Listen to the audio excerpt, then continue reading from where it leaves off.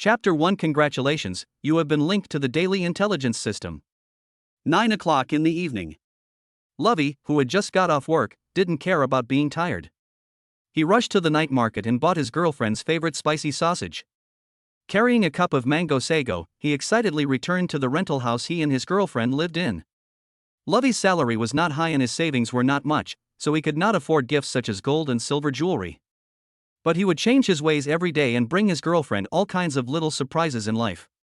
He walked quickly upstairs and pushed open the door to enter the rental house. Lovey thought that his girlfriend would cheer for him when she saw him back, just like she usually did. However, the small rental house was empty, and there was no sign of his girlfriend at all. My girlfriend's clothes, shoes, and daily necessities were all gone. Luo Wei's heart skipped a beat and he felt something was not good. After walking around the house, he found a note left by his girlfriend on the coffee table. Lovey, you are a good person, but you can't give me the happiness I want. Let's part ways amicably. Lovey thought he would be very sad when his girlfriend left without saying goodbye.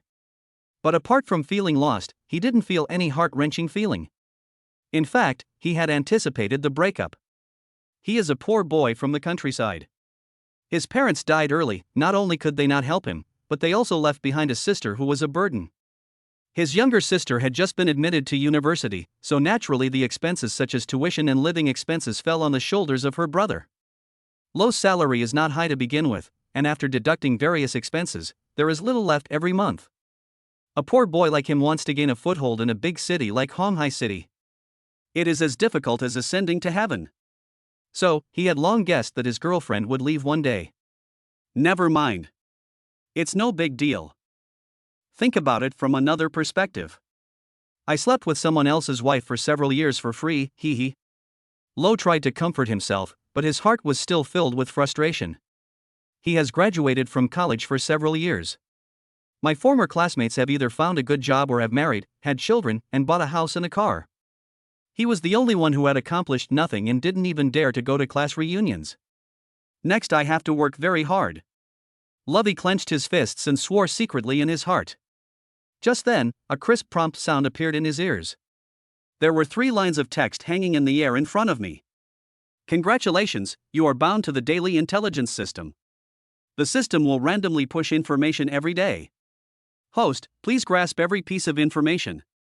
Before Lo could react, the words in the air turned into something that looked like a game panel. Various information is listed on the panel. Lovey. Today's intelligence, 3.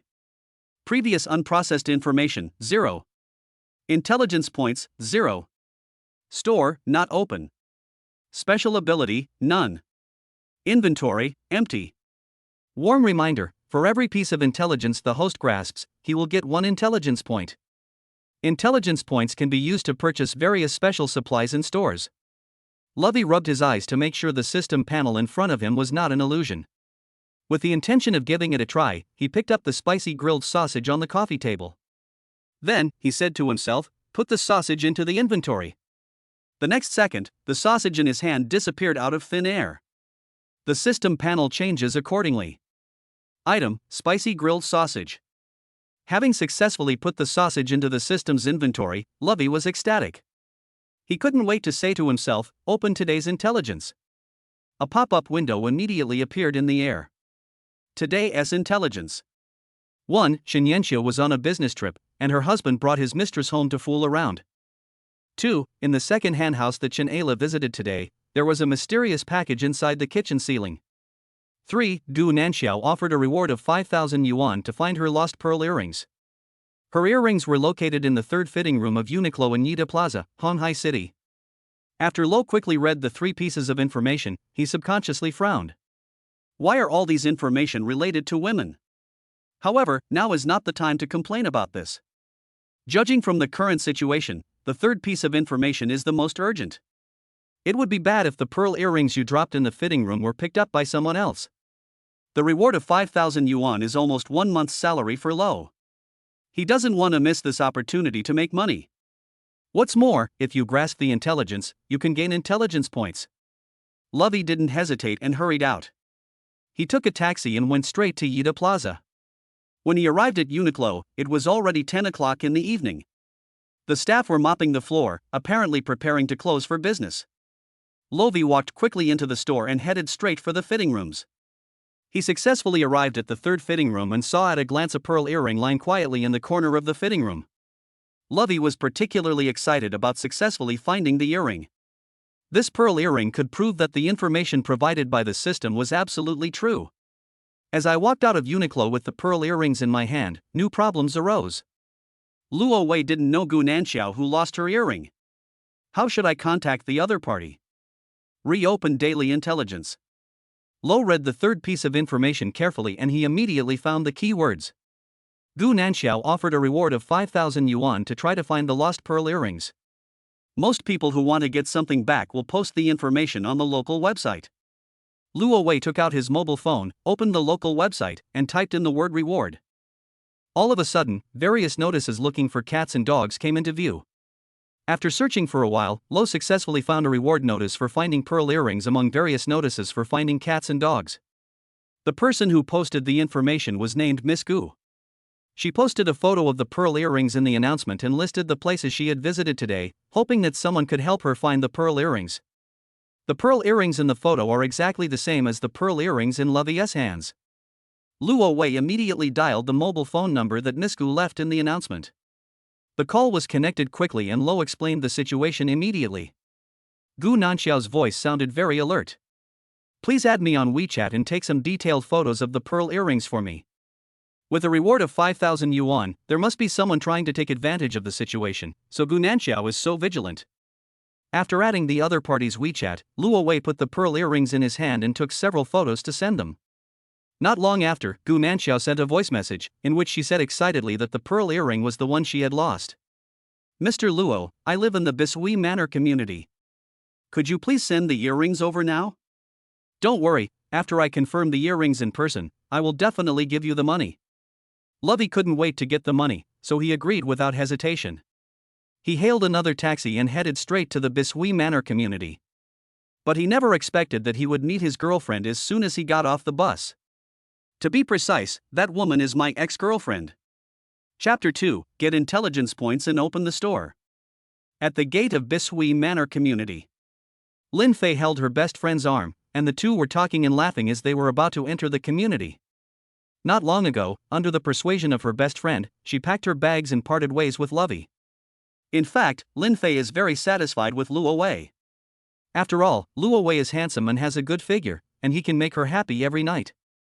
But Lo has a fatal flaw, that is, he has no money. Lin Fei doesn't want to live a hard life. So after dumping Lovey, she didn't feel any psychological burden at all. Her best friend plans to introduce her to a high-quality local man in Honghai City in a few days. Lin Fei was fantasizing that she would marry a rich man like her best friend and live a life of luxury every day. Just then, she caught a glimpse of Lo getting off the online taxi. Suddenly, she became furious. She let go of her best friend and walked quickly to Lovey with a dark face. Lovey, don't you understand what I mean by parting ways amicably? You have to argue with me in public and make a fool of yourself, right? You don't have a house, a car, or savings, so you are not qualified to be in a relationship. Get out of here, I will never get back together with you. As soon as Luo Wei got off the car, he was scolded by his ex-girlfriend. He really didn't expect to meet Lin Fei here. Lo thought he would be embarrassed to be subjected to such abuse in public. But he never expected that he would find himself at peace inside and even feel like laughing. He does have no house, no car, and no savings, but he has a magical intelligence system to rely on, and he has a bright future ahead of him. Therefore, Lin Fei's barrage of criticism did not break his defenses at all. Of course, when faced with abuse, he did not hesitate to refute it. Don't be so sentimental. I'm not here to see you. Ha! Lin Fei folded his arms across his chest and sneered. She knew Lo very well, but Lo had no friends living in this community. She was 100% sure that Luo Wei was definitely looking for her to get back together. Lovey, we are all adults, you. Lin Fei was just about to go all out and continue to complain about Lo. Unexpectedly, Lo ignored her and walked away from her. Not far away, a pretty figure hurriedly walked out of the community. She was a beautiful lady wearing high heels, a black silk hip skirt and a white shirt. After walking out of the community gate, she was looking around anxiously, as if she was looking for someone. Luo Wei smiled and waved at the woman. Is that Miss Gu? I'm Gu Nanxiao. The royal sister in black stockings revealed her identity immediately. Are you the one who just called me? Lovey smiled and nodded, then showed her the pearl earring she had found. After Gu Nanxiao took it, he examined it carefully. Witnessing this scene, Lin Fei was extremely shocked. It turned out that Lo really wasn't here to see her. That lady in black stockings is prettier than her in both figure and looks.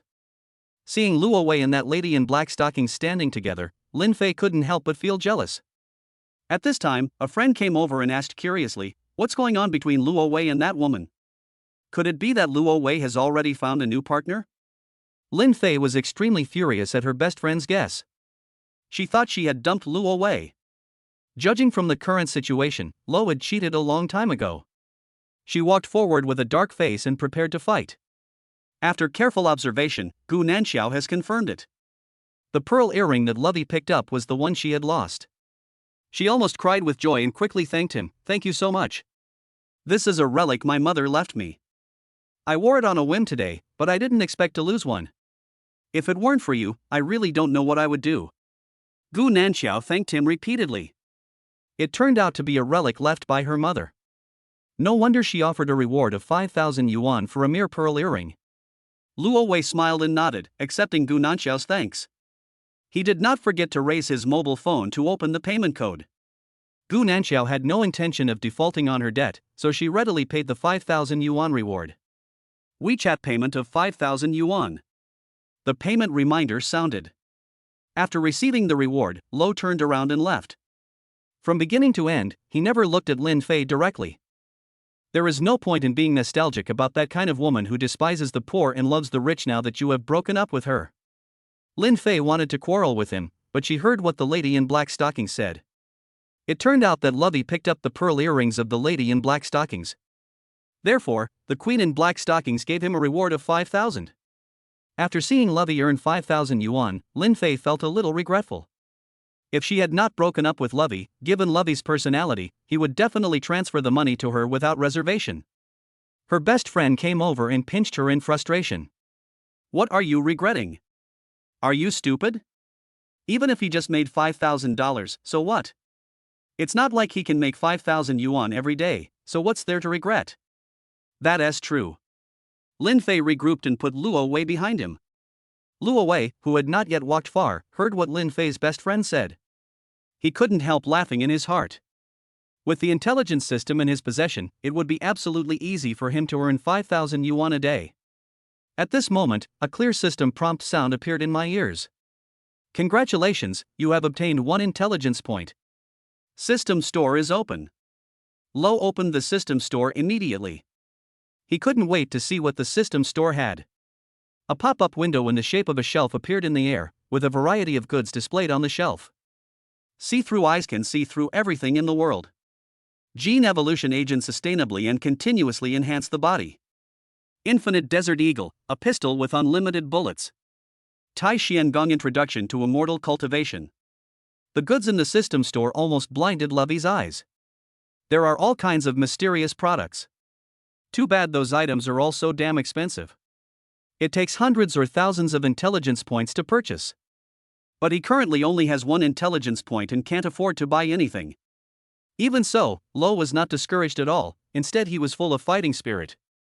If he grasps the intelligence, he can gain intelligence points. He can't wait to grasp other intelligence and earn intelligence points. Open today's information again. Today's intelligence. 1. Shen Yanxia was on a business trip, and her husband brought his mistress home to fool around. 2. In the second-hand house that Chen Ayla visited today, there was a mysterious package inside the kitchen ceiling. 3. Gu Nanxiao offered a reward of 5,000 yuan to find her lost pearl earrings. Her earrings were located in the 3rd fitting room of Uniqlo in Yida Plaza, Honghai City. Luo Wei knew Shen Yanxiao in the first piece of information and Chen Ayla in the second piece of information. The mysterious package located in the kitchen ceiling of a second-hand house will not escape. Lo decided to deal with it tomorrow. Now, we need to make use of the first piece of information. Shen Yanxiao is the vice president of the company and she is very rich. This piece of information should be able to sell for a few $1,000s. Chapter 3. You don't want me to catch you cheating, do you? Shin Yanqiu is no other than him. It was the vice president of the company where Lo worked. As a junior clerk, Luo Wei had reported his work to Shin Yanqiu individually several times. Apart from that, they had no intersection, so Lo was not clear about Shin Yanqiu's situation. But he felt that Shin Yanqiu would be happy to buy the information in his hands. After thinking for a while, he dialed the number of Vice President Shin Yanqiu with a give-it-a-try attitude. At this time, Shin Yanqiu was on a business trip in another city. She had just finished taking a shower and was standing naked in front of the hotel mirror. The girl in the mirror has a curvy figure and a mature and elegant temperament, which can definitely stun a lot of men.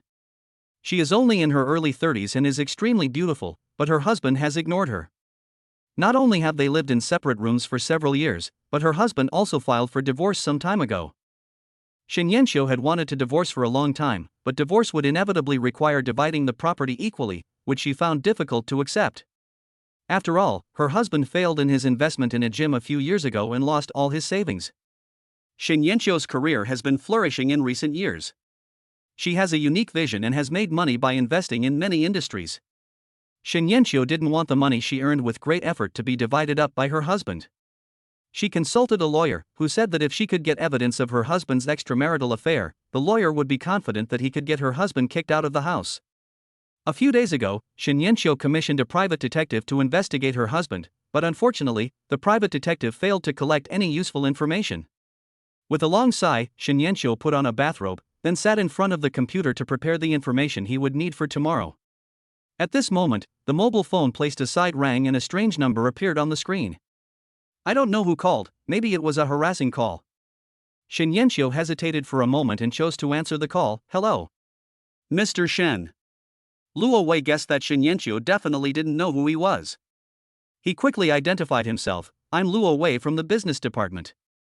I sent you a document a while ago. Oh. Shin Yanqiu vaguely remembered that there was indeed an employee named Luo Wei in the business department. What do you want to talk to me about? Boss Shin, this is the case. Luo Wei explained embarrassedly. I want to sell you some information. That information is related to your husband. The information about her husband left Shin Yanqiu stunned for a moment. She thought that Lovey would talk about something related to work, but she didn't expect Lovey to say such a thing. Information about my husband? Shin Yanqiu frowned. What exactly is it? It's a very important matter. Lo explained calmly. Mr. Shin, if you want to know, you must pay a fee.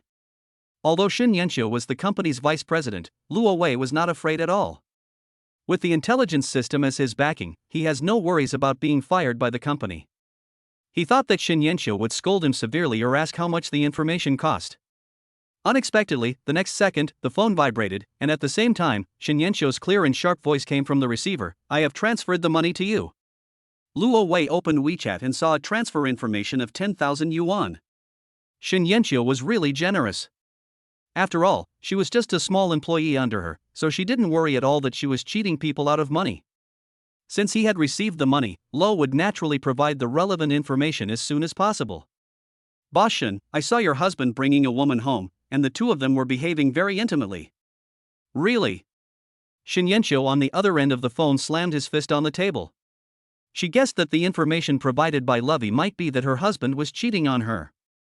It's really worth it to buy such a piece of news for just 10,000 yuan. She had spent a full 100,000 yuan to commission an investigation company to track her husband, but got nothing. Thinking of this, Shin Yanqiu's heart skipped a beat. Lovey discovered that her husband was cheating on her. Why didn't a more professional investigation company discover this? It is very likely that the private detective sent by the investigation company is trying to get the best of both worlds. The other party discovered that her husband was cheating on her, but chose to keep it secret after accepting his money. After guessing this, Shin Yanqiu was so angry that he wanted to kill someone. Mr. Shin. Luo Wei's voice came from the receiver. I have provided you with the information. If there is nothing else, I will hang up first. Wait a minute. Shin Yanqiu shouted hurriedly, Luo Wei, I want to ask you for a favor. After it's done, I can give you 30,000 yuan as a reward. 30,000 yuan is indeed very tempting. Luo Wei guessed instantly that Shin Yanqiu wanted to entrust him to do something. Boss Shin, you don't want me to catch an adulterer, do you? That's right. Shin Yanxiu admitted it without hesitation. You know, I'm on a business trip and can't get back right away. So, if possible, I hope you can help take a picture of that disheveled couple. This. Lovey was very hesitant. Although 30,000 yuan was very tempting, he didn't want to risk his life. He had been to Shin Yanxiu's home to deliver information. He knew that Shin Yanxiu's husband was a strong and muscular man, and it was said that he was a boxing coach. If you want to shoot relevant video, you must enter the house. Once you alarm the couple, the consequences will be disastrous. 50,000. Shin Yanxiu knew that she was forcing others to do something, so she raised the price without hesitation. Lovey, if you agree, I will transfer the money to you immediately. 50,000. As a person who lives paycheck to paycheck, such a sum of money is very tempting to Lovey. With this money, I can improve my life. You can also give your sister more living expenses. Luo Wei doesn't want his sister to be short of living expenses and be looked down upon by other people in the dormitory. What he didn't want even more was that his sister had to work and study like he did before. Taking a deep breath, he chose to agree. Boss Shin, I will help you shoot the relevant video. I'll transfer the money right away. Shin Yanxiu immediately fulfilled his promise. Of course she knew what might happen to Lo next. If you get hurt, I'll pay for your medical expenses. Also, the password for my smart lock is 250425. Lovey, please. As he was talking, 50,000 yuan had been transferred. Add to that the 10,000 yuan just now and the 5,000 yuan that Gu Nanxiao gave not long ago. In just half an hour, Lo earned 65,000. It felt so great. But how can we complete the video shooting task entrusted by Shin Yanxiu? Lo hung up the phone and frowned as he thought about it. At this time, the system prompt sound appears. Congratulations, you have obtained 1 intelligence point. Gain another intelligence point. Currently, Lo has 2 intelligence points. He opened the system store and searched aimlessly. He wanted to see if the 2 intelligence points could buy some magical things. All the goods in the system store are extremely expensive, but Lo successfully found a product that was priced at 1 intelligence point. Blind box, there is a chance to get any system product. Blind boxes are good things. If you try hard, your bicycle may turn into a motorcycle. Lovey didn't hesitate and spent 1 intelligence point to buy a blind box. The blind box is a square box with question marks all over its surface, and it is now suspended in the air in front of Lovey. Pedestrians coming and going on the street cannot see the existence of the blind box. Lo took a deep breath and rubbed his hands. Now is the time to test your luck. Chapter 4. Yes, it should be my wife who is back. Open the blind box. Lo gave the order in his mind.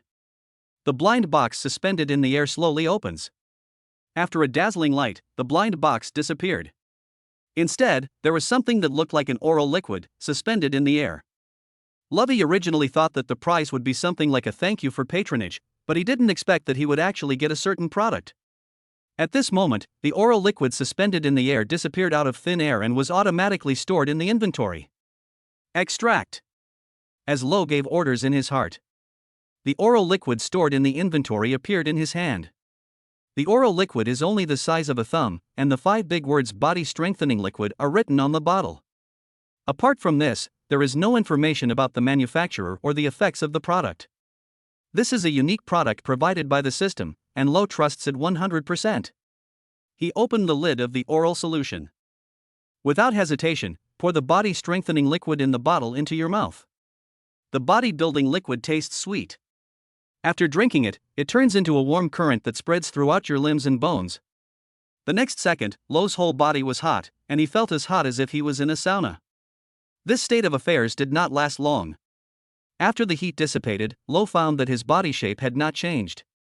But he clenched his fists and felt that his strength had increased a lot.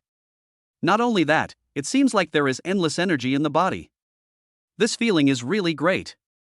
At this moment, he had the confidence to challenge Shin Yanxiu's husband.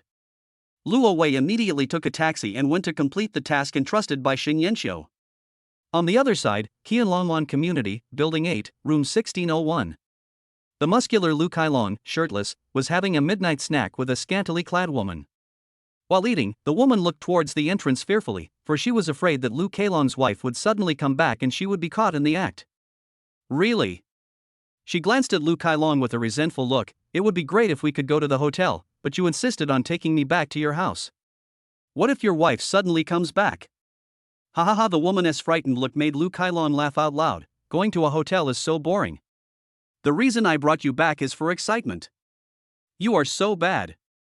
The woman gave Lu Kailong another look. Then, she couldn't help laughing.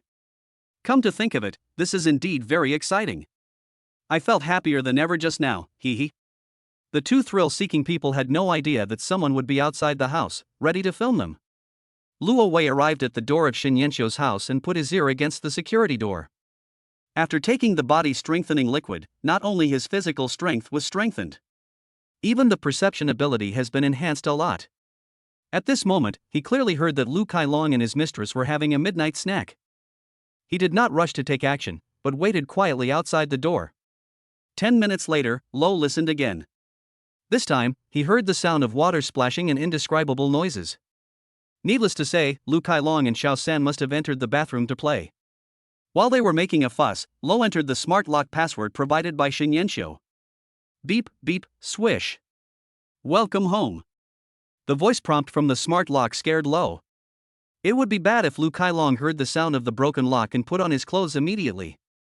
Luo Wei must take a picture of Lu Kailong and his mistress having sex, otherwise he can't prove their relationship at all. He quickly pushed the door open, stood on tiptoe, and entered the house quickly and quietly. In the bathroom, Lu Kailong was taking a bubble bath with a woman. The woman, covered in foam, suddenly pushed him away in panic. Did you hear that? I heard someone open the door. Lu Kailong didn't care about it. It should be the noise made by the neighbor next door. He was able to check the location of his wife Shen Yanxiu's cell phone. He checked not long ago and found that Shen Yanxiu was in another city and there was absolutely no way she would come back tonight. That's why he brought his mistress home without any scruples. Can you go and take a look? The woman felt that she had not heard wrong. She was very scared. Lu Kailong's wife suddenly came back and scratched her face. The little blue pill Lu Kailong took has taken effect, and now he just wants to be happy. Instead of checking the situation, he frightened the woman. Yes, it should be my wife who is back. She's coming over to the bathroom to catch someone having an affair. Are you scared?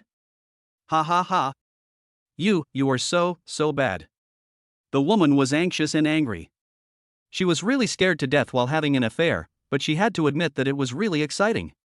However, at this moment, the woman was horrified to find a hand appeared at the bathroom door. The hand was holding a mobile phone and filming the situation inside the bathroom. The woman was so frightened by this scene that she fainted for a moment. It took her several seconds to react. She struggled frantically and slapped Lu Kailong. Yes, there's someone. She was so frightened that she couldn't speak clearly. Yes, there are people. We have been discovered. Our affair has been discovered. Ha ha ha ha. Lu Kailong had his back to the bathroom door and didn't see the hand at all. He followed the woman's words and deliberately frightened her for excitement. The woman was almost mad at the idiot Lu Kailong, but fortunately, she could finally speak fluently at this time. There really is someone. There's someone outside the door filming us with a cell phone. The woman was so anxious that she was going crazy. It didn't seem like a joke at all. At this time, Lu Kailong finally turned his head and looked towards the bathroom door. Sure enough, he saw a hand holding a mobile phone and filming them. Suddenly, a chill rushed into Lu Kailong's brain. He was frightened to the point of going crazy. If you get caught cheating, you may end up being kicked out of the house.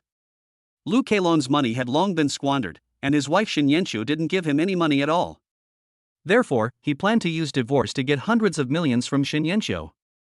No matter what, he never expected that Shen Yanxiu, who was on a business trip in another province, would suddenly come back. Lu Kailong was frightened out of his wits, but soon he discovered a clue. The hand holding the phone to take the photo has wheat-colored skin. It was obvious at first glance that the hand was a man's hand, not Shen Yanxiu's hand. As long as Shen Yanxiu doesn't catch him, there's still a chance of survival. Lu Kailong quickly got up and left the bathtub. He ran to the bathroom door in a hurry. Covered in foam, he accidentally slipped and fell flat on his face at the door. After falling to the ground in a mess, Lu Kailong raised his head in pain and saw a young man standing at the bathroom door, staring at him with a look of garbage. The video that Shin Yanxiu wanted had been shot, and Luo Wei put away his phone and turned to leave. Lu Kailong was afraid that Luo Wei would leave with the video. He got up from the ground, while shouting at Lo, "I can give you money, as long as you delete the video.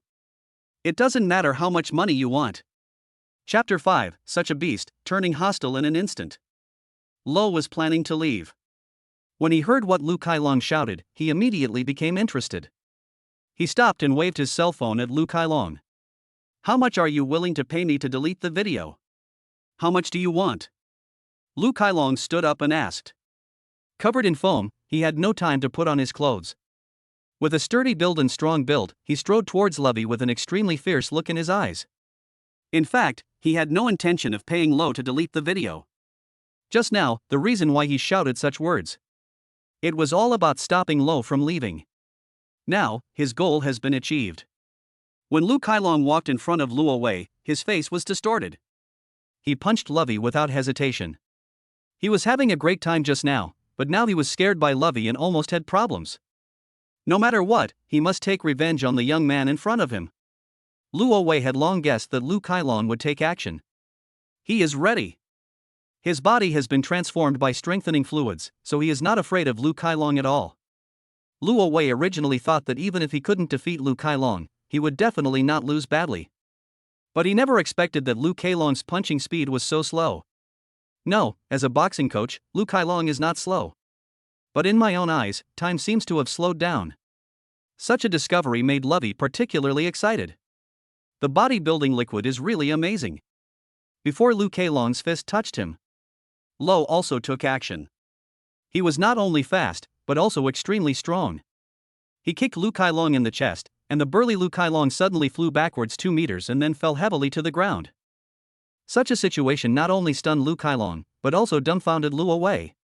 He did not expect that his own strength was so terrifying. Lu Kailong fell to the ground, feeling severe pain all over his body. He instantly realized that he was no match for Lo. His eyes were full of disbelief. The reaction speed and strength of the young man in front of him were extremely terrifying. Seeing Luo Wei coming over, Lu Kailong hurriedly raised his hands in surrender. I was wrong, I'll give you money. You are the private detective hired by Shin Yanxiu, right? How much money Shin Yanxiu gave you, I'll give you double, how about that? A few days ago, Lu Kailong caught a private detective who was following him. He punched the man a few times, and the private detective immediately gave away Shin Yanxiu. That's why Lu Kailong now thinks that Luo Wei is also a private detective hired by Shin Yanxiu. Lo naturally did not explain his identity. Since Lu Kailong is willing to spend money to avoid disaster, that couldn't be better. He asked loudly, Shin Yanxiu gave me 100,000 yuan. Since you said you would give me double that, then give me 200,000 yuan. 200,000 is not a lot. When Lu Kailong was rich, a meal would cost 1 to 800,000. The problem is that he has no money now. Let alone 200,000 yuan, he doesn't even have 20,000 yuan. Well, buddy, Lu Kailong got up from the ground. He looked embarrassed. I don't have that much money right now. How about I write you an IOU? Don't worry, after Shin Yanxiu and I divorce, I will definitely give you the full 200,000. Ha! Luo Wei scoffed at such a promise. He turned his head and looked at the bathroom. Where's your girlfriend? Does she have money? Luo Wei's suggestion made Lu Kailong's eyes light up, and he hurried to the bathroom. Give me some time, I'll ask her. Entering the bathroom, Lu Kailong reached out his hand to the woman without saying a word. How much money do you have? Give it to me. I don't have any money. The woman shook her head hurriedly. Lu Kailong was anxious and angry, and slapped the woman in the face. If that person sends the video to Shin Yanxiu, I will definitely be kicked out of the house. When the time comes, I will have nothing, and you will suffer too. Now you take out some money to help settle the matter. After that, Shin Yanxiu and I divorced, and I was able to get hundreds of millions. You should do the math carefully. But the woman covered her red and swollen cheeks and shouted worriedly, what if we give the money but the person doesn't keep his word and doesn't delete the video? This is indeed a problem, but Lu Kailong has no choice. After all, he is no match for Lo. He could only lower his voice and persuade the woman, the situation is not favorable to us now. Let's give him money to keep him calm first, then I'll find a few brothers to teach him a lesson. After Lu Kailong's persuasion, the woman was finally willing to take out her own money. She is a gold digger and doesn't have much money in her account. At most, it's only 30,000. Together with the money Lu Kailong had, the two of them barely scraped together 40,000 yuan. Lu Kailong held the phone and returned to Luo Wei nervously. Well, we only have 40,000 yuan, you see. Luo Wei smiled and nodded. Then give me 40,000 first, and then write me an IOU. When you get divorced and have money, you can pay the rest. Hearing Luo Wei say this, Lu Kailong was overjoyed and quickly wrote an IOU to Luo Wei. Brother, provide me your account number and I will transfer the money to you. Transfer it to Shen Yanxiu.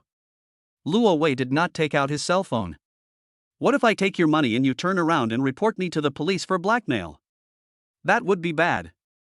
Anyway, transfer the money to Shen Yanxiu, and I will help you cover up this matter. Lu Kailong was very conflicted about Lo's proposal. But on second thought, if Lo wants to get the remaining money, he must help him. He gritted his teeth and transferred the 40,000 yuan to Shen Yanxiu.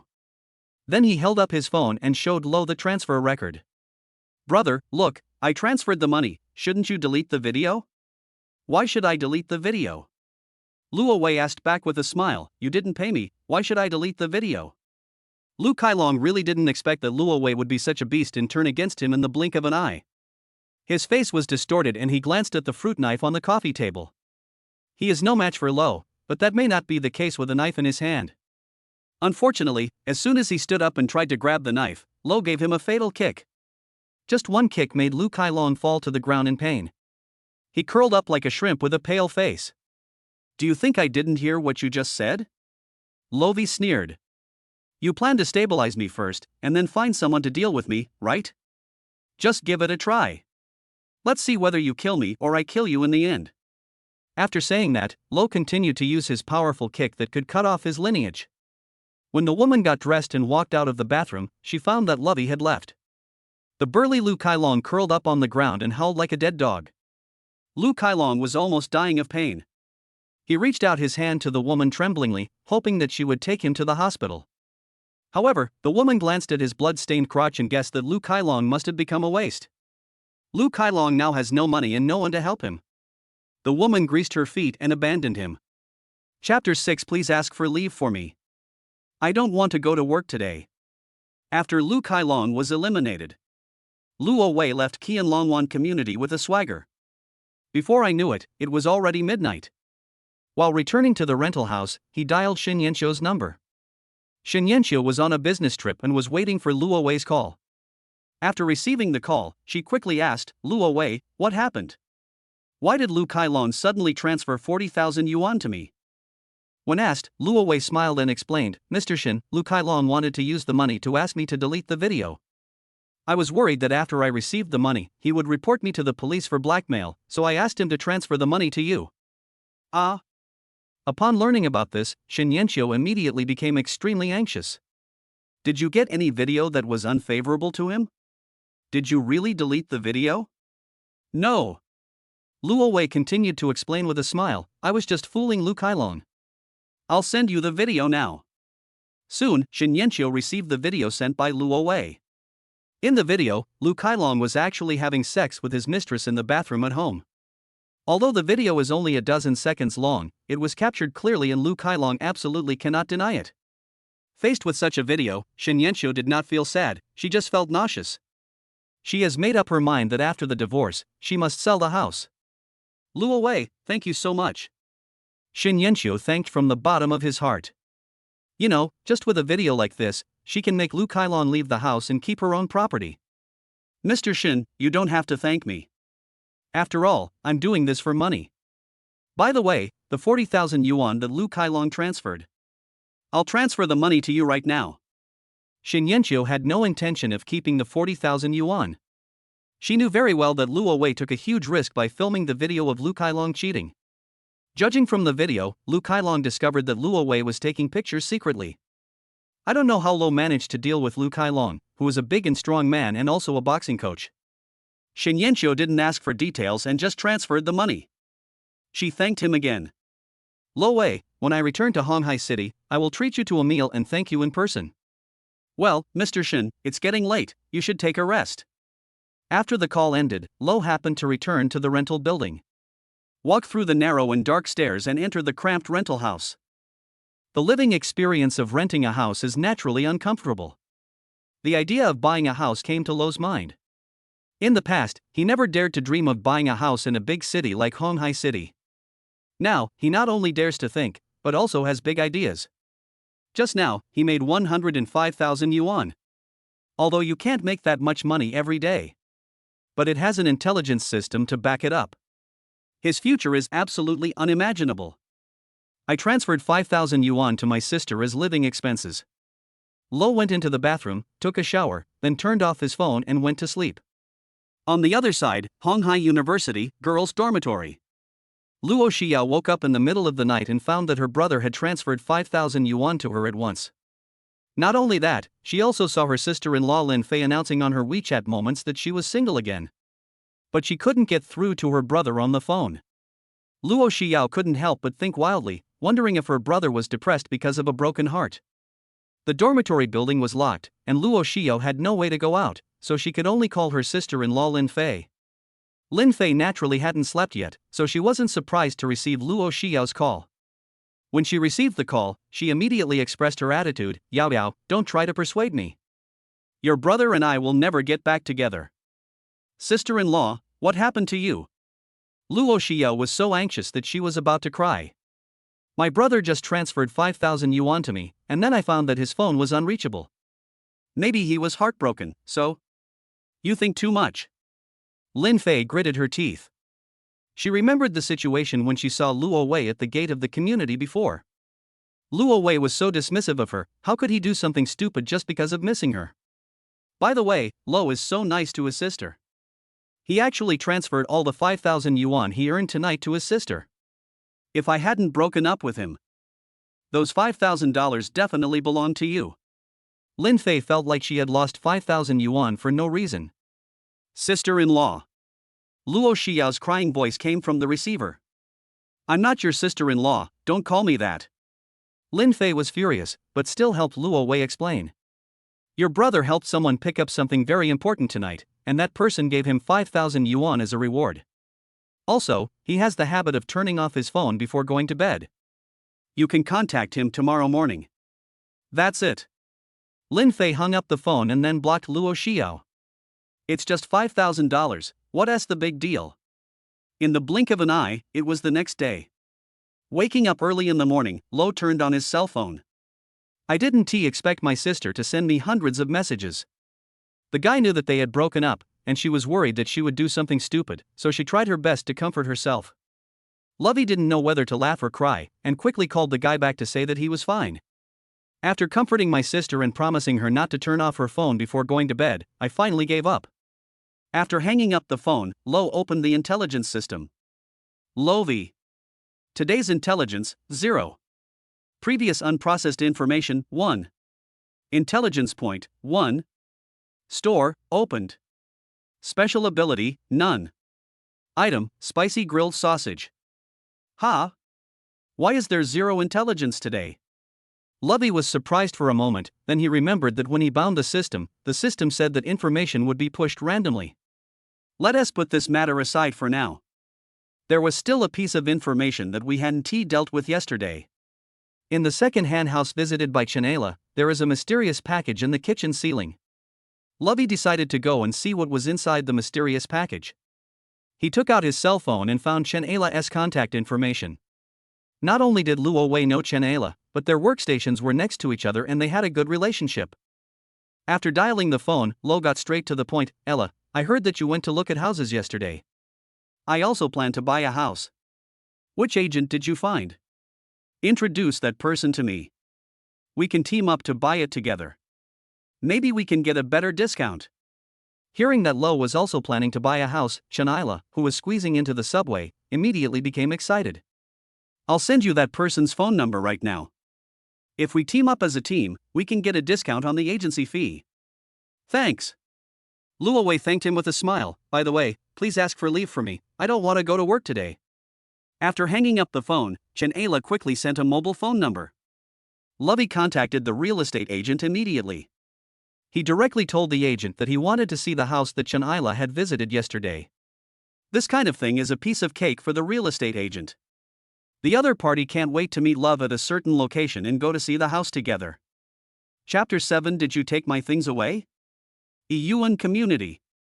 This was exactly the place where Chanaila looked at the house yesterday. As soon as Luo Wei got off the car, he saw a young man standing at the entrance of the community. The other person was wearing a cheap suit and was looking around, obviously waiting for someone. Luo Wei waved at him. Are you a real estate agent? Yes, yes, yes. The man smiled brightly and walked towards me quickly. I'm Xiao Zhang, you're Mr. Luo, right? Luo Wei nodded and said, let's go look at the house. The agent Xiao Zhang did not dare to delay and quickly led Luo Wei into the community. On the way, he kept introducing how good the supporting facilities of this community are, including schools, hospitals, supermarkets, parks and subway stations. It is undeniable that the location of this community is indeed very good. Even though this community was built in the last century and the buildings look very shabby, the selling price is still as high as more than 20,000 yuan per square meter. Lo nodded as he listened to the agent's explanation, but he did not express any opinion. After all, his real purpose was not to buy a house. Soon, the two went up to the third floor of Building A. The agent Xiao Zhang took out the key and opened a unit door. Mr. Luo, look, this house is well maintained and you can move in right away without any renovation. Well, it looks good.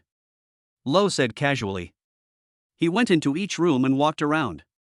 Then look at the agent. For this old house, the biggest worry is that the waterproofing is not done well.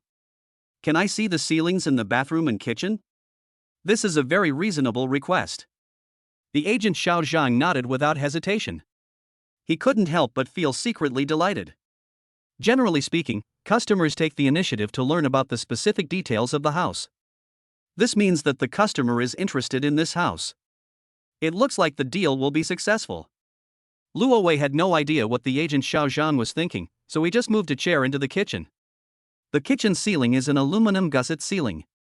Lovi stood on a chair and easily removed a piece of the aluminum gusset. Then he stood on tiptoe and stuck his head into the ceiling to search. Soon, he saw a dusty express box in the dark ceiling. The box was wrapped with a lot of tape, and it was obvious that there was something inside. As long as the customer is not the owner of the house, a normal customer who comes to see the house will not care what is in the box even if he finds a box in the ceiling. Lovey is not a normal customer, he came here just for that box. After removing the aluminum panel next to the box, he reached into the ceiling. Successfully touched the express box. The express box was quite heavy and I didn't know what was inside. It's certain that there are some goodies in there. After all, this is information provided by the system. Lovey didn't take out the express box, but muttered to himself. Put something in your inventory. Suddenly, the express box inside the ceiling disappeared out of thin air. At the same time, a clear system prompt sound appeared in my ears. Congratulations, you have obtained 1 intelligence point. This scene was naturally not seen by the agent Xiao Zhang. He thought that Lovey was carefully checking the waterproof effect of the ceiling. Having successfully obtained what he wanted, Lovey was not in a hurry to leave. He wanted to put on a full show, so he moved a chair to check the ceiling of the bathroom. At this moment, a man with a shaved head and a hideous scar on his face suddenly broke into the house. The scarred man saw Lovey standing on a chair, dismantling the bathroom ceiling. His face was distorted and he let out a roar. Who are you? What the hell are you doing? That scarred man doesn't look like a good guy. Maybe he just got released from prison. Agent Xiao Zhan was terrified. He took out his business card and handed it to the other party tremblingly. I am a real estate agent. I am taking a client to see a house. Pa! The scarred man slapped the business card out of Xiao Zhang's hand. Malagobi, I'm just in jail, not dead. My lease hasn't expired yet, but the landlord wants to sell the house. Get out of here, get out now. Faced with the scarred man's expulsion, Lovey said nothing and turned and left. When going downstairs, the agent Xiao Zhang kept apologizing. He really didn't expect this to happen. Lovey didn't care. He couldn't help but wonder, could the things in the kitchen ceiling be hidden by the scarred man? That's right, Lo guessed right. After driving away the two people who came to look at the house, the scarred man closed the door immediately, then entered the kitchen, jumped onto the stove, and removed the aluminum ceiling panel. Half a year ago, he stole some good things from a rich man's house. Before he could settle the debt, he was arrested for fighting. The police should not have searched the house he rented. After all, the police didn't question him about the theft while he was in jail. Scarface thought that the good things he hid in the kitchen ceiling were intact. But what I never expected was that the ceiling was empty, there was nothing in it. Suddenly, he felt like he was hit by a critical strike. The other side. Luo Wei and the agent Xiao Zhang have already arrived at the gate of the community. The agent Xiao Zhang was still apologizing when a figure came running over in a hurry. "Stop right there, both of you."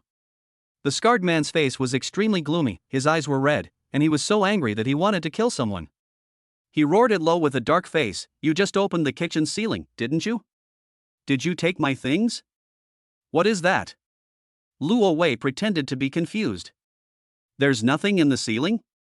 You're not telling the truth, are you?" Scarface stepped forward and tried to grab Lovey by the collar. Lovey had a blank expression on his face and slapped away the hand that Scarface extended to him. Lovey was very strong and hit Scarface's hand so hard that it hurt terribly. Scarface withdrew his hand in horror, realizing that Lo might be a martial artist. He had to take a step back, but he still argued with Lo angrily, "Anyway, my things are lost, and it's very likely that you took them." Luo Wei spread his hands and said, "I was just looking at the house. I didn't take anything from you. If you really lost something, I suggest you call the police." How could Scarface call the police? Once he did, he would be walking into a trap. He looked Lo up and down. Lo didn't have a backpack and wasn't holding anything in his hands. Lo certainly didn't look like someone who had stolen his things. At this time, Scarface locked onto the intermediary Xiao Zhang with a ferocious look. "You are responsible for selling that apartment, right? How many people have seen the apartment? Did anyone take anything from the kitchen ceiling?" Faced with the questioning, the agent Xiao Zhang shook his head in fear. The scar-faced man's expression became even gloomier. He pulled the agent Xiao Zhang to another place to question him. Lovey ignored such things. He left with a smile. Judging from Scarface's angry look, the things in that black plastic bag must be worth a lot of money. Chapter 8. Today's intelligence is related to the three women again. Go to a place where there is no one. Lovey took the express box out of the inventory. The box was heavy. When I tore it open, the bright yellow gold bars came into view. Wow, it turned out to be gold. No wonder the man with the scar was so anxious when he found out that the thing was missing. Lovey counted them and found that there were 10 gold bars in total, each with a 1000 G mark on it. In other words, these 10 gold bars weigh 10 kilograms. Based on the current gold price, the value of these 10 gold bars is nearly 10 million. Just a simple calculation made Lo's heart burn with excitement. He thought he had earned 100,000 yuan last night, which was already amazing. Unexpectedly, he became rich instantly early this morning. This is so cool.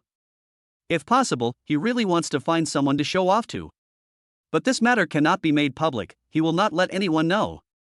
After putting the gold bars back into the inventory, Lo clearly felt more confident.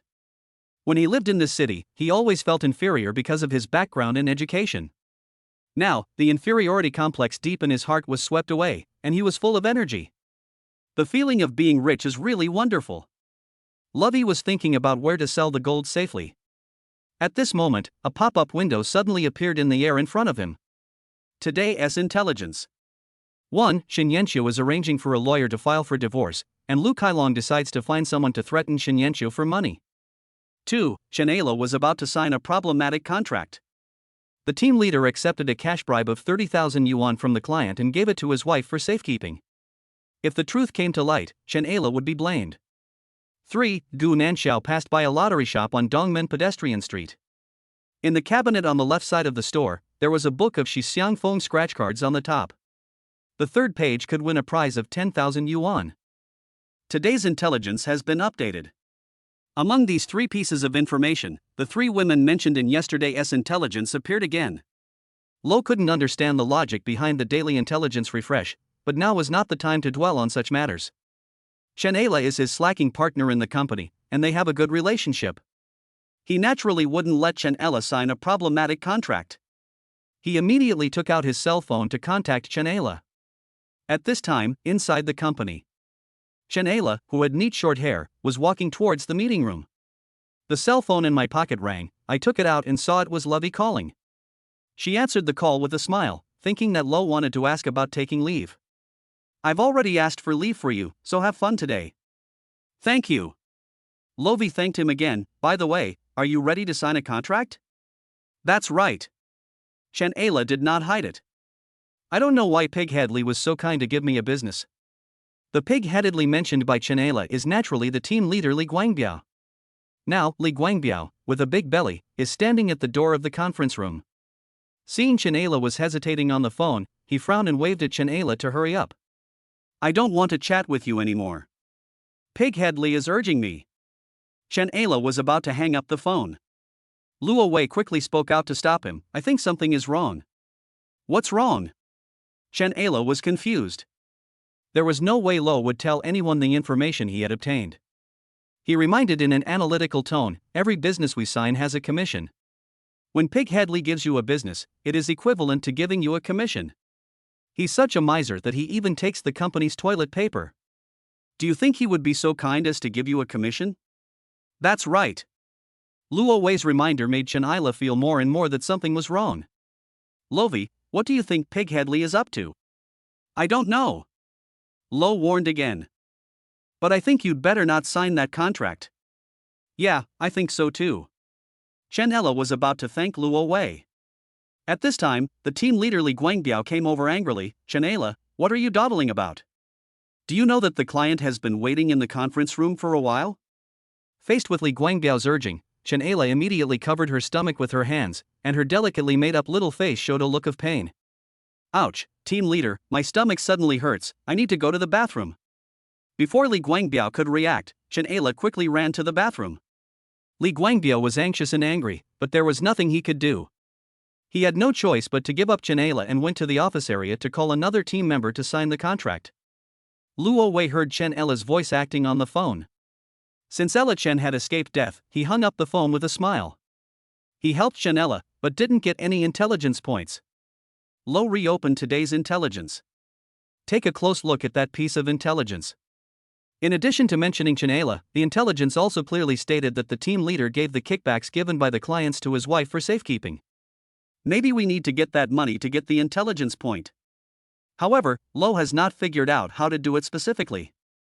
In addition, Shen Yanqiu was still on a business trip, so Lu Kailong was not in a hurry to find someone to deal with her. At present, you must buy the lottery ticket that can win 10,000 yuan. If you delay too long, someone else will definitely get there first. After making the decision, Lovey immediately took a taxi to the pedestrian street. On the other side, inside a hospital, Lu Kailong, leaning on the hospital bed, was looking at his medical report. When he saw the words permanent damage, he was so angry that he wanted to kill someone. That young man last night actually kicked him into a eunuch. This is really too much. However, Lu Kailong knew that he was no match for the young man, so he blamed his wife Shen Yanqiu. Moreover, he knew that Shen Yanqiu had the video of his cheating and would definitely kick him out of the house with nothing. The more Lu Kailong thought about it, the angrier he became. He decided to use any means necessary to seize the family property. Although he is injured now and has difficulty moving. But as a boxing coach, he has countless apprentices and brothers. He contacted several reliable friends as soon as possible. Once Shen Yanqiu comes back from his business trip, those friends will immediately control that woman. Chapter 9. After being dumped, it seems that luck has started to turn for the better. According to today's intelligence, Luo Wei took a taxi to Dongmen Pedestrian Street. Perhaps because it is a weekday, the pedestrian street that was once bustling is now deserted. There was only one lottery shop on this street, and Lovey could see it from a distance. Entering the lottery shop, Lo subconsciously looked for the scratch tickets mentioned in the intelligence. Unexpectedly, a customer sitting in the store actually knew him. Lovey. Follow the sound and look over. Luo Wei saw a familiar face. Yang Wei? It's really you, kid. Yang Wei, who had a rough face, smiled brightly, but he sat on the chair and didn't get up. Lo and he were college classmates, but they were not familiar with each other. You guys are starting to play the lottery too? Yang Wei chuckled. I remember before, when I asked you to place a bet with me, you said that lotteries were all a scam. Yes, Lo did say that. At that time, Yang Wei always brought a group of people to place bets and study the winning numbers. Lo, who needs to work part-time to pay for his studies, naturally has no spare money to buy lottery tickets.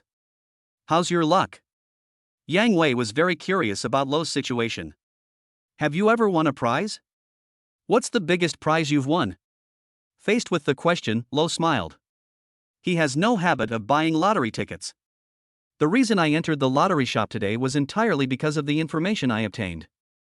In Yang Wei's eyes, Lo's silence was tantamount to admitting that he had never won the prize. Suddenly, he felt extremely superior. He introduced himself with great pride. You know, I've never lost money on lottery tickets. Although I haven't won any big prizes, I have won small prizes all the time. I haven't worked a single day since I graduated from college. I earn thousands of dollars a month just by buying lottery tickets. Hearing this, Lo quickly looked at Yang Wei. This guy's clothes and shoes look very old. My hair is a little long and I haven't taken care of it for at least a month or two. He gives people the feeling that he is living in poverty.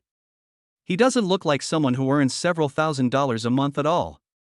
Of course, since he knew everything, there was no need for Lovey to expose his lies. You are really amazing. Luo Wei complimented casually. How much did you win today? Not bad, I just made 200 yuan. Yang Wei shouted proudly.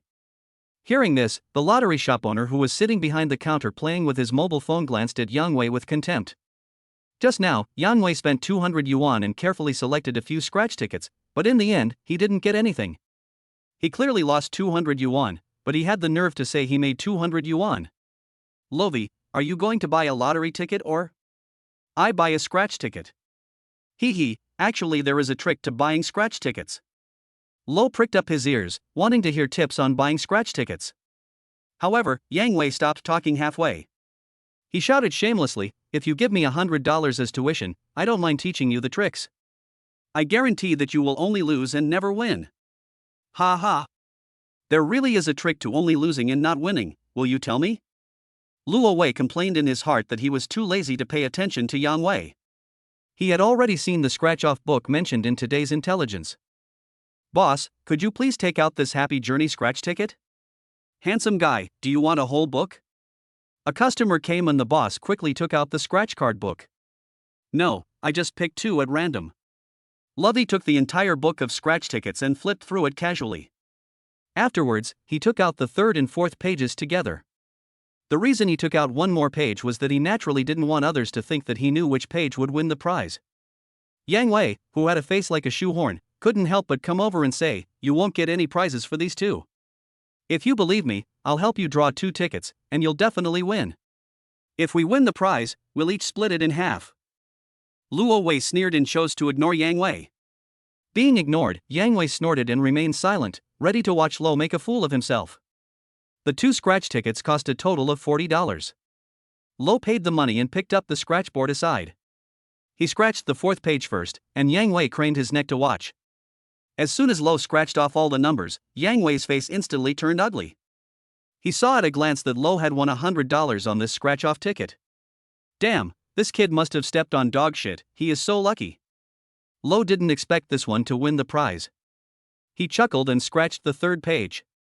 Yang Wei, whose expression was already grim, was now even more stunned. His eyes almost popped out of his head when he saw that Lo had won the prize again, and this time he won 10,000 yuan. Luo Wei glanced at Yang Wei and said nothing. But Yang Wei felt ashamed. He just kept saying that the 2 scratch tickets that Lo chose would not win the prize. Unexpectedly, Lo not only won the prize, but also won a big prize. Yang Wei has been playing lottery for so many years, and the most he has ever won is a few $100s. He dreams of winning the jackpot. He never expected that the jackpot would be won right in front of him, and he knew the winner. This feeling was really too uncomfortable. Speaking of which, he also bought a dozen scratch tickets not long ago, and he picked up the Happy Journey scratch ticket. But he finally threw it away, and he almost won the 5-digit jackpot. Boss, redeem the prize. Well, you're lucky, boy. The boss was quick and efficient and quickly helped Lovey redeem the prize. Soon, 10,100 yuan was transferred into Lo's account. Yang Wei, who witnessed this scene, was so envious of Jill that his eyes turned purple. He couldn't help but come forward to complain. Lovey, I actually lost a lot of money playing the lottery. Can you lend me 10,000 yuan? I promise, I'll pay you back if I win the jackpot. Hearing these words, Lo instantly realized that Yang Wei had become a gambler. If you meet a gambler, you should stay as far away from him as possible. Luo Wei reached out and patted Yang Wei on the shoulder. Speaking of which, we haven't seen each other for a long time. Well, you wait here, I'll go buy a few bottles of wheat juice, and then we can drink while we talk. Okay.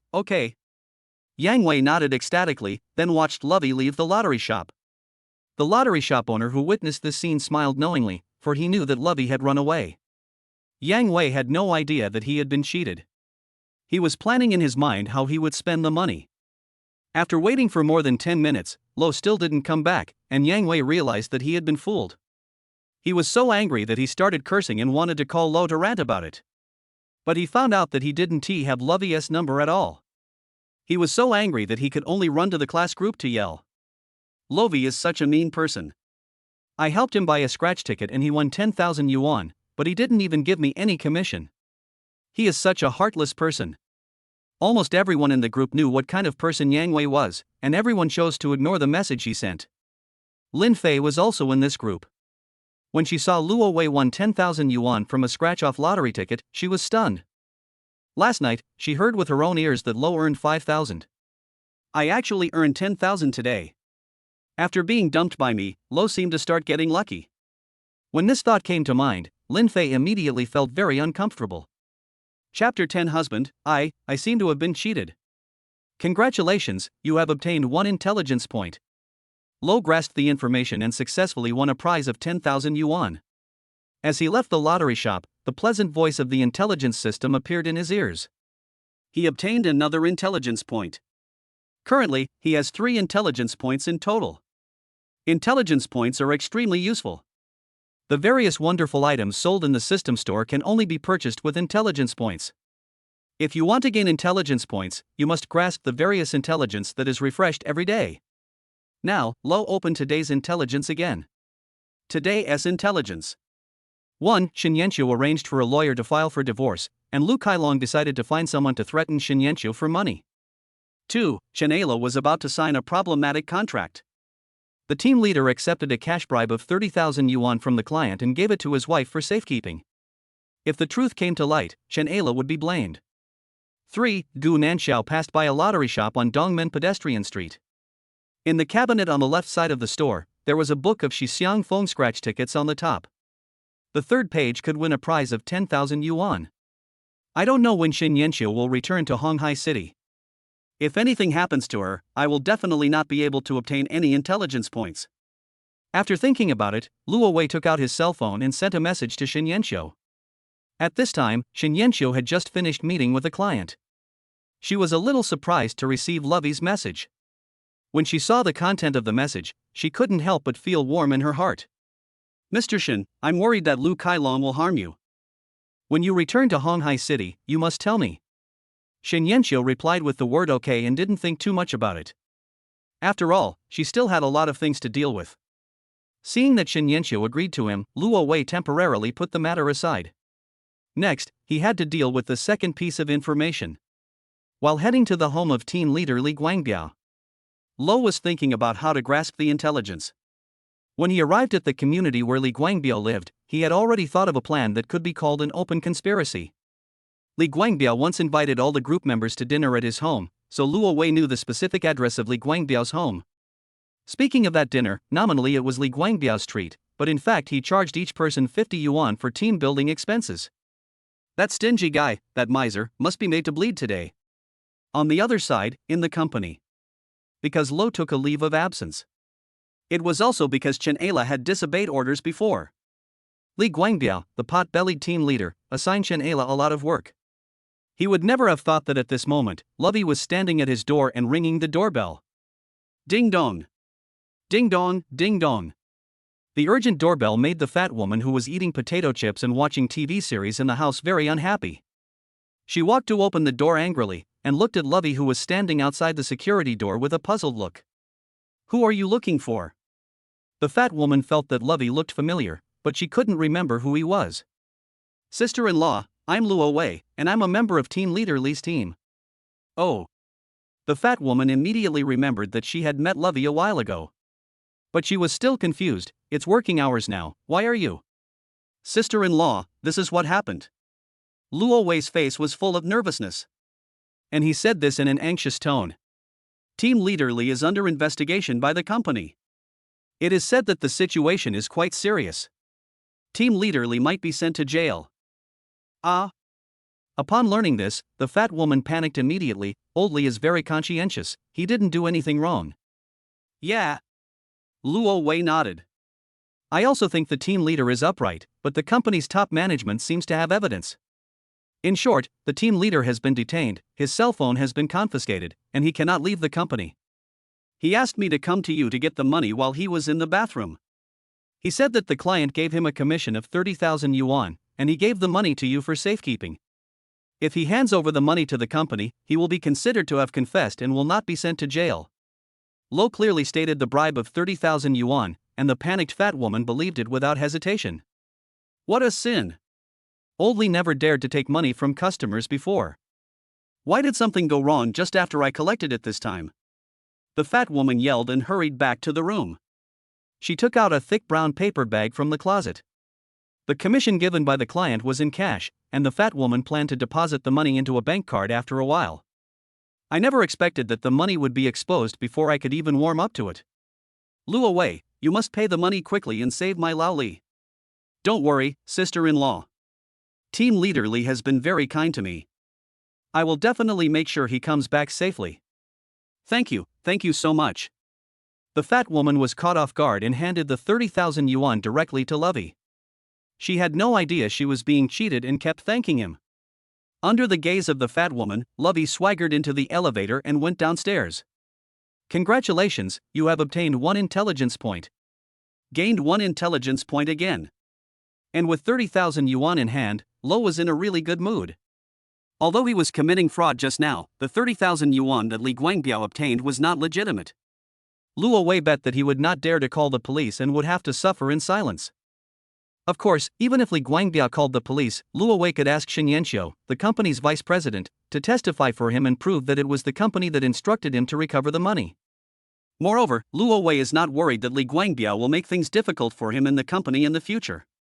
Not to mention, Shen Yanxiu, the vice president, will protect him. Since he has an intelligence system, there is no reason for him to work for others. After Lo left, the fat woman was no longer in the mood to eat or watch TV series. She lived every day like a year, fearing that her husband Li Guangbiao would be arrested and thrown into jail, and her life would then be miserable. I don't know whether Lovey has handed over the money to the company.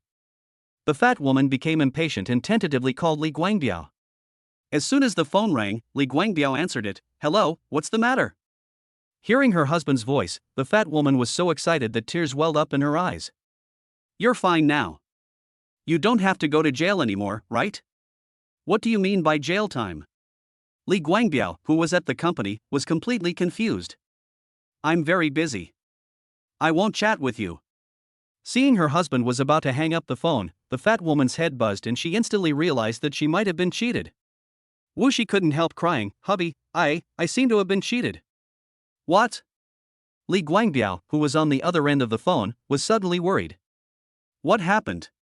Just now, that Luo Wei, the Luo Wei under your command, said that the company knew that you had taken money from customers and that you were arrested by the company. You asked him to come to me to ask for the money. I gave him all the 30,000 yuan in cash you gave me before, Wu. You. Upon learning about this, Li Guangbiao felt angry and helpless. Being a miser, he lost 30,000 yuan in one go, which was more painful than killing him. The problem was that he was cheated, but he didn't dare to call the police. After all, the money was not obtained legally. You idiot, why didn't you call and ask me? Lovey said your phone was confiscated. Rough mud spicy gobi. Li Guangbiao hung up the phone and called Luo Wei. Chapter 11. Is he buying you gifts and asking for reconciliation? When I received a call from Li Guangbiao. Lo is on a shopping spree at the mall. Currently, he has 110,000 yuan in his account. He had 30,000 yuan in cash and nearly 10 million yuan worth of gold. He has no shortage of money now. Although he can't buy whatever he wants, he has no worries when spending money. The cell phone in his pocket rang. He took it out and saw that it was Li Guangbiao calling. Luo Wei was not surprised at all. He answered with a smile, "Hello, team leader, what's the matter? What's wrong?" Li Guangbiao could hear that Luo Wei was laughing. The anger in his heart was like a volcano erupting. "How dare you ask me what's wrong? Are you crazy? You actually cheated my wife. Do you know that you are committing a crime? If you don't want to go to jail, return the money to me." Li Guangbiao's angry roar not only did not make Lo feel any danger, he even couldn't help laughing. "Hee hee, team leader, I really want to have a taste of prison food. Please call the police and arrest me and put me in jail." "You?" Li Guangbiao really didn't expect that Luo Wei would be such a rogue. He was so anxious and angry that he almost vomited blood. The 30,000 yuan that was cheated away by Lo was not obtained in a legitimate way in the first place.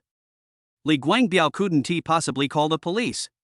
Once the police are called, the fact that he accepted bribes from clients will definitely be exposed by Lovey.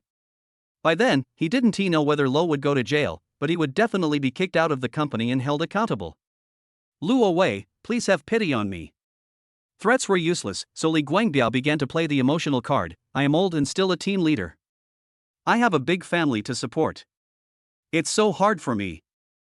Team leader, I have it even harder." Luo Wei also complained, "You have a house and a car, a wife and children, and a warm bed, but I have no house and no car. Who do you think is more pitiful between us?" Li Guangbiao was speechless and didn't know what to say for a moment. "Okay." Luo Wei was too lazy to continue chatting with Li Guangbiao. "Let's just pretend nothing happened. If you insist on making this point, I will have no choice but to talk to the department head about you taking bribes from clients." Facing Lo Wei's threat, a layer of cold sweat broke out on Li Guangbiao's forehead. He had no idea how Lovey knew about his secret dealings with his clients. "Let's just leave it at that." Li Guangbiao gritted his teeth. You'd better stop talking nonsense, otherwise, I won't let you go." After weakly threatening Lo, Li Guangbiao had to pretend that nothing had happened. However, as a miser, he lost 30,000 yuan in one go. How could he remain calm and act as if nothing happened? After returning to the office area, the pot-bellied Li Guangbiao looked extremely gloomy, which scared the team members so much that they dared not even breathe. Chen Ayla took a break from her busy schedule and sent a message to Luo Wei. "I'm so jealous that you got the day off today. That miser, Pighead Li, looks like he was defrauded of $1 million. His face is as black as the bottom of a pot. He would curse people to pieces if they disagreed with him. It's really terrible." Lo chuckled and sympathized with Chen Ella for a second, then continued shopping. At this time, Lin Fei and her best friend also came to the mall. She was in a bad mood and decided to buy a bag. After all, bags can cure all diseases. The sharp-eyed best friend spotted Lo, who was shopping sprees at a glance. Fei, look, Luo Wei is actually in the women's clothing store. Tell me, is he buying you gifts and begging you to get back together?" Lin Fei also saw Luo Wei, and she was delighted to hear her best friend say this. Although she was very upset that Lo ignored her last night. But if Luo Wei brings gifts and asks her to get back together, she will reluctantly agree. "Let's go, let's follow him." The bestie pulled Lin Fei and followed Luo Wei from a distance. "See what gift he plans to buy for you." After taking the body-strengthening liquid, Lo's perception was very sharp. He had long noticed that Lin Fei and the other person were staring at him from a distance. Since the two men didn't come forward, he naturally didn't bother to pay attention to them. He visited several women's clothing stores and bought more than a dozen sets of women's clothing. He then went into a mobile phone store and bought the latest model of mobile phone and headphones, as well as a tablet computer. He also entered a computer store and took away a laptop computer. Seeing that Luo Wei did not bargain at all and swiped the card cleanly and efficiently, both Lin Fei and her bestie were stunned. Didn't he only win 10,000 yuan? The bestie couldn't understand. He just bought so many things, at least worth 40,000 or 50,000 yuan. Does he have that much money? Lin Fei shook her head subconsciously. She knew very well that there was almost nothing left from Luo Wei's monthly salary and it was impossible for him to save any money. Could it be that he? The bestie guessed, he swiped his credit card to win you back? He's left the mall, let's hurry up and follow him to see if he's going to look for you. Luo Wei walked out of the mall carrying a lot of bags and hailed an online taxi. When he got in the car and drove forward, he naturally found that there was a car following behind him. A smile appeared on the corner of his mouth. Lin Fei and her best friend are really boring. Lin Fei and her bestie both thought that the next place Luo Wei would go to would be the Bishui Manor community where they lived. Lin Fei is struggling over whether or not to get back together with Luo Wei. Although Luo Wei bought so many gifts and was very sincere, those gifts were all bought with a credit card. Before Lin Fei could make up her mind, her best friend sitting next to her shook her arm. At this time, Lin Fei found that Luo Wei got off the car. Looking out the window, Lin Fei saw the big words Honghai University. Lin Fei was stunned. She instantly realized that the things Luo Wei bought were for his sister, not gifts for her. She felt like a clown. She had been struggling over whether or not to accept Lovey's proposal to get back together, but in fact, he had no intention of getting back together with her. Bah! The bestie yelled angrily, "Let's ignore that bastard. I promise to introduce you to someone who is young, rich, and treats you well." After Luo Wei entered Honghai University, he found that the two people following him had left. Lin Fei must be very depressed, he couldn't help but laugh. A baby-faced girl jumped out at this moment. Brother Luo Xiao had received Luo Wei's message a long time ago. Knowing that Lovey was coming to the school to find her, she waited at the school gate in advance. Seeing Lovey carrying a lot of things, the baby-faced girl was a little confused. "Brother, are you here to deliver goods to our school?" "No, these are my gifts to you." "Ah?" Luo Xiao was stunned with shock. "Don't be in a daze, help me get the things." Oh. I'll help too." Luo Xiao's friend Lily quickly took the shopping bag from Luo Wei. Her best friend's brother actually prepared so many gifts, which made her very envious. Luo Xiao looked at the things in the shopping bag, then looked up at Luo Wei. Without warning, crystal clear tears fell from her big black and white eyes. She didn't cry because she was moved, but because she was scared. "Brother, you transferred 5,000 yuan to me last night, and I haven't reacted yet. Why are you suddenly buying so many things for me? Don't scare me." Chapter 12 I want to be your sister-in-law. This guy Luo Xia. I received so many gifts suddenly. Not only was she unhappy, she was actually scared and cried. Her good friend Lily didn't understand Luo Xiao's reaction at all. But Luo knew the reason because his sister knew his salary and savings very well. So, when he suddenly bought so many gifts, his sister couldn't help but start to think wildly that he was on the road to crime. Luo Wei made an excuse. "In fact, I got a promotion and a raise a long time ago, but I never told you because I was going to give you a surprise. I have negotiated several big deals recently, and the commission is much higher than my salary. Let me show you my savings." Luo opened the bank account and handed it to his sister. Love Carey originally had 110,000 yuan, but he just spent more than 30,000 yuan in one go, and now he has more than 70,000 yuan left. Luo Xiao took the phone and saw that her brother had more than 70,000 yuan in savings. She instantly became sunny and cheerful. However, she casually flipped through the expenditure records and found that Luo had just spent more than 30,000 yuan. She immediately looked at Luo angrily, wishing she could bite this prodigal son to death. "You have money, how can you squander it like this?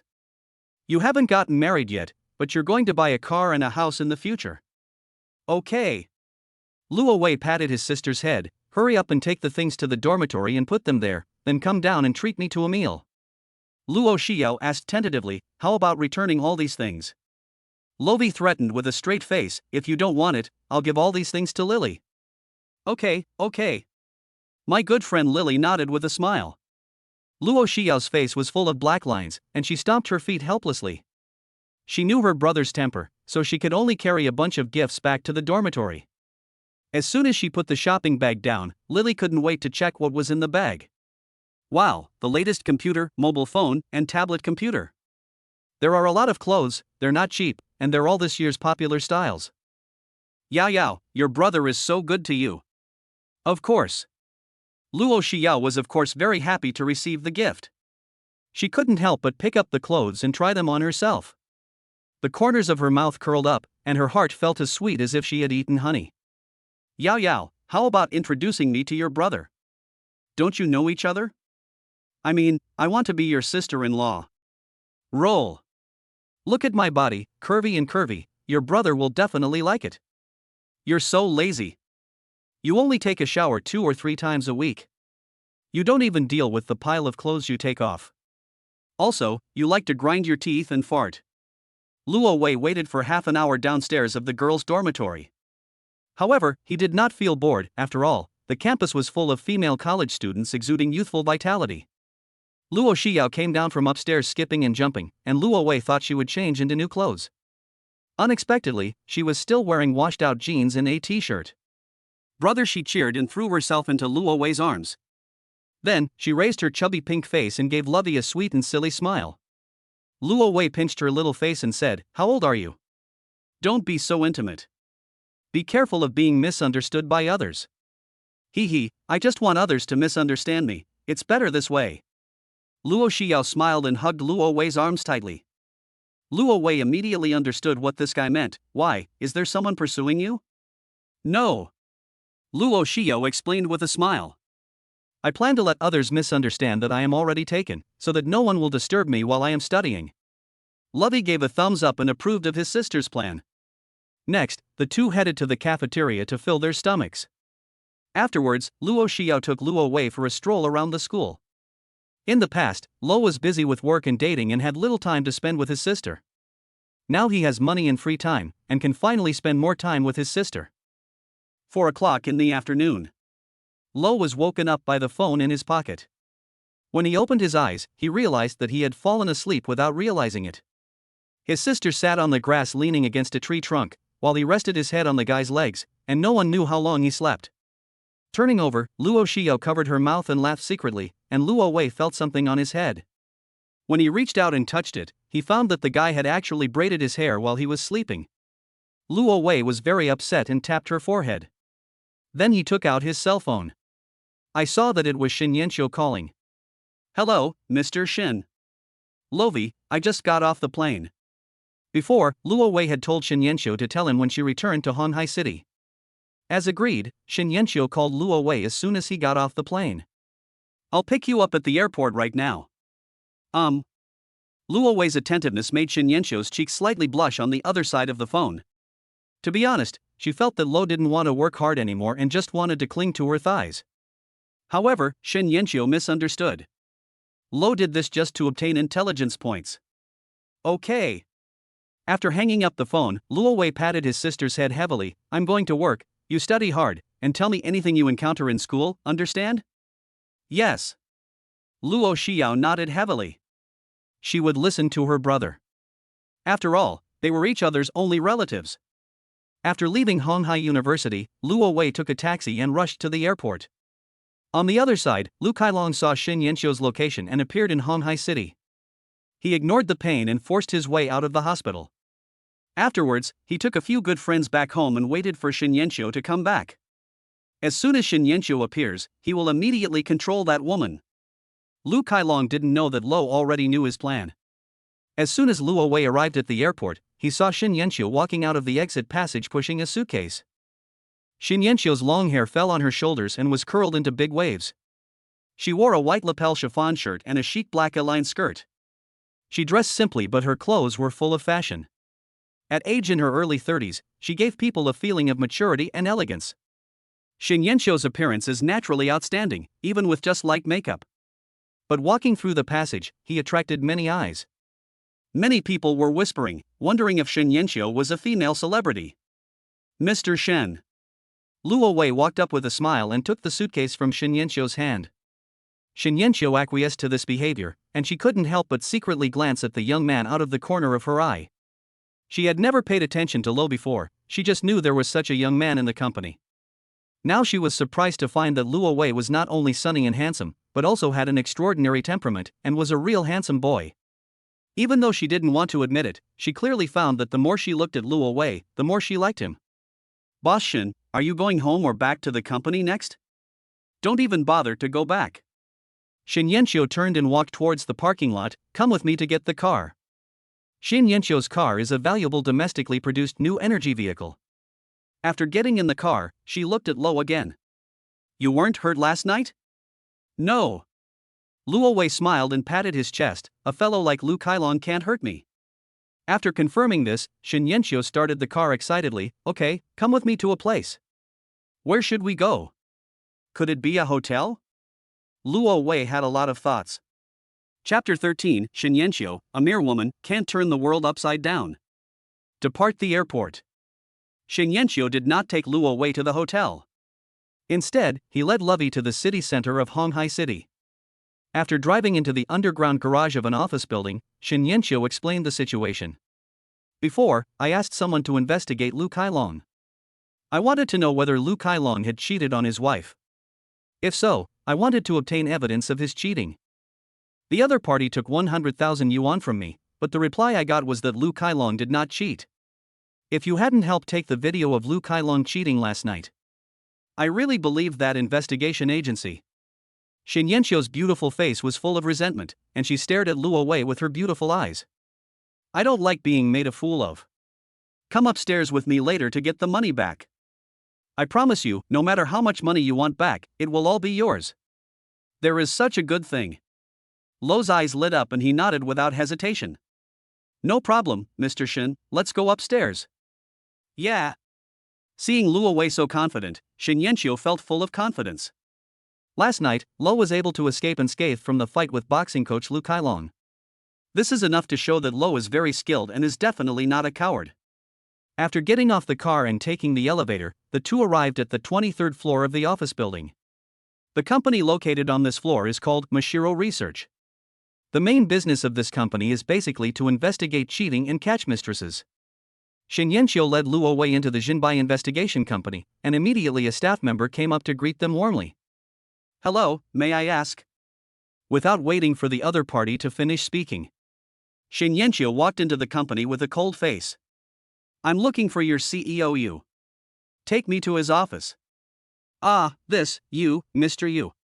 Shin Yenqiu knew at first glance that he was here to cause trouble, and the staff immediately panicked and tried to stop him. But Shin Yenqiu had a strong aura, and a glance from him made the staff afraid to come forward. She went to Mr. Yu's office and led Luo Wei straight to the office. The staff had no choice but to quickly inform the boss. Mr. Yu. The staff member pushed open the boss's office door in panic. In the office, Yu Zhigao, dressed in a suit and with a slicked back hair, was receiving a female customer. He was extremely unhappy about being disturbed by his employees, but when he saw the anxious faces of the staff, it was obvious that something had happened. Motioning the customer to wait, Yu Zhigao quickly walked out of the office and asked the staff member in a low voice, "What happened?" Mr. Yu, someone is looking for you. The other party is obviously here to cause trouble.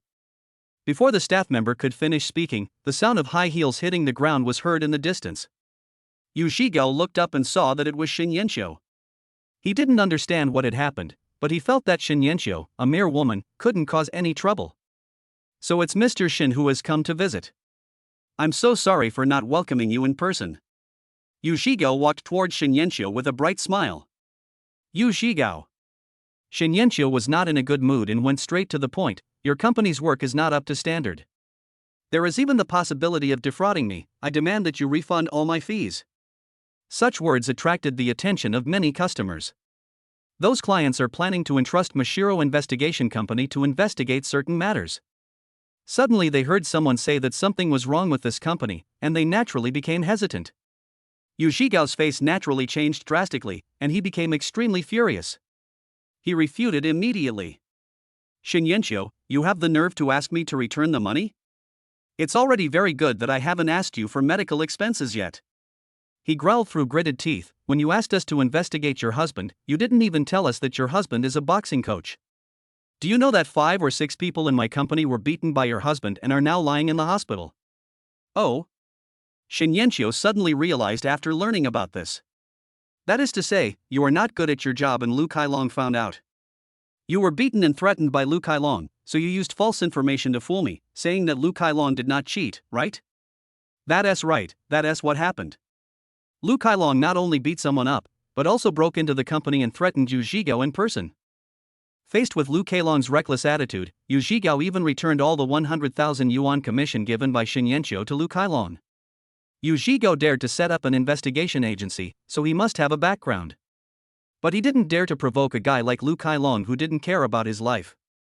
Judging from Yu Zhigao's facial expression, Shin Yenqiu knew that he guessed right. This company took my money and actually fooled me with false information. If Luo hadn't appeared, he would have lost half of his wealth because of the false information provided by this company. Shin Yenqiu was extremely angry. She stared at Yu Zhigao with a cold face. You are afraid of offending Lu Kailong, but aren't you afraid of offending me? Hearing this, Yu Zhigao's heart skipped a beat. He quickly recalled the information about Shen Yanqiu in his mind, wondering if Shen Yanqiu had an extraordinary background. Luo Wei, who was following behind, heard Shen Yanqiu say that. He knew that it was his turn to come on stage. He walked forward and lifted his foot. With a fierce kick, he kicked the office wall. Lovey had taken body-strengthening liquid and possessed inexhaustible strength in his body. He was well aware that his physique had already surpassed that of ordinary people. The kick hit the wall, causing a dull bang. At the same time, the entire building was shaking slightly. Not only that, on the smooth white wall, radial cracks appeared centered on Lovey's soles. This scene scared Yu Zhigao out of his wits. If he had kicked someone like that, the consequences would have been unimaginable. Shen Yanqiu was also stunned. She guessed that Luo Wei was very skilled. But I didn't expect that Lo would be so amazing. Of course, there was no change on her beautiful face. She crossed her arms and stared coldly at Yu Zhigao. It seems that if Yu Zhigao doesn't return the money, she will let Luo Wei kick him. It took Yu Zhigao a long time to come back to his senses. This well-mannered young man in front of me is actually more terrifying than Lu Kailong. He didn't want to be kicked by that young man. Although he had some background, he only had one life. Your request is to return the money. I will arrange someone to handle it right away. Yu Zhigao hurriedly waved for the staff to come over. Shen Yanqiu took out the receipt issued by the Jinbai Investigation Company and asked for back the exact amount she had paid, not a penny more. Soon, the 100,000 yuan paid by Shen Yanqiu was returned by the Jinbai Investigation Company. Shen Yanqiu did what he said and transferred it directly to Luo Wei. If it weren't for Lo, the money would never be recovered. If it weren't for Lovey, she would have to pay a huge price for the divorce. Lovey helped her recover nearly 10 million in losses, so a mere 100,000 was nothing. With a profit of 100,000 yuan, Luo Wei was extremely happy. Since he obtained the intelligence system, he has been making a lot of money. Chapter 14 Brothers, help me destroy this guy. Walk out of the office building. It was already evening. Last night, Shen Yanqiu said he would treat Luo Wei to dinner. It was dinner time, so Shen Yanqiu drove directly to a high-end restaurant. While the two were enjoying a delicious dinner, Lu Kailong and his group were waiting hungry. Lu Kailong knew that Shen Yanqiu had returned to Honghai City. But little did she know that Shen Yanqiu was having dinner with a man. He and several of his brothers waited patiently. As soon as Shen Yanqiu returned home, he would teach Shen Yanqiu a lesson. On the other side, in a high-end restaurant, the lights outside the window have already come on. Luo Wei and Shen Yanqiu were satisfied with the meal and the wine. But the two were in no hurry to leave. Instead, they sat in the restaurant to discuss something. Shen Yanqiu didn't drink any alcohol, but her beautiful cheeks were slightly flushed. Luo Wei, you said before that you were worried that Lu Kailong would harm me. That's right. Lovey nodded. He had obtained accurate information provided by the intelligence system. Of course, he couldn't reveal the intelligence, so he helped Shen Yanqiu analyze the situation. Boss Shen, you know I blackmailed Lu Kailong for some money last night. But you know, Lu Kailong has no money at all. Most of the money was paid by his lover. Lu Kailong is penniless and wants to divorce you in order to get your money. But now you have evidence of Lu Kailong's infidelity, and you are sure that you can make Lu Kailong leave the house with nothing. If Lu Kailong can't get a share of your money, he will definitely do something extreme. Luo Wei's analysis made sense. Shen Yanqiu nodded and said, you will accompany me home later. I will pack some things and then live outside. Also, Shen Yanqiu blushed and asked embarrassedly, you are so good at fighting, can I hire you to be responsible for my safety?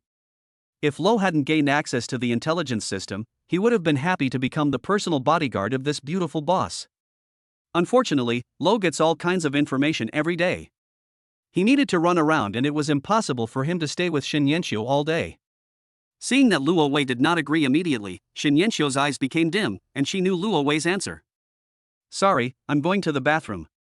Shen Yanqiu got up and left, while Luo Wei fell into deep thought. Of course he didn't want Shen Yanqiu to be in danger. You know, from last night till now, Shen Yanqiu has given him a total of 160,000. Such a generous sponsor is hard to come by, and Lovey doesn't want anything to happen to her. But Lu Kailong is always a threat. If he is not eliminated, Shen Yanqiu's situation will be very unsafe. Otherwise, kill Lu Kailong and put him into the system inventory. That method of destroying the body and covering up all traces is so subtle that no one would notice it. Of course, this is the only solution. Luo Wei doesn't want to dirty his hands because of a bad guy like Lu Kailong. If extreme measures are not an option, what should we do?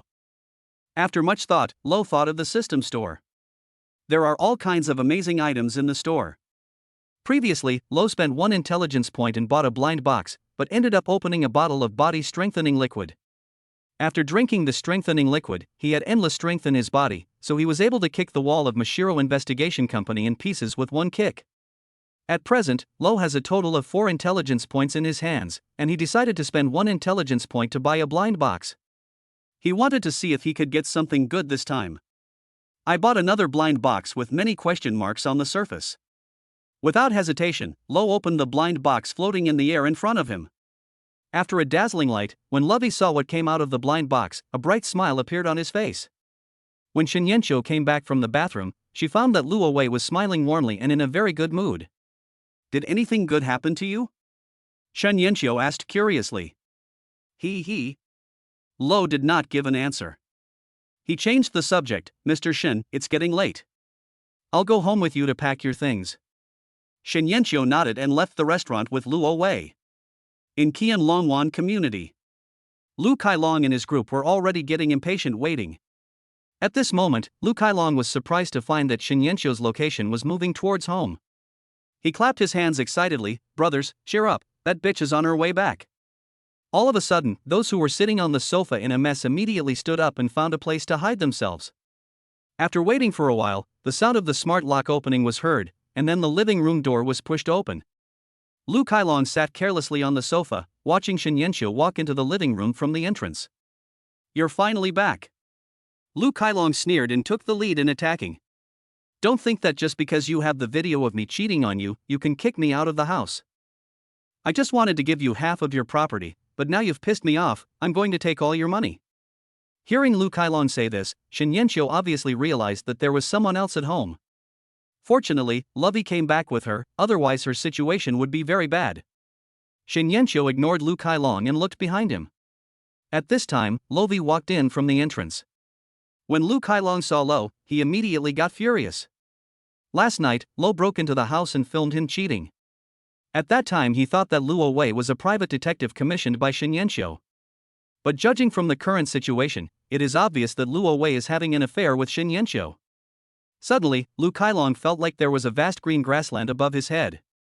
He roared in anger, you actually brought a pretty boy home. It seems that we are the same. Ha! Luo Wei sneered and stepped forward, who do you say is a gigolo? I think your wound has healed and you've forgotten the pain. You still want to be kicked by me to make you childless. Lu Kailong really has a psychological trauma towards Lo.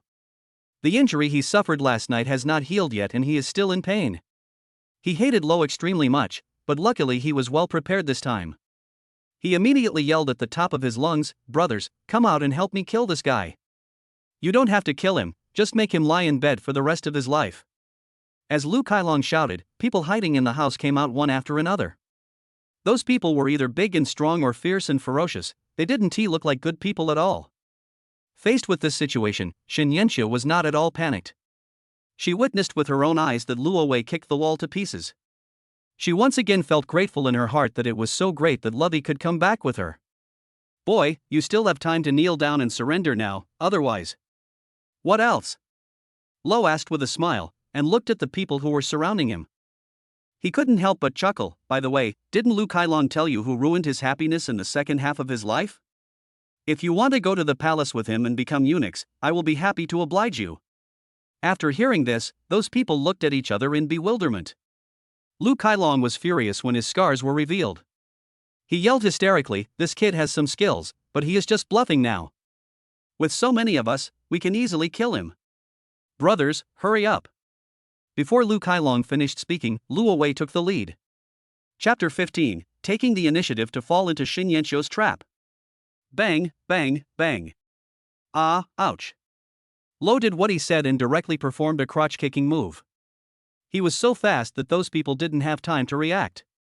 He had already delivered a kick that could have killed off the offspring of 5 or 6 people around him. Lo was extremely strong. Although each person was only hit once, the powerful kick knocked them down directly. Seeing his brothers huddled on the ground, wailing in agony, Lu Kailong suddenly felt a chill in his heart. He knew that Lo was very powerful, but he never expected that Lo's speed would be so fast. In just a blink of an eye, 5 adult men were knocked to the ground. At this moment, seeing Luo Wei walking towards him, Lu Kailong was so scared that his face turned pale. He was as nervous as a helpless girl being bullied by a strong man.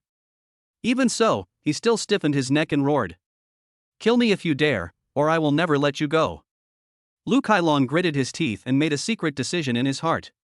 As long as he escapes this disaster, he will definitely kill Lovey the next time he meets him. Luo Wei walked to Lu Kailong's side, and he noticed the cruelty in Lu Kailong's eyes. He didn't want to kill anyone, and didn't want to ruin his life because of such a bad person. However, Lu Kailong must die, otherwise all kinds of troubles will arise in the future. As for how to kill Lu Kailong? The method is very simple. Luo Wei reached out and patted Lu Kailong on the shoulder. No one saw that a flash of yellow light penetrated into Lu Kailong's body from the palm of Luo Wei's hand. Hey, don't just start fighting. As the saying goes, it's better to resolve a feud than to create one. That's it for this time, you guys go away. Lo said this. Lu Kailong thought he had heard it wrong. Luo Wei was actually willing to let him go. He stood up hastily as if he had been pardoned, and walked out of the living room with difficulty. Those who fell to the ground endured the pain and quickly left the place. When he walked out of the house, Lu Kailong remembered that this was his home, and Luo Wei actually told him to get out. But he had to leave. He was so angry that he could only continue to bluff and threaten, "Let's go.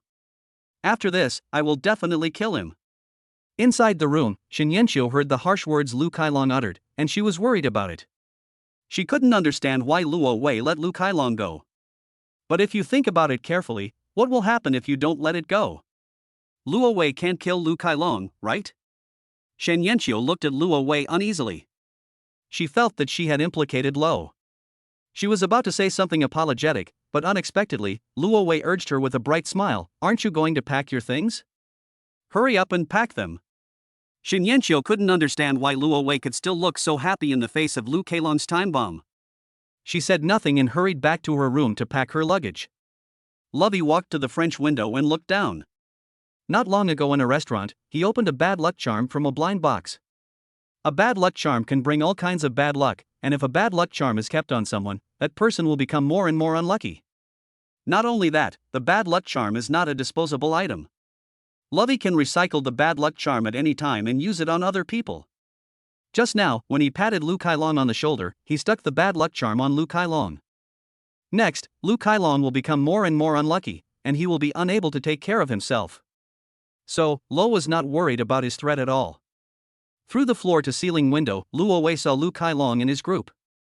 Lu Kailong, who had just walked out of the residential building and was walking on the road in the community, fell down without any warning. Damn, why is this road so uneven? It hurts so much. He covered his mouth, blood oozing from between his fingers. The fall just now knocked out his front teeth. Lu Kailong climbed up from the ground with great difficulty. After taking a few steps, his foot slipped and he rolled down the stairs. Witnessing this scene, Lo couldn't help laughing. The bad luck charm was really too powerful. As long as Lu Kailong doesn't take back the bad luck talisman, he will become more and more unlucky. Maybe in a few days, he will be killed by the bad luck charm. Lu Kailong has disappeared from sight. Shen Yanqiu also quickly packed his luggage. At this moment, a pleasant prompt sound appeared in Lo's ears. Congratulations, you have obtained 1 intelligence point. Luo Wei successfully grasped the intelligence, helped Shen Yanqiu escape the danger brought by Lu Kailong, and successfully obtained 1 intelligence point. I have grasped all the information refreshed today, and also earned a large sum of money. The most important thing is that I got an incredible bad luck charm. At this moment, Lo was in such a good mood. Let's go. He walked toward Shen Yanqiu. Where are you going? I'll take you there.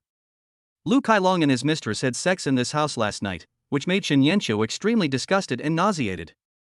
Just now, Lu Kailong gathered so many people to try to deal with her, making her feel completely insecure about this house.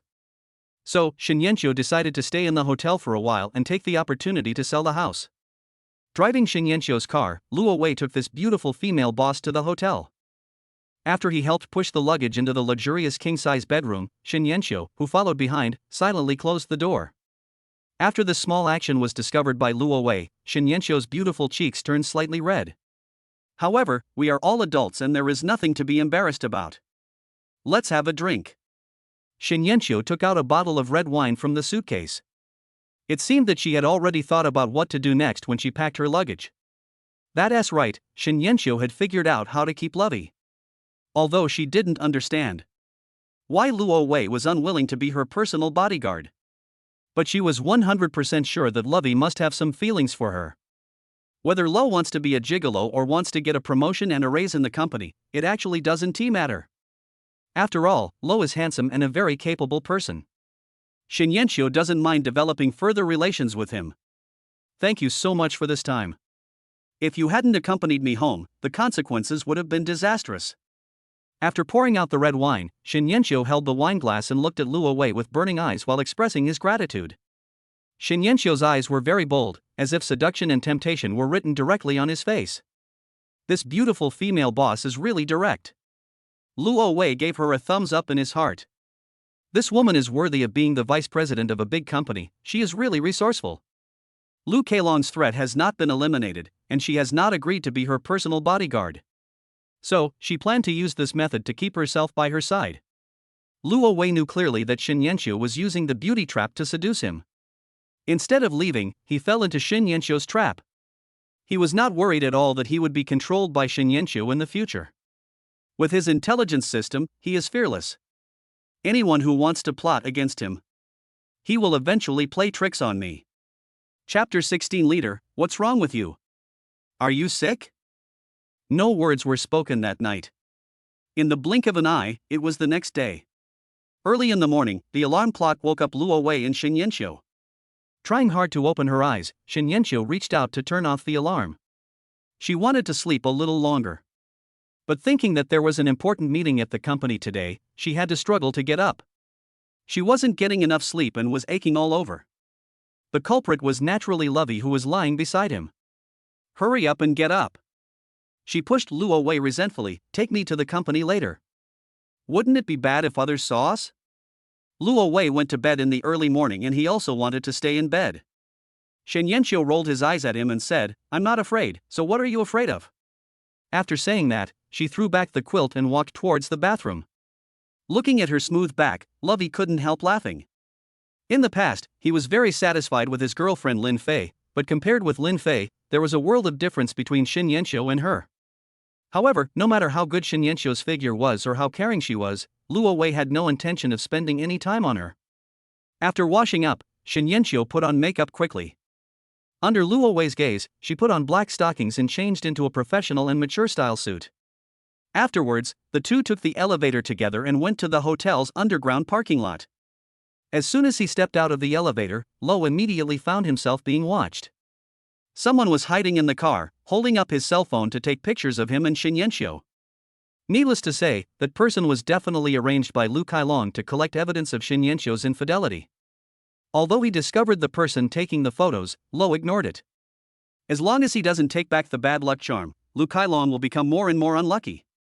Lu Keilong, who is plagued by bad luck, has only a few days left to live, so Luo Wei is not worried at all that he will cause trouble. Watched Luo Wei and Shinyenshio walk out of the elevator and get into the car to leave the hotel. The person hiding in the car and filming excitedly called Lu Keilong. Brother Long, I took the picture. Shinyenshio did spend the night in the hotel with that pretty boy last night. Lu Keilong was not happy when he learned about this. He was cuckolded by Shinyenshio. As a man, there is nothing more shameful than this. After hanging up the phone, Lu Keilong couldn't wait to go to Shinyenshio's company and make a scene. However, before that, he had to stay in the hospital patiently for infusion to eliminate the swelling on his body. He totally couldn't understand why he kept encountering all kinds of bad luck since last night. He fell and broke his teeth, sprained his ankle, and somehow attracted a stray dog on the side of the road, which suddenly bit him. He wanted to eat something to fill his stomach, but he didn't know what caused his allergy, and his whole body was itchy and swollen. By the way, he has already injected several bottles of potion. Why do my allergy symptoms show no signs of going away? Lu Keilong couldn't help but wonder if the nurse had given him the wrong medicine. Such an idea popped into his mind, and the more he thought about it, the more possible it seemed. He wanted to get up and check what medicine was hanging on the bracket. But for some reason, he suddenly felt sleepy and his consciousness gradually became blurred. Lu Kailong knew very well that this situation was definitely not right. He really wanted to press the bell and shout for help. Unfortunately, his hands were out of control and he couldn't lift them up. He opened his mouth, but his throat seemed to be blocked by cotton and he couldn't make any sound. The other side. Luo Wei drove Shen Yanxiu to an office building in the city center. Although today's intelligence has not been updated yet, he has no intention of going to work. However, after being pleaded by Shen Yanxiu, Luo Wei had no choice but to go into the company with her. Shen Yanxiu was naturally worried that Lu Kailong would come to the company and make a scene. She would feel insecure if Luo Wei was not around. After arriving at the company's floor, Shen Yanxiu went straight to his office. Lo walked towards the office area. Before he could reach his workstation, the pot-bellied team leader Li Guangbiao seemed to appear out of nowhere. Li Guangbiao came to the company early in the morning. He was waiting for Luo Wei to show up. Luo Wei is so despicable that he actually went to his house yesterday and cheated 30,000 yuan from his wife. But the 30,000 yuan was a kickback from the client, and Li Guangbiao didn't dare to call the police and make a big deal. He was a miser to begin with, and suffering such a loss was almost like the end of him. He couldn't wait to take revenge on Lo. Lovi. Hey, good morning, team leader. He saw that Li Guangbiao's face was distorted, like a devil, and he was glaring at him fiercely. Luo Wei greeted Li Guangbiao with a bright smile as if nothing had happened. Team leader, what's wrong with you? Are you sick? I haven't seen you for a day and you look so much thinner. Li Guangbiao gritted his teeth. Luo Wei knew what had happened, but he was deliberately being sarcastic. Li Guangbiao wanted to slap him to death. Of course, killing people is not something you can do. He waved his hand and pointed at Lo's workstation. I have arranged some work for you.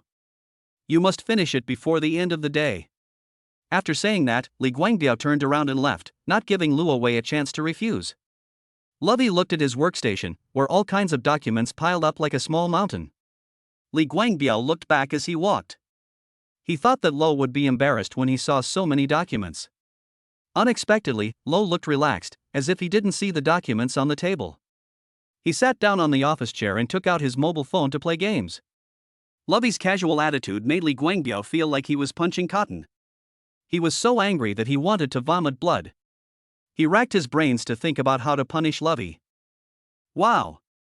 Chen Ayla, who had short, neat hair, saw a table full of documents on Lovey's desk as soon as she came to work. She came closer and asked Luo Wei in a low voice, how did you offend Pig Headley? He actually arranged so much work for you. Tell me quickly so that I can avoid any trouble. He. When asked, Luo Wei told the truth, I cheated him out of 30,000 yuan. Bullshit. Chen Ayla didn't believe it at all. She knew very well what kind of person Li Guangbiao was. Let alone 30,000 yuan, it would be amazing if Luo Wei could swindle 3 yuan out of Li Guangbiao. Humph, if you really cheated him out of 30,000 yuan, he would definitely chop you to pieces with a knife. Chen Ayla complained, and when she saw Li Guangbiao walking towards her with a dark face, she quickly turned on her computer and started working. Faced with the work he arranged, Luo Wei actually chose to ignore it, which made Li Guangbiao very angry. He rushed back, ready to say some harsh words to Lovey. At this time, a female secretary appeared in the office area. She looked around and called out to everyone, Is Luo Wei here? President Shen asked you to go to her office. Mr. Shen? There is only one Mr. Shen in the company, and that is Shen Yanxiu. As the deputy general manager, Shen Yanxiu actually bypassed the supervisor and other responsible persons and directly asked for a junior staff member. Everyone who had just come to work looked at Luo Wei, wanting to know what the relationship between him and the beautiful Vice President Shen was. Chen Ayla secretly gave Luo Wei a thumbs up. She was envious of Luo Wei for having the upper hand over Vice President Shen. Luo Wei got up and left, leaving Li Guangbiao stunned. Li Guangbiao was scared half to death. Luo Wei must have some kind of relationship with Shen Yanxiu. Otherwise, how could Luo Wei be so bold as to cheat him out of 30,000 yuan? Perhaps, this was a warning from Vice President Shen Yanxiu to Luo Wei. Chapter 17, This is how the world works. If you have strong connections, you can do whatever you want. Love didn't know. After he left, Li Guangbiao fell into endless panic. He thought that the reason why Shen Yanxiu arranged a secretary was to call him to the office in public. The purpose is to let others know that he has a relationship with her, so that he can feel more relaxed in the company. However, before he reached Shin Yanxio's office, the bad luck charm on Lu Kailong came back automatically. The bad luck charm automatically returned without being summoned, which means that Lu Kailong is dead. It seems that Shin Yanxio asking him to go to his office might be related to Lu Kailong. Sure enough, when Luo Wei entered Shin Yanxio's office, seeing Shin Yanxio, the whole person was uneasy. There was no one else in the office. Shin Yanxio went straight to the point and explained the situation directly. I just received a call from the hospital. The doctor said Lu Kailong is dying and asked me to come over. Shin Yanxio wished that Lu Kailong would die quickly, but she was afraid that this matter was related to Luo Wei. She was worried that it was Luo Wei who injured Lu Kailong and caused his death. If it's because of Lovey, things will become very complicated. Don't worry. Lovey waved his hand with a bright smile. This matter definitely has nothing to do with me. Boss Shin, please stay at the meeting first. I will go to the hospital on your behalf to check the situation and find out what is going on. Shin Yanxio nodded in agreement. She couldn't leave right now, and it was great that Luo Wei was willing to go to the hospital. Drive my car and inform me as soon as you find out what's going on. Well, don't worry. Taking Shin Yanxio's car keys, Luo Wei left the office. He noticed at a glance that the pot-bellied Li Guangbiao was hiding in the tea room and looking over here. Lovey didn't bother to pay attention to that guy. He took the elevator downstairs. When he arrived at the underground parking lot, he had just unlocked Shin Yanxio's car. The pot-bellied Li Guangbiao sprinted 100 meters at an incredible speed. How could Li Guangbiao not recognize that the car in front of him was Shin Yanxio's car? During working hours, Luo Wei drove Shin Yanxio's car to do some work. The relationship between the two is self-evident. Li Guangbiao was so frightened that his heart and liver were broken. Luo Wei, I didn't recognize the great man before. The reason you went to my house yesterday was because of Vice President Shin's instruction, right? In fact, that was Vice President Shin's warning to me, right? Luo Wei, I was wrong. I have worked in the company for so many years, and this is the first time I have received a bribe from a client. Please help me put in a good word in front of Vice President Shin. I don't want to be fired by the company. I'm old. If I'm fired, I won't be able to find a better job. I have a family to support. Fine beads of cold sweat oozed out of Li Guangbiao's forehead. He was crying bitterly and his fat body was trembling. Unfortunately, Lo knew this guy very well. Faced with the pitiful Li Guangbiao, he not only did not feel sympathy, but was extremely disgusted. Luo Wei opened the car door with a dark face. Excuse me, I have to go help Mr. Shin with something. Please don't waste my time. Luo Wei, please. Li Guangbiao continued to beg while clinging to the car door. I'll kneel down for you. Not long ago, his face was distorted and he looked like a demon blocking Lovey. Now, he has become a pitiful creature begging. Lo had no pity for him at all. I say, do you have any gold under your knees? What good will it do me if you kneel down? Is this how you beg people? Luo Wei's meaning was very straightforward, and Li Guangbiao had to take out a bank card from his pocket. In fact, he had already prepared some money, but he wanted to see if he could make Lo soften his heart by kneeling down. Since kneeling was useless, he had to take out his bank card and hand it to Lo. There's 50,000 yuan in the card. I wrote the password on it. Luo Wei, can you take a look and see if you can? Without waiting for Li Guangbiao to finish his words, Lo took the card rudely. He was in a very good mood because he could get money from the stingy Li Guangbiao time and time again. Okay, go back to work with peace of mind. After taking the bank card, Lovey closed the car door without saying anything. Be more restrained in the future. I won't tell Mr. Shin about your dirty deeds. Thank you so much. Li Guangbiao thanked him repeatedly and watched Luo Wei drive away. Only then did the smile disappear from his face. It was obvious that Lo had cheated him out of his money, but he was still trying so hard to please Lo. This is how the world is. If you have strong connections, you can do whatever you want. Forget about Li Guangbiao. Luo Wei arrived at the hospital where Lu Kailong was as quickly as possible. Luo Wei dialed the mobile phone number provided by Shin Yanxio and told the other party that he had come to the hospital. Soon, a middle-aged male doctor in a white coat appeared in a hurry. You are Lu Kailong's family member, right? That's right. Lo nodded. The male doctor came straight to the point and made a promise directly. Lu Kailong's friends are making a scene in our conference room. If possible, I hope you can stop them from making trouble. Don't worry, Lu Keilong's death was indeed the fault of our hospital. Our hospital will do its best to make up for this mistake. In response to the male doctor's plea, Lo nodded. He followed the doctor up the elevator and walked to a conference room. Before he even reached the meeting room, he heard a lot of angry roars coming from inside. Our brother Long was fine. He was only in your hospital for an 4 drip because of a skin allergy, but you actually killed him. I'm telling you, if you don't give us an explanation, we will tear down your hospital. The male doctor looked at Lo in embarrassment. Lovey smiled and nodded, motioning for the male doctor to open the door. At this moment, inside the conference room, 5 or 6 tall, strong, and ferocious men were roaring wildly at several medical staff. The medical staff lowered their heads, trembling, and could not say a word. After Lu Keilong's death, the hospital called those people to the conference room, wanting to have a good talk with them. Who knew that these people were completely unable to communicate? Just then, Lo entered the meeting room. The moment they saw Lo, the burly men who were roaring wildly suddenly fell silent. Last night, each of them was kicked in the crotch by Lo. They, together with Lu Keilong, were treated in this hospital. When they discovered that Lu Keilong had died inexplicably, as Lu Keilong's brothers, it was natural for them to seek justice for him. But they never expected that Lovey would come to the hospital. Seeing those people, Lo curled up the corner of his mouth into a sneer. He simply waved his hand and ordered them to leave. You have nothing to do here, get out of here. Faced with Lo's expulsion, the sturdy men looked at each other in bewilderment. They were very unhappy with Lovey, but they were no match for him, and they dared not go against him. In the end, they left the meeting room in disgrace, with their heads down and their tails between their legs. Witnessing this scene, the medical staff in the conference room did not breathe a sigh of relief. Instead, they became more uneasy. The young man in front of me easily subdued those big guys.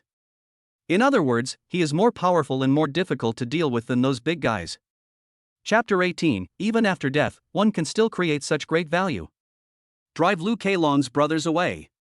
Lo sat down carelessly in the conference room. He looked at the medical staff in the conference room and asked, "Tell me the situation. What happened? I'm really sorry." The male doctor who brought Lovey to the conference room quickly bowed deeply to Lovey.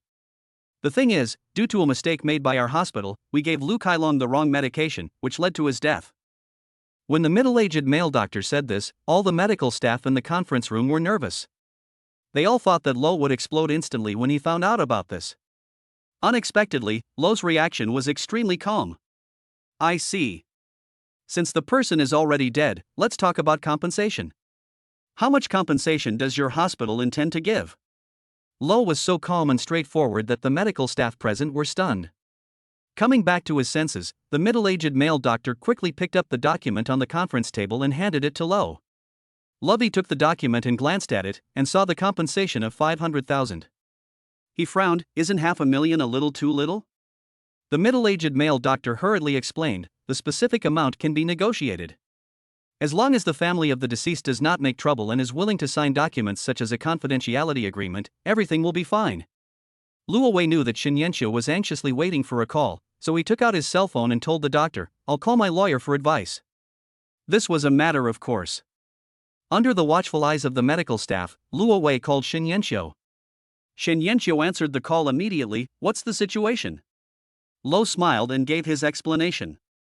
Mr. Shin, this is what happened. Lu Keilong suffered a medical accident and died in the hospital. At present, the hospital is willing to pay 500,000 yuan to settle the matter peacefully. Boss Shin, how should I deal with this matter? Lu Keilong is dead, and it is the hospital's responsibility. This is such a great thing. Shin Yanxiu's tense heart can finally relax. That bastard Lu Keilong wants to divide the property through divorce. In any case, he never expected that he would die before the divorce, and that his death could actually create income for him. At this moment, the haze in Shin Yanxiu's heart was swept away, and she immediately gave an answer. No matter how much compensation the hospital gives me, I only want 500,000. Keep the extra for yourself. Shin Yanxiu is worthy of being the company's vice president. The decision she made was so considerate of her subordinates. She was as generous as ever, and this was the answer Lo wanted. After hanging up the phone, Lo looked at the medical staff sitting in the conference room. Even though he had a faint smile on his face. But those medical staff all felt a strong sense of oppression. Luo Wei pushed the documents on the table back and said, 500,000 in compensation is too little. Lu Kailong is the mainstay of the family. He is also a boxing coach who has won many awards. His annual income is not low. Talk to the hospital's top management to see if you can increase the compensation. Luo's request is reasonable. The doctor in charge of the negotiation quickly left the meeting room and went to communicate with the hospital leaders. Soon, the doctor came back and handed the revised document to Luo for review. This is the highest compensation our hospital can offer. If you sign now, you can get the money immediately. The document shows that the hospital increased the compensation from 500,000 to 1.5 million. Lovey knew very well that it was definitely not an easy thing for ordinary people to quickly obtain high compensation from the hospital when encountering a medical accident. Thanks to Lu Kailong's friends, if they hadn't been so vicious and caused such a big commotion in the hospital just now, the hospital would definitely not have been so quick to increase the compensation. 1,500,000 in compensation was indeed very high, and Luo decided to stop while he was ahead and not ask for an exorbitant price. On behalf of Shen Yanxiu, he signed the compensation agreement, confidentiality agreement, and other documents. It's great that Luo signed so cleanly. What the hospital wants is peace and quiet. As soon as Luo signed, the hospital immediately arranged for the financial staff to transfer the money. Naturally, this compensation was paid into the account of Lu Kailong's spouse, Shen Yanxiu. After receiving the compensation, Shen Yanxiu notified Luo Wei immediately and transferred 1 million of it to Luo Wei. A full 1 million, which is a pitifully small amount of money for those rich people. But in Luo's view, this is the first million in his life. Even if he had a batch of gold worth tens of millions. But the gold was not exchanged for money. Therefore, the impact brought by this 1 million is much greater than that of that batch of gold. At this moment, Luo was filled with pride and ambition. He thought that men are heroes and money is courage. What our ancestors said was so true. Lu Kailong is such a good man. He can create such great value even after his death. Luo Wei couldn't help but thank Lu Kailong. Lu Kailong's body should have been sent to the funeral home by his family. But Luo directly signed the document and donated Lu Kailong's body to the hospital for research. Although Lu Kailong was a jerk when he was alive, he still had some impact on society after his death. After leaving the hospital and just sitting in the car, the system prompt sounded. A pop-up window appeared in the air before my eyes. Today's intelligence. 1. Gu Nanxiao is being stalked and harassed by her blind date, and things are not simple. 2. Lu Zhishu witnessed your great success in the Mashiro investigation company and wanted to ask you for help. 3. Cheng Yunshu joined a new company and was in urgent need of placing orders, and she had a house that she could pick up at a bargain price. Today's intelligence revealed 2 new characters. However, those 2 were still women. Why is it that all the information provided by the system is related to women? Muttering to himself, Luo patiently checked today's 3 pieces of intelligence. Gu Nanxiao was stalked and harassed by her blind date, and no one knows whether Gu Nanxiao, the person involved, knew about it. Moreover, this matter was not easy to handle. After all, he and Gu Nanxiao were not friends. He just picked up Gu Nanxiao's pearl earrings and returned them. If I suddenly run to find Gu Nanxiao and tell her that someone is following her, maybe Gu Nanxiao will be the first to suspect that I have impure motives? Putting aside the fact that Gu Nanxiao was being followed for the moment, Luo Wei continued reading. Because they saw me being so powerful at Mashiro Investigation Company. So, Lu Zhishu wanted to ask me for help. Luo Wei doesn't know Lu Zhishu. But it doesn't matter. Since Lu Zhishu wants to ask me for help, she will definitely come to me. At present, I must grasp the 3rd piece of information as soon as possible. Lovey has long been fed up with renting a house. In the past, he had no choice but to endure it silently when the landlord raised the rent or broke the contract. Now, he has a total of 1.25 million in his hands. Although this money is not much, it is enough to buy a small house. Taking out his cell phone, Luo Wei successfully found Cheng Yunshu mentioned in the 3rd piece of information. Luo Wei and Cheng Yunshu were college classmates and they had a pretty good relationship. I opened Cheng Yunshu's circle of friends and took a look. Cheng Yunshu actually changed his job to a real estate agent. Since the intelligence said that she had a suite that could be snatched up at a bargain price. Without saying anything, Luo Wei quickly called Cheng Yunshu to get in touch. Chapter 19. How could he afford to buy a house? Would he buy it with his life? Anju Real Estate. Cheng Yunshu with a high ponytail and wearing a professional suit. After she finished her phone call with Lo, she walked outside the store and waited. Because she heard that being a real estate salesperson was very profitable, she did not hesitate to lower herself and join the real estate company. Unfortunately, she has been working for half a month and has not yet placed any orders. Just now, Lovey said on the phone that he would come to help her improve her performance. Chang Yunshu was naturally overjoyed. Not long after, an online hailing taxi stopped in front of the store. Chang Yunshu walked forward quickly, intending to welcome Luo Wei. Unexpectedly, it was Lin Fei and her best friend who got off the online car hailing vehicle. Ha! Lin Fei made a surprised sound. Yunshu, did you know I was coming? You actually greeted me at the door of the store. Ha!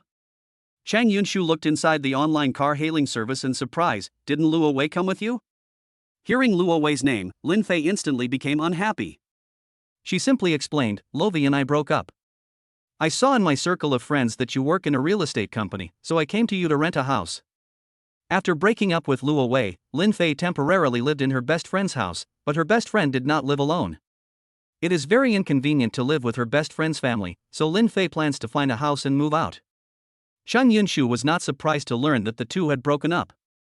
After all, love in college usually doesn't last long. But Chang Yunshu found it very strange.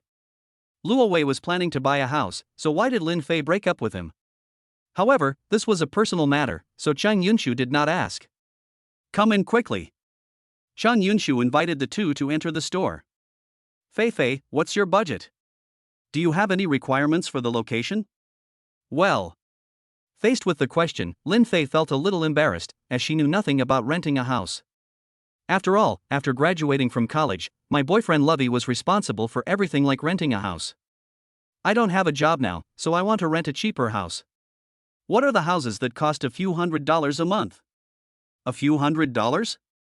Lin Fei's request made Chang Yunshu stunned. She quickly opened her work tablet and searched for a property according to Lin Fei's request. Honghai City is a big city where every inch of land is valuable, although there are many houses with monthly rents below 1,000 yuan. But those houses are either located in the suburbs or in dirty and messy urban villages, and are very small, like pigeon cages. The environments of these houses are too bad. Lin Fei looked at the houses shown by Chang Yunshu with an embarrassed look on his face. How about you increase the budget a little more? Chang Yunshu was also in a dilemma. According to Lin Fei's budget, she could only provide a house with that kind of environment. Lin Fei also wanted to rent a better house, but she had been out of work for half a year. She was short of money and could not afford the high rent. She looked at her best friend beside her in embarrassment. The best friend's eyes flickered. She didn't want to lend money to Lin Fei. After all, she herself was not rich. Moreover, she knew very well that the current employment environment was very bad, not to mention whether Lin Fei could find a job in a short time. Even if Lin Fei could find a job, she would always spend money lavishly and would not have much money saved every month. The best friend didn't want the money she lent to Lin Fei to be wasted in the end. She did not respond to Lin Fei's look asking for money. Instead, he urged Chang Yunshu. Yunshu, the reason why we came here to rent a house from you. Because you can help Fei find a cheap and comfortable house. We are classmates, just help Fei. This. Chang Yunshu looked conflicted. But I had to nod, okay. I will try to find a better house at this price. It's just. Chang Yunshu wanted to explain that it was really hard to find a good house at this price. But Lin Fei and her bestie couldn't wait to thank her. Yunshu, thank you so much. Chang Yunshu nodded helplessly and took on this difficult task. Just then, a familiar figure entered the store. I saw a colleague stand up to greet him. Chang Yunshu stepped forward quickly. He is my classmate, we just talked on the phone. Yunshu. Luo Wei waved with a bright smile. Long time no see. How dare you say long time no see? Chang Yunshu punched Luo Wei in the chest. Since graduation, you haven't come to every party. At that time, I had no money, so it was naturally boring to attend the class reunion. Luo Wei smiled and said, if there is a reunion in the future, I will definitely attend. That's good. Chang Yunshu still wanted to reminisce with Luo Wei, but she clearly felt two unfriendly gazes behind her. She shook her head slightly at Lo in embarrassment. She also didn't know that Lin Fei would suddenly come to her to rent a house.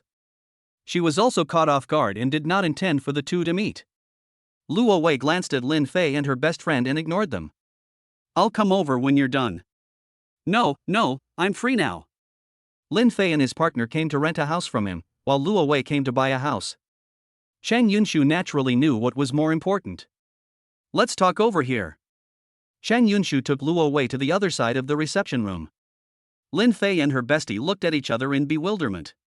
They really couldn't imagine that Honghai City was so small and they would meet Luo Wei again. Chang Yunshu left them behind and went to greet Luo Wei, which made them a little unhappy. However, I thought about how I had already asked Chang Yunshu to help me find a house. Lin Fei and the other person prepared to leave. They thought Lo was also here to rent a house, so they didn't take it seriously. But they never expected to hear Chang Yunshu say such a thing. You just called me and said you wanted to buy a house. Have you already taken a fancy to a particular apartment? Lo wants to buy a house? Lin Fei and her bestie looked at each other. Luo Wei was born in the countryside, both his parents have passed away, his salary is only 6,000 or 7,000, and he has to support his younger sister. How could he have the money to buy a house? Would he use his life to buy it? Lin Fei and her best friend were extremely curious. The two couldn't help but move forward and listen to the conversation between the two. Luo Wei ignored such things. Facing Chang Yunshu's question, he smiled and shook his head. I'm determined to buy a house, but I haven't chosen one yet. I just happened to see that you work in a real estate company, so I was going to ask you to recommend a house to me. Is that so? Chang Yunshu was a little excited. What are your requirements for the location of the house? Lovey smiled and shook his head. He came here for the house he could find at a bargain price. Of course, this cannot be said openly. I'll buy whichever set you recommend. Chang Yunshu was a little excited that Luo Wei trusted him so much. She picked up the tablet and opened a house to show Lo. Look at this house, the market price is at least over 2 million. The owner is in a hurry to go abroad, so he is selling this house at a 40% discount. Of course, the owner wants the buyer to pay in full. If you can come up with 1 million to buy this house, you will definitely make a fortune. Chapter 20. Do you like me and want to pursue me? A house worth more than 2 million. Selling it at a 40% discount? Where in the world can such a good thing happen? Under normal circumstances, it is best not to interrupt when others are discussing such matters. However, since Chang Yunshu had just abandoned Lin Fei and the others, he chose to go and receive Luo Wei. Lin Fei's best friend sneered at this time and couldn't help but expose Chang Yunshu's plan. A house worth more than 2 million yuan is being sold at a 40% discount. That house is probably a haunted house. Hearing this, Chang Yunshu's face changed drastically. Don't talk nonsense. I'm friends with the owner of the house. I know the details of the house very well. He really is in a hurry. Ha! Before Chang Yunshu could finish, Lin Fei's best friend continued to complain. If it's true, why don't you buy that house? If that apartment wasn't a haunted house, it would have been sold long ago, right? Of course Chang Yunshu wanted to buy the house, but they wanted full payment, and she didn't have that much money. A house worth more than 2 million yuan being sold at a 40% discount should indeed be in great demand. But many people suspected that there was something wrong with the house. That's why it's sold at a discount. As a result, no one cares. At this moment, Chang Yunshu was extremely anxious. She hated Lin Fei's best friend, and she was worried that Luo Wei would be affected. You know, Lovey trusts her so much, and she really wants to do good for Lovey, so she recommended that apartment. She didn't want to be misunderstood by Lovey, so she was anxious to explain. Unexpectedly, Lo made the decision with a bright smile. Let me pay a deposit first. It would be a disaster if such a cheap house was snatched away by someone else.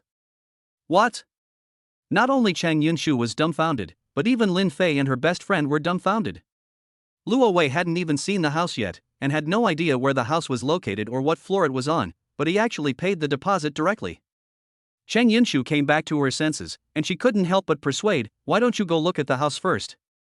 No need. Luo Wei waved his hand, I believe you, you won't hurt me. Chang Yunshu was stunned again. Didn't Lo trust her too much? This guy Lo doesn't look like he's here to buy a house. It seems more like he is doing it to help himself get orders and boost sales. Could it be that after he broke up with Lin Fei, he became interested in me? With such speculation in mind, Chang Yunshu couldn't help but blush. She couldn't help but secretly look at Luo Wei. After not seeing him for a few years, Luo Wei became more handsome and had an extraordinary temperament. The fact that he could buy a house worth $1 million without any hesitation is enough to show that he is young and rich. How could Lin Fei break up with such a Luo Wei? Chang Yunshu found it hard to understand. However, now is not the time to dwell on such matters. At Luo Wei's strong request, Chang Yunshu quickly collected a deposit of 30,000 yuan and booked the house. This scene completely stunned Lin Fei and her best friend. If you want to buy that house, you must pay the full amount of 1 million. The homeowner was in a hurry to go abroad and had no time to wait for the buyer to apply for a loan. In other words, the fact that Lo dared to pay the deposit meant that he had $1 million in savings. Before the two of them could come to their senses, they saw Chang Yunshu and Luo Wei walking out. "I'll take a taxi and take you to see the house." "Don't bother, I have a car." When they walked outside the store, they saw Lo opening the door of a domestically produced new energy vehicle. The price of that new energy vehicle is at least 400,000 or 500,000. Watched Lo drive away. Lin Fei and her best friend looked at each other for a long time. Tears glistened in Lin Fei's eyes. She regretted breaking up with Luo Wei. The reason she broke up with Lovey was that she wanted to find a rich man with a house and a car. "I didn't expect that it had only been 2 or 3 days since we broke up. Lo actually bought a house and a car." At this time, the bestie was extremely embarrassed. After all, it was she who instigated Lin Fei and Luo Wei to break up. You sleep with him every day, don't you know his details?" I know." Lin Fei felt extremely uncomfortable. He is just a poor boy, a moonlighter. Lin Fei racked his brains but couldn't figure out how Luo Wei had the money to buy a car and how he had 1 million to buy a house. "Maybe he has been lying to you." The best friend sneered. "That Luo Wei is really terrible. You've been together for so many years, and he's never told you the truth. It's better not to have a man like that." "Don't worry, Fei Fei. I will definitely introduce you to a high-quality local man." "Yeah." With her best friend's solemn assurance, Lin Fei's sadness was alleviated a little. The other side. "Get in the car and sit down." Chang Yunshu secretly checked on his mobile phone how much the car cost. Seeing the selling price of 500,000, she was secretly surprised. Lo's cars all cost $500,000. No wonder he didn't even blink an eye when buying a house for 1 million. Lo did not explain that the car actually belonged to the company's president. After all, Chang Yunshu didn't ask, and he was too lazy to explain. Under the guidance of Chang Yunshu, Luo Wei drove into the Bisui Manor community. Come to think of it, Gu Nanxiao also lives in this neighborhood. Before, Luo Wei picked up Gu Nanxiao's pearl earrings and gave them to Gu Nanxiao at the gate of this community. After parking the car, the two took the elevator upstairs, and Chang Yunshu took the opportunity to explain the situation of the house. The homeowner no longer has any relatives in the country, and he already obtained a US green card. He returned to China this time mainly to deal with the funeral affairs of his relatives. Because I won't be staying in the country for too long, I lowered the price and sold the house as soon as possible. At first, he offered a 40% discount, then a 50% discount, and finally a 40% discount. The more he lowered the price, the more people thought there was something wrong with the house, so no one was interested in buying it. If I didn't know that person inside and out, I would have suspected that there was something wrong with this house. As they were talking, the elevator arrived at the 16th floor. This building has 2 elevators and 2 households. Chang Yunshu entered the password into the smart lock and opened room 1601. This house faces north and south, has 3 bedrooms, 2 living rooms and 2 bathrooms. It was originally renovated for the owner to get married, but I didn't expect him to go abroad and settle down. This house is as new as it can be. If you take a closer look, you will see no signs of life at all. The house is decorated very warmly and is fully equipped with all kinds of home appliances and furniture. You only need to purchase daily necessities such as bed sheets and quilts, and you can move in with just your luggage. After a brief visit, Lo was very satisfied. Contact the landlord to complete the formalities. Really? Chang Yunshu was shocked by Luo Wei's straightforwardness. I believe you, there is absolutely no problem with the house you recommended. I'm just trying to find a bargain. If you're slow, it'll be bad if someone else buys it. Chang Yunshu felt warm inside that Luo Wei believed in him so much. She is a bold, cheerful, and outspoken person. She couldn't help but question Lo. You are so rich, you should have enough housing, right? You came here specifically to help me with my sales this time, right? By the way, do you like me and want to pursue me? Chapter 21. Do you think he is a rich second generation? The relationship between Luo Wei and Chang Yunshu. They are more than just college classmates, they can be considered good friends. That's why Chang Yunshu dared to ask Luo Wei such a question directly. In response to Chang Yunshu's question, Luo Wei looked straight at her delicate oval face. Chang Yunshu's eyes flickered, and he couldn't stand Luo Wei's burning gaze at all. Stop staring at me, talk. Okay. Lo chuckled. You are so beautiful, of course I like you. But I have no intention of pursuing you. Like me, but don't pursue me. Chang Yunshu was confused and didn't understand what Luo Wei meant. Dating is a very troublesome thing. Luo Wei explained with a smile, anyway, I don't have the pressure from my parents to get married. I don't want to fall in love for the time being. I plan to have fun for a few more years. So that's it. Chang Yunshu patted his chest and breathed a sigh of relief. You guy, I thought you wanted to pursue me. It makes me so nervous. What's there to be nervous about? Lo laughed. I've always treated you as a brother, not a woman. What did you say? Chang Yunshu instantly got furious. She reached out, grabbed the soft flesh around Lo's waist, and pinched it hard. Okay, I was wrong. Luo Wei gasped in pain, in fact, I have always had improper thoughts about you. Bah! Chang Yunshu blushed and let go of her hand. I thought you were honest before, but I didn't expect you to be so dishonest. Why am I not serious? Luo Wei asked while pushing Chang Yunshu into the corner. Encountering this situation, although Chang Yunshu blushed, she was extremely brave. She actually stood on tiptoe and pecked Lovey on the mouth. Suddenly, an ambiguous atmosphere filled the air. Luo Wei was just joking, he didn't expect Chang Yunshu to do such a thing. Since Chang Yunshu is so bold, he will naturally not be polite. He was just about to lower his head to let the ambiguity sublime. But he was pushed away. Okay, stop messing around. I need to contact the landlord to complete the formalities. Chang Yunshu blushed and quickly took out his cell phone to make a call. She also couldn't understand why she was so bold just now. Maybe it was because Lovey was handsome and rich that she did something stupid. Watching Chang Yunshu flee in panic, Luo Wei chuckled. He didn't lie just now, he really had no intention of falling in love. He now just wants to use system intelligence to make a fortune. If Chang Yunshu came to him on his own initiative like Shin Yenshu did, he would naturally not refuse.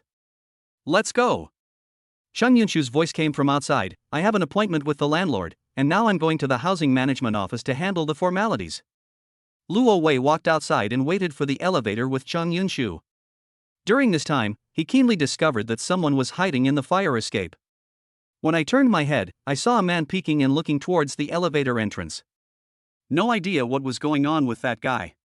The elevator had already arrived, and Luo Wei was too lazy to pay attention to him. He went downstairs with Chang Yunshu. We drove to the housing management office and successfully met the polite homeowner. The transfer procedures were completed in less than half an hour. Before Lo could even warm up to the 1 million yuan he received from the hospital, he directly turned it into a house. After getting the bright red house deed, the system's pleasant prompt sound appears. Congratulations, you have obtained 1 intelligence point.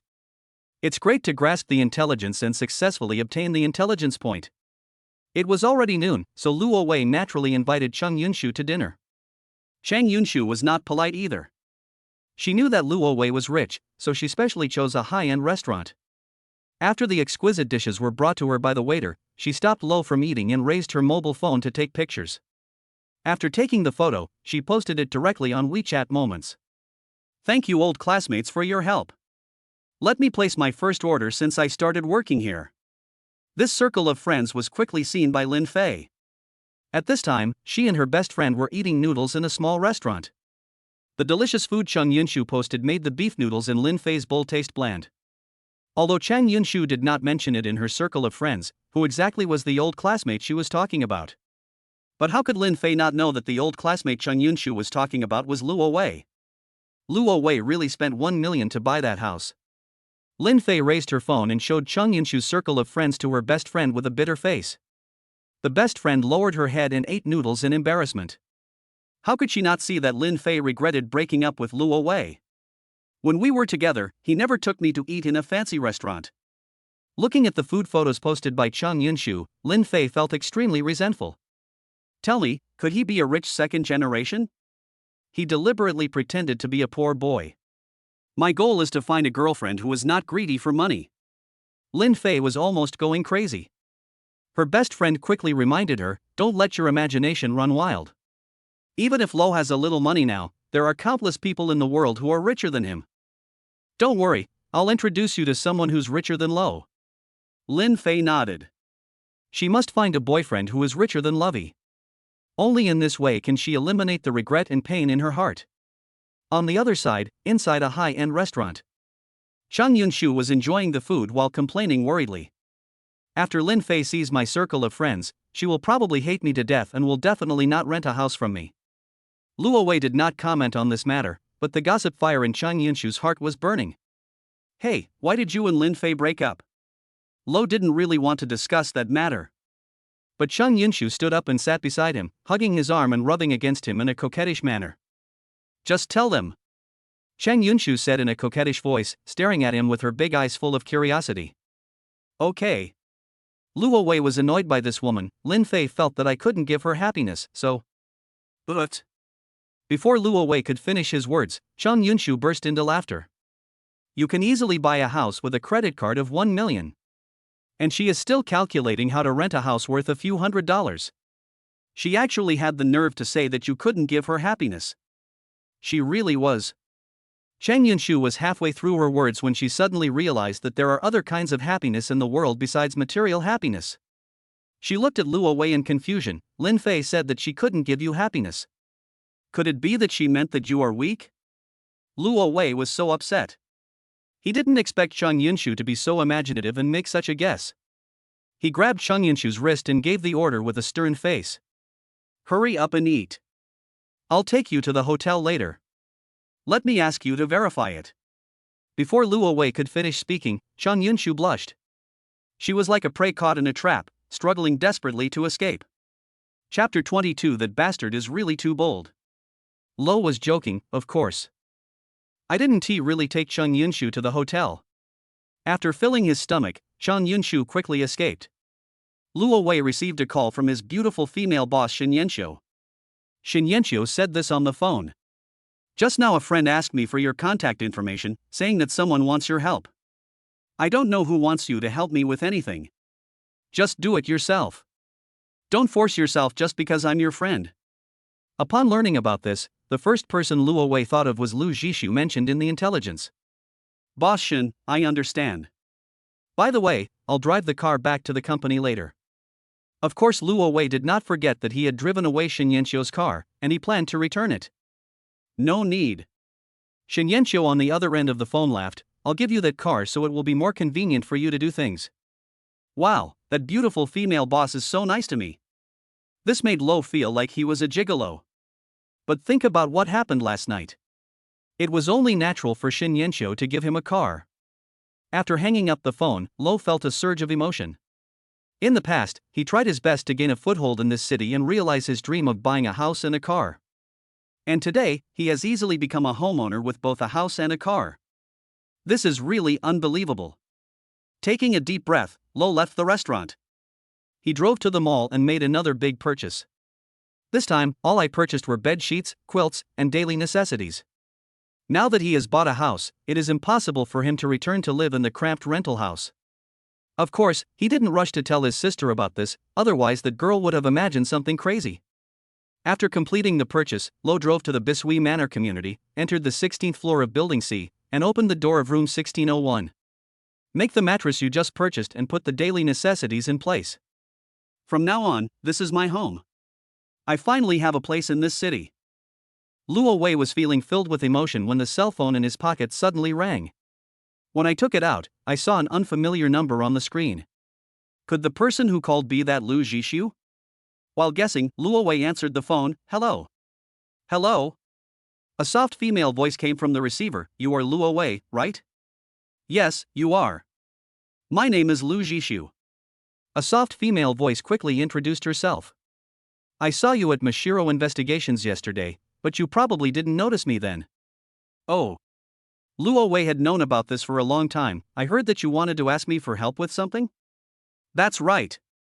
Lu Zhishu tried to explain with a soft voice, yesterday I wanted to entrust my investigation company to handle some things, but then I found out that you are more capable, so. Without waiting for the other party to finish speaking, Lo gave a clear and neat answer, no problem, I agree. Ah. Lu Zhishu didn't expect that Luo Wei would be so straightforward. I haven't told you yet, what can I do for you? Luo Wei chuckled, do you want to be rejected by me? No. Lu Zhishu felt that Luo Wei was not playing by the rules. So, are you free next? If you are free, please come to Bishui Manor Community, Building C, Room 1602 as soon as possible. I will explain the relevant situation in detail when you come. Building C, Room 1602, ISNT this the address of my neighbor across the street? Lovey agreed readily and then hung up the phone. At the same time, the system's pleasant prompt sound rang. Congratulations, you have obtained 1 intelligence point. Lo was stunned for a moment, then laughed. Although he didn't know what Lu Zhishu wanted him to do for help. But he agreed without hesitation, just to get the intelligence point. But he didn't expect that just by agreeing to help Lu Zhishu, he had already grasped the intelligence and obtained the intelligence points before he even helped. At this time, in room 1602. After finishing her phone call with Luo Wei, Lu Zhishu made an okay gesture to her anxious best friend. In fact, the reason why she asked Lo for help was entirely to help her best friend. That Lovey is very powerful. I saw with my own eyes yesterday that he kicked the wall so hard that it was covered with cracks. I was so shocked that I was stunned. When I came to my senses, he had left. It took me a lot of connections to find his contact information. After he comes over, I'll be able to. Ding dong, ding dong. Lu Zhishu was vividly describing what he saw and heard at the Mashiro Investigation Company yesterday. The doorbell rang without warning, scaring her so much that she trembled all over. Her best friend huddled up into a ball, almost crying. That bastard is so bold. Lu Zhishu gritted her teeth, he actually dared to ring the doorbell, I will make him pay. Lu Zhishu grabbed the pepper spray on the table and strode towards the entrance. However, see the person displayed on the electronic cat-eye screen. She was so surprised. The person standing outside the door was actually Lovey. Lu Zhishu felt dizzy. She asked loudly through the door, Luo Wei, how come you came so quickly? We just got off the phone, how come you're here? Did you fly here? Luo Wei smiled and pointed behind him, to be honest, I just bought room 1601 this morning. I was just decorating my new home when I received your call. Is this true? Lu Zhishu was full of vigilance. Show me your property deed. Wow, what on earth happened to Lu Zhishu that made him so careful? Motioning her to wait, Lovey walked to a place out of the peephole's sight and took out the bright red house certificate from the system inventory. Afterwards, he returned to the door of number 1602, opened the house deed and presented it to Lu Zhishu for inspection. Lu Zhishu finally breathed a sigh of relief when he saw that Luo Wei was really his neighbor. She quickly opened the door. Suddenly, a short girl with a bob haircut appeared in front of Lovey. Lu Zhishu looked outside the door warily, then waved to Luo Wei, come in quickly. After getting a pair of slippers for Lovey from the shoe cabinet, she quickly returned to the living room to report the incident to her best friend. Nanxiao, you would never have thought that Luo Wei bought the apartment across the street. He is our neighbor. Nanxiao? Could it be Gu Nanxiao? Lovey changed his shoes and walked into the house. Sure enough, I saw a familiar-looking mature lady in black stockings. The day before yesterday, based on system intelligence, he found Gu Nanxiao's lost pearl earrings in the Uniqlo fitting room. After returning the earrings, Gu Nanxiao gave a bribe of 5,000 yuan.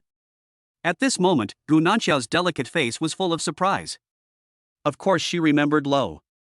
She really didn't expect that this was the powerful person her best friend talked about. It turned out to be the person who had picked up her pearl earrings. What a small world this is.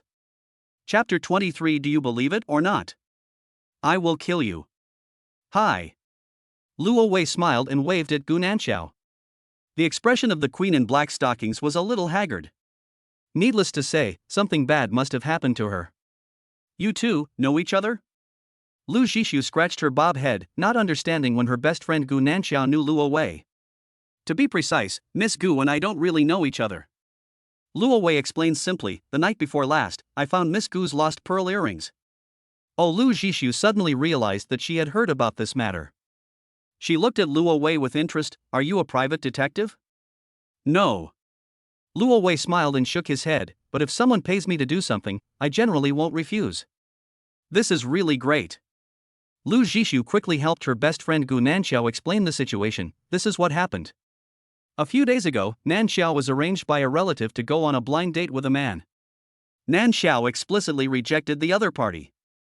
But the man probably pestered Nanxiao because she was pretty. No matter where Nanxiao goes these days, that man follows her.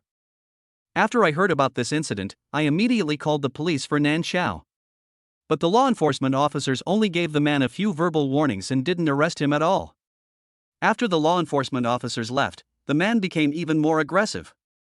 He even showed up outside our house. Then I wanted to find a private investigator to handle the matter, and I ran into you at Mashiro Investigations. After hearing Lu Zhishu's description, Luo Wei immediately remembered that when he came with Cheng Yunshu to view the house, he found a sneaky figure in the fire escape. He didn't pay attention to that person at that time, but he didn't expect that person to be harassing Gu Nanxiao. Mr. Luo. Gu Nanxiao looked at Luo Wei with tears in her eyes. Can you help me? Don't worry, I will give you money. As long as you can help me deal with this matter, I don't care how much money you give me. As a girl, being followed by a man every day is a very scary thing. Facing Gu Nanxiao's plea, Luo Wei nodded without hesitation. Dealing with this matter would not only make money, but also gain intelligence points. How could he refuse such a win-win situation? Seeing Luo Wei nod, Gu Nanxiao finally smiled. Lu Zhishu couldn't wait to shout. Without further delay, let's take action. Nanxiao stayed at home all day today and didn't dare to go anywhere. Nanxiao wouldn't dare go out unless she gets rid of that wretched man Zhong Zijie. That wretched man must still be outside. I'll lure him out, and then you, Luo Wei, kick him away. Luo Wei gave a thumbs up and agreed with Lu Zhishu's plan. Gu Nanxiao also nodded heavily. The feeling of being stalked and harassed was really terrifying. She hoped that Luo Wei would quickly deal with that person. The plan was approved by Lovey, and the girl with the bob haircut immediately stepped forward with her short legs to open the door to the living room. With Lovey as her backer, she is fearless at this moment and feels incredibly strong. Zhong Zijie. Lu Zhishu shouted in the corridor with a stern face. Nanxiao wants to talk to you, please come out. Before Lu Zhishu finished speaking, footsteps were heard from the direction of the fire escape stairs. Soon, a young man with a crew cut appeared. Gu Nanxiao, who was in the house, heard the footsteps and was so scared that her face turned pale. That Zhong Zijie had actually been hiding in the fire escape. This was really scary. She gave Lovey a pitiful look, and Lovey motioned for her to be patient, then quickly walked out the door. Zhong Zijie really thought that Gu Nanxiao wanted to talk to him. He never expected that as soon as he showed up, he saw a dark shadow appear in Gu Nanxiao's house. His heart skipped a beat and he felt something was extremely bad. He turned around and wanted to escape. Unfortunately, as soon as he turned around, he felt a horrible push on his back. Lo kicked Zhong Zijie on the back. Zhong Zijie was kicked away and fell heavily to the ground. Witnessing this scene, Lu Zhishu's face flushed with excitement. She already knew that Lo could easily deal with that wretched man. You know, Lo can crack the wall with one kick. Gu Nanxiao heard a plop sound. When she walked out the door, she saw that Lo had already stepped on someone. Zhong Zijie, who was kicked in the back, was already dizzy from the fall and felt pain all over his body. He never expected that his head would be stepped on and rubbed hard on the ground. He was extremely frustrated and roared in anger, "Who the hell are you? How dare you step on me? Do you believe it or not, I will kill you." Hearing his arrogant words, Lo kicked him in the mouth that was full of shit. Zhong Zijie immediately let out a howl of pain. This kick from Lo broke several of his teeth. Zhong Zijie's mouth was full of blood, he looked horrible. After witnessing this scene, Lu Zhishu and Gu Nanxiao did not think that Luo Wei was cruel. They felt extremely relieved about this. I found out that Lo is a ruthless person. Zhong Zijie quickly admitted his mistake and begged for mercy. Brother, I was wrong. I won't dare to do it again. Luo Wei remained unmoved and continued to step on Zhong Zijie's head. The system intelligence made it clear that the matter of Gu Nanxiao being stalked by her blind date was not a simple one. Therefore, the reason why Zhong Zijie followed Gu Nanxiao was definitely not because he liked Gu Nanxiao, but because he had other purposes. Tell me. Luo Wei asked Zhong Zijie, why are you following Gu Nanxiao? I want her to be my girlfriend. Zhong Zijie gave a matter-of-fact answer. Gu Nanxiao's face turned pale and he quickly stepped back. Being targeted by people like Zhong Zijie. It's really a nightmare. Ha, Lo has the system intelligence, but this guy actually wants to deceive him. You're not going to tell the truth, are you? Lo Wei growled with a dark face, you're forcing me to confess by torture. Before he finished speaking, he raised his leg and kicked Zhong Zijie hard. A heavy kick landed on Zhong Zijie's lower abdomen. Even if he didn't try his best. But it still gave Zhong Zijie a critical hit. Zhong Zijie's pupils constricted, his eyes full of horror. No matter what, he never expected that this man would be so violent. He curled up in agony, holding his aching stomach tightly with both hands. His face was distorted in pain and he couldn't breathe for a long time. Seeing that Luo Wei was about to kick him, Zhong Zijie stretched out his hand with difficulty to stop him. I'll tell you, I confess. Tell me the truth quickly. Lo showed a look of limited patience. Once Zhong Zijie started rambling, he couldn't make any sense. He will definitely deliver another heavy blow. Chapter 24. Nan Xiao is a rich woman. Facing Lo's violent threats, Zhong Zijie, who didn't want to suffer, chose to confess hesitantly. Actually, it was Du Jialing who asked me to follow and harass Gu Nanxiao. Karina too? When Lu Zhishu heard this name, he was shocked. She looked at Gu Nanxiao in horror. She thought Zhong Zijie liked Gu Nanxiao, so he was following and harassing her. Unexpectedly, Karina too was the mastermind behind this incident. Du Jialing is Gu Nanxiao's cousin. What does she want to do? Gu Nanxiao's face was also full of surprise. She didn't believe that her cousin Du Jialing would do such a thing. But when she thought about it carefully, the reason why she went on a blind date with Zhong Zijie a few days ago was because of her aunt's strong efforts to facilitate it. The reason why my aunt arranged that blind date was actually planned by my cousin, right? Gu Nanxiao's face turned pale.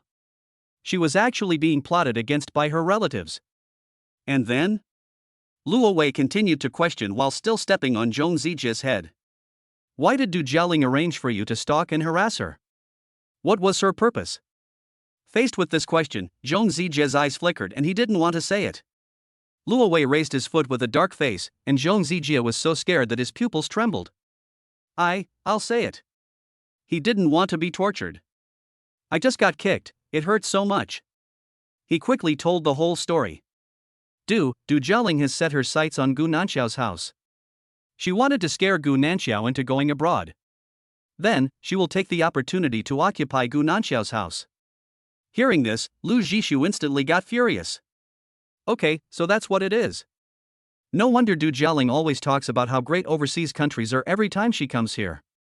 She has been instigating Nan Xiao to go to Dad Gu, who is working abroad. Once Nan Xiao went abroad, she actually wanted to take over my place. Lu Zhishu was very angry. Gu Nanxiao, the person involved, had an even gloomier expression. So this is what happened. After figuring out the cause and effect, Lovey was not surprised. After all, housing prices are so high now, and many people will do anything to buy a house. I was wrong, please, let me go. Zhong Zijie has confessed. But Lo still stepped on him and had no intention of letting go. Luo Wei sneered and stared at him. Do you know how Gu Nanxiao got here these days? Are you going to apologize and admit your mistake, and let it go? Aren't you going to pay some compensation for mental damages? That's right. Lu Zhishu was angry and agreed with Luo Wei. I don't have money. Zhong Zijie said with a sad face. Oh. Luo Wei didn't believe it. That Du Jialing asked you to do something, so she must have paid you. How could you not have money? She really didn't give me money.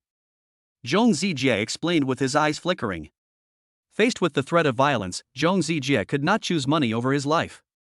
Lo felt that this guy didn't seem to be lying. A guess couldn't help but pop up in his mind. By the way, are you Du Jialing's boyfriend? Upon hearing Luo Wei's guess, Zhong Zijie's eyes were filled with disbelief. He couldn't understand how Luo Wei guessed this. Could it be that Luo Wei had seen him and Du Jialing walking together? Gu Nanxiao saw Zhong Zijie's reaction and it seemed that Zhong Zijie was indeed her cousin's boyfriend. The blind date that my aunt arranged for me turned out to be my cousin's boyfriend. I don't know whether my aunt knows about this. Gu Nanxiao was so angry that she cried. My aunt and her daughter are really outrageous. When their mother was alive, she provided a lot of support to their family. I didn't expect that after my mother passed away, my aunt's family would plot against me like this. Gu Nanxiao turned around and went back into the house. She found it hard to accept such a truth for a moment. Lu Zhishu hurried to comfort Gu Nanxiao. In the corridor, only Luo Wei and Zhong Zijie, who was being stepped on, were left. Luo Wei took out the bad luck charm from the system inventory, then smiled and slapped it into Zhong Zijie's body. Okay, you can go now. Thank you, thank you. Although he was beaten by Lo. But Zhong Zijie still thanked him and hurriedly got up and ran away. Lo stood in the empty corridor and waited for a long time. The system prompt tone did not appear. It seems that I have to help Gu Nanxiao solve this problem. Only then can you grasp the intelligence and obtain intelligence points. At this time, Lu Zhishu walked out of the house and saw that Zhong Zijie was missing. She immediately exclaimed, "Where is the person? Where is that wretched man? I let him go." Ah? Lu Zhishu couldn't understand. Why did you let him go? You should have sent him to the police station. Luo Wei spread his hands and said, "Didn't you call the police earlier? Did it work?" Lu Zhishu scratched his head in frustration. Zhong Zijie was just stalking and harassing. It did not cause any substantial harm to Gu Nanxiao. Therefore, even if you call the police, it will be useless. At most, you can just give them a verbal warning. But, what should we do next? Lu Zhishu was worried. What if you leave and that guy comes back? Luo Wei smiled and pointed to room 1601 across the street. Have you forgotten that we are neighbors? If anything happens, just yell and I will appear. Besides, since I agreed to handle this matter, I will naturally solve it thoroughly. Yeah. Lu Zhishu smiled and asked impatiently. What are you going to do next? Do you want to go directly to Du Jialing's house to warn her? You must take me with you. I want to see you break the wall with your foot. Lu Zhishu has a soft voice and sounds like a gentle girl, but her personality is a bit noisy. Gu Nanxiao, who had calmed down, also walked out of the house. The queen in black stockings bowed 90 degrees and thanked Luo Wei. Mr. Luo, thank you so much. If it weren't for you, I really don't know what I would do. While thanking him, she took out her cell phone to pay Lo. WeChat payment of 30,000 yuan. After 30,000 yuan arrived, Luo Wei waved his hand and said, "Just a token of your appreciation is enough. You don't have to give so much." Lu Zhishu laughed at the side. 30,000 yuan is not a lot. You probably don't know, Nanxiao is a rich woman. Gu Nanxiao blushed and slapped her best friend. She was not a rich woman, but 30,000 yuan was really nothing to her. By the way, in order to retrieve a pearl earring, Gu Nanxiao directly offered a reward of 5,000 yuan. That incident was enough to show that Gu Nanxiao was definitely not short of money. On the other side, Zhong Zijie limped out of the Bishui Manor community. He couldn't understand why he fell several times in a row and was almost hit by a car when he left the community. However, he didn't care about this bad luck. His mind was now full of how to take revenge on that lovey. Although he is no match for Lo, he knows a tough guy who just got out of prison. Chapter 25. You are a maggot, a bitch, and a slut. Now that we know the culprit, Gu Nanxiao naturally hoped to resolve this matter once and for all. Even though the other party is a relative, Gu Nanxiao does not intend to make a big deal out of it. After paying Lovey 30,000 yuan, she immediately suggested taking Lovey to his aunt's house. On the other side, in a rental house, Du Jialing was lying on the sofa, sipping milk tea and browsing her phone. Seeing some people posting photos of their beach vacations and some posting photos of high-end food on their friends' circle, she was so envious that her mouth was watering. However, she couldn't help feeling a little proud when she thought that it wouldn't be long before she would be able to buy Gu Nanxiao's house.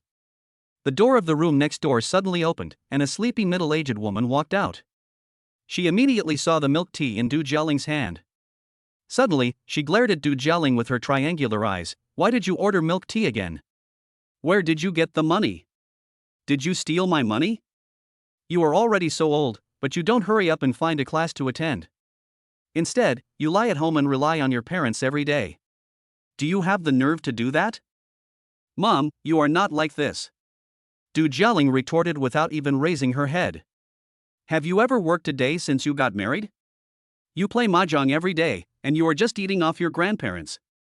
The middle-aged woman remained calm when her daughter complained about her. She snatched the milk tea from Du Jialing's hand, put the straw into her mouth and took a big sip. Then she started to refute, "At least I got myself married and raised you. I'm warning you, wait until that Zhong Zijie helps to take over Gu Nanxiao's house. Break up with him immediately and find someone rich. It doesn't matter if I'm a mistress. Is there any mother like you?" Du Jialing rolled her eyes.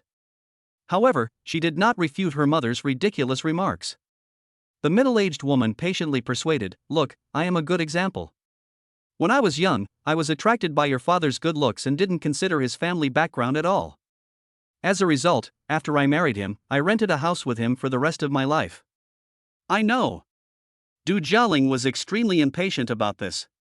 She knew very well how poor her family was. Because of this, she has been very inferior since she was a child. There was a sudden knock on the door. The middle-aged woman walked over and opened the door. She thought it was her friends who urged her to play mahjong. Unexpectedly, it was my niece, Gu Nanxiao, standing outside the door. There was no expression on Gu Nanxiao's delicate face, but anger lingered in her black and white eyes. The middle-aged woman was not a fool, she could see that Gu Nanxiao was very angry. But she still greeted him with a smile. "Nanxiao is here. What a rare guest. Please come in. Why is Gu Nanxiao here?" Du Jialing, who was lying on the sofa, quickly got up.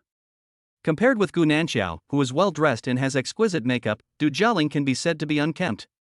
The inferiority complex in her heart suddenly emerged, and she quickly went into the room and hid. "Aunt!" Gu Nanxiao stood at the door of the rental house and did not enter.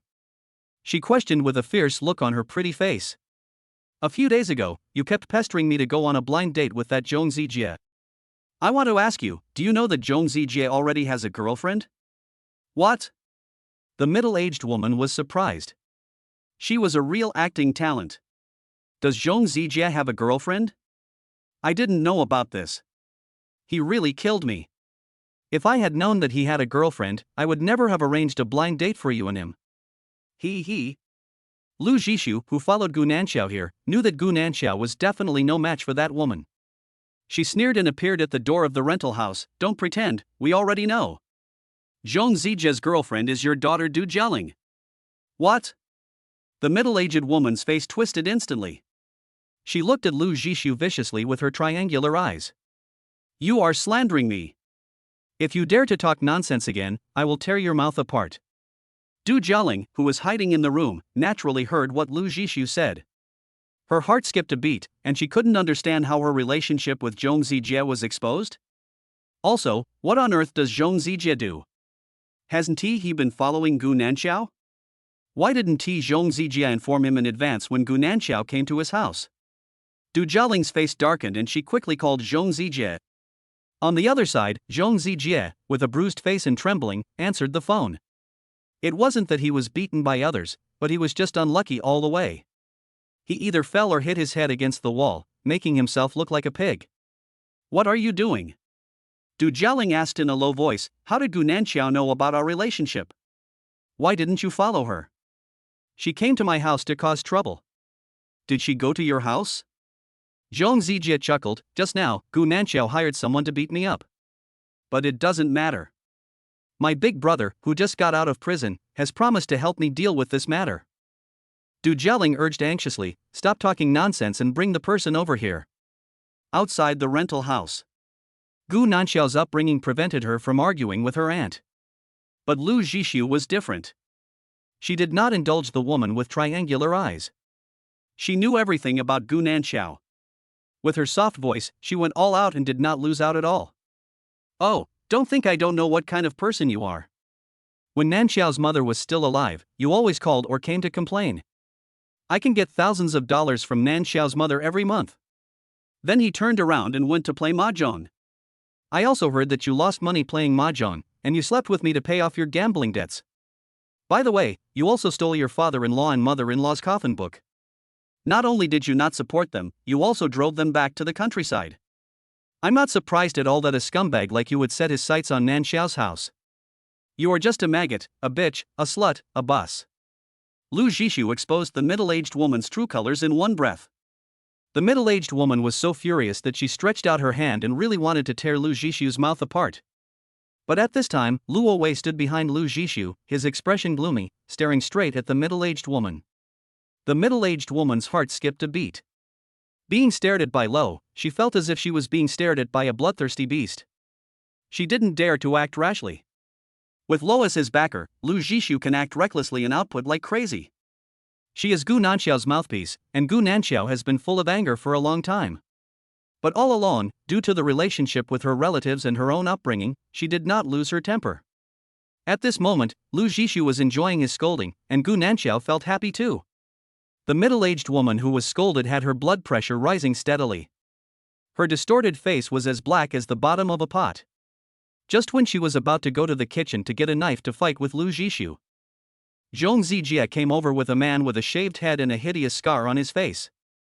Chapter 26. Why mess with him when there are so many other options?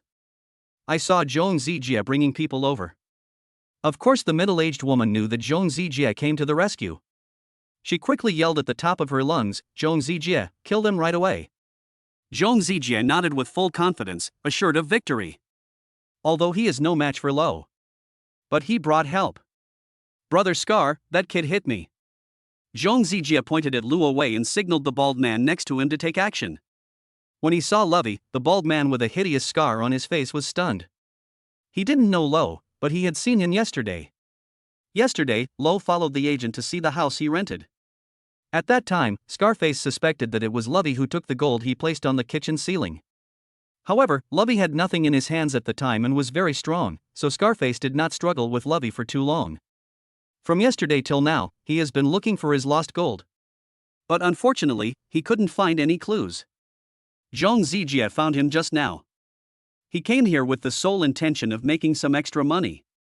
Unexpectedly, the person Zhong Zijie wanted him to deal with was actually Luo Wei. Scarface squeezed his right hand. Yesterday he stretched out his hand and wanted to grab Lo's collar. As a result, he was slapped on the hand by Lovey. Although a day has passed, his right hand still hurts. In short, Scarface knew very well that Lovey was very strong, and he would definitely not end up well if he went against Lovey. Gu Nanxiao and Lu Zhishu hid behind Luo Wei, and they were trembling with fear at the ferocious scarred man. They suddenly realized that they might have gone too far. They didn't expect that Zhong Zijie would find someone who looked like he had just been released from prison to support him. Just when they were thinking wildly that Lovey might suffer a loss next, no one expected that the ferocious scarred man would raise his hand. He actually slapped Zhong Zijie hard. "You bastard, why did you pick on him when you could pick on anyone else? I don't want to get involved in your mess. Don't look for me. I don't know you." After slapping Zhong Zijie, Scarface turned around and walked downstairs neatly, as if he had never appeared. Such a reversal left everyone present dumbfounded and unable to believe it. Even Lo was surprised. He thought that the Scarface man would fight with him. Unexpectedly, Scarface was so conspicuous. Knowing he was no match for him, he turned around and left. Everyone gradually came to their senses and realized that when Scarface was talking about provoking someone, he was referring to Lovey. Hahaha. Lu Zhishu raised his head and looked at Luo Wei with admiration. That bald guy must know that Luo Wei is a fierce man who can break the wall with one kick, so he was scared to death. This well-mannered young man in front of me can actually crack the wall with one kick? Although I don't know whether this is true or false. But judging from Scarface's reaction, Lo is awesome. As soon as Scarface left, Zhong Zijie immediately became scared. His legs were so weak that he didn't even have the strength to run away. The middle-aged woman was also dumbfounded.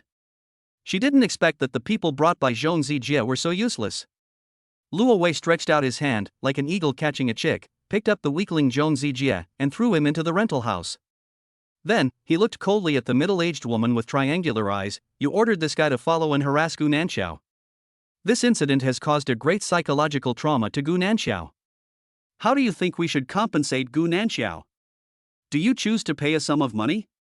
It's better for me to beat him up and let Gu Nanxiao vent his anger." Whether it's paying money or getting beaten, the middle-aged woman with triangular eyes doesn't want to choose. She wanted to play the family card with a sad face and wanted to say to Gu Nanxiao, "I am your aunt." Unfortunately, before she could finish her words, Lo kicked the coffee table.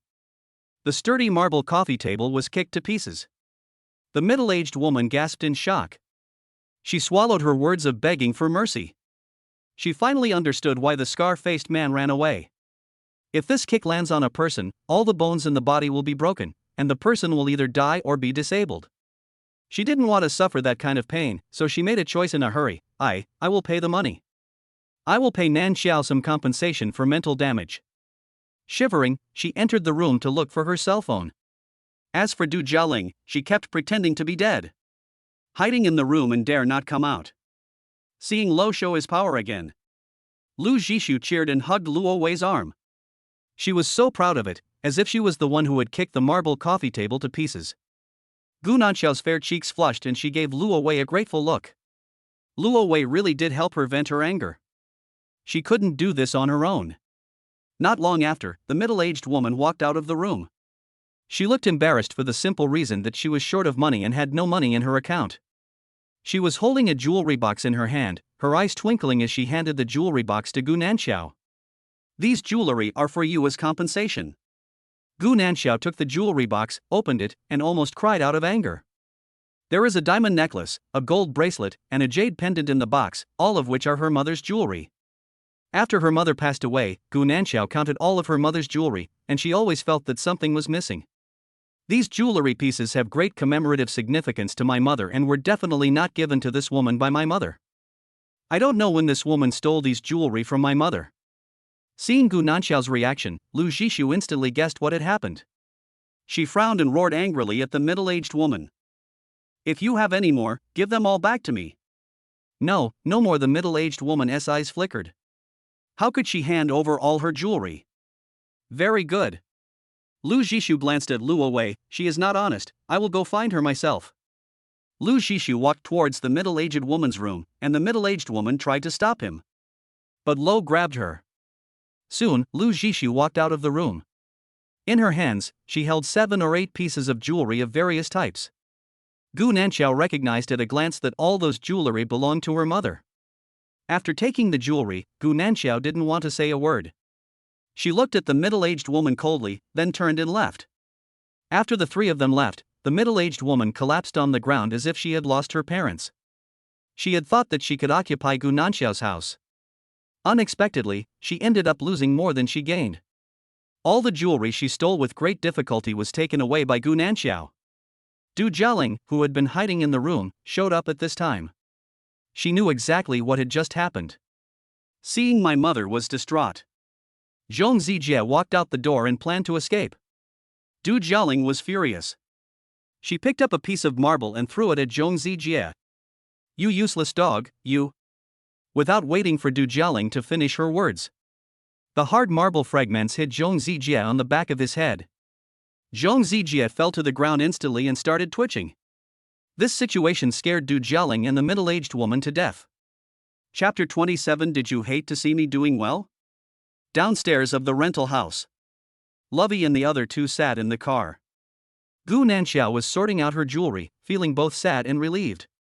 Lu Zhishu shouted excitedly that after this incident, Du Jialing's family would never dare to bully Gu Nanxiao again.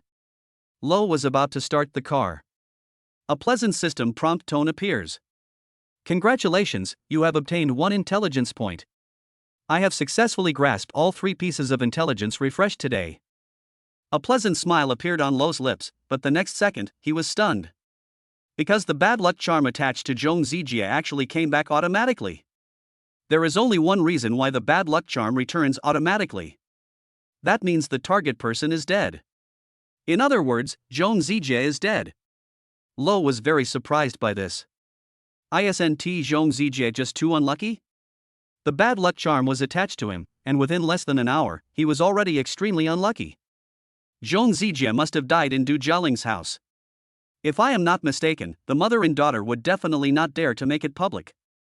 Luo Wei guessed correctly. He found that Zhong Zijie twitched for a while and then had no heartbeat or breathing.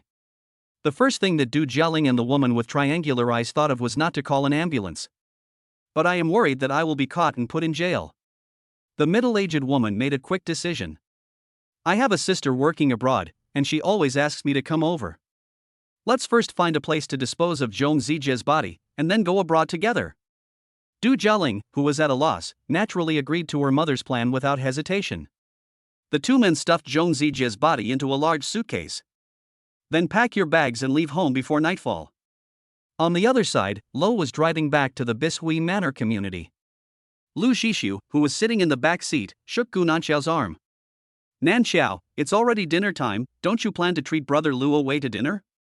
Of course I will. Gu Nanxiao had already calmed down. Mr. Luo, let's go eat. You helped me so much, I have to thank you very much. Lovey smiled and nodded without objection. Seeing that, Luo agreed. Lu Zhishu and Gu Nanxiao were chattering, discussing where to eat. On the other side, a high-end restaurant. Lin Fei dressed up beautifully and was sitting in front of the floor-to-ceiling window taking a selfie. Her best friend finally fulfilled her promise and introduced her to a high-quality local man in Honghai City. The other party has a house and a car, and his parents are in the system. Such a high-quality man is hard to come by. Lin Fei secretly swore in her heart that she must defeat the other party. However, when a fat figure appeared. When Lin Fei saw the greasy face full of acne scars, she almost vomited. She suddenly realized why the other party, with such excellent conditions, needed to find a girlfriend through blind dates. It turned out that he was not a good person. She was smiling at the other person politely out of courtesy, while she was furiously complaining about her best friend on her phone. Who did you introduce me to? The first time I saw him, I almost vomited. The best friend responded bluntly, you are so handsome and have a good family background, do you think they would like you? Sister, don't be naive, money is the best thing in the world. If you don't have money, no matter how handsome your husband is, he can't be your meal. That being said, however, Lin Fei was terrified and looked at the fat, acne-stricken man sitting opposite her. Living with such a person, she felt like she had nightmares every day. Lin Fei gritted her teeth and made up her mind to endure the nausea and stay with this person. However, she was mentally prepared, as the acne-stricken man didn't seem to be attracted to her at all. At this time, the man with acne was staring at the entrance of the restaurant. Lin Fei turned his head and happened to see a familiar figure. Brother Luo Wei, let's have a meal here first. After that, let Nanxiao cook for you and thank you properly. Let me tell you, Nanxiao's cooking skills are incredible, better than many hotel chefs. Lu Zhishu held Luo Wei's arm and chattered. Luo Wei looked at Gu Nanxiao on the other side in surprise. Gu Nanxiao, wearing black stockings and exquisitely dressed, clearly looks like an urban beauty.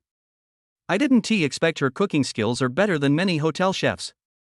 Gu Nanxiao's cheeks flushed and she nodded slightly. Admit that I am a good cook. We are neighbors, we need to interact more often in the future. As they were talking, Lu Zhishu felt someone staring at her, and she subconsciously held Luo Wei's arm tighter. Of course she would catch someone as handsome and powerful as Luo Wei. At this time, Luo Wei saw Lin Fei. Unexpectedly, I met my ex-girlfriend again. The city of Honghai is really too small. Glancing at the acne-stained man sitting opposite Lin Fei, Luo Wei didn't care. Since we broke up, we are naturally strangers with nothing to do with each other. Lin Fei watched as Luo Wei and two pretty girls entered the restaurant's private room. The girl holding Lovey's arm, although a little short, had a perfect figure. Moreover, she looks very lively and proactive. Almost no man can resist that type of beauty. The other girl not only has a pair of long legs wearing black stockings, but is also elegant and intellectual. And his eyes were filled with endless affection for Lovey. After breaking up with me, Lo had better and more choices. And herself. Lin Fei looked at the man with the acne scar. She was horrified to find that the pockmarked man was staring at a woman in a short skirt in the restaurant and drooling. Suddenly, Lin Fei felt endless disgust in her heart, and she missed the handsome Luo Wei even more. The more she missed her, the more uncomfortable she felt. She hated her best friend so much. If it weren't for my best friend instigating me, how could she just leave and dump Luo Wei without saying goodbye? She didn't care about being polite and just stood up and left with her bag. After leaving the restaurant, she called her best friend and started cursing. Did you do this on purpose to introduce me to a drooling idiot? Were you so jealous of me that you deliberately encouraged me to break up with Luo Wei? After being scolded, the best friend was so angry that she almost vomited blood. She just wanted Lin Fei's best interests, but she didn't expect that Lin Fei would bite her back. If you regret it, then go find Luo Wei and get back together. You made the choice yourself, I didn't drag you away. Of course Lin Fei wanted to get back together with Luo Wei, but she didn't have the face-to-face Luo Wei, and she had no chance at all. Lin Fei turned her head and looked towards the restaurant's private room. Luo Wei was now surrounded by beauties. Any one of them was prettier than her and had a better figure than her. At this moment, Lin Fei regretted it to her core. She wanted to slap herself in the face. She was so stupid back then. Chapter 28. Chen Ayla will be in danger at noon today. Compared with the depressed Lin Fei, Lo, located in the restaurant's private room, is extremely comfortable. The lively Lu Zhishu drank a little wine and kept rubbing against him.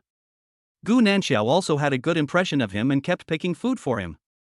The meal took more than an hour. After eating and drinking, Gu Nanxiao did not forget to pack up the leftovers. This lady in black stockings is obviously a wealthy woman, yet she is so frugal. The sweet-smelling girl with a bob haircut stuck close to Lovey and explained with a smile. Nanxiao usually gives the leftover food at home to the elderly scavengers around the community. So that's how it is. Luo Wei gave Gu Nanxiao a thumbs up. This lady in black stockings is really beautiful and kind-hearted. Gu Nanxiao packed up the packing box, blushed and gave Luo Wei a look. Okay, let's go. Lovey drove the two beauties out of the restaurant. When they were about to arrive at the residential area, Gu Nanxiao signaled to slow down. She looked around through the car window and soon found an old man collecting mineral water bottles in the trash can. Luo Wei pulled over to the side of the road, and Gu Nanxiao got out of the car with the food and walked towards the old man who was collecting rubbish. You don't have to get out of the car, it's okay. Seeing Lovey unbuckled his seatbelt and wanted to get out of the car. Lu Zhishu explained with a smile, Nanxiao often brings food to that old man. They already know each other, nothing will happen. As he spoke, Gu Nanxiao had already handed the packed food to the old scavenger. The old man had an unshaven beard and a bright smile on his wrinkled face. He kept bowing to Gu Nanxiao to express his gratitude. Gu Nanxiao came back soon, and Luo Wei drove them back to the community. Park the car and take the elevator to the 16th floor. Lu Zhishu waved at Luo Wei with a smile. Brother Luo Wei, you didn't drink because you were going to drive. Would you like to come over and have a drink with us? It was late at night, and Lu Zhishu suddenly made such an invitation, which was indeed a bit ambiguous. If Lu Zhishu lived alone, Luo Wei would agree without hesitation. But she lives with Gu Nanxiao. Lovey felt that nothing could happen tonight. He smiled and declined the invitation, and told the girl with the bob haircut to go to bed early. After watching Luo Wei enter room 1601, Gu Nanxiao finally breathed a sigh of relief, and then quickly pulled her best friend into room 1602. She couldn't help but complain in a low voice, "What are you doing? Inviting a man to your house for a drink late at night? Are you in love with him at first sight?" "It's not love at first sight." Lu Zhishu smiled and shook her head, "But I have a good impression of him. I just invited him over for a drink, actually to test him. If he really agrees, my good impression of him will be weakened a little." Gu Nanxiao suddenly realized, he just rejected you, which means that you like him more, right? That's right. Lu Zhishu admitted without hesitation that Luo Wei is handsome, has good skills, and has good character. Nanxiao, you like him too, right? Gu Nanxiao blushed and shook her head hurriedly. I am very grateful to him, that's all. I don't believe it. I noticed that you always look at him lovingly. You're talking nonsense, be careful or I'll hit you. Come on, hee hee. Lovey was at home and could vaguely hear fighting noises coming from next door. It's not that the building has bad sound insulation, but after taking the body strengthening fluid, his perception is extremely sharp. At this time, he took off his shirt and was standing in front of the full-length mirror in the bathroom, looking at the strong muscles in his arms and the smooth lines of his abdomen. He couldn't help but think of the scene last night when Shen Yanqiu was stunned by his perfect body. Speaking of which, body strengthening fluids do more than just strengthen the body. Lo's fighting power also became extremely strong. Recall what happened last night. A bright smile appeared on his lips. At this time, the cell phone rang and Shen Yanqiu sent a WeChat message. The beautiful female boss didn't say anything, but just sent a hotel location. Her meaning was self-evident, and the smile on Lo's face became even brighter. He couldn't help but tease, "Boss Shen didn't sleep well last night, don't you plan to have a good rest tonight?" Shen Yanqiu quickly replied, "I'm not busy tomorrow, I can come to work later." Since people have said so, how could Lo refuse? He wanted to take a shower, so he put on his clothes and went out immediately. Of course, he didn't have any feelings for Shen Yanqiu. The two of them just took what they needed. Time flies, and it's the next day in a blink of an eye. It was a little after 9 in the morning when Lo woke up lazily in the soft quilt. He didn't rush to get up, but watched the beautiful Shen Yanqiu putting on makeup elegantly. Shen Yanqiu blushed a little when Luo Wei looked at her. She pointed to the shopping bag lying next to the bed. I bought you some clothes, see if they fit you. Luo Wei saw those shopping bags last night, but he didn't expect that they were gifts from Xin Yanqiu. Xin Yanqiu didn't just buy a few pieces of clothing, but several sets of clothes, including socks and leather shoes, all of which were big brands. Lovey picked out a casual suit and put it on. He stood in front of the mirror and felt that he had become more handsome. It is true that clothes make the man. He gave Xin Yanqiu a thumbs up. The clothes and shoes fit him well. Xin Yanqiu had a really good taste. Xin Yanqiu smiled triumphantly and did not forget to urge Luo Wei to wash up quickly. Drive Xin Yanqiu to the company. Lovey wanted to run away, he didn't want to go to work at all now. But at this time, a system pop-up window appeared in front of him, and the daily information was refreshed. Today's intelligence. 1. Chen Ayla will be in danger at noon today. 2. The scavenger old man to whom Gu Nanxiao often gave alms was actually the mastermind of a robbery that happened 20 years ago. 3. Lin Wanang's funding chain has been cut off, and she plans to commit suicide on the Honghai Bridge tonight. Today's information is also related to beauties. Lo complained subconsciously. Then he frowned. What dangers will Chen Ella encounter? Also, the scavenger old man that Gu Nanxiao gave alms to last night turned out to be the mastermind of the robbery. It really shows that you cannot judge a person by his appearance. Now that we know the true identity of the scavenger old man, we must get rid of him. However, this matter is not urgent and can be dealt with later. The same goes for the third piece of information, it will only happen at night. Lo got out of the car and went upstairs decisively. Chen Ayla is his slacking partner in the company. The two had a very good relationship, and since he knew that Chen Ayla would be in danger, of course he had to intervene. What's more, if we can grasp this matter well, we can obtain some intelligence points, so why not do it? When Luo Wei entered the busy office area, someone immediately gave him a strange look. Chapter 29, 100% sure, this matter is definitely not simple. Office area. All the staff members were busy. Seeing Lo show up lazily, some people immediately became unhappy. Lovey, you are really amazing. I couldn't see you the whole day yesterday. It's already past 10 o'clock today, and you're just coming to work. Faced with such complaints, Lo didn't wait for anything to happen. The pot-bellied team leader Li Guangbiao took the lead in attacking. Lo Wei went to help Vice President Xin yesterday. Lovey went out to do business early this morning. Don't always stare at others, think more about how to improve your own business capabilities. After scolding the other party, the pot-bellied Li Guangbiao gave Lo what he thought was a friendly smile. No one has ever seen Pighead Li protect an employee like this. Everyone was not stupid, they all guessed that Lo had a backer. That's why Pighead Li rushed to defend it. After nodding and thanking Li Guangbiao, Lo walked to his workstation and sat down. Chen Ayla, who was full of class spirit, immediately came over to gossip. You are really good, kid. You must have gotten close to Vice President Xin. Otherwise, why would Pighead Li say something good for you? By the way, does Vice President Xin's long legs need any accessories? I want to cling to his thighs too. Luo Wei ignored Chen Ayla's complaints. He reached out and took an apple from the short-haired beauty's desk. He hadn't had breakfast yet and his stomach was growling with hunger. Chen Ayla didn't care about such things. She was staring at the clothes on Lo. Good fellow, you really have found your way to some rich woman's thigh. This dress is from a foreign brand, and one piece will cost you a month's salary.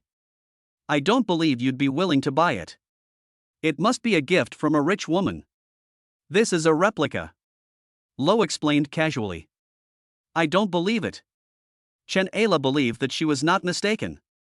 Come to think of it, you asked me to introduce you to a real estate agent before. You must be a gigolo. Otherwise, how would you have the money to buy a house? Faced with the complaints, Luo Wei naturally retorted without hesitation, we work in the same company and have the same position. Since you can afford a house, why can't I? Chen Ayla was a little speechless. She stammered and retorted, I have family to help me. Luo Wei asked back with a smile, don't I have any family to help me? The two are just colleagues. Chen Ayla naturally didn't know about Lo's family situation. Feeling depressed for a moment, the gossipy buddy changed the subject and asked, are you buying a house because you plan to get married? What marriage? Luo Wei finished his apple in 2 or 3 bites. We broke up. They said I couldn't give them the happiness they wanted. Oh, Chen Ayla suddenly realized, no wonder you suddenly bought a house, it seems that you did it to prove yourself. That's it. Lovey laughed and threw the apple core into the trash can. While Chen Ayla was handling her work, she was also chatting with Luo Wei. Lovey didn't even turn on his computer, but just played games on his mobile phone at his workstation. Before I knew it, it was noon. Some colleagues ordered takeout together, some took out their lunchboxes and heated them up in the microwave, and some went out to have lunch. Luo Wei has always brought his meals to the company, while Chen Ayla likes to go out to fill her stomach.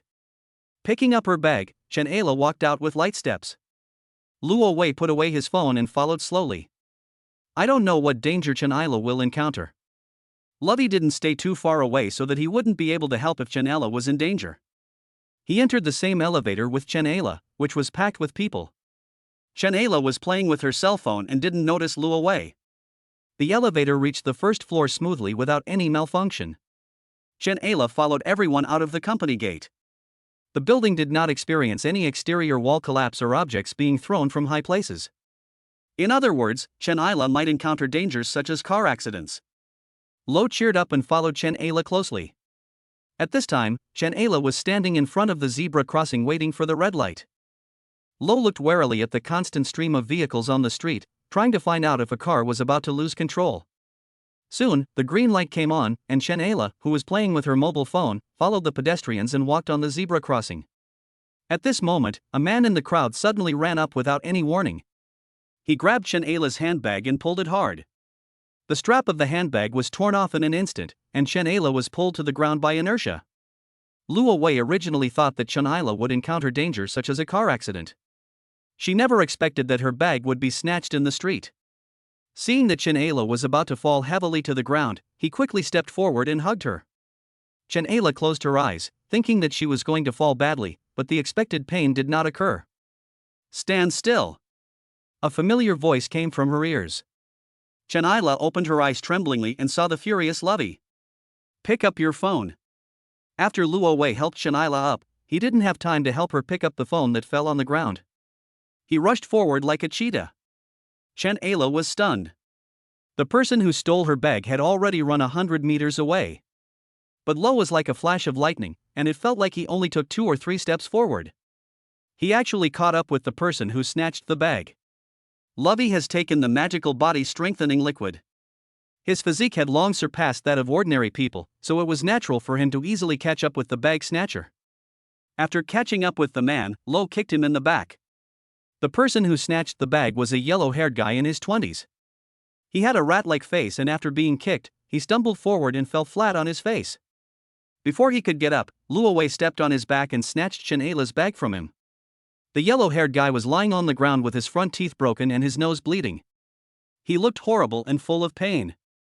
He turned his head with difficulty and saw that it was Lovey who was stepping on him. His eyes were full of shock. Huang Mao's reaction was extremely strange. He should have been panicked after being caught. But he was not panicked, instead his face was full of surprise and shock. Lo felt very strange about this. Speaking of which, people nowadays hardly use cash. At most there were some tissues, cosmetics and other things in the bag. Snatching a bag isn't even as cost-effective as snatching a cell phone. But this yellow-haired guy, instead of stealing Chen Ayla's phone, chose to steal her bag. This matter was too weird, and at this moment, Lo clearly felt a pair of malicious eyes appearing nearby. It's a pity, this is a busy street, and many people are stopping around to watch the fun. He looked around but couldn't find who was giving him such a malicious look. But he was 100% sure that this matter was definitely not simple. Chapter 30 That Lovey is so terrifying. After Lo controlled the man, Chen Ayla ran over in a hurry. Lovey handed her the bag and said, "See if anything is missing." Chen Ayla quickly opened her handbag to check, nothing is missing. She looked at the yellow-haired man who was stepped on by Lovey. She was a little scared and timidly took a few steps to the side. Should we call the police?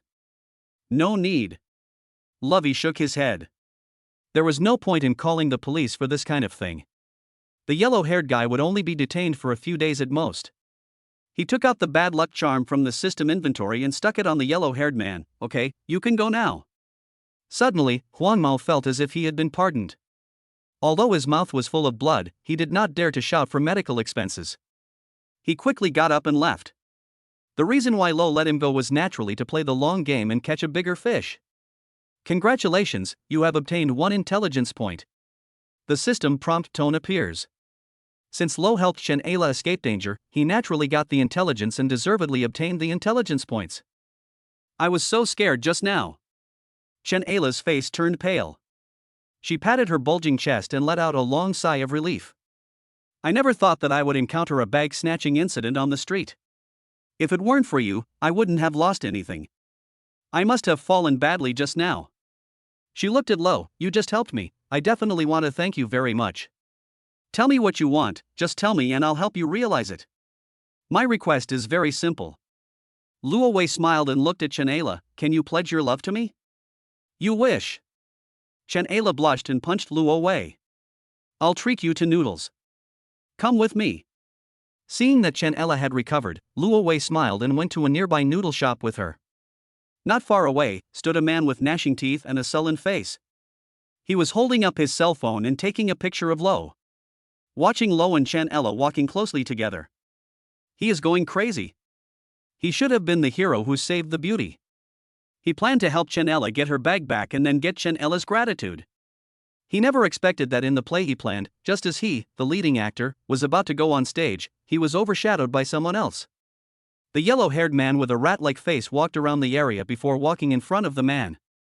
He covered his swollen and bleeding nose. Mr. Zhang, I need to go to the hospital. Get the hell out of here, the man cursed. How dare you ask me for medical expenses? I asked you to just grab a bag, but you dragged someone down. Do you know that? Get the hell out of here and don't show up in front of me, or I'll beat you up every time I see you. The rat-looking yellow-haired man had no choice but to leave in disappointment, but after taking a few steps, he stumbled and fell to the ground. What a useless dog, the man complained and quickly walked away. On the other side, in the noodle shop, Chen Ayla really treated Luo Wei to noodles to express her gratitude. She picked out all the beef from her bowl and put it into Lovey's bowl. Luo Wei was very upset about this. Can't you give me an extra serving of beef? No. Chen Ayla was very serious. I need to save money to buy a house. Treating you to this bowl of noodles is already beyond my budget today. Besides, I haven't eaten this meat yet, so don't mind, just eat it quickly. Actually, Luo Wei chuckled, it tastes better when you have tasted it. This sentence made Chen Ayla blush instantly. She tried to kick Lo under the table. As a result, he accidentally kicked the table leg. She was wearing sneakers and her toe was fine, but the whole table made a sharp creaking sound. The other customers in the noodle shop looked over, and Chen Ayla blushed and quickly lowered her head to eat her noodles. She grumbled resentfully, when I go back to work this afternoon, I'll make you pay. Unfortunately, Lo didn't plan to go back to work in the afternoon. After finishing the noodles, he wiped his mouth and left quickly. The bad luck charm seems to be Lo's magic weapon. He could clearly sense where the bad luck charm was. After leaving the noodle shop, he returned to the company, got in the car, and drove towards the direction where the bad luck charm was. After half an hour, he parked his car on the side of the road and entered a small clinic that looked unreliable. He immediately saw the yellow-haired man receiving an IV drip in the small clinic. The appearance of Lo scared the yellow-haired guy. He knew very well that the handsome man in extraordinary clothes must be here to see him. Tell me. Luo Wei stood in front of the yellow-haired man with murderous intent and said straight to the point, who ordered you to steal the bag. Tell me about that person, and I won't make things difficult for you. He has yellow hair and a rat-like face, and his eyes are flickering. He was weighing the pros and cons quickly. If he tells it out, young Master Zhang will definitely not let him off easily. But if he doesn't say it, he will definitely not be able to pass this level. You don't want to say it, right? Lovey clenched his fists. I'll tell you. The yellow-haired man felt a terrifying murderous aura. He was so frightened that his soul was trembling. He didn't care about anything else and quickly told the whole story. It was Master Zhang. Zheng Feiyang asked me to grab the bag. He wanted to play the hero and save the damsel in distress. Zheng Feiyang? Luo Wei frowned. He had never heard of this name and didn't know whether Chen Ayla knew this person. Zheng Feiyang's family is very rich. He often treats us brothers to drinks in the bar. Yesterday he suddenly found me alone and asked me for help. After the matter is completed, he will give me a sum of money. Luo Wei nodded and continued to ask, also, do you have Zheng Feiyang's contact information and his address? Huang Mao shook his head awkwardly. He and Zhang Feiyang were not friends and he didn't have the other person's contact information at all. I only know which bar he frequents. From the yellow-haired guy, I learned the name of the bar that Zhang Feiyang often went to. Lovi turned and left, which made Huang Mao breathe a sigh of relief. Huang Mao didn't know that he had a bad luck charm on his body. Lo has no plans to recycle it for the time being. Lo didn't know. Just as he was investigating and interrogating Huang Mao, Zhang Feiyang arrived at the Jinbai investigation company. Yu Zhigao, the head of the investigation company, was the first to step forward to greet them. Mr. Zhang, you are such a rare guest. You actually came to my company. Zhang Feiyang didn't waste any time. He just raised his phone and showed the photos he had taken not long ago. Old you, the reason I came here is that I want you to help me investigate this person. This. Yu Zhigao, who was dressed in a suit and tie, looked a little out of control when he saw the person in the photo. What? Zhang Feiyang was delighted. Do you know this person? I don't know him, but... Yu Zhigao smiled bitterly and pointed to the outer wall of his office. Do you see the cracks on that wall? Zhang Feiyang was a little confused. Why did you ask me to look at the cracked wall for no reason? Yu Zhigao explained with lingering fear. The day before yesterday, it was the man in the photo. He did this to the wall with just one kick. Upon learning this, Zhang Feiyang's pupils constricted and he took a breath. He felt that Lo and Chen Ella were too close, so he wanted to investigate Lo. Who would have thought that Lo Wei would be so terrifying? Chapter 31. Do you know that you killed me? After interrogating Huang Mao.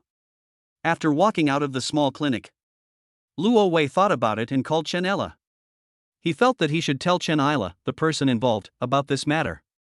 Let her know that someone is secretly targeting her. Moreover, she might know Zhang Feiyang. Chen Ella had already returned to the company and was preparing to go to work when she suddenly received a call from Luo Wei. She looked at the empty workstation next to her and couldn't help but complain. Hey, you don't want me to ask for leave for you again, do you? No. Lo laughed. He was indeed not going back to work, but he had no plans to take a leave. I want to ask you, do you know Zhang Feiyang? What? Upon hearing this name, Chen Aila's voice suddenly rose. Luo Wei held the phone far away to prevent Chen Aila's voice from breaking his eardrums. He couldn't help but complain, why are you so excited? Could that person be your ex-boyfriend? What nonsense are you talking about? Chen Aila yelled angrily, I have never been in love. Speaking of which. Her voice was urgent, why did you mention the name Zhang Feiyang? You can't possibly know that kind of person. Luo Wei laughed and argued, why is it impossible for me to know him? Chen Aila was anxious and didn't want to answer Luo Wei's question. Hurry up and tell me why you suddenly asked me if I knew Zhang Feiyang? When asked, Luo Wei had already thought of an answer. It's like this, I just ran into that yellow-haired guy who stole your handbag. The more I thought about it, the more I felt something was wrong. No one uses cash these days, and there was nothing valuable in the bag. That yellow-haired guy didn't steal your phone, but he actually stole your bag. I stopped him, beat him up, and asked him to explain it to me. He told me that there was a man named Zhang Feiyang who arranged for him to snatch your bag. Zhang Feiyang was going to save you, that is, if I hadn't shown up. That Zhang Feiyang will knock down the yellow-haired guy who snatched your bag and help you get your bag back.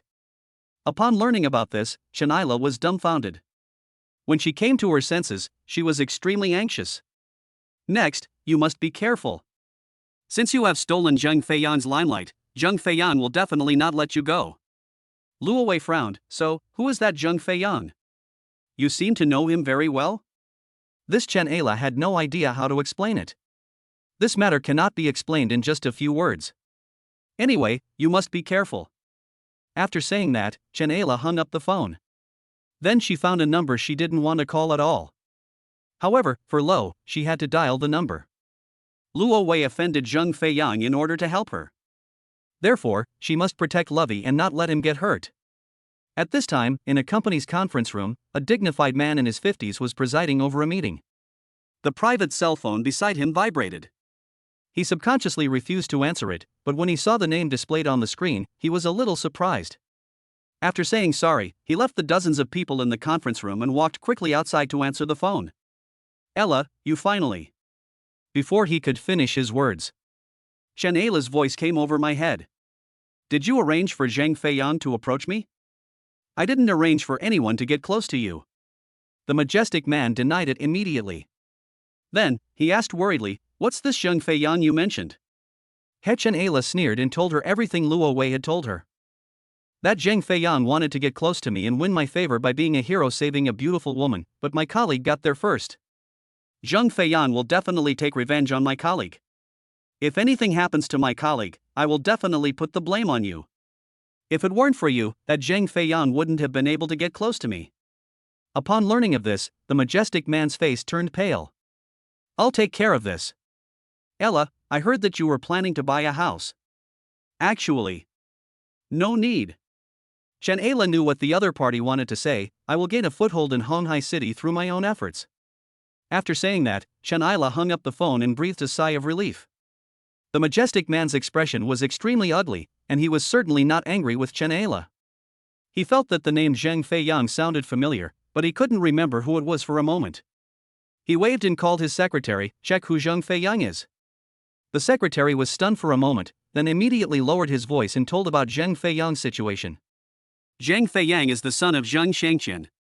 Upon learning of this relationship, the majestic man instantly understood something. Recently, he plans to make drastic reforms to the company's top management.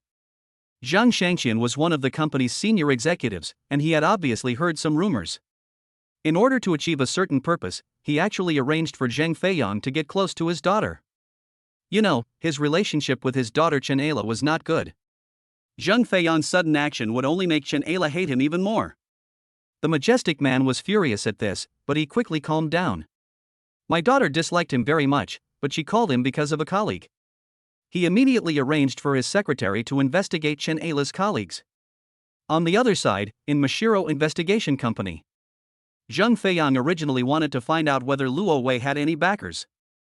If Lovey didn't have a backer, he would definitely give Lovey a good beating. Who would have thought that Chen Ayla's colleague actually possessed such terrifying fighting power? In other words, although Lo stole his limelight and caused his plan to fail, he had no way to do anything to Lo. After realizing this, Zheng Feiyang not only felt angry, but also felt extremely aggrieved. Before he could recover from the incident, he received a call from his father. From the receiver came my father's angry roar. What the hell did you do to Chen Ayla? I told you to get close to Chen Ayla and make friends with her, but you did something on your own? His father's angry roar instantly made Zheng Feiyang, who was already feeling aggrieved, lose his temper. He roared hysterically, my plan is fine. The fastest way to bring people closer is to be a hero and save the beauty. Then why did you fail? A thunderous roar of anger came from the receiver. Not only did you fail, but Mr. Chen also found out what you did. You're killing me, don't you know? What is going on? Zheng Feiyang was stunned for a moment. How could Mr. Chen, Chen Ayla's father, know what he had done?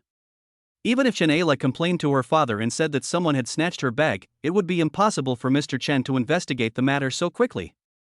Speaking of which, the only person who knew about his plan was that yellow-haired guy. Needless to say, it must be that yellow-haired guy who betrayed me. Zheng Feiyang was furious. He couldn't afford to offend Mr. Chen. That Lo is also very good. He could only look for that yellow-haired guy to relieve his anger. Chapter 32 How much are you willing to pay to bribe me? After Lo finished asking Huang Mao questions, he sat in the car and called Chen Ayla to explain the situation. Chen Ayla on the phone was panic-stricken, which made him frown. Judging from Chen Ayla's reaction, Zheng Feiyang is obviously someone of some importance. Luo Wei planned to go to the bar that Huang Mao mentioned in the evening to see if he could meet Zheng Feiyang. He had just planned this when Chen Ayla called. What's wrong? Luo Wei teased with a smile, are you going to confess something to me? No plan. Chen Ayla's tone was a little hard. She had just finished a phone call with her father and was in a very bad mood. I just told you to be careful of Zheng Feiyang, but you don't have to worry about it. Oh? Luo Wei was confused. What happened? Did you find someone to get rid of Zheng Feiyang? That's right, Chen Ayla answered in her heart, and she asked her father for help. However, she didn't want to explain to Lo. Anyway, this matter is over, don't take it to heart, I'm hanging up. Hee, how could Luo Wei not take it to heart? I say, Chen Ayla, I suddenly find you very mysterious. You are the mysterious one. I don't know whose support you have been clinging to recently. You dare to skip work every other day.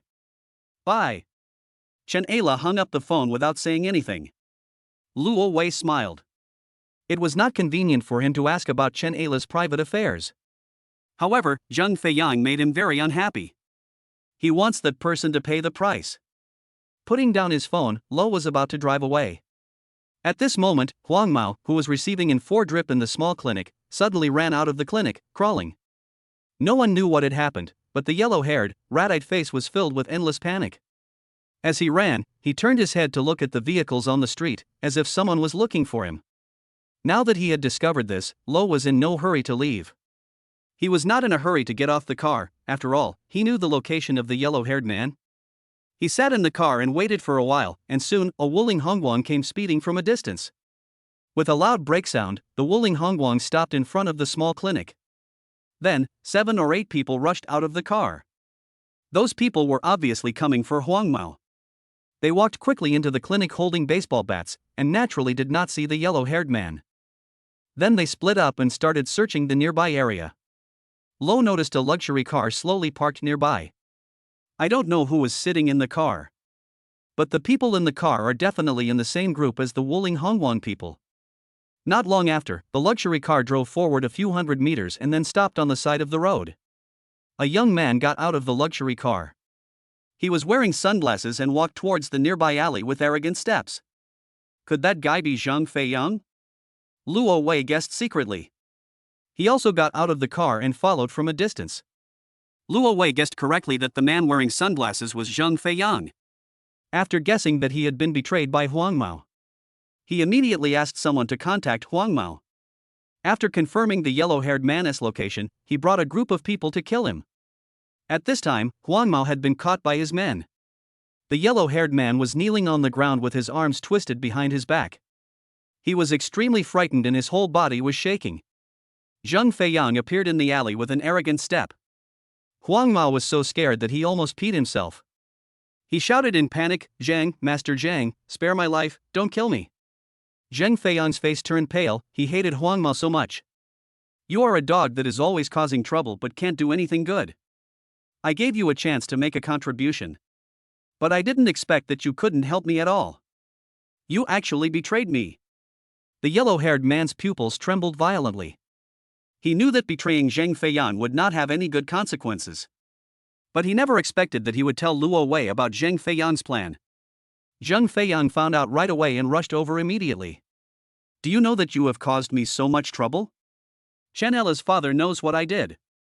He took care of my dad, and my dad will definitely take care of me. All this is thanks to you, you bastard. Go to hell. Zheng Feiyang was furious and kicked the yellow-haired man like a madman. Huang Mao was held down by 7 or 8 people. He couldn't break free at all and could only allow Zheng Feiyang's hard shoes to kick him on the head and chest. After kicking him a few times, Zheng Feiyang still didn't feel satisfied, so he took the metal baseball bat from his companion and smashed it madly at the yellow-haired guy. Needless to say, the power of a metal baseball bat is enormous. After only 3 or 2 strikes, the yellow-haired man fell to the ground with blood all over his head. Zheng Feiyang ignored the fact that the yellow-haired man was breathing less and more, and he continued to swing the bat wildly. Moreover, he didn't notice at all that in the corner of the alley, someone was holding up a mobile phone and filming his every move. Zheng Feiyang didn't drop the bat until the yellow-haired man was no longer able to make any screams. He wiped the sweat from his forehead and prepared to leave. At this moment, a laugh was heard. Master Zhang is really amazing. How dare you kill someone? Lo appeared holding his cell phone as he spoke. Seeing Lovey suddenly appear, and even filmed himself committing the crime. A layer of cold sweat instantly broke out on Zheng Feiyang's forehead and back. He could no longer act arrogantly, and his face was full of panic. Are you the security guard that Chen Yaoting arranged for Chen Ayla? Zheng Feiyang felt that he guessed correctly. After all, Luo Wei was very powerful, and Chen Yaoting knew as soon as something happened to Chen Ayla. All in all, Lo definitely played a big role in this matter. Luo Wei did not deny Zheng Feiyang's speculation. He was secretly shocked. Chen Yaoting should be Chen Ayla's father. Zheng Feiyang just said that Chen Ayla's father dealt with his dad. Huang Mao said before that Zheng Feiyang's family is very rich and he is not an ordinary person. In other words, Chen Ayla's father, Chen Yaoting, must have a powerful background. Chen Aila must be the eldest daughter of a wealthy family. But how could she be willing to be a social slave? Could it be that she plans to start from the bottom? That Chen Aila guy is really mysterious. Hey, just name a price. Seeing that Lo didn't say anything, Zhang Feiyang could only bite the bullet and try to negotiate. Although you are a good fighter and you belong to Chen Yaoting, you are just a worker after all, not Chen Yaoting's son. So, it won't be difficult for me to deal with you. Of course, I don't want to conflict with you. How about you take the money and we live in peace? Ha! Luo Wei's face was gloomy, and he looked at Zhang Feiyang coldly. Are you threatening me? No, no. Zhang Feiyang shuddered and waved his hands hurriedly. Luo Wei's eyes were really scary. The people following behind him had absolutely no idea what Zhang Feiyang was afraid of. There are 7 or 8 of them, and they can easily kill Lo. Seeing those people getting ready to make a move, Zhang Feiyang almost collapsed. He really wanted to yell at those idiots and tell them not to kill him. Not long ago, he saw with his own eyes the wall being cracked by Lovey's kick at the Mashiro Investigation Company. He seriously suspected that Lo might be a Special Forces soldier who had just retired. How could those traitors behind him be his opponent? What's more, Lo's cell phone had recorded the scene of him committing the crime. Fortunately, at this time, Luo Wei relented. How much are you willing to pay to bribe me? Hearing this, Zhang Feiyang breathed a sigh of relief. It was great that Luo Wei was willing to talk about money. Chapter 33, the person who puts the bad luck charm on is really unlucky. Facing Lo's question, Zhang Feiyang stretched out his hand and spread out 5 fingers. 5 million? Lo nodded slightly. Not bad. Unexpectedly, Zhang Feiyang explained awkwardly, I meant 500,000. Ha? Lo lost his composure. Are you kidding me? I say, Mr. Zhang, is your life worth only 500,000? Zhang Feiyang was extremely embarrassed. He knew that 500,000 was a pitiful amount. All my accounts, add up to only 500,000. Luo Wei was full of black lines on his face. If you don't have money, you can ask your dad for it. But Zhang Feiyang explained aggrievedly, I don't think my dad will give me money. Luo Wei's face turned pale. Hurry up and call. I want to see if he is unwilling to pay since your life is hanging by a thread. There was no other choice. Zhang Feiyang had to bite the bullet and call his father. The call was rejected as soon as it was connected. Zhang Feiyang guessed the situation. Because he attacked Chen Aila. This led to my father being brutally retaliated by Chen Yaoting. My father's current troubles are definitely no less than his, so he has no time to deal with him. However, under the threat of Lo's eyes, Zhang Feiyang could only continue to call his father. I called several times but was rejected until the 5th time, when the call was finally connected. From the loudspeaker came Zhang Xiangqian's roar like a volcanic eruption. Are you fucking dying? Do you know how much trouble you have caused me this time? Get as far away as you can from me and don't bother me. After he finished his rant and saw his father was about to hang up, Zhang Feiyang quickly shouted, Dad, I'm really going to die. When I was killing someone, I was filmed by someone else.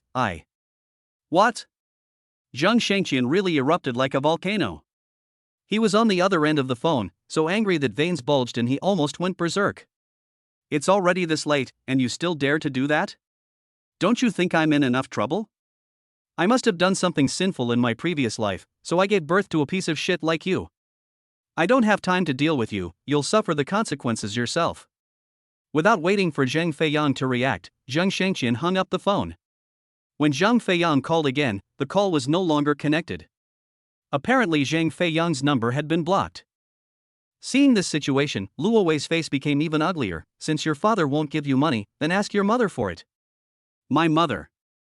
Zhang Feiyang was even more embarrassed. She also wants me to give her money. Luo Wei's face darkened as he pointed outside the alley. Sell your luxury car.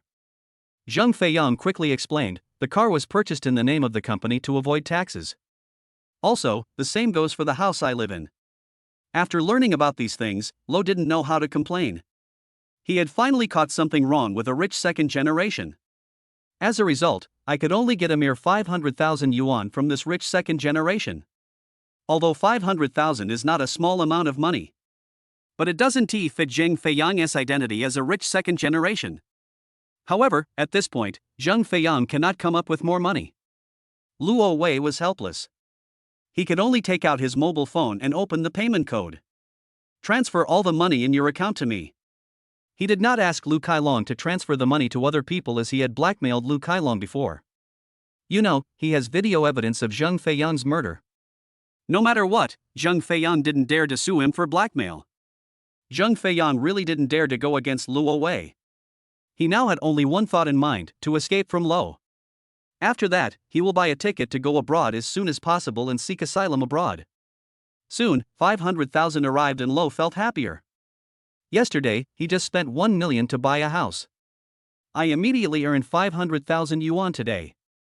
This speed of making money is really amazing. Of course, he didn't intend to let Zheng Feiyang go just because he took the 500,000 yuan. Huang Mao is dead, and the bad luck charm stuck on his body has returned to Lovey's hands again.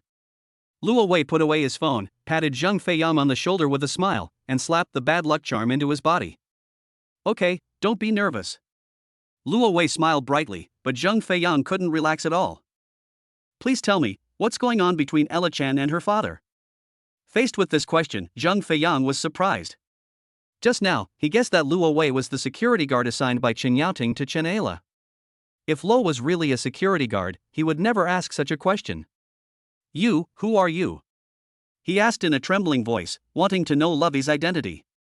As for me, how could Lo tell the truth? I am a warm-hearted citizen who was brave enough to do something righteous. Zheng Feiyang was speechless under Luo Wei's threatening gaze. He revealed Chen Ayla's family situation. When Chen Ayla was 15 or 16, her father Chen Yaoting cheated on her and abandoned her and her mother. Therefore, Chen Ayla hated her father very much. Chen Yaoting has been lucky in recent years and has become a tycoon in Honghai City. He wants to make amends with Chen Ayla, but has been rejected by Chen Ayla. So that's it, Lovey suddenly realized, this is what was going on. No wonder Zheng Feiyang wanted to win Chen Ayla's favor by being a hero and saving the beauty. The reason why Zheng Feiyang approached Chen Ayla was naturally to become Chen Yaoting's son-in-law. Unfortunately, he didn't take into account Lo. Lo not only ruined his plan, but also put his family into dire straits. After figuring out what happened to Chen Ayla, Luo Wei no longer had any interest in Zheng Feiyang. He patted Zheng Feiyang's shoulder again, turned and left. Zheng Feiyang really didn't expect that Luo Wei left so cleanly and neatly and really let him go. He was breathing heavily, feeling like he had survived a disaster. Mr. Zhang, why were you so scared of that person just now? We can definitely defeat that guy. That is. These idiots had no idea who they were facing just now. Zheng Feiyang was too lazy to explain. He growled with a dark face, "Stop whining and clean up Huang Mao's body." Those people were well prepared. They spread out a roll of plastic sheeting, rolled up Huang Mao's body, and then moved it to the Wuling Hongguang car. This is a downtown area, so it is naturally inconvenient to deal with the body, so they decided to take Huang Mao's body to the wilderness to deal with it. However, they never expected that after driving 1 or 2 kilometers forward, they would encounter law enforcement officers checking their cars. Moreover, law enforcement officers do not simply check for drunk driving, but instead use police dogs to carefully search every car. Witnessing this scene, Zheng Feiyang and his group suddenly panicked. Although the body was not in Zheng Feiyang's car. But he knew that those traitors were absolutely unreliable and would definitely give him away. He wanted to turn the steering wheel to change the route, but there were cars all around him, and everyone was queuing up to be checked. Luo Wei was also queuing while driving. He saw Zheng Feiyang's luxury car and Wuling Hongguang stuck in the traffic through the rearview mirror. The corners of his mouth curled up into a smile. The person who put the bad luck charm on his face was really unlucky. Chapter 34, 20 years ago, the gold shop robbery in Honghai City. Lo passed the rearview mirror. He had been keeping an eye on Zheng Feiyang and his group behind him. There were cars lined up for inspection all around, and Zheng Feiyang and his group had no way of driving away. The traitors in the Wuling Hongguang car, there is a dead body in their car. They didn't want to sit and wait for death, so they decided to take a chance. They suddenly opened the car door, abandoned the car and fled. However, there are police forces everywhere. Law enforcement officers set up checkpoints for inspection and have long been prepared to deal with emergencies such as rushing through the checkpoints. 7 or 8 people suddenly rushed out of the car and ran away in all directions. There must be something wrong with them. Those traitors didn't run far before the law enforcement officers hiding nearby swarmed out. Seeing the group of traitors being arrested, Zheng Feiyang planned to abandon the car and escape in the chaos. But he never expected it. Those traders have just been controlled by law enforcement officers. They reported it without hesitation, without waiting for law enforcement officers to interrogate them. It's none of our business. Mr. Zhang killed him. Mr. Zhang is in the Maserati in front. Zheng Feiyang, who had just opened the car door, was stunned when he heard the crazy voices of the traders reporting. He instantly collapsed in his seat, knowing full well that he was finished. Through the rearview mirror, Lo saw the distraught Zheng Feiyang being pulled out of the car by law enforcement officers. He was not worried at all that Zheng Feiyang mentioned him when he was interrogated. After all, Huang Mao's death had nothing to do with him. Lo was not in a hurry to retrieve the bad luck charm. Let the bad luck charm continue to stick to Zheng Feiyang. Maybe thanks to the bad luck talisman, Zheng Feiyang will be sentenced to death. He forgot about Zheng Feiyang and successfully passed the checkpoint set up by law enforcement officers. Luo Wei drove quickly to the Bishui Manor community. Next, he had to deal with the second piece of intelligence refreshed today. The ragpicker that Gu Nanxiao often gave alms to was actually the mastermind of a robbery that happened 20 years ago. After parking the car near the residential area, Lovey sat in the car and looked around, looking for the figure of the old man who was collecting rubbish last night. At the same time, he took out his cell phone and searched for the big robbery that happened 20 years ago. There aren't many cases that can be called major robberies. Lovey easily found the gold shop robbery in Honghai City that happened 20 years ago. 20 years ago, late one night, four masked gangsters broke into a gold shop. They used an axe to hack the security guard to death, killed the owner and his family, and then took away the gold jewelry worth millions of dollars from the gold shop. You know, the price of gold was only a few hundred yuan 20 years ago, but that group of people actually robbed millions of gold jewelry.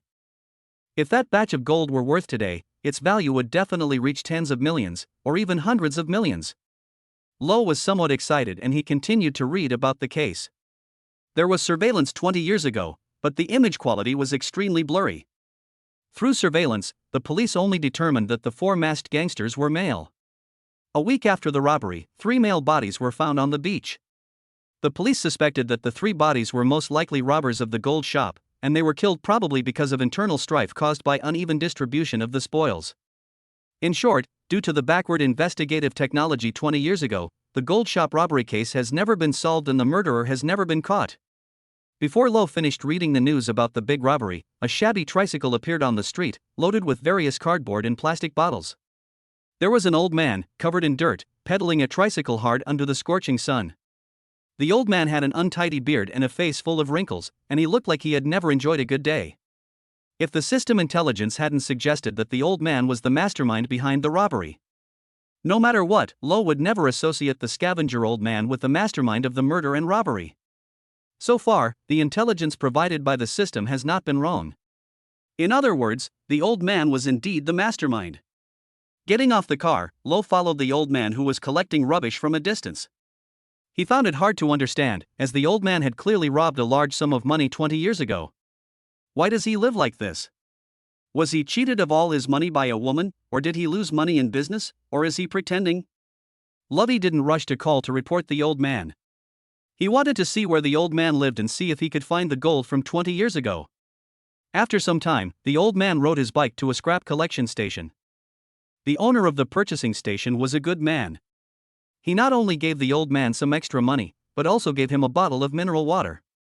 Afterwards, the old man rode his tricycle to a village in the city. He parked the tricycle in front of a bungalow. He opened the door and went into the house, and came out after a long while. Then he rode his tricycle again to collect various cardboard bottles. If I'm not mistaken, that bungalow is where the old man lives. Lovey looked around and made sure there were no surveillance cameras around before he moved forward. The door lock was easily pried open, and the moment the door was opened, a musty smell hit me in the face. Lovey frowned, took out a mask from the system inventory and put it on, then walked into the dark house. Inside the house, there were all kinds of dusty debris, and the house was filled to the brim with old furniture and appliances. There is no kitchen in the house. After all, the old man can get all kinds of food outside to fill his stomach and doesn't need to cook at all. Lovey successfully found the old man's room, which looked like a doghouse. The room was also full of miscellaneous items, and there was a dirty and tattered quilt on the bed. Who would live in a place like this if they have money? Even if it's for acting, it's just too much torture. However, Lo still kept looking for gold. He observed carefully and soon found the clue. Everything else in the room was covered in dust and looked like it hadn't been moved in a long time. Although the sundries under the bed were also covered in dust, they showed signs of being moved frequently. Obviously, there must be something under the bed. In order to check those things, the old man naturally needs to move the debris under the bed. With this guess in mind, Lovey immediately took action and overturned the old man's doghouse-like bed. After kicking away all the bottles and jars, his eyes immediately lit up. There was a hollow sound on the ground under the bed. Lo stomped his foot directly on the empty space. Suddenly, the wooden floor cracked, revealing a hole. An old-fashioned safe painted green was lying quietly in the pit. The safe weighed more than 200 pounds, but Lo easily moved it out of the pit. I shook the safe and found that there was obviously something inside, and quite a lot of it. The problem is that the safe is locked and not easy to open. Just as Lovey was thinking about how to open the safe, there was a squeal of brakes outside. Apparently, the old man is back. Lovey looked around and saw wooden beams above the house. He jumped directly from the spot and climbed up to the beam easily. Chapter 35. Where is my gold? Where is my gold? Outside the house. The old man who picked up rubbish came back. From a distance, he saw the door of the house open. At first, he thought he had left the door open. However, when he reached the door, he saw the pried open padlock thrown on the ground. His heart skipped a beat and he felt something was extremely bad. Who would break into a scavenger's house? Even a thief would never patronize such a place.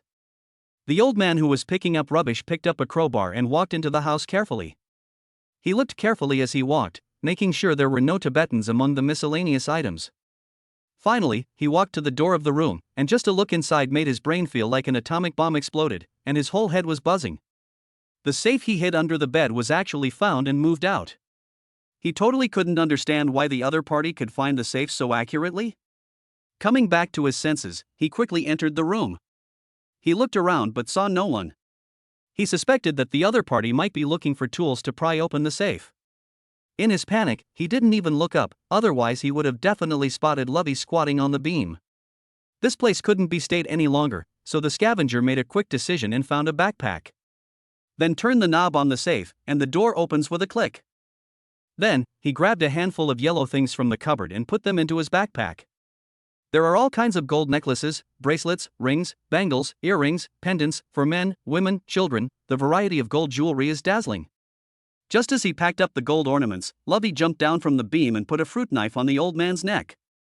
There was a thud behind him, and then a cold and sharp knife was placed on his neck. The old scavenger trembled all over. He didn't expect that he had been tricked. Lo was in no hurry to grab his gold. Instead, he asked out of curiosity, "Can you tell me why you are living such a miserable life when you have so much gold?" The old man who was picking up rubbish did not answer. His mind was working frantically, thinking about how to deal with the situation. "Are you pretending?" Lo continued to ask. "You used the identity of a scavenger to cover up the robbery of a gold shop that you committed 20 years ago." Boom! A loud noise like a huge explosion appeared again in the old scavenger's head. The person behind him actually knew his identity. It took him a while to come back to his senses. He asked tremblingly, "Who are you and how did you lock me?" Luo Wei laughed, "Answer my question first, and then I'll tell you how you gave yourself away." The old man's body became hunched at this time, and he seemed to have lost his soul. "Now that I've been discovered, it means I'm done." But he still felt a little unwilling. He wanted to know how he was exposed. He began to answer Lo's questions. "After I robbed someone, I was arrested for something else and spent 10 years in jail. When I got out, I found that my son had become a gambler and had a huge gambling debt. Debt collectors come to my house every day to collect debts. Even if I sell all my gold, I don't think it will fill his hole." "Really?" Lo Wei felt that this reason was a bit far-fetched. "You can just abandon your son and live a happy life far away." "I did think so." The old man sighed. "I have another son. He is a good man, but he was sentenced to life imprisonment for accidental murder. I need to visit him every month. I plan to take him with me to start a new life somewhere else after he is released from prison. I don't know whether what this old scavenger said is true or false. But it doesn't matter." After the scavenger old man finished explaining, he asked Lovey in return, "Now, it's your turn to answer me. How did you find out my identity?" The old scavenger asked as he tried to turn around. Lo was too lazy to explain to him, nor did he want to expose his appearance. He simply used his knife to chop the scavenger's neck and knocked him unconscious. Then, he picked up the backpack full of gold jewelry and put it into the system inventory. Next, what should we do with this old scavenger?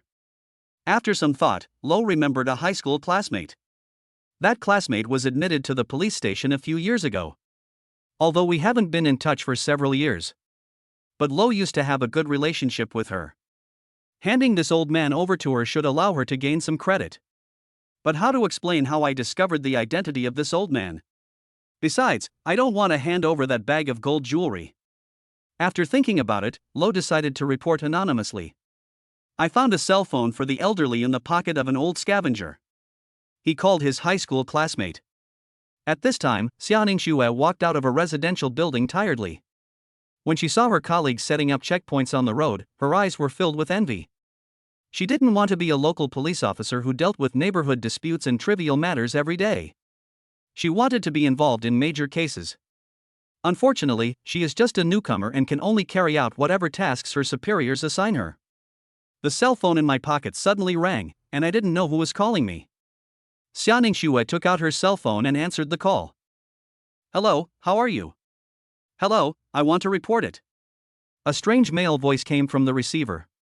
The other party must have been deliberately pinching his throat to speak. What do you want to report? Xiaoning Xue asked as she prepared to record it. I want you to come over to the scene. Okay, tell me the address. Luo Wei pinched his throat and told Xiaoning Xue the location of the scavenger old man, then he hung up the phone. He did not tell Xiaoning Xue directly that the old scavenger was the mastermind behind the robbery. He believed that Xiaoning Xue would be able to discover the clues after she came over. After finishing the call, he left quickly. On the other side, Xiaoning Xue heard the address the other party said, which was not far from her. She didn't delay and hurried over, arriving at the door of a private house according to the address. Is anyone there? Xiaoning Xue saw the pried open lock thrown on the ground. She asked while walking into the house cautiously. Soon, she found an old scavenger lying in a messy room, his hands and feet tied. Xiaoning Xue frowned, not understanding what was going on. Just at this time, the old scavenger woke up. He looked to his side first. He couldn't find the backpack full of gold jewelry. All of a sudden, he felt unwell. 20 years ago, in order to rob the gold, he killed the store owner's family and 3 of his companions. He hardly spent any of the gold. He had wanted to take his younger son away to enjoy a good life after he was released from prison. Who would have thought that someone not only discovered his identity, but also stole his gold? Gold? Where is my gold? Where is my gold? What gold? Xiaoning Xue, who was standing at the door, asked curiously. The old man who was picking up rubbish turned his head and saw Xiaoning Xue in law enforcement uniform. Having committed a serious crime, he was most afraid of law enforcement officers in uniform. He was so scared that his whole body was shaking. Xiaoning Xue was no fool. Seeing the other party's reaction, she immediately guessed that there was something wrong with the old man. Chapter 36. It's agreed that you have to come here often. After calling the reporting number, Lo naturally didn't rush to go far. He stood in a dark corner somewhere in the urban village. Witnessed Xiaoning Xue appear and call for support. The moment the scavenger old man was taken into the police car, the system prompt sounded. Congratulations, you have obtained 1 intelligence point.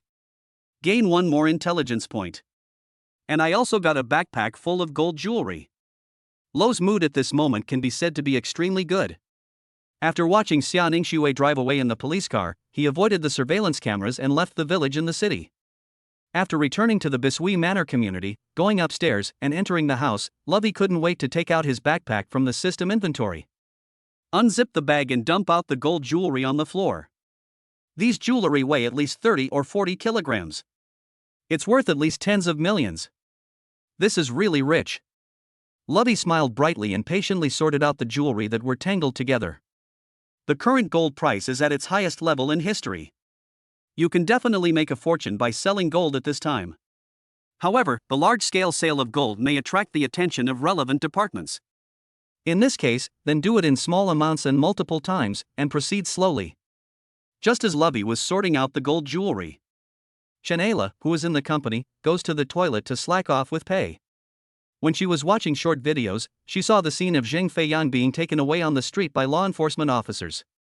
Many people asked what happened, but the person who filmed the video said that he just filmed it casually and didn't know what happened.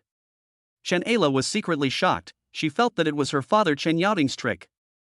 Money really can communicate with ghosts and gods. It's easy to send someone to jail. However, she didn't know that this matter had nothing to do with Chen Yaoting. Previously, Chen Yaoting arranged for his secretary to investigate Chen Ayla's colleagues. Now, the secretary brought back Lo's information. The information included Lo's family, the schools he attended, the companies he joined, and some of his relationships. All the information shows that Lo is just an ordinary person that can be found anywhere. Before, Chen Yaoting was worried that Luo Wei was approaching Chen Ayla on purpose. But the information shows that Luo Wei joined the company earlier than Chen Ayla. Chen Yaoting naturally didn't want certain people to approach Chen Ayla for some purpose. Since Lo is an ordinary person, he feels relieved. Time flies and it is evening. Lo had just sorted out the gold jewelry. The doorbell suddenly rang and I went to open the door. The short Lu Zhishu stood at the door, looking up and grinning at him. This guy is so short that she looks like a kid from the neighborhood who came here to play mischief. Hee, I knew you were at home. Lu Zhishu grabbed Luo Wei's arm without saying anything and pulled him into room 1602 on the same floor. What's wrong? Lo was a little confused about the situation. Dinner, of course. Lu Zhishu had already pulled Luo Wei into the house. If you don't come and eat with us, Nan Xiao and I will be worried. Do you know that a lot of things happened in Honghai City today? What happened? Lo asked casually. Haven't you heard? Lu Zhishu widened his eyes. In the afternoon, the reason why law enforcement officers set up checkpoints at various intersections was said to be because they found someone dumping a body in a suitcase. Oh? Lovi was very curious. Who was so cruel? And more. Lu Zhishu continued. When the law enforcement officers checked, they found a car carrying a dead body. Although the murderer was caught on the spot, this also means that the public security in Honghai City is very bad. Maybe in unknown corners, murders happen every day. Besides, this is not the most terrifying thing. Lu Zhishu said as he hugged Luo Wei's arms tightly. Her fair little face was full of horror. Nan Xiao likes to give leftovers to those scavenging old men. You also saw the old man who was collecting rubbish last night. You'd never guess it anyway. He was actually the mastermind behind the catastrophe 20 years ago. He killed more than a dozen people back then. It's really horrible. Lu Zhishu was next to Luo Wei, her body was trembling, she was really scared. Luo Wei had already entered the house and saw Gu Nanxiao, who was wearing a teddy bear apron and busy in the kitchen. Gu Nanxiao's pretty face was also full of panic. She felt extremely scared when she thought about how she always delivered leftovers to the old man who collected rubbish at night. Seeing Lovey coming over, she breathed a sigh of relief, her tense nerves finally relaxing. Lo is very skilled and can bring a full sense of security. Lo was a little surprised to learn about this. I didn't expect that the old scavenger would confess so quickly. Although he had known about this for a long time, he had to pretend to be shocked. Is this true? That old man looks harmless, but he is so scary. We were all deceived by him. Lu Zhishu explained with lingering fear. The old man had a scruffy beard and looked to be at least 70 or 80 years old.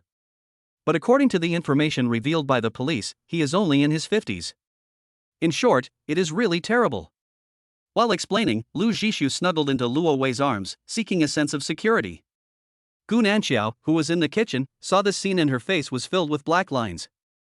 However, she was a little envious and she also wanted to feel safe. Soon, dinner was ready. Lu Zhishu was still close to Luo Wei. People who don't know would think they are in love. Luo Wei didn't care about such things. He tasted every dish and then gave Gu Nanxiao a thumbs up. Gu Nanxiao's cooking skills are really top-notch. Although they are all home-cooked dishes, they taste good. It seems that I will have to come to your place for free meals more often in the future. In response to Luo Wei's praise, when Gu Nanxiao heard Luo Wei say this, a faint blush appeared on her face, and she whispered welcome. Lu Zhishu giggled happily. We agreed that you would come here often. Almost all the food on the table went into Lo's stomach. In the end, there was no food left. Of course, even if there were leftovers, Gu Nanxiao would never dare to give them away. No one can guarantee whether there are murderers, wanted criminals, or other dangerous people among those scavenging old men. In short, only by avoiding contact with those people can you avoid danger. After eating and drinking, Lo didn't stay too long. He did not forget that there was another piece of information that needed to be dealt with today. There was a man named Lin Wantong, whose funding chain was cut off. So I plan to commit suicide on the Hong Hai Bridge tonight. It's already evening. I don't know when Lin Wantong will commit suicide. In short, Luo Wei must hurry to Hong Hai Bridge. Chapter 37, The Eye of Perception is really amazing. 8 o'clock in the evening. Lo arrived near the Hong Hai Bridge. I found a place to park the car, then walked up to the bridge and looked ahead. The Hong Hai Bridge is 1 kilometer long. Fortunately, the bridge is straight, not crooked. Although visibility was low at night, Lo had excellent eyesight and could see everything on the bridge clearly. It is now the evening rush hour, and there is a constant stream of vehicles on the bridge. The non-motorized vehicle lanes on both sides of the bridge are also crowded with electric vehicles. Lo walked onto the sidewalk of the bridge and observed the various pedestrians and vehicles on both sides of the bridge. Although he didn't know Lin Wantong and didn't know what Lin Wantong looked like. But if someone does something like jumping off a bridge, that person is most likely Lin Wantong. Luo Wei was walking on the bridge when the cell phone in his pocket suddenly rang. The beautiful female boss sent me a WeChat message, and she directly sent me a hotel location. Shen Yanxiu has been tortured to death these past few nights, and she actually comes to me every night. Of course, Lo didn't mind having a tryst with her, but he couldn't leave now. I'm running errands. I'll see if I have time later. Okay. Shen Yanxiu's reply was clear and neat. Since Luo Wei was busy, she was naturally very sensible and didn't say anything else. Just as I was about to put away my phone, my sister Luo Xiao also sent me a WeChat message. Brother, Hong Hai City is in a mess recently, you must pay attention to your safety. Lovey felt warm inside because of his sister's concern. He smiled and reminded his sister to be careful as well. The next period of time. Lo is almost like a social idler. He walked from the beginning of the Hong Hai Bridge to the end of the bridge. Then walked from the end of the bridge to the beginning of the bridge. People were coming and going on the bridge, but Lin Wantong had not shown up yet. Bored Lovey couldn't help but open the intelligence system. Currently, he has accumulated 9 intelligence points. He originally wanted to save up intelligence points to purchase magical items in the system store. Now, he is ready to try his luck by spending 1 intelligence point to buy a blind box. Do it as soon as you say it.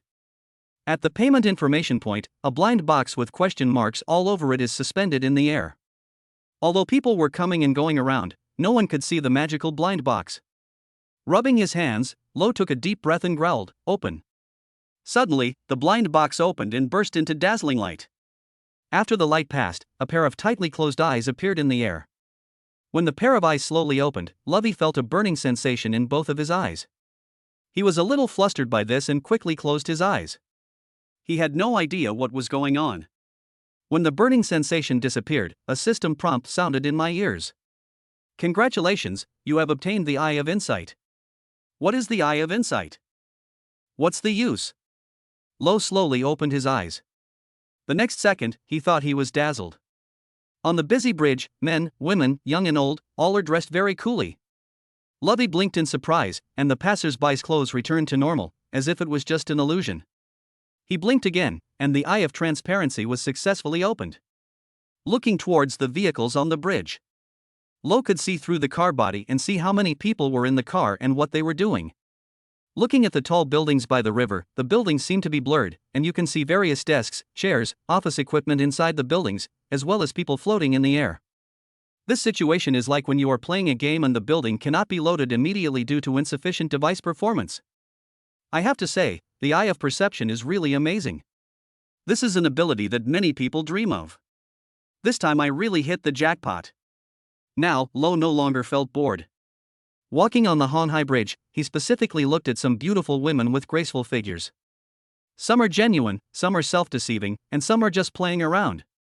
After watching for more than 10 minutes, my eyes gradually became tired. Lo quickly blinked and closed his eyes. It seems that using superpowers for a long time will cause fatigue. Rested for a while, Lo couldn't help but use this incredible ability again. After all, from ancient times to the present, spying on others in secret has always been a very pleasant thing. After observing for a while, a woman with an extremely amazing figure appeared in sight. So far, Lo has observed so many people, but that woman has the hottest and most perfect body. But this is not the point. In her handbag was a jade bottle that looked like the one held in the hand of Guanyin. The small bottle was actually emitting a faint light. I always feel that the small bottle is not ordinary, and I don't know what it is. Just when Lo was confused, the woman suddenly stopped. She leaned over the railing and looked at the river below. Only then did Lovi realize that her quiet and beautiful oval face was filled with worry and sorrow. She seemed to be making up her mind to jump off the bridge. Damn it! Luo Wei was shocked and remembered something. The reason I came to the Honghai Bridge was not to see beautiful women. It was to stop a woman named Lin Wanton from committing suicide. He quickly put away his eye of perception and walked towards the woman. At this time, the woman with the oval face was already climbing the guardrail. Lin Wanton! Luo Wei shouted at her. Suddenly, the woman with the oval face stopped and looked at Lo in confusion. She didn't know Lovey, and she tried hard to recall who Lovey was. Sure enough, the woman with the oval face was Lin Wandong. Lo walked quickly to her side. What happened? Why do you look so haggard? Facing Luo Wei's question, Lin Wantong's eyes turned red and she couldn't help wanting to cry. She moved her mouth and wanted to explain, but then she realized it was useless. She smiled self-deprecatingly and shook her head at Luo Wei. It's okay. She planned to wait until the handsome man in front of her left before continuing with her plan. You're not planning on jumping off the bridge, are you? Luo Wei directly pointed out Lin Wantong's thoughts. He glanced under the bridge and said, this place is several dozen meters above the water surface. Falling onto the water from this height is no different than falling onto concrete. Besides, drowning is a very scary and long process. Lin Wantong lowered her head. Her plan had been seen through and she was a little overwhelmed. What exactly happened to you? Lo continued to ask. If you tell me, maybe I can help you. You know, I had a crush on you in school. Luo Wei lied casually and took the opportunity to grab Lin Wantong's slightly cold hand. Lin Wantong struggled subconsciously, but failed to break free. She raised her head and looked at Luo Wei's handsome face again.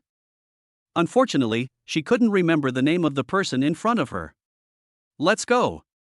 Lovi pulled her forward without saying anything. Let's go get some milk tea or coffee or something and have a good chat. Lin Wantong's plan was disrupted and she was a little resistant. But Lo was very strong and pulled her away from the bridge. Chapter 38. Did that little bottle hurt you? Go into a cafe and sit down. Lin Wantong lowered his head and remained silent. She held her handbag in her arms, keeping a defensive posture. Luo Wei was a little troubled by this, as he had just lied and pretended to be Lin Wantong's classmate. Now, he didn't dare to talk about anything related to school. After all, he would be exposed as soon as he opened his mouth. In that case, he decided to get straight to the point. From the looks of you, you must be having some trouble. Most of the difficulties in this world can be solved with money. Tell me how much money you need. Maybe an old classmate like me can help you. Hearing Luo Wei say this, Lin Wantong raised her head, and her eyes clearly lit up. But soon, she lowered her head again. The amount she needed was a little larger. She didn't want to implicate this kind old classmate. What's wrong? Don't you believe I'm rich? Lovey directly took out 3 stacks of red cash from the system inventory. He had swindled these 30,000 yuan from the wife of his team leader, Li Guangbiao. Nowadays, there are still people who carry cash with them and spend 30,000 yuan at a time. This action is enough to show that this old classmate definitely has a lot of money. Lin Wantong was tempted again, but thought about it. She still didn't speak. This gave Lo a headache. He couldn't do anything with the taciturn woman. In that case, he decided to change the subject. After all, he was very interested in the small bottle in Lin Wantong's bag. By the way, I saw a small bottle in your bag. What is that? Faced with this question, Lin Wantong buried his head even deeper. Her shoulders were shaking, obviously she was crying. Lovey was delighted, he found a breakthrough. He stood up and sat down next to Lin Wantong. Don't cry, tell me quickly, is it that little bottle that hurt you so much? Lin Wantong finally spoke. She had never told anyone about this.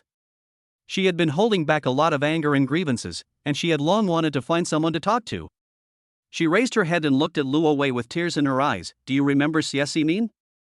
Who is Xia Ximin? I don't know Lo at all and have never heard of him. However, since Lin Wanang asked me if I still remembered her, it meant that Xia Ximin must be an old classmate. I remember.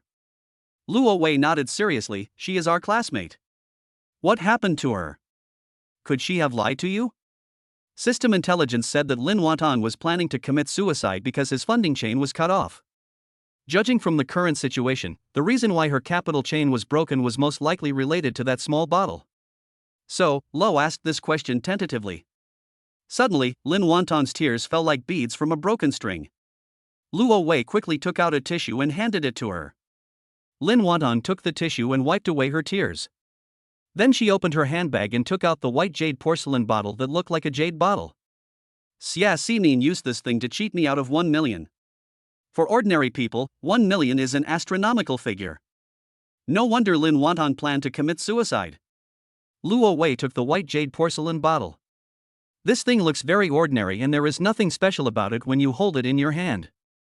However, if you open your eyes of insight, you can see that this white jade porcelain bottle is glowing faintly. Lovey turned his head and looked towards the cafe, whether it was the coffee machine on the counter or the items in other guests' bags. No other object glows as brightly as this white jade porcelain vase. All in all, this white jade porcelain bottle is definitely not ordinary. What on earth is going on? Facing Lo's question. This time, Lin Wanang finally opened up. Xia Ximin and I have always had a good relationship. Half a year ago, she suddenly found me and said her mother was seriously ill and needed a large sum of money for treatment. She came to me to borrow money and used her family's ancestral white jade porcelain vase as collateral. She said she wanted to take the white jade porcelain vase to a bank or somewhere else for mortgage. But the white jade porcelain vase is too precious, and she was worried that it might be replaced by someone like a bank, so she asked me for help. At that time, she showed me the authentication certificate of the white jade porcelain vase. Since we had a good relationship, I did see her mother in the hospital. She was critically ill. So, I took out all my savings and borrowed some from my parents, and raised 1 million to lend to her. Speaking of this, Lin Wanhang burst into tears again. Lovey reached out and patted her back gently. Lin Wanhang choked up as she continued speaking. Less than a week after I lent her the money, I heard from other classmates that Xia Ximin traveled everywhere, and her mother was not sick at all. I felt something was wrong, so I called her. But she denied borrowing the money and said she sold me the white jade porcelain vase that had been passed down from her ancestors. I took this white jade porcelain bottle to an expert for appraisal, and the expert said it was a modern craft, woo-woo. Although I was cheated, I still have a milk tea shop and can slowly make back the money. But in the past 6 months, the milk tea shop business has not been good. The rent, utilities, and various material costs are overwhelming me. I started to borrow money online, borrowing from Peter to pay Paul. I think as long as business picks up, all that money can be paid back. But my business has not improved, and I can't borrow money from various online loans. I'm already overdue. My parents don't know about this yet. I don't dare tell them. I foolishly gave their retirement money to someone else, woo-woo. So far, Lin Wanhang has not told anyone about this. Now that she had gotten the matter out, she felt a little relieved. She cried her heart out. When she came to her senses, she found herself in the arms of that handsome man. She left in a hurry. Although the man claimed to be her classmate, she still couldn't remember his name.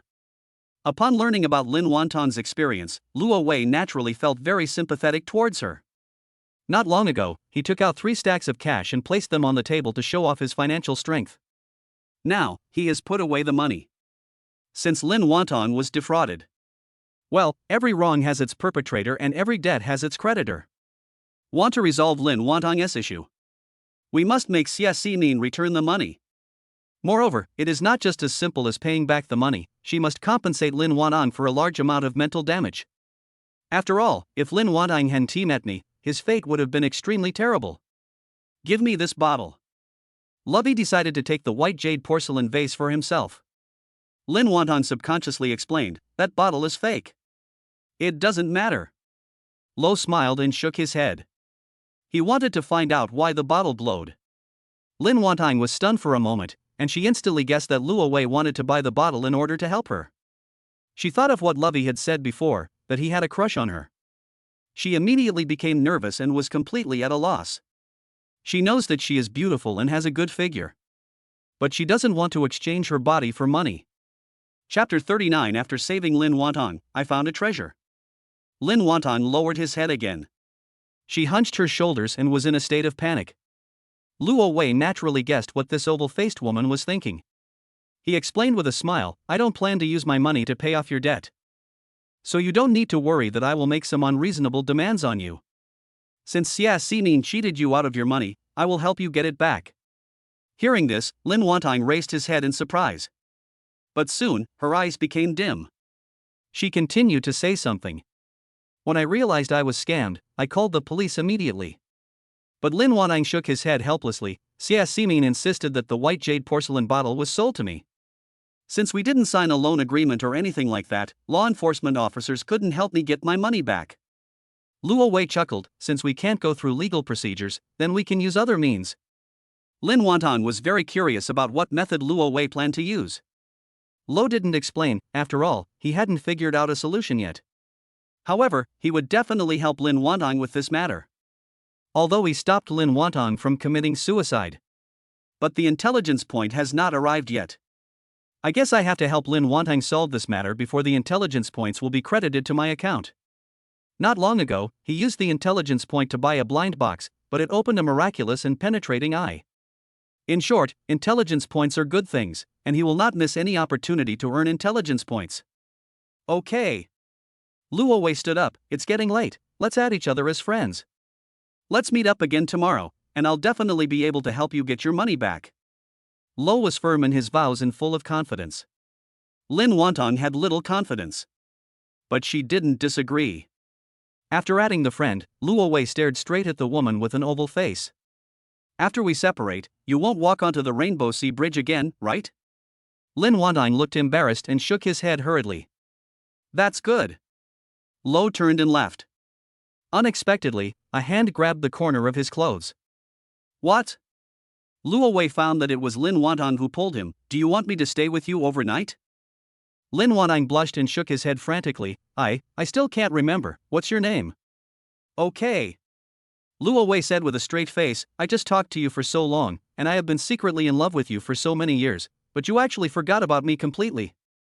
Lin Wantong lowered her head in embarrassment. She started to think from her kindergarten classmates, but she still had no impression of Luo Wei's handsome face. Lovey did not explain his name, after all, it would be exposed if he said it out loud. Take your time to think about it. I'll see when you can finally remember it. Let's go, it's safer for me to take you back.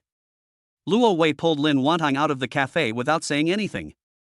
After getting in the car, Lin Wantong told her address, and then secretly observed Luo Wei's profile. While taking out his cell phone, he searched through various classmates' groups, trying to figure out Lovey's identity. According to the address provided by Lin Wantong, Luo Wei drove to the vicinity of the university town. Lin Wantong muttered embarrassedly, I live nearby. In that case, Lo pulled over to the side of the road. Lin Wantong quickly got out of the car, then waved with a red face. She still couldn't remember whether Lovey was her high school classmate or college classmate. Luo Wei drove forward and saw through the rearview mirror that Lin Wantong entered a milk tea shop called Wantong Xiaozhu. Apparently, that guy has been living in the store for the past 6 months because he has no money to pay the rent. Speaking of which, there are countless milk tea shops near the university town and the competition is fierce. It would be strange if Lin Wantong's milk tea shop business was good. After complaining in his heart, Lo went straight to a 5-star hotel. It's not even 11 o'clock yet, and the beautiful female boss, Shen Yanxiu, should not be asleep yet. After taking the elevator to the corresponding floor, Lo opened his eye of clarity and looked around the rooms on both sides of the corridor. Boy, most of the rooms are pretty exciting. Soon, he came to the room where Shen Yanxiu was. Through the wall, he saw the beautiful woman in a silk nightgown, sitting in front of the floor-to-ceiling window reading a book. Luo Wei took out his cell phone and sent her a message, I'm at the door. When Shen Yanxiu saw the message, a smile appeared on his face like a flower blooming instantly. She quickly stood up, walked over quickly to open the door, and threw herself into Lovey's arms. This evening, compared to the cheerful Lo, Lin Wantong was lying in the warehouse of the milk tea shop, tossing and turning as usual, unable to fall asleep. She made a great determination to end it all, but unexpectedly she met Lovey. I don't know if Lo can help me. Although she didn't dare hold out any hope. But her heart was full of anticipation. I really hope Lo can help me out of this crisis. Otherwise, the only way left for me is to end it all. Time flies, and it's the next day in a blink of an eye. Lo woke up early in the morning. He gently pushed Shen Yanqiu away from his arms and turned over to get up. Of course, he didn't get up so early because he had an appointment with Lin Wantong. Last night, he naturally placed the white jade porcelain bottle that he took from Lin Wantong in the system inventory. Now, he clearly felt that something had changed in the white jade porcelain bottle in his inventory.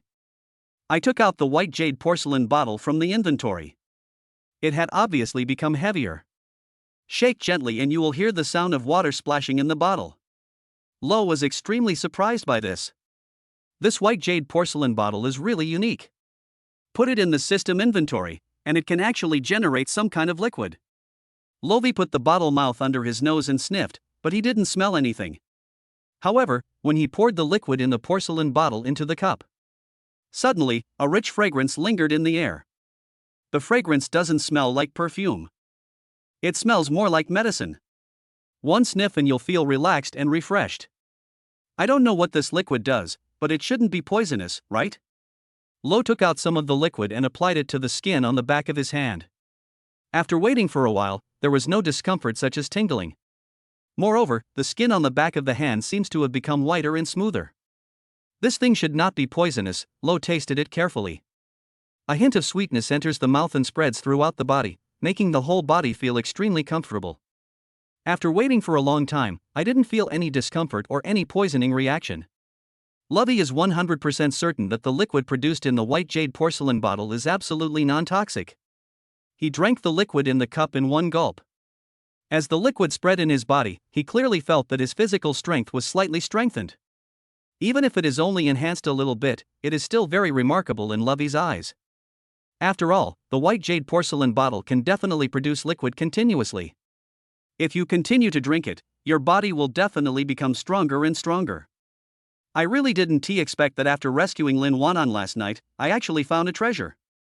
The liquid produced by this white jade porcelain bottle can be considered a low-end version of a body-strengthening liquid, right?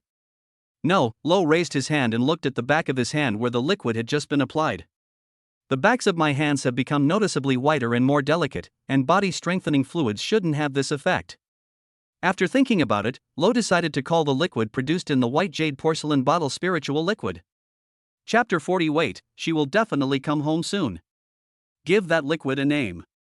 Luo Wei put the white jade porcelain bottle back into the system inventory. Let the white jade porcelain bottle continue to generate spiritual liquid. Not long after, Shen Yanqiu woke up. She smelled a pleasant scent in the air. She couldn't understand what the smell was, nor did she understand why Lovey, who liked to stay in bed, got up so early today. She didn't know if it was an illusion, but she felt that Lovey was more handsome than before. And there is an indescribable temperament about him. Lovey had already washed and dressed. He is well dressed, looks cool and handsome, just like a little wolf dog. I have something to do today, so I won't take you to work. Yeah. Shen Yanqiu nodded obediently. Then he watched Lo leave. Today's information has not been updated yet. But Luo Wei didn't care. He just wanted to deal with Lin Wantong's matter. Drive to the university town and stop in front of the Wantong Xiaozhu milk tea shop. It was still early, but Lin Wantong had already opened for business. Although she wore a mask. But it was still difficult to conceal her haggard appearance. She was a little surprised that Lo showed up so early. However, she still couldn't recall any memories related to Lovey. Have you had breakfast? Lin Wantong asked as he took out a sandwich from the counter. Luo Wei sat down in the store and didn't see anyone else. Are you the only one in the store? Lin Wantong nodded embarrassedly. She previously hired shop assistants to work in shifts. Later, in order to save money, he fired the clerk. Now, her capital chain has collapsed. If the landlord cannot collect the rent for the shop next month, he will definitely evict her. Luo Wei motioned for Lin Wantong to sit down. How much do you owe on your online loans? Faced with this question, Lin Wantong lowered his head in embarrassment. Big, probably about 4 or 500,000. Does it include interest? Package, including. Very good. Lo chuckled. Next, we find CSC Min. I want her to return the 1 million she cheated you of. You have to ask her to help you pay back the online loan you owe, as compensation for your mental damages. Lin Wantang raised her head and stared at Luo Wei in amazement. She would be thankful that CSC Min could return the 1 million. She didn't expect CSC Min to compensate her for her mental damages or anything like that. Close the shop quickly, we'll go find CSC Min. Well, that. Lin Wantang explained awkwardly. I heard from a friend that CSC Min is traveling out of town these days. Really? Luo Wei laughed. I have a way to get her back as soon as possible. Take me to find her mother. Not knowing what Luo Wei was going to do, Lin Wantang followed his instructions and quickly closed the store. Luo Wei ate the sandwich that Lin Wantang had just given him in just a few bites. Afterwards, under the guidance of Lin Wantang, drive to CSC Min's house. It took them half an hour to arrive at an old residential area. As soon as Luo Wei parked the car, Lin Wantang exclaimed. The woman with the ramen-haired face carrying the vegetable basket is CSC Min's mother. Lin Wantang gnashed her teeth at that woman. It was that woman who had been lying in the hospital and had cooperated with CSC Min to cheat her of her money. Luo Wei smiled and nodded. You don't have to get out of the car, I'll be back soon. After getting off the car, Luo walked quickly towards the woman with the ramen hair. On the way, he recovered the bad luck charm. The bad luck charm has always been on Zhang Feiyang's body. At present, Zhang Feiyang has been arrested for murder. It doesn't matter whether the bad luck charm is attached to him or not.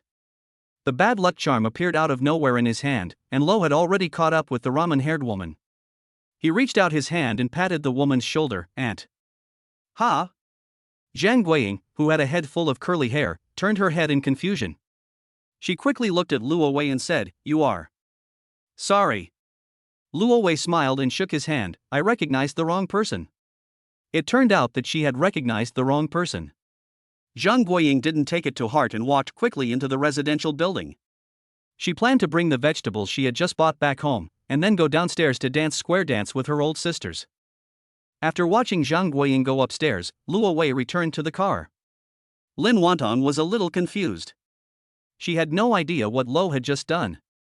Luo Wei naturally didn't need to explain to her, just wait, CSC Min will definitely be home soon.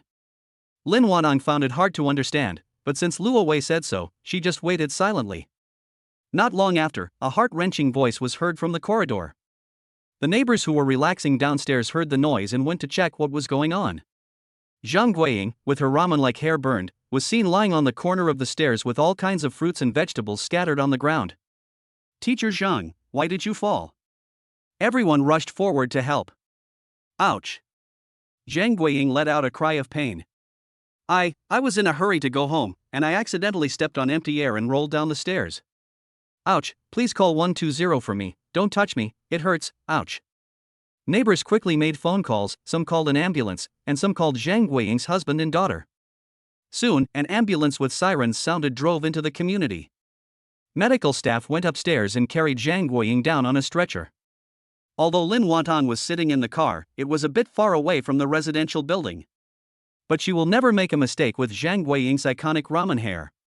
If I'm not mistaken, Zhang Guiying was injured because of something Lo did. The question is, what did Lo do? He just patted Zhang Guiying.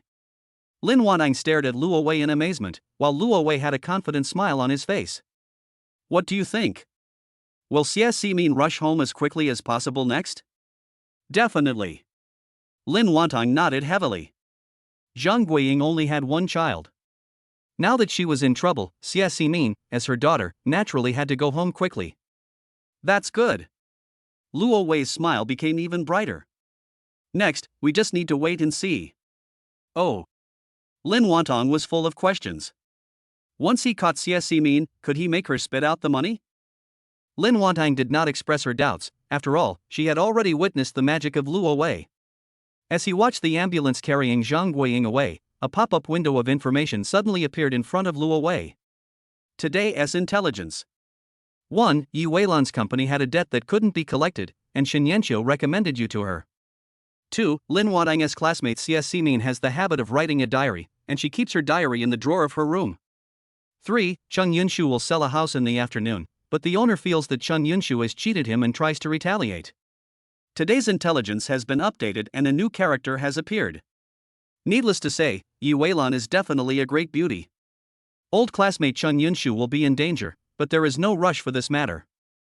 Luo Wei's eyes fell on the second piece of information, although he didn't know what was written in Xia Xinin's diary.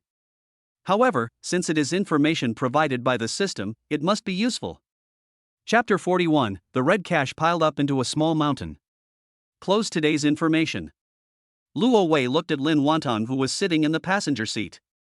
Tell me, is there anyone at Xia Xinin's house right now? Probably not. Lin Wantong analyzed carefully. Xia Xinin went on a trip. Her mother was sent to the hospital just now. Her father should have gone to work at this time. Hearing this analysis, Luo Wei looked at the oval-faced woman in confusion. You should know where Xia Xinin's father works, right? Since Xia Ximin had cheated you out of money, why didn't you go to her father's workplace and make a scene? I went there. Lin Wantong explained with a sad look. But I was kicked out by security, and calling the police was useless. Okay. Lo asked casually, let's go upstairs. Lin Wantong didn't understand what Luo Wei wanted to do, but she quickly got out of the car and led Luo Wei upstairs. Luo Wei walked and observed. This was an old walk-up community and there were no surveillance cameras in the corridors. Arriving at the third floor, Lin Wantong pointed to a heavy security door. This is Xia Xinin's home. How do I get in? Lo did not rush to resort to violence. Without hesitation, he opened his eyes of insight and looked around. Accidentally, his eyes fell on Lin Wantong. This oval-faced beauty has a perfect figure that attracts the eye as if she has gravity. Stand back a little. He motioned Lin Wantong to move back and not disturb him. Lin Wantong stepped back quickly. She thought Luo Wei was going to kick the door. Unexpectedly, Lo suddenly squatted down. There is a small incense burner placed in the corner of the door.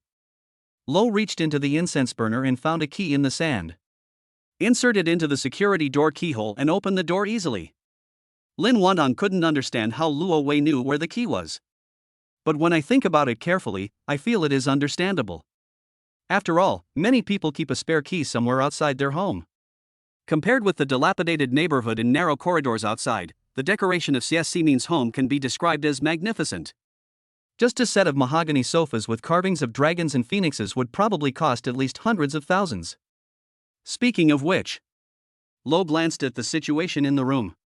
Just the money spent on decoration is probably more expensive than this house, right?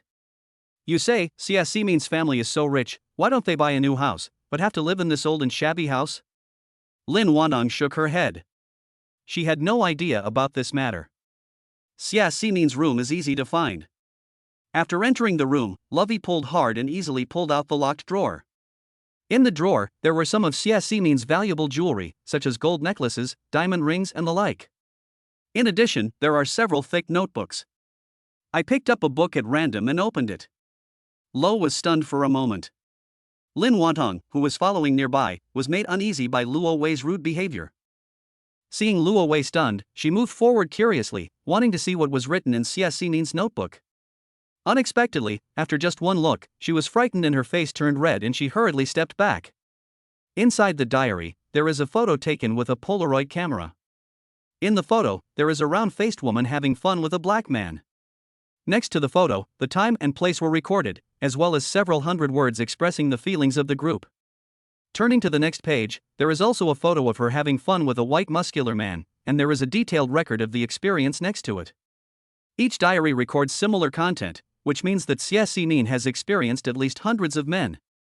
Some women are indeed promiscuous by nature, but I didn't expect Xia Xinin to record those things.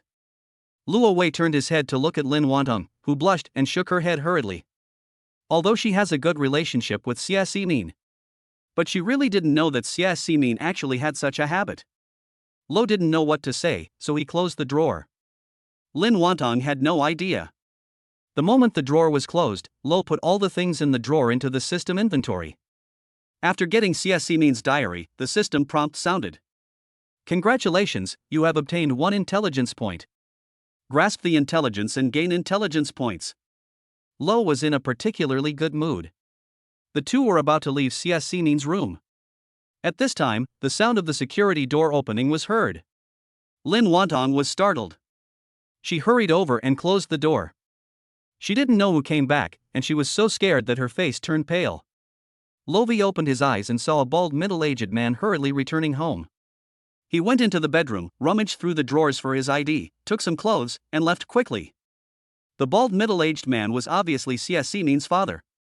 Hearing the door closing, Lin Wanang finally breathed a sigh of relief. She patted her bulging chest. She was almost scared to death just now. She was about to urge Lovey to leave quickly, but unexpectedly Lovey walked out of the room and entered a study. Ha! Lin Wanang came to the door of the study, her oval face full of confusion. I've been to Xie Ximin's house before, the study isn't that small? Luo Wei asked with a smile. Last time you came here, her house hadn't been renovated yet, right? Lin Wanang nodded. The decoration of this house was very ordinary at that time. Luo Wei chuckled. Do you know why this study room has become smaller? Lin Wanang shook her head blankly. She certainly didn't know the reason. After all, she didn't have a clear eye and couldn't see through the wall. Lovey's sight penetrated the row of bookcases against the wall, and even saw through the wall. He saw a storage room inside the wall. In the storage room, there are piles of banknotes. Those banknotes were wrapped in plastic wrap and preserved very well. To be honest, even if it was ghost money, Lo had never seen so much money put together. And in Xie Ximin's house, real, red cash had piled up into a small mountain.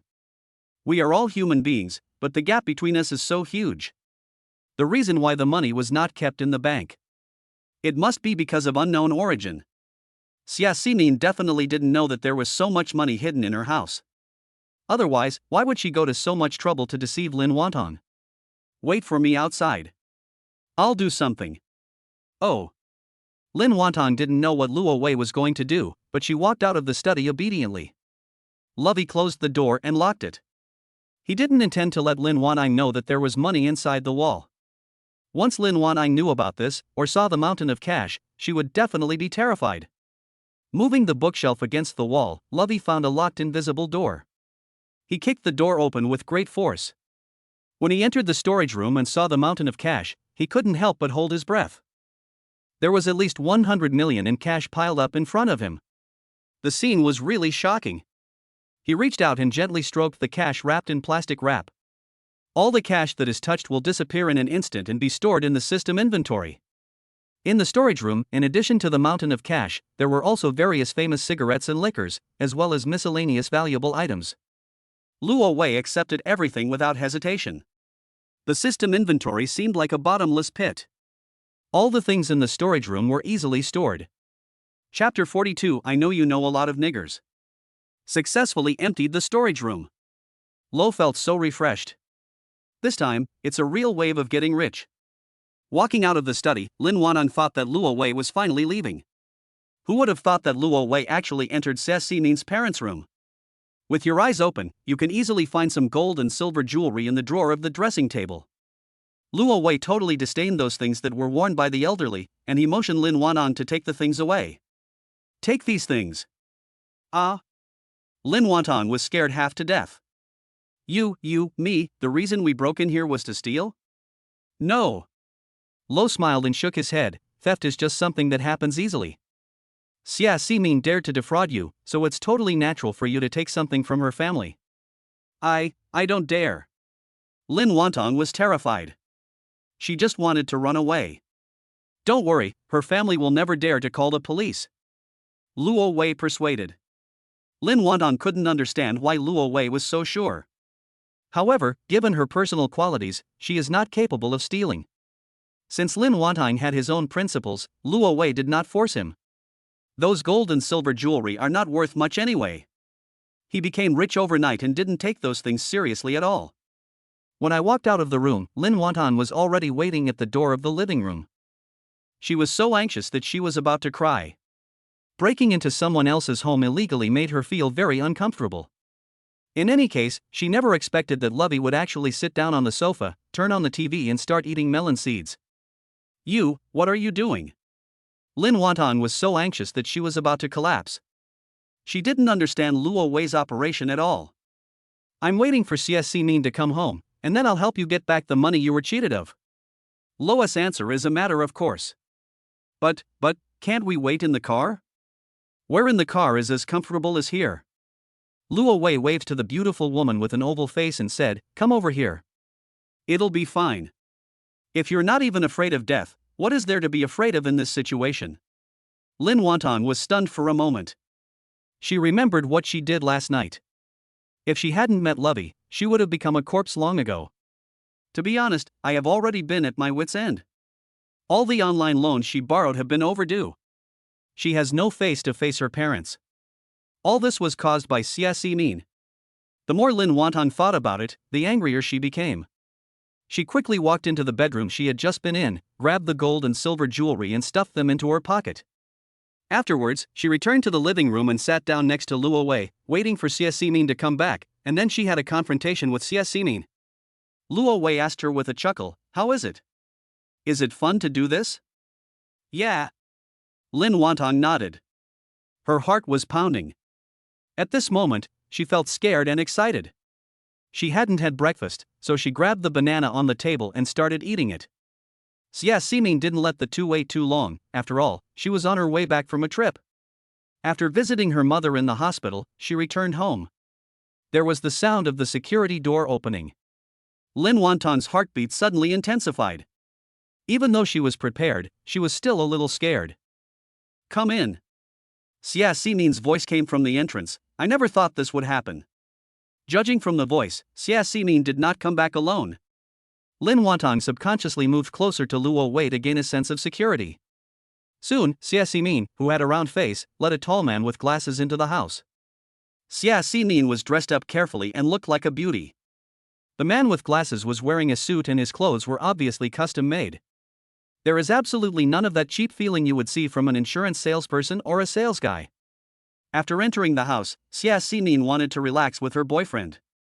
"I never expected that there were two people sitting on the sofa in the living room." "Lin Wantong?" Xia Ximin widened her eyes, totally confused as to why Lin Wantong was in her house.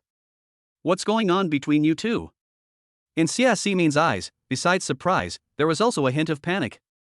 "Lin Wantong, I will definitely give you a satisfactory answer to what happened between us. My mom fell and got hurt not long ago. You guys leave first, we'll talk later." Luo Wei could see that Xia Ximin cared a lot about the man with glasses next to her. She seemed to not want the man with glasses to know about her relationship with Lin Wantong. Lin Wantong plucked up the courage and wanted to have a fight with Xia Ximin.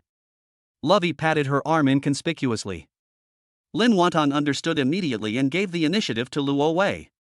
Luo Wei looked at Xia Ximin with a smile. "Although we are relatives, there are some things we must clarify. As the saying goes, family disgrace should not be made public. Why don't you let your friend leave first, and we can sit down and have a good talk?" "Who is your relative?" Xia Ximin wanted to refute like this. But she was not stupid, she immediately understood what Lo meant. She agreed and quickly signaled the man with glasses next to her to leave. "Darling, I didn't expect to encounter this situation. Please go to the hotel first. I will come back to you after I deal with the two relatives." The man with glasses did not raise any objections and left cleanly and neatly. After closing the living room door, Xia Ximin's face instantly became gloomy. She first went to the kitchen to get a kitchen knife, and then returned to the living room. "Lin Wantong, you brought your boyfriend here to support you, right? I'm telling you, no matter where you sue, you spent 1 million to buy that white jade porcelain bottle from me." Xia Ximin was arrogantly telling lies with her eyes open, making Lin Wantong so angry that her whole body was shaking. She used to have a very good relationship with Xia Ximin, otherwise she would never have lent her 1 million. Who would have thought that I didn't see Xia Ximin clearly from beginning to end? This woman is a living evil ghost. Lin Wantong is an honest man. She was so angry that tears streamed down her face and she couldn't utter a word. She could only look at Lovey for help. Lovey smiled and patted her head. Signaled her to be patient. "Speaking of which," Lo said with a smile, "the man with glasses just now looks like a rich man. Xia Ximin, have you had enough fun? Are you ready to find an honest person to take over?" That is right, Xia Ximin really thought so. She is not young anymore. When she happened to meet a young and wealthy suitor, she naturally wanted to hold on to him tightly. However, she doesn't like the word take over. She glared at Luo Wei with a dark face. "I advise you to take Lin Wantong and get out of here. I'm telling you, I know a lot of amazing people. If you want to fight me, you will die without knowing how you died. I believe you. Luo Wei nodded with a bright smile. I know you know a lot of black guys, white muscular men, and young handsome guys. As Lo spoke, he took out a thick notebook like a magician. The moment she saw the notebook, Xia Ximin's pupils constricted. She quickly ran into her room. Then he saw that his drawer had been pried open. At this moment, she was panicked and angry. She really wanted to kill someone. But at this moment, Lo continued, these diaries are really wonderful. If the rich man with glasses saw this, how would he feel? You dare.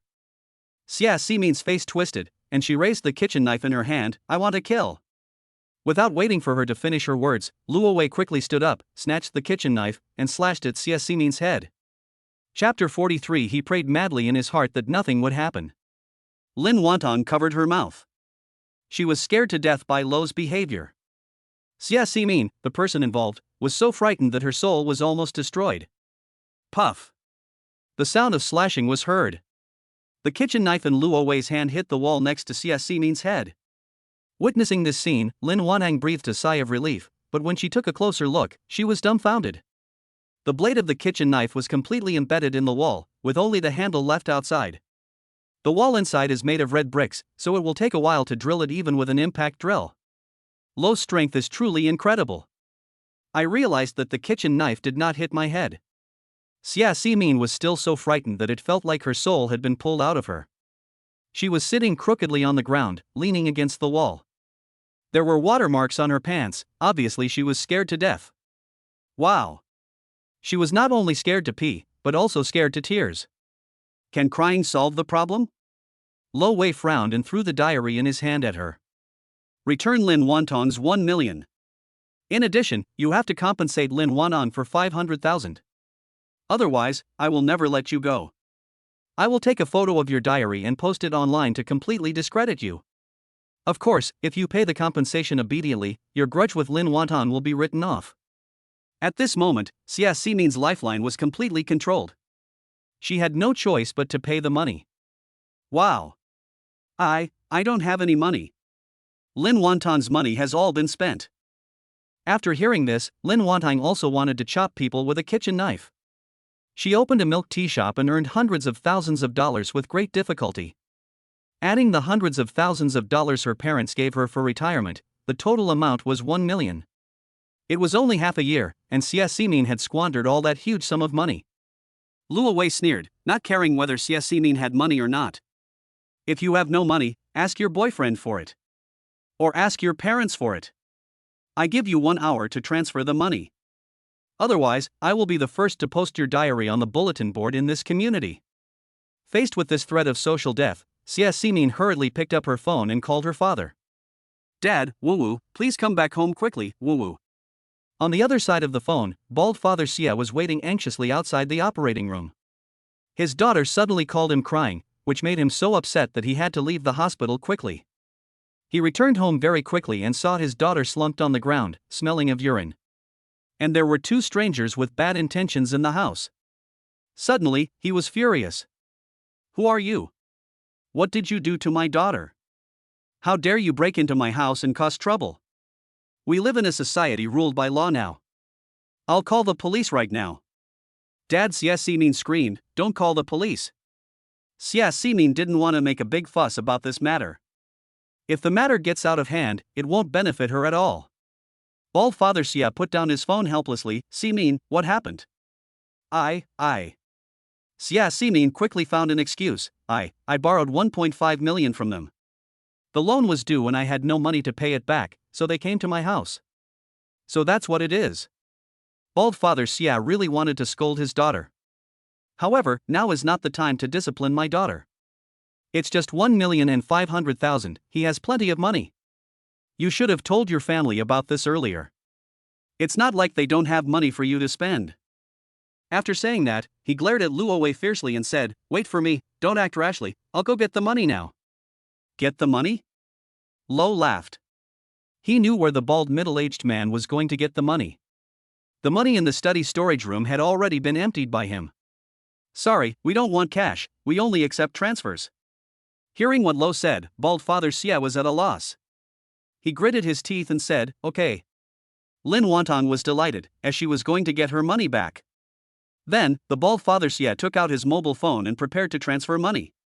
However, Luo Wei changed his mind. Xia Ximin lent us 1.5 million, but with interest it's 2 million. Lin Wantong was shocked by Luo Wei. The other party had already agreed to give 1.5 million. Lovey asked for such a high price that she was worried that the other party would go back on his word and not pay. However, the bald father Xia was extremely angry. But she could only glare at her incompetent daughter. 2 million is nothing. Give me the account number. At Luo Wei's suggestion, Lin Wantong quickly provided the other party with his account. Soon, 2 million arrived, and Xia's father waved his hand and ordered them to leave. If you receive the money, get out now. As you wish. Lovey took out the diary from the inventory and threw it on the ground. Afterwards, he led Lin Wantong away in a swagger. What is this? Father Xia couldn't understand what those notebooks were. No, nothing. Xia Ximin stammered, hurriedly picked up the notebook, turned into the room and closed the door. Mr. Xia didn't bother to teach his daughter a lesson. He felt very bad about the stranger coming to the house just now. He quickly entered the study to see if his things were safe. After closing the study door, he saw a notebook on the desk. That notebook looked very similar to the one my daughter had just hurriedly protected. He picked up the notebook in confusion and opened a page at random. Just one look and his blood pressure suddenly soared, and he was so angry that he almost had a heart attack. He has always felt that he has raised his daughter very well. Who would have thought that my daughter would be so dissolute? This kind of thing is simply unbearable to watch. Father Xia closed the notebook and took a deep breath. He wanted to find his daughter and ask her why she was so shameless. Just then, he discovered that the bookshelf next to the wall had obviously been moved by someone. He was terrified and went to move the bookshelf. He prayed madly in his heart that nothing would happen. However, the moment he moved the bookshelf, he saw the invisible door that was violently kicked open. He looked into the door tremblingly, just a glance. The empty storage room made his breathing stop instantly. His soul was suddenly pulled out of his body, and he collapsed to the ground crookedly as if he had no bones. His face was pale as he stared at the empty storage room. He hoped it was just his illusion. Because the commissions taken by money launderers are really too high. Therefore, he never dealt with the money properly.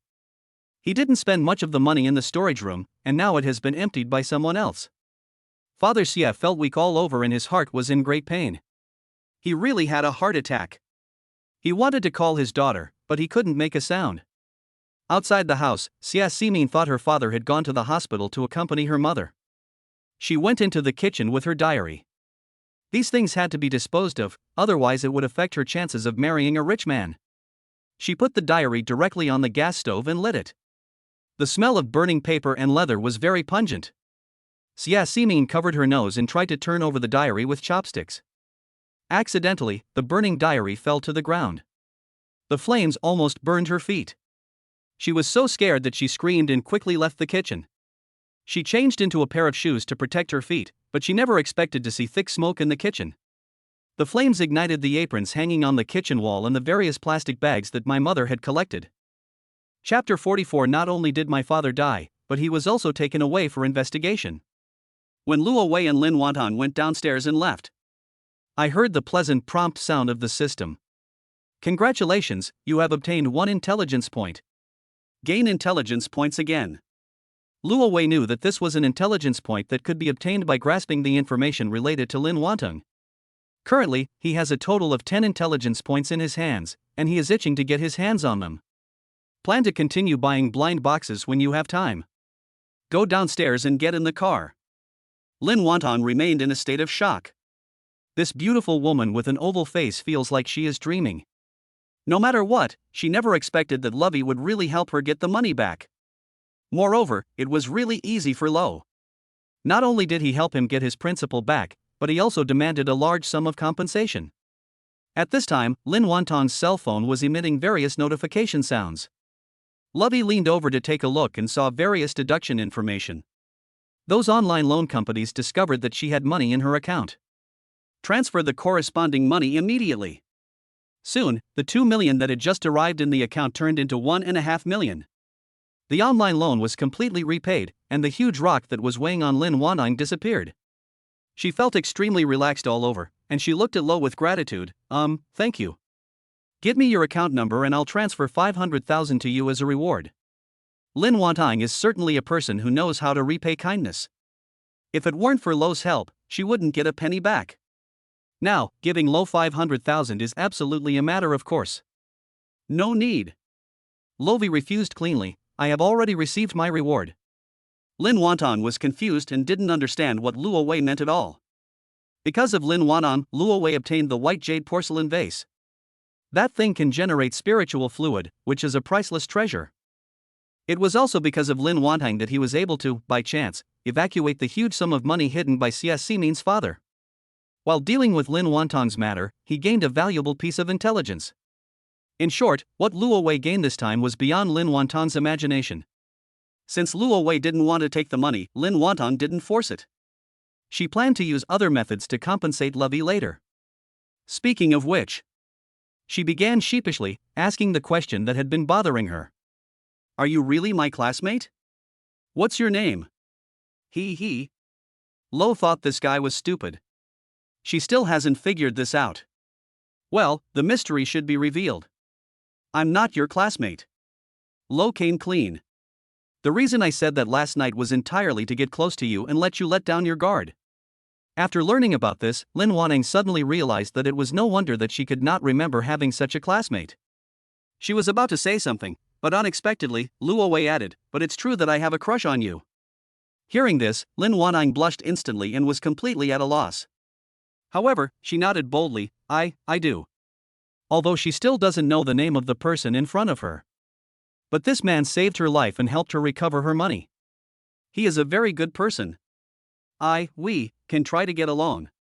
She said this softly, as if it were a mosquito's buzz, her face as red as a rosy cloud. What do you want? What are we going to do together? Luo Wei pretended to be stupid. You didn't think I was confessing my feelings just now, did you? Sorry, I don't have any intention of falling in love. Lin Wantang raised her head, her eyes full of disbelief. She had already agreed, but he actually refused. Seeing Lovey's playful look, she blushed and wanted to punch him. The next second, Lo put away the smile on his face and turned his head to look in a certain direction. Lin Wantang did not follow Luo Wei's gaze. She was completely attracted by Luo Wei's handsome profile. This guy is so handsome, with the temperament of a nobleman, but also a bit of a ruffian feeling. Although she was rejected just now, Lin Wantang knew that she had already planted the seeds of this person in her heart. She couldn't help but boldly move forward and wanted to kiss Lovey on the cheek as a thank you. Unexpectedly, Lo suddenly turned around. Wow, the cheek kiss turned into mouth to mouth. Lin Wantang hurried back to his seat as if he had received an electric shock, and shrank his head like a quail. Luo Wei smiled and didn't say anything about it. Instead, he reminded her, look, Xiaoximin's house is on fire. Lin Wantang looked up in surprise, and sure enough, he saw thick smoke billowing from the floor where Xiaoximin's house was. This. She was extremely flustered by this. How could this happen, this? Don't worry. Luo Wei touched her head, this matter has absolutely nothing to do with us. Yeah. Lin Wantang nodded. She and Luo Wei did not set the fire. They were just collecting debts as usual. Even if the relevant departments investigate them, nothing will happen to them. Lin Wantang comforted herself in her heart. And Luo Wei suspected that perhaps Xiaoximin's mother was labeled as having bad luck. Therefore, the bad luck charm also had some impact on Xiaoximin's family. From this we can see that the bad luck charm has a very wide range of impact. Since there was something exciting to watch, the two of them were in no hurry to leave. At this time, Xiaoximin, who had a round face, ran down from upstairs crying. People living in the residential building discovered the fire and quickly evacuated from the upper floors. Call the fire department. Why is Teacher Zhang's house on fire? Xiaomin, don't cry, what happened? Teacher Zhang is so unlucky. He fell down not long ago, and now his house is on fire. Xiaomin, where's your dad? I just saw Section Chief Xia come back. Chief Xia must have come back to get Teacher Zhang's ID. He should be in the hospital now. Neighbors gathered downstairs, talking about Xiaoximin's family. All residents upstairs have been evacuated. Everyone also called the fire department. But firefighters won't be there immediately. Everyone watched from afar as the fire in CSC Min's house grew bigger and bigger. More than 10 minutes later, the fire truck arrived and the firefighters immediately started firefighting operations. CSC Min's house is on the 3rd floor, and it is very easy to put out the fire as the floor is not high. It didn't take long for the fire to be put out. Firefighters entered the scene. Father Xia was found in the storage room without any vital signs. According to preliminary inferences, Xia's father should have entered the storage room to avoid the fire, which led to the tragedy. Fortunately, apart from him, there were no casualties in the entire building and the fire did not affect the neighbors. I saw that CSC Min's father had died and was taken away by relevant departments for investigation. Lin Wantong didn't feel the slightest sympathy at all. Instead, she felt particularly refreshed. If I hadn't met Lovey. She had been killed by CSC Min a long time ago. She turned her head to look beside her and cast a grateful look at Luo Wei again. Chapter 45. I will definitely punish that kid severely tonight. After the fire was put out, the excitement was over. Luo Wei drove Lin Wantong away from the old neighborhood. It was almost noon when Lin Wantong blushed and extended the invitation. Well, I'll treat you to a meal, okay?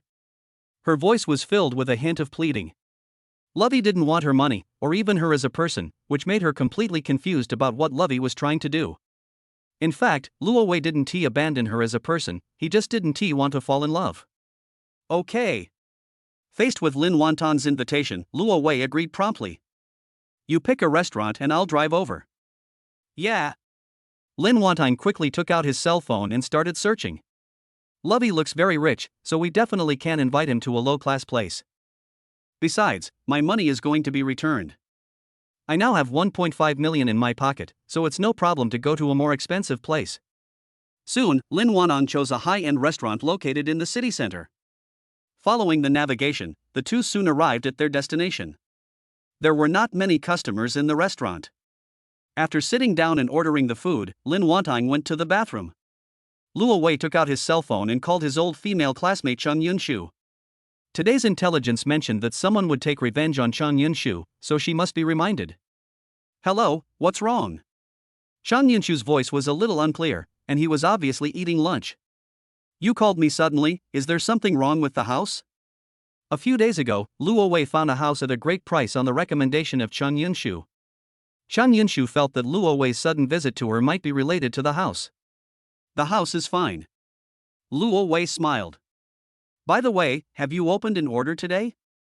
Speaking of this, Chang Yunshu immediately became excited. I'm going to take a client to see a house this afternoon. This deal will most likely be successful. This deal will definitely be successful, Lo smiled in his heart. After all, he has incredible system intelligence in his hands. Tell me if you succeed, and I'll treat you to a meal. Yes, I'll give you the good news then. After agreeing on this matter, Lo hung up the phone. At this time, Lin Wantong came back from the bathroom. She quickly put on some light makeup and the trouble was completely solved. At this moment, she looks radiant and charming. Seeing Lovey staring at her, she blushed and playfully stuck out her tongue. Lovey thought of a phrase, women dress up to please themselves. He was just about to tease Lin Wantong. Unexpectedly, a familiar figure entered the restaurant. The beautiful female boss Shen Yanxiu saw Luo Wei as soon as she entered the restaurant. In the morning, Lovey said that he had something to do today, and it seemed that he was talking about a date with a girl. Shen Yanxiu complained in his heart, but she was naturally not angry or anything. After all, she and Lovey were not in a romantic relationship. Luo Wei is definitely not her gigolo. When he saw Shen Yanxiu, Luo Wei naturally did not feel guilty. Now that he had seen it, he smiled and waved to Shen Yanxiu. There was a woman following Shen Yanxiu. The moment Luo Wei saw that woman, the words charming appeared in his mind. The woman was very beautiful, about the same age as Shen Yanxiu, just as mature and elegant, but more charming than Shen Yanxiu. What a coincidence! Shen Yanxiu walked forward with a smile and introduced herself to the charming woman next to her. Weilan, he is the one I just told you about, Luo Wei. Hello, Mr. Luo, I am Yi Weilan from Romu Company. The charming Yi Weilan reached out her hand with a bright smile. Lovey stood up and shook her hand. Hello. Based on the intelligence, Lo knew that the woman wanted his help. However, Yi Weilan did not mention such things. She just said hello and left with Shen Yanxiu. Of course, when leaving, Shen Yanxiu gave Luo Wei a meaningful look. Of course, Lovey knew what the beautiful female boss meant. She was definitely planning on punishing herself tonight. This look did not escape Yi Weilan's eyes. After sitting down, she immediately teased, "Your relationship with him is not simple." They were all adults and good friends, so Shan Yanxiu not only did not feel embarrassed, but instead boldly recommended it. "That guy is very powerful, do you want to try it?" "No, no, no." Yi Weilan's cheeks flushed and she quickly waved her hands. "You know, I have no interest in men. All men are bad. I told you not to get married. Look, I was right. Your marriage ended in tragedy." While Yi Weilan was complaining, she waved to call the waiter. She pointed at Luo Wei's table from a distance and asked the waiter to give her the bill for that table of guests. At this time, Lin Wantong was lowering his head. Only after she realized that the two beautiful and charming women had left did she dare to breathe. "What are you doing?" Luo Wei couldn't help laughing. "Why did you keep your head down just now?" I. Lin Wantong felt a little regretful that he should not have chosen this high-end restaurant. Her oval face flushed red, and she muttered depressedly, "Compared with your two friends, I feel like an ugly duckling." "So that's why, this guy has low self-esteem." Lovey smiled and comforted her, "The ugly duckling can become a swan. Besides, I don't think you are an ugly duckling. You are younger and prettier than them." "Really?" After being praised, Lin Wantong's heart immediately became sunny. "I'm actually not pretty." Luo Wei continued to comfort her casually, "Everyone has their own beauty. In short, everyone has their own flavor." "Each with its own flavor?" Lin Wantong always felt that this sentence was weird. She put these words behind her and looked at Lo with a smug look. "I just heard your name. So your name is Lo?" "Yes." Luo Wei nodded with a smile. "Remember this well, this is the name of your sweetheart." "You?" Lin Wantong blushed again. She had no idea what Luo Wei was trying to do. "I had agreed to his confession before, but he said he didn't plan to have a relationship." "But he doesn't plan to fall in love, why does he always tease himself?" "Why?" "Of course it's because it's fun." Lin Wantong looks so cute when she blushes. Not far away, Shin Yanxiu happened to see the situation at Luo Wei's table.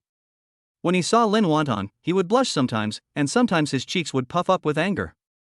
Those two people were clearly a young couple flirting with each other. Of course it would be a lie to say I'm not jealous.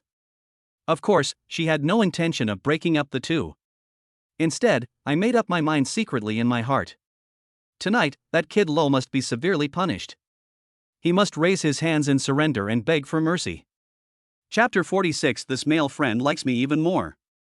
Eat and drink enough. Lin Wantong went to pay the bill immediately. As a result, she was told by the front desk that the bill for her table had already been paid. Needless to say, it must have been those two beautiful and charming older sisters who helped pay the bill. Lin Wantong felt a little embarrassed about this, as this meal was originally intended to thank Luo Wei. Unexpectedly, Lo's friend paid the bill first. Seeing Lin Wantong walking back awkwardly, Lo guessed what had happened. "Please treat me to a meal some other day." "Yes." Lin Wantong readily accepted the proposal. She blushed and picked up her bag. "You don't have to take me back. I'll take a taxi back to the store by myself." When Luo Wei met a friend, he would definitely exchange a few words of greeting. Lin Wantong waved goodbye sensibly. After watching her leave, Luo Wei stood up and walked towards Shin Yanxiu's table. The two older sisters had almost finished eating. Lo didn't hesitate and sat down aside. He couldn't help but open his eyes of insight and look towards Yi Weilan. This young woman has an amazing figure, no wonder she gives people such a charming feeling. "Why are you here?" Shin Yanxiu, the beautiful female boss, couldn't help but tease Luo Wei. "Don't you need to accompany your girlfriend?" Yi Weilan smelled the jealousy in Shin Yanxiu's words. She smiled without saying a word, picked up the juice and watched the show. Luo Wei calmly explained, "Mr. Shin, the lady just now is my client. I helped her solve her troubles, so she treated me to a meal." "Oh?" Luo Wei's explanation made Shin Yanxiu feel inexplicably happy. She couldn't help asking, "Can you tell me what trouble she encountered?" "Of course I can't tell you the details." Luo Wei's expression became more serious. "I'll give you a brief summary. She was defrauded of a sum of money by her friend, and I helped her get the money back with interest." Upon learning this, Shin Yanxiu subconsciously looked at Yi Weilan. Yi Weilan's eyes lit up. Not long ago, she went to Shin Yanxiu to complain that the company was unable to collect payment for goods. At that time, Shin Yanxiu recommended Luo to her. Mr. Luo. Yi Weilan knew this was a good opportunity. She took the opportunity to ask Luo Wei, "My company has a payment that cannot be collected, I would like to ask you for help." Luo had already known about this through system intelligence. He came here just for this matter. Tell me the details. Here's what happened. Yi Weilan explained as she took out a supply contract from her bag. A year ago, Taiyan Company purchased a batch of goods worth 5 million from our company. We agreed to pay the balance upon receipt of the goods, but they refused to pay the balance because of quality issues with the goods. Yi Weilan pointed to a clause in the contract and said, in the original contract, there was indeed a clause that stated that if there were any quality issues with the goods, payment would only be made after the issues were resolved. But there was a problem with the goods. Taiyan Company did not return them or ask our company's people to come and deal with it. Every time we go to their house to collect payment, they always come up with this excuse. Although we also sought legal means. But in the end, nothing came of it. That is to say. Luo Wei interrupted. He understood what Yi Weilan meant by that. The Taiyan Company has a strong backer. Yi Weilan nodded seriously and added, Taiyan Company's business is very diverse, involving earthwork, logistics, finance, and supply of building materials. My goodness, that Taiyan Company is truly a company full of black elements. Business like earth-moving logistics is not something that ordinary people can do. You have to form cliques. I know it will be difficult and dangerous to get the money back. Yi Weilan gnashed her teeth and said, although this amount of money is nothing to me, I just can't swallow this. Mr. Luo, if you promise to help me collect the payment, no matter how much you can get back, I can give you half. In other words, if Luo can get back 5 million, he can get 2.5 million. This money is really easy to make. This is how the world is. If you have the ability, making money is a very easy thing. Lovey doesn't really care how much money he gets. What he cares about is handling this matter well and gaining intelligence points. Things like intelligence points are great things that can't be bought with money. No problem. Luo Wei smiled and nodded, I'll take this commission. Sister Lan, let's add each other as friends. I'll go to the Taiyan Company and check out the situation. I will inform you as soon as I get the money back. After adding Yi Weilan's WeChat, Luo Wei picked up the contract on the table and left. He had something else to do later and needed to help Chen Yunshu resolve the crisis. Therefore, the matter of debt collection must be dealt with as soon as possible, otherwise it will have to be postponed to tomorrow. However, the information will be updated tomorrow, and we will definitely encounter other things then. Speaking of which, ever since the intelligence system was linked, I am very busy every day, but also very fulfilled. Yi Weilan really didn't expect that Luo Wei would do what he said and take action immediately. Shin Yanxiu was not surprised by this. She complained sourly, he actually calls you Sister Lan and calls me President Shin. Yi Weilan immediately chuckled, it seems that your male friend likes me even more.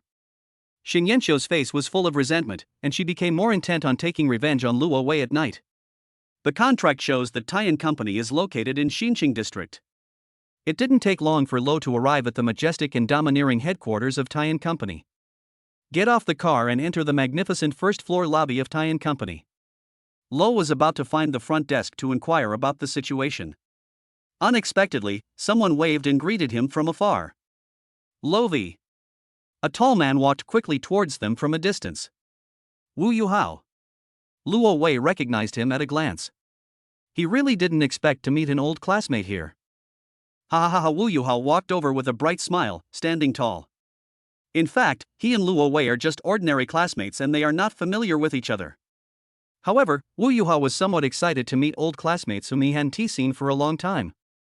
Of course, it is also because of his own success that Wu Yuhao couldn't help but want to show off in front of his old classmates. He glanced at the contract in Luo's hand. He didn't see the words on it clearly, and he subconsciously thought it was a resume. Lovi, are you looking for a job in our company? Come to my finance department. I was promoted to team leader a while ago, and I manage more than a dozen people. As long as you are willing, I can directly recruit you into my team. If you work hard enough, I guarantee that within a year, you will be able to buy a house and a car in Honghai City. How could Luo Wei not hear that Wu Yuhao was showing off? He smiled and shook his head. Thanks, I'm not here looking for a job. I'm here to collect payment from your Taiyan Company. Oh? Wu Yuhao was obviously startled. However, he said nothing. Good luck to you. Seeing him about to leave, Luo Wei grabbed him and said, please tell me. Then he pointed to a name on the contract and asked, which floor does Bao Yonghua work on? Manager Bao. Wu Yuhao thought for a moment, let me take you upstairs. Of course, Wu Yuhao didn't help Luo Wei out of kindness. He just wanted to see Lo's joke. Chapter 47. If we don't rectify the situation quickly, I'm afraid disaster will come. Wu Yuhao is an employee of Tian Company. He knew very well what Tian Company was like. Almost every day, someone is kicked out or even beaten by security guards. Without exception, all those people came to Tian Company to collect payment for goods. Wu Yuhao didn't say these things out loud. He was ready to make fun of his old classmate Luo Wei. Taking the elevator, Wu Yuhao led Luo Wei to the floor where the purchasing department was located. Then he pointed to an office. See? That's the office of Manager Bao from the purchasing department. Thank you. After saying thank you, Lovey strode towards the office. Wu Yuhao did not leave. He found a seat and prepared to watch the show. At this time, inside the manager's office, Bao Yonghua, with a big belly, was lying on the sofa taking a nap. There was a sudden knock on the door, waking him from his sleep and making him very unhappy. Who is it? He asked, struggling to get up from the sofa. Lo had already used his penetrating eyes to see that Bao Yonghua was sleeping. He pushed the door open and walked in. You are. Seeing a stranger coming into the office, Bao Yonghua was a little confused. I'm here on behalf of Rumu Company.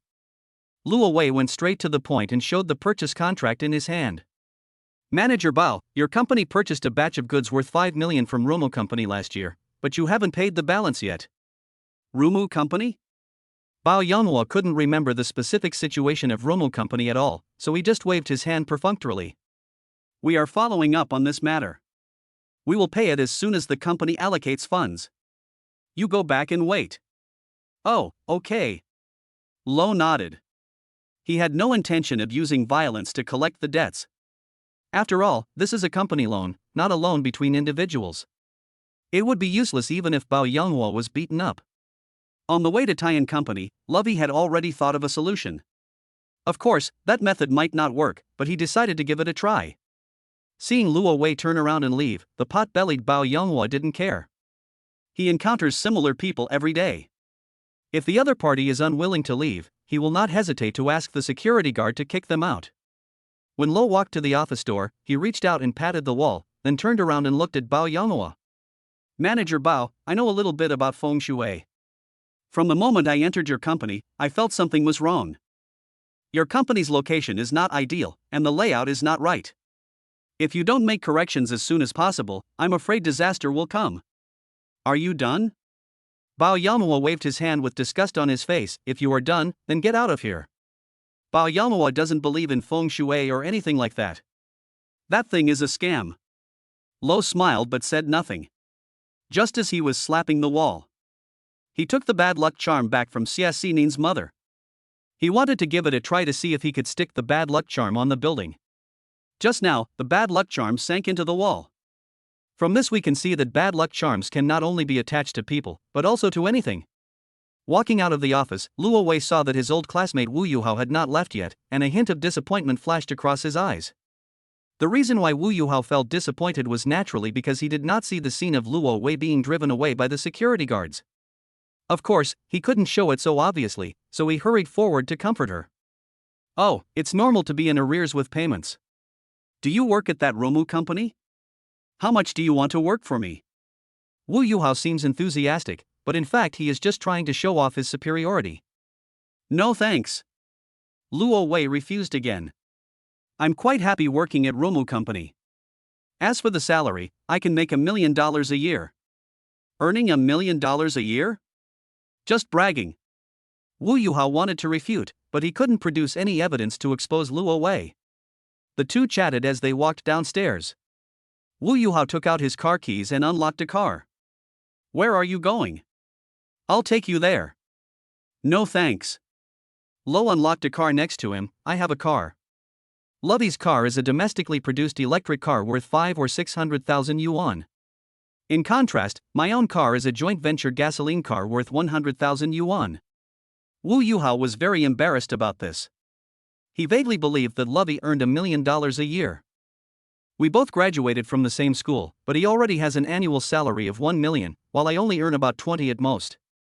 Wu Yuhao was both envious and depressed, and he wanted to get in the car and leave quickly. By the way, Luo Wei stopped him. You have my contact information, right? If your company contacts me through you, please let me know. Huh? Wu Yuhao was a little confused. He had no idea what Lo meant. Why would Tai & Company look for Lovey for any reason? Without thinking too much, he nodded quickly and drove away quickly. After getting in the car, Lo did not leave. Instead, he turned on the air conditioner and lay down with the seat flat. The bad luck charm is integrated into the walls of Tai & Company, which means that the bad luck charm will bring bad luck to the entire building. Once bad luck comes to the whole building, Bao Yonghua will definitely think of him as the feng shui master. Just as Lo had guessed, the bad luck charm began to take effect after it was integrated into the building. Purchasing department, in the manager's office. Bao Yonghua, with a big belly, went back to sleep. Suddenly, a snapping sound woke him up from his sleep. He turned over with a start and saw a bottle of wine broken on the ground.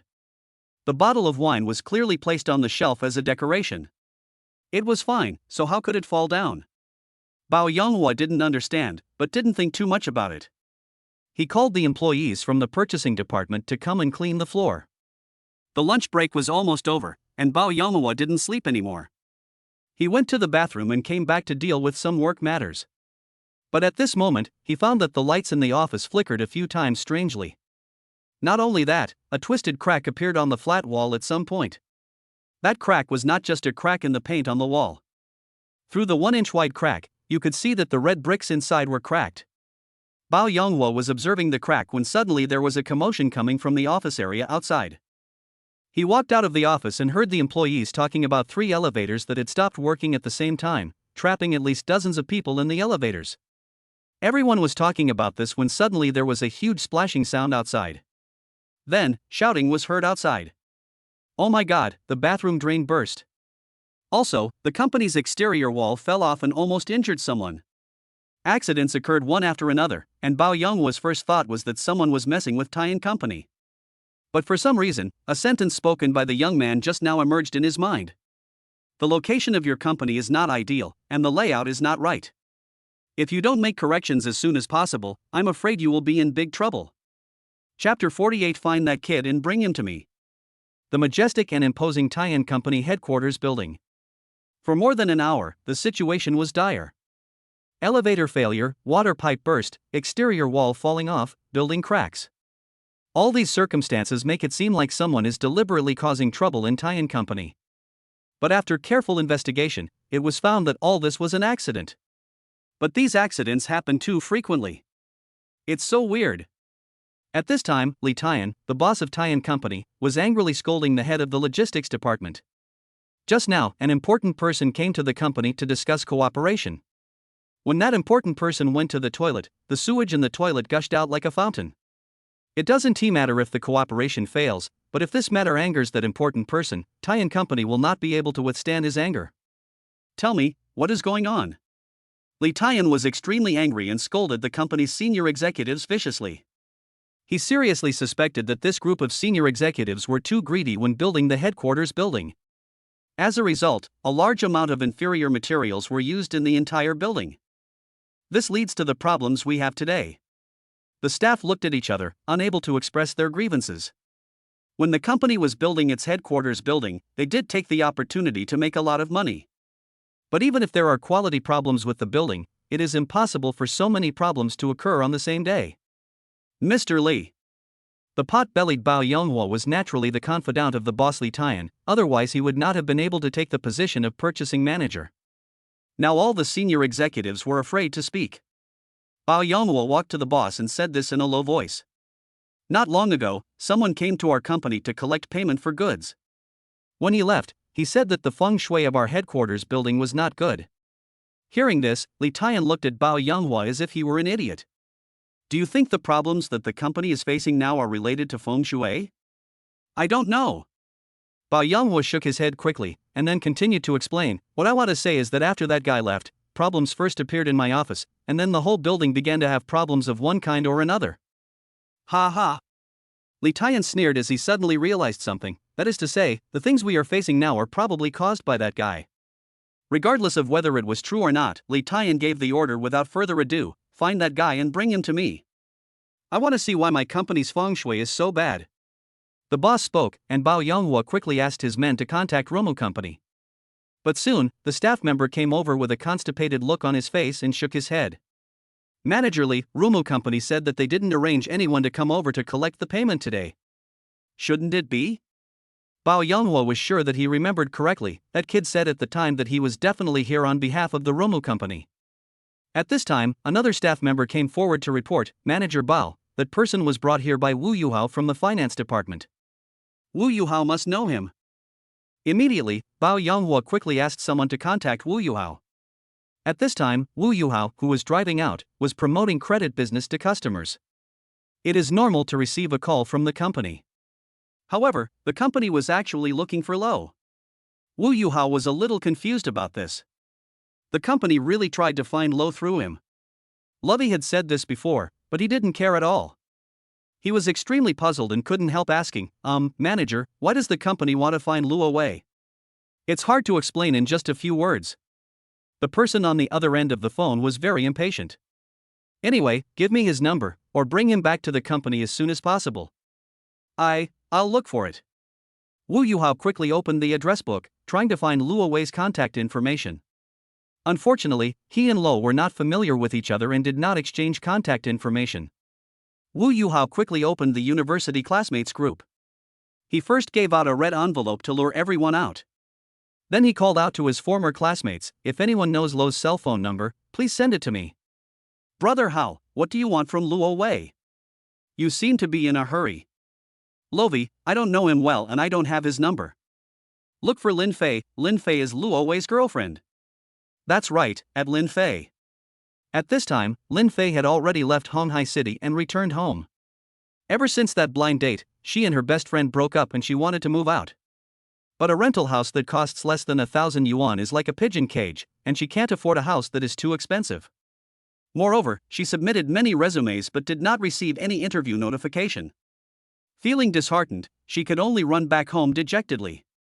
She was taking a nap when someone tagged her. She really wanted to explain that she and Lovey had broken up. However, Wu Yuhao just wanted Lovey's contact information. After Lin Fei sent out Luo Wei's number, he was too lazy to explain some things. After getting Lovey's number, Wu Yuhao quickly called. Lovey, who was sleeping comfortably in the car, was awakened by the ringing of his cell phone. Seeing that the call was from an unfamiliar number, he answered the call and said, "Hello, who is this?" "Luo Wei, I am Wu Yuhao." Wu Yuhao explained immediately, "My company has something urgent to discuss with you." "Really?" Lo yawned. He was not surprised at all. "Wait for me downstairs in the company. I'll be there soon." After hanging up the phone, Lo looked out the car window. The Tian Company headquarters, which was majestic and imposing not long ago, now looks somewhat shabby. The building's exterior walls and decorations have fallen off, leaving the walls in a mottled state, looking like a chicken with its feathers shed. No one knew what happened inside the building. Employees kept coming out of the building and standing in the open space as if they were seeking refuge. Lo checked the time. It had been just over an hour since he put the bad luck charm on the building. The bad luck charm is so powerful that it has thrown the entire building into chaos. After stretching, Lo didn't rush to show up. Until I saw Wu Yuhao rushing back from outside, standing downstairs looking around anxiously and uneasily. Only then did Luo Wei open the car door and lazily appear in front of Wu Yuhao. Wu Yuhao could see that Luo Wei had taken a nap in the car. However, he was too lazy to complain. He just wants to complete his mission now. "Did you do something?" he asked curiously as he led Lovey into the headquarters building. "I advise you not to go against our company. Our company is not simple." The reason why Wu Yuhao advised like this was naturally not for Luo Wei's good. But the company already knew that he and Lo knew each other. He was worried that what Lo did would affect him. Lovey smiled and nodded without saying anything. Wu Yuhao had no choice but to take Luo Wei to the meeting room as quickly as possible. He never expected that his boss, Li Tian, was also in the meeting room, and his face was extremely grim. Chapter 49. Witnessing this scene, Jill was envious. Li Tian is a middle-aged man with a sturdy build. There is a scar on his right eyebrow, which makes him look very cruel. At this time, he was holding a cigar and putting his legs on the conference table. A group of company executives stood in the spacious conference room. For some reason, water was dripping from the ceiling of the conference room. The entire conference room was silent, with only the sound of dripping water echoing. Witnessing this scene, Wu Yuhao was shocked. In this situation, even a fool can see that something is wrong. He had already brought Lo to the room and wanted to turn around and leave the meeting room. But the security personnel closed the door of the conference room immediately.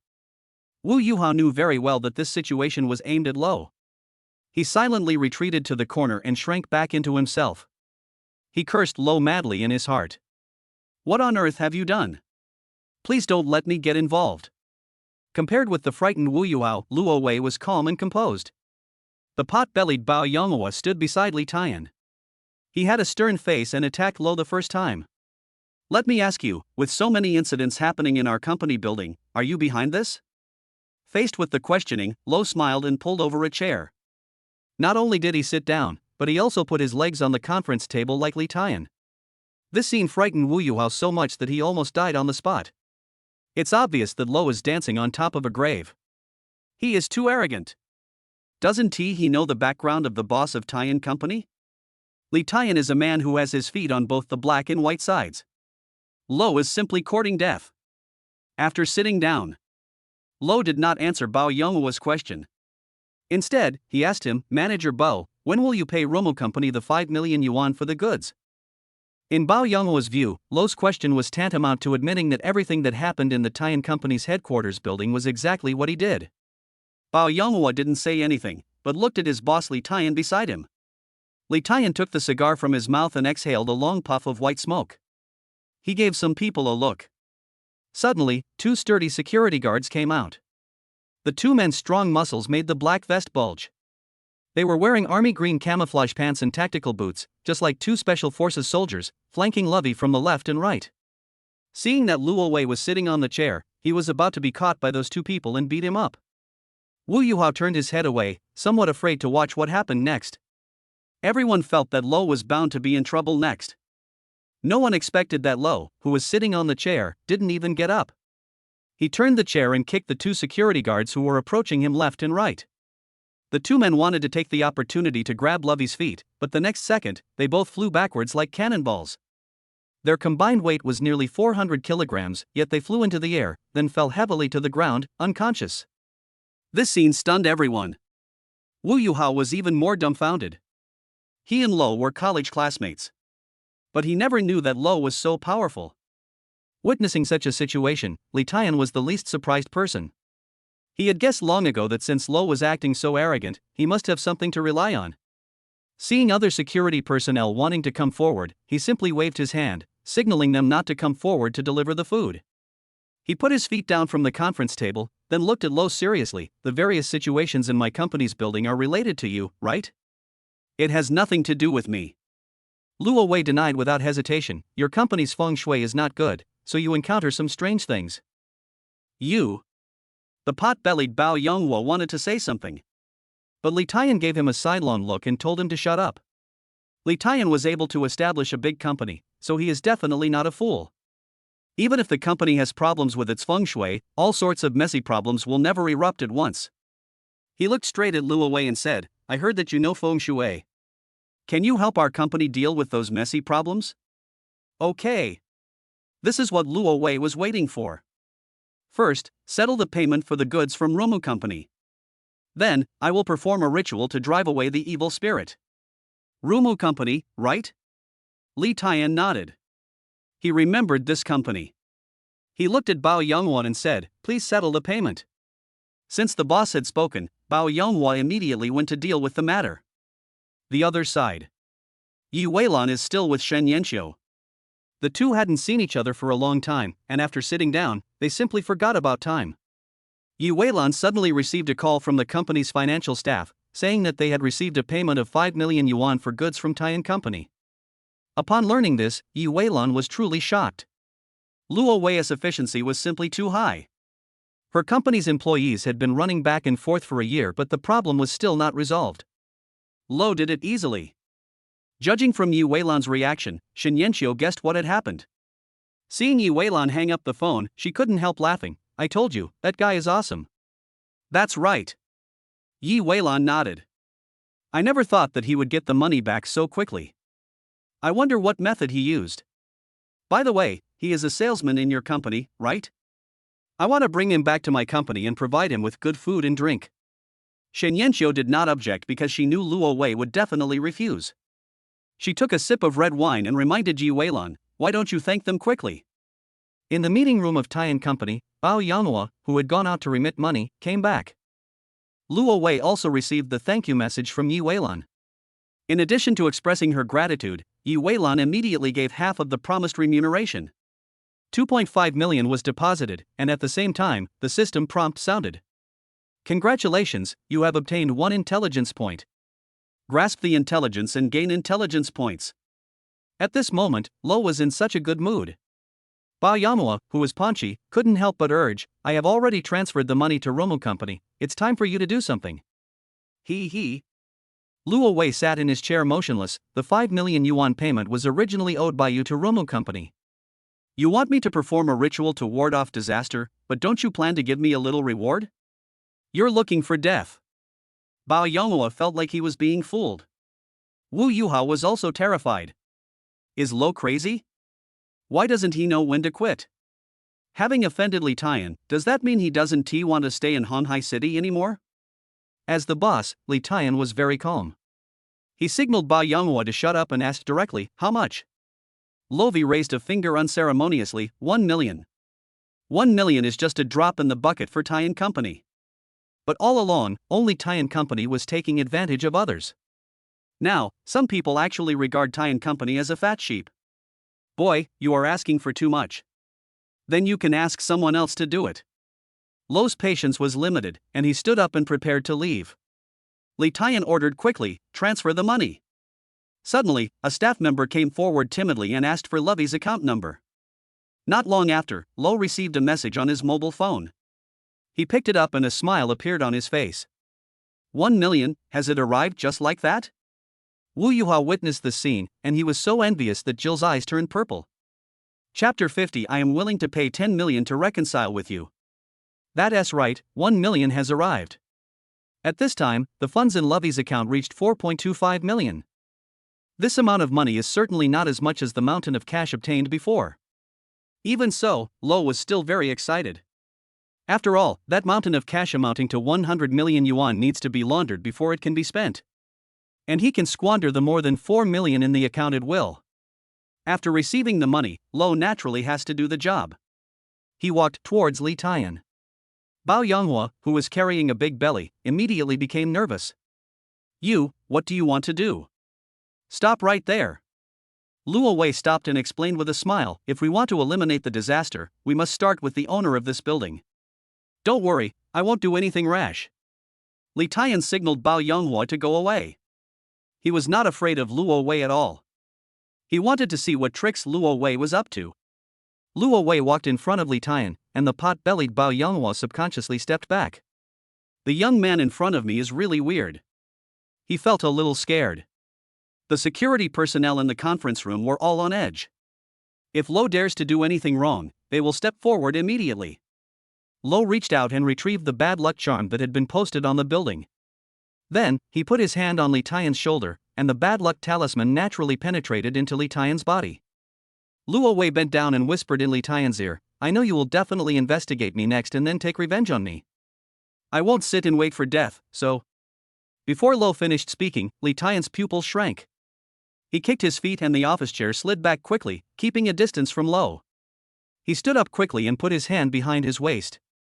If Lovey made any move, he would take out the gun on his waist and fight back. Lovey chuckled. He had already done what he wanted to do. "Okay, the spell is done, time to call it a day." Lo yelled, then swaggered out of the meeting room. Everyone in the conference room had no idea what Lo had just done to Li Tian. Li Tian did not stop Luo Wei from leaving, mainly because of the young man, who gave him an extremely dangerous feeling. With a dark face, he slapped Bao Yonghua in the face. Fuck you, this is all your fault. Why are you holding back the payment for the goods from the Rumu company? Now, they sent such a weird person to collect the debt. I'm telling you, if anything happens to me next, I'll make sure you're buried with me. After saying that, Li Tian kicked Bao Yonghua again, knocking him to the ground with a big belly. At this moment, Li Tian felt very bad, so he decided to go to a nearby temple or find some good feng shui masters to help him break the deadlock. He never expected that as soon as he returned to his office, something flowed out of his nose. He reached out to wipe it, and his hands were covered with bright red blood. I don't know why, but blood kept gushing out of my nose as if a floodgate had been opened. On the other side, Wu Yuhao hurried downstairs. He wanted to catch up with Lovey and then have Lovey take him with him. He also wanted to learn feng shui and make $1 million easily. Unfortunately, when he went downstairs, Lo had already driven away. Picking up his phone, he saw someone in the class group asking him why he was looking for Luo Wei. Some people are also talking about how a certain classmate is doing very well, with an annual salary of 300,000 or 400,000 yuan. If it were in the past, Wu Yuhao would definitely be envious of people who earn 300,000 or 400,000 yuan a year. Now, he couldn't help but reveal the news in the group. An annual salary of 300,000 or 400,000 is nothing. Just now, Lo made $1 million easily. Is this true? The classmates were all in disbelief. What did Luo Wei do to make so much money all of a sudden? Well, Wu Yuhao didn't quite understand. Anyway, this happened in my company, and I saw it with my own eyes. Fuck, I never thought that Luo Wei would be so awesome without making any noise. At Lovey, come out quickly and let us get some of your wealth. No need to tag him, Lo has already left the group. Lin Fei is still in the group. I'm so envious of Lin Fei. That's right, Lin Fei has a good eye. She was with Luo Wei when she was still a sophomore, right? That's right, why don't I have such vision? At the rich lady, come out and give me a red envelope. The classmates in the group had no idea. When Wu Yuhao revealed that Luo Wei easily made 1 million, Lin Fei was dumbfounded. Although she had known for a long time that Lovey had become rich, this was the first time she felt how terrifying Lovey's ability to make money was now. In the group, everyone was shouting envy, good vision, rich wife and other words like that, which were like sharp knives piercing her heart. If she hadn't broken up with Lovey, she would be surrounded by celebrities at this moment and would enjoy it immensely. What a pity, there is no if. Lin Fei felt heartbroken again. She hated her best friend so much. It was all caused by her. She turned off her phone. She didn't dare announce in the group that she had broken up with Luo Wei a long time ago. After her classmates know about this, they will probably laugh at her for being short-sighted and stupid. I feel so uncomfortable, so painful, so wronged, and so crazy. After leaving Tian Company. Although I haven't received Chang Yunshu's call yet. But Lo drove directly to where Chang Yunshu worked. After all, there is still one piece of information that has not been processed today, and that information is related to Chang Yunshu. The other side. Yi Weilan is still with Shen Yanxiu. The two of them drank wine and talked about topics all related to Lo. Yi Weilan's cell phone suddenly rang, and she thought it was someone from the company who wanted to talk to her about something. However, when she picked up the phone, she found it was an unfamiliar number, so she hung up immediately. Soon, a message came from that strange number. I am Li Tian from Tian Company, Mr. Yi, I want to talk to you. Ha? Yi Weilan was extremely surprised and raised her phone to show Shen Yanxiu. Li Tian from Tian Company actually took the initiative to contact me. I don't know what he wants to talk about? Shen Yanxiu shrugged. She didn't know either, but she guessed it must be related to Luo Wei. At this time, the strange number called again. This time, Yi Weilan answered the phone. Yi Weilan turned on the speakerphone. No matter what, neither she nor Shen Yanxiu could have imagined it. As soon as Li Tian opened his mouth, he actually said such a sentence. Boss Yi, please, let me go. Who is Li Tian? Almost everyone who runs a company in Honghai City knows it. Li Tian has his feet on both the black and white sides. There is no one in Honghai City that he cannot afford to offend. In the entire Honghai City, no one dares to offend him. Although this statement is a bit exaggerated, it is enough to illustrate Li Tian's status in the world. Now, Li Tian suddenly begged for mercy. Yi Weilan was confused for a while. Then he replied, Mr. Li, you got the wrong person, right? I got the right number. Li Tian laughed bitterly through the speaker. It was you who arranged for Luo Wei to come to my company to collect the debt. My company did something wrong and shouldn't have withheld your company's payment. I'm willing to pay you 10 million to settle the matter. Please ask that Luo Wei to show some mercy. Chapter 51. Hee. I like Sister Lan even more. Li Tian is not an ordinary person. He is a local tyrant in Honghai City.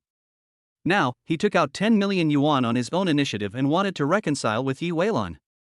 Li Tian was willing to give the money, but Yi Weilan didn't dare to accept it. Whether it was Yi Weilan or Shen Yanxiu, they found it difficult to understand why Luo Wei's trip to Tian Company to collect debts alarmed Li Tian. Also, did Luo Wei do anything to Li Tian? Li Tian actually called and asked Luo Wei to show mercy. They don't know that Li Tian is now in the hospital. His nose was bleeding non-stop, and the doctor initially speculated that it might be leukemia. But a few days ago, Li Tian had just completed a complete physical examination and he was in very good health. How could he suddenly develop leukemia? He thought about it and felt that all this was caused by that Lo, who used some strange means on him. That's why he called Yi Weilan to seek reconciliation.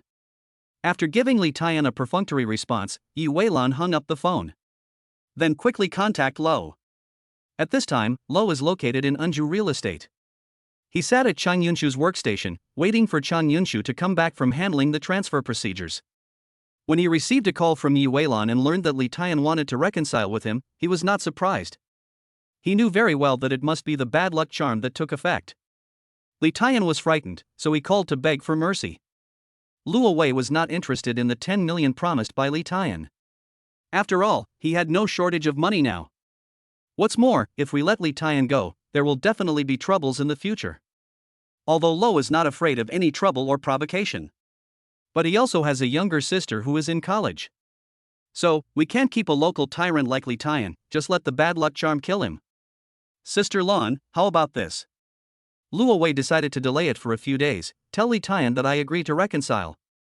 But, I'm out of town on business, and I won't be back in Honghai City for a week. When I come back, I will visit you in person. The longer you keep the bad luck charm, the unluckier you will be. If it drags on for another week, Li Tian will definitely be dead. Okay, I'll help you convey it. Yi Weilan agreed. She couldn't help but ask, can you tell me what you did to Li Tian? Well, it's a secret. Lovey would never reveal the matter of the bad luck charm and the intelligence system to anyone. Okay. Yi Weilan was helpless. She couldn't help but beg, please don't use strange methods on me, your sister. Even someone like Li Tian is no match for Luo Wei, so Yi Weilan is naturally worried that she will be dealt with by Luo Wei. Sister Lan, what are you talking about? We are friends, how could I deal with you?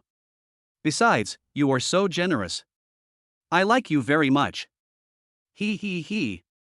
Yi Weilan immediately covered her mouth and laughed. She looked at Shen Yanxiu beside her. I'm driving a hands-free car, brother, guess who's sitting next to me? Is Mr. Shen with you? Luo Wei didn't feel embarrassed, he shouted with a smile. If you like it, you like it. There's nothing wrong with admitting it. My goodness, this guy is so brave. Yi Weilan blushed. Shen Yanxiu also blushed, but it was because of anger.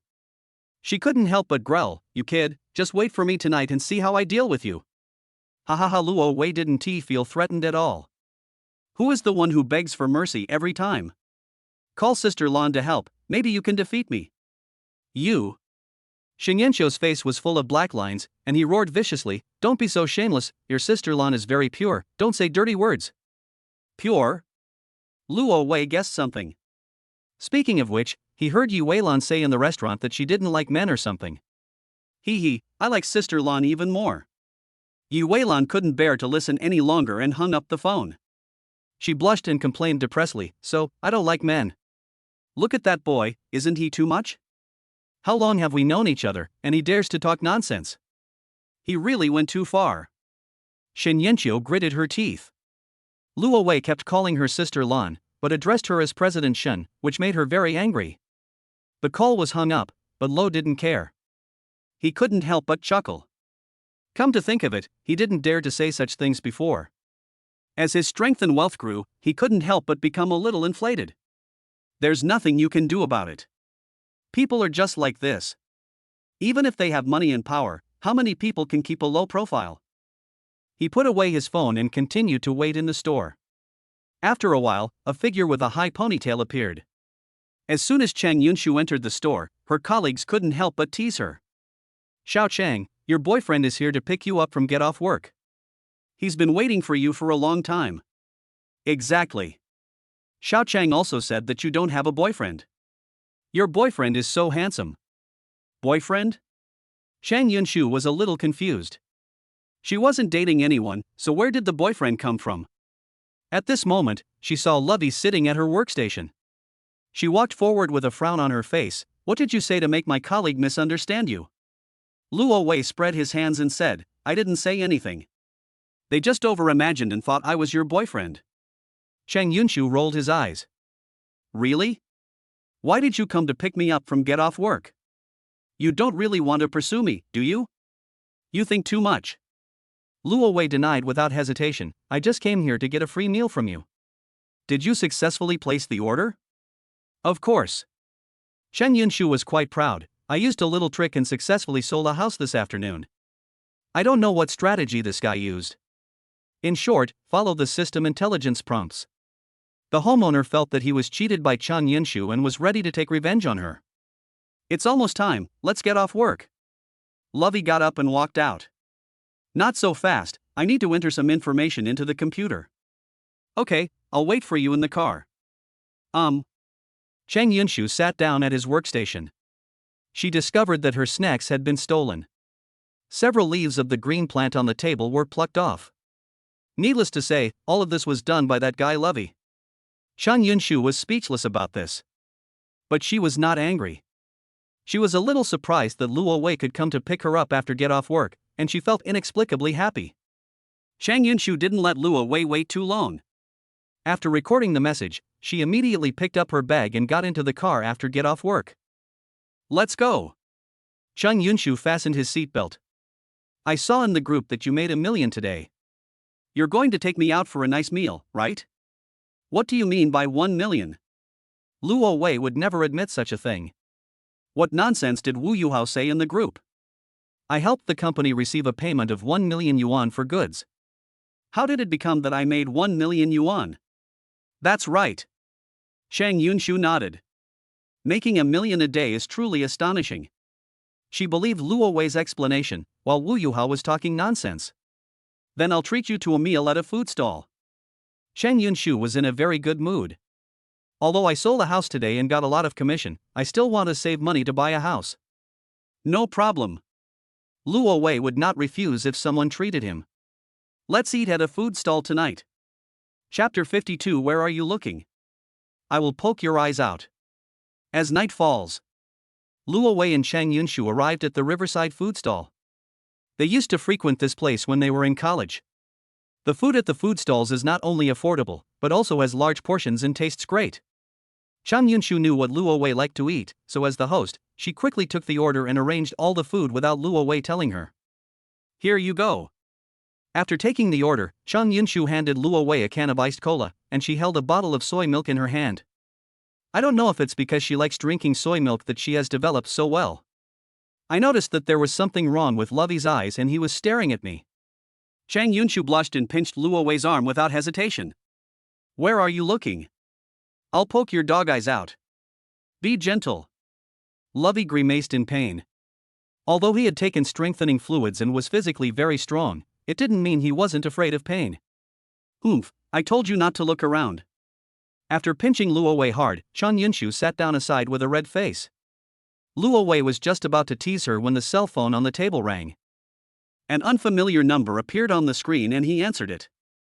"Hello, who is this?" "Lovey, it's me, Wu Yuhao." "Oh?" Wu Yuhao called suddenly, but Luo Wei was not surprised. Chang Yunshu vaguely heard Wu Yuhao's name, and she couldn't help but move forward to hear what Wu Yuhao wanted to talk to Luo Wei about. This guy almost came over to her, and Lovey smelled a faint fragrance on her. Looking at Chang Yunshu's fair and delicate cheek coming closer, he couldn't help but kiss her. Chang Yunshu was truly shocked. He never expected Luo Wei to be so bold and shameless. Her face turned red and she pinched Lo hard again. Then he couldn't help himself and moved closer to eavesdrop again. This time, she put her hands over her cheeks to protect herself from sneak attacks. Wu Yuhao, what do you want to talk to me about? Luo Wei opened the iced cola with one hand, drank it, and asked lazily. Luo Wei, can you meet with our general manager Li? Wu Yuhao's voice sounded a little tearful. He had no idea what was going on. What did Lo do to Li Tian? Li Tian's secretary asked him to make this call. It is said that Bao Yanghua, the manager of the purchasing department, was beaten up and hospitalized with serious injuries. Wu Yuhao is not a fool. He vaguely guessed that this matter must be related to Lovey. Of course, Bao Yanghua was definitely not attacked by Lo. Instead, Li Tian took out his anger on Bao Yanghua because of Luo Wei. At this moment, Wu Yuhao was extremely worried that he would follow in Bao Yanghua's footsteps. That's why he was crying and begging Lovey now. Too bad Lo didn't sympathize with him. Oh, I've already promised your CEO Li that I would help him solve his feng shui problem. But I'm out of town right now, and I won't be back in Honghai City for a few days. If you have nothing else, leave it at that. I'm busy. Luo Wei hung up the phone without saying anything. Chang Yunshu asked immediately, what happened? Why does Wu Yuhao look like he's about to cry? Who knows? Lovey shrugged. That guy is not a good guy. I went to their company to collect payment before, but he didn't tell me that their company is very overbearing. He deliberately wanted to make fun of me. I went to their purchasing department, and the pot-bellied manager directly arranged 10 tall and strong security guards to kick me out. Luckily, I'm good enough. I beat all 10 of them by myself and scared their manager so much that I got back the 1 million payment. But Luo Wei's story made Chang Yunshu burst out laughing. You're fighting 10 people alone, don't I know you? Chang Yunshu didn't believe it. Luo Wei smiled without saying anything and didn't defend himself. Soon, the owners of each stall brought the food over. Beef brisket pot, grilled oysters, stinky tofu. Neither of them was polite and started to eat with relish. While eating, Lo suddenly noticed a malicious gaze. Out of the corner of his eye, he spotted a short, middle-aged man. There are people coming and going on the sidewalk along the river, and many people are taking a walk after dinner. Wang Dekhang is one of them. Today he sold a house he had lived in for many years. This was supposed to be a good thing, but after completing the formalities, he talked about it with others and realized that he had made a loss. In the same residential area, with the same apartment type, someone else sold it for tens of thousands more than him some time ago. After learning about this, Wang Dekhang felt terrible. Tens of thousands of dollars is not a small amount of money. After thinking about it, he felt that the agent had misled him. The agent kept saying that house prices were falling or something. If you don't sell it now, you will lose more money when you sell it later. At present, housing prices across the country are indeed declining slowly. But the prices of some houses with good geographical locations have not only not dropped, but have increased instead. The location of my house is excellent. Although it is old and small, the surrounding facilities are very complete. In short, it was the agent who misled me, so I signed the contract to sell the house in a hurry. At this moment, Wang Dekhang had a dark face and stared straight at Chang Yunshu, who was eating at the food stall. The agent was smiling so happily, he must have cheated himself out of a lot of money when selling his own house. The more Wang Dekhang thought about it, the angrier he became. He wanted revenge and wanted to make the agent pay a price. Wang Dekhang didn't know that Lo had already discovered him. However, Lo did not rush to take action. After all, the other party hasn't done anything yet, so he naturally has no reason to take action. After eating and drinking, it was already past 8 o'clock in the evening. Chang Yunshu held his stomach and burped, feeling very comfortable. Seeing Lovey get up and go to pay the bill, the smile on her face became even brighter. She knew that Lo wouldn't let her pay. Let's go. After paying, Lovey waved at her. Do you want to go for a walk or sit somewhere else? Let's do it another day. Chang Yunshu now had only one thought in mind. I'm so tired after a day's work, I just want to go back to my rental house and sleep. Okay, then I'll take you home. Since there was a free car, Chang Yunshu naturally did not refuse. Driving away from River Street, Lo clearly felt that he was being followed. He deliberately slowed down his car so as not to lose the other party. Luo Wei naturally knew Chang Yunshu's address.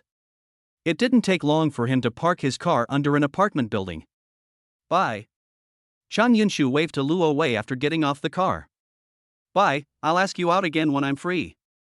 Yeah. Chang Yunshu agreed to it. However, she felt a little disappointed for some reason. She thought that Lovey would shamelessly follow her upstairs.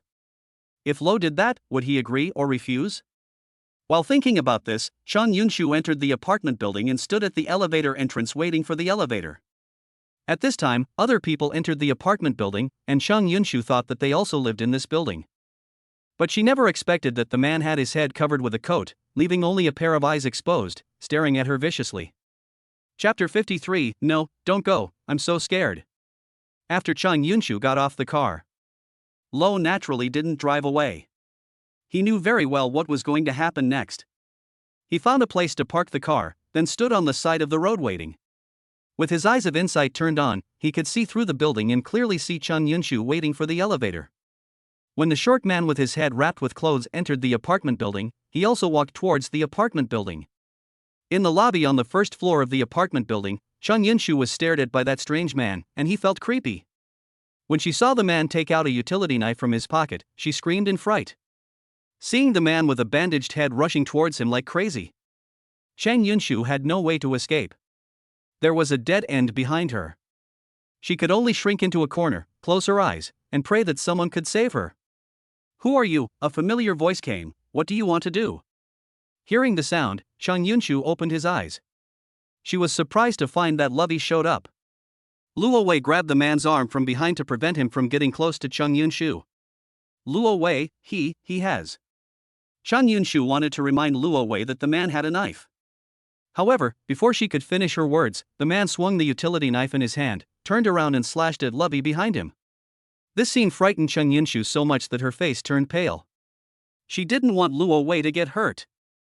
Fortunately, that did not happen. Lo grabbed the wrist of the man holding the knife. After successfully snatching the utility knife, he threw the man to the ground with an over-the-shoulder throw. Then, Lo twisted the man's arm and pressed him to the ground with his knee, easily controlling the man. Witnessing Lo's smooth skills, Chang Yunshu remembered that Lo had said before that he could beat 10 people by himself.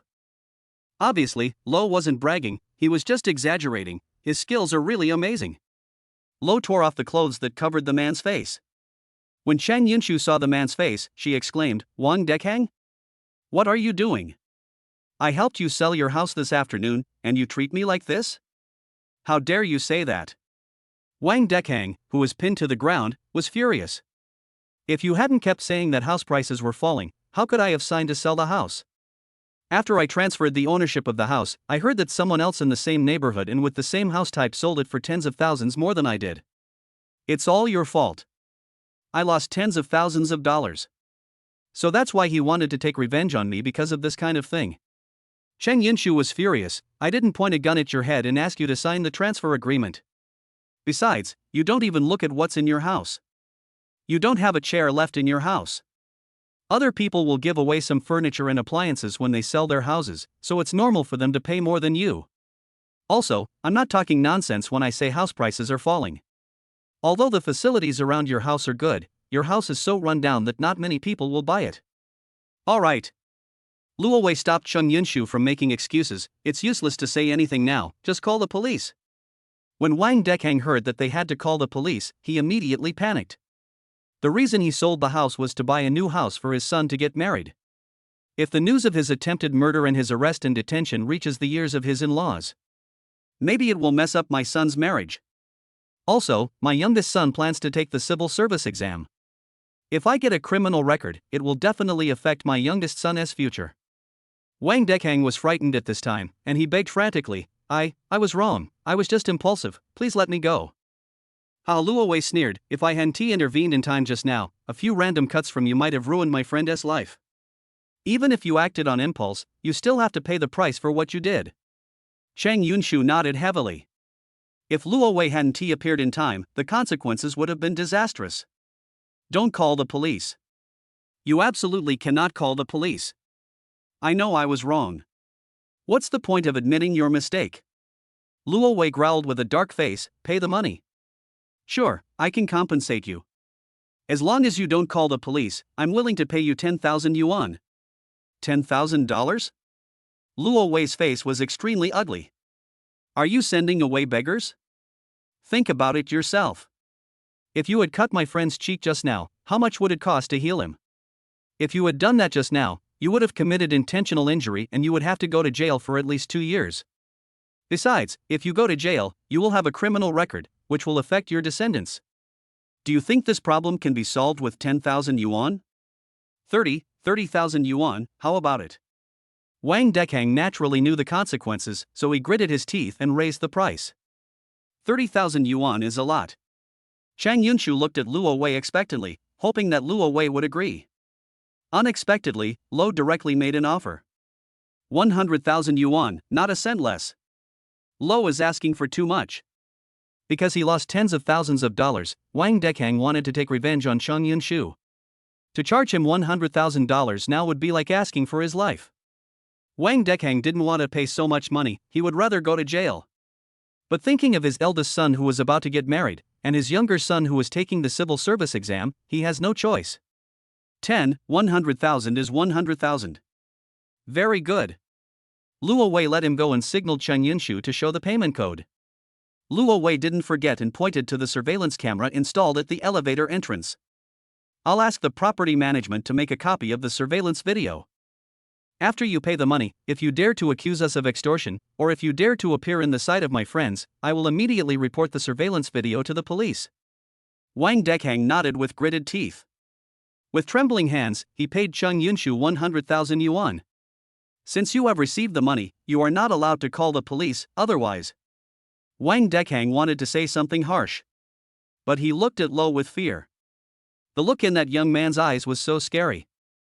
The over-the-shoulder throw just now almost killed him. He felt like many bones in his body were broken. He just wants to go to the hospital as soon as possible. Turning around, Wang Dekang limped away. He originally wanted to take revenge on Chang Yunshu because he lost money. Who would have thought that instead of taking revenge on others, he was blackmailed for 100,000 yuan? At this moment, his heart was bleeding, but he couldn't blame others for this kind of thing. He could only blame himself for being too impulsive. As he watched Wang Dekang leave, Luo heard a pleasant reminder tone in his ears. Congratulations, you have obtained 1 intelligence point. Another intelligence point earned, that's great. Chang Yunshu pointed at the surveillance camera and asked Luo Wei, next, should we go to the property management? Luo Wei smiled and shook his head, no need, that guy will definitely not dare to show up again. When I mentioned calling the police just now, he was immediately frightened. He either has something to hide, or he's worried that his criminal record will affect future generations. In short, he definitely won't dare to show up again. Luo could see that Wang Dekang was a coward to death. So they didn't take the bad luck charm from Li Tian and stick it on him. Of course, if Wang Dekang dared to show up again, he would definitely not show mercy. Okay, the crisis is over. Luo turned around and pretended to leave. Chang Yunshu was still frightened by the dangerous incident she had just encountered. There was no way she would let Luo Wei leave. She grabbed the corner of Lovey's clothes and begged pitifully. No, don't go, I'm so scared.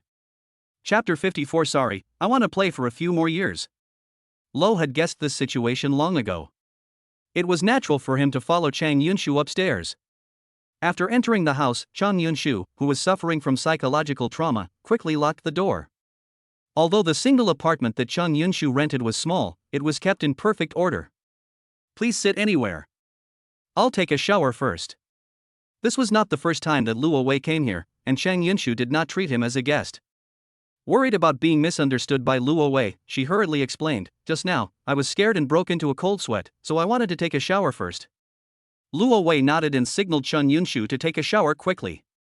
After Chang Yunshu entered the bathroom, he poked his head out worriedly. Please don't leave so soon, I'm really scared. Don't worry. Lovey nodded with a bright smile, and he added in his heart, I won't leave tonight. After hearing Luo Wei's answer, Chang Yunshu finally felt relieved and started to take a bath with peace of mind. Lovey sat down on the sofa and opened his eye of clarity. Chang Yunshu, who was taking a shower, felt a strange feeling. She couldn't help but raise her voice and ask, Lovey, are you still there? Of course. Luo responded with a smile. Chang Yunshu couldn't help but remind him, I'm warning you, don't rummage through my closet. What are you thinking about? Lovey didn't know whether to laugh or cry. Do you think I'm that kind of person? You are it. Chang Yunshu complained subconsciously. She remembered that Luo Wei had stolen the snacks at her workstation. Now that he had been slandered, Luo wanted to see what was in the closet. He turned his head and glanced at Chang Yunshu's closet. Although the door was closed, his eyes could easily see through it. There are many beautiful underwear hanging in the closet. He was just about to complain about Chun Yun-shu.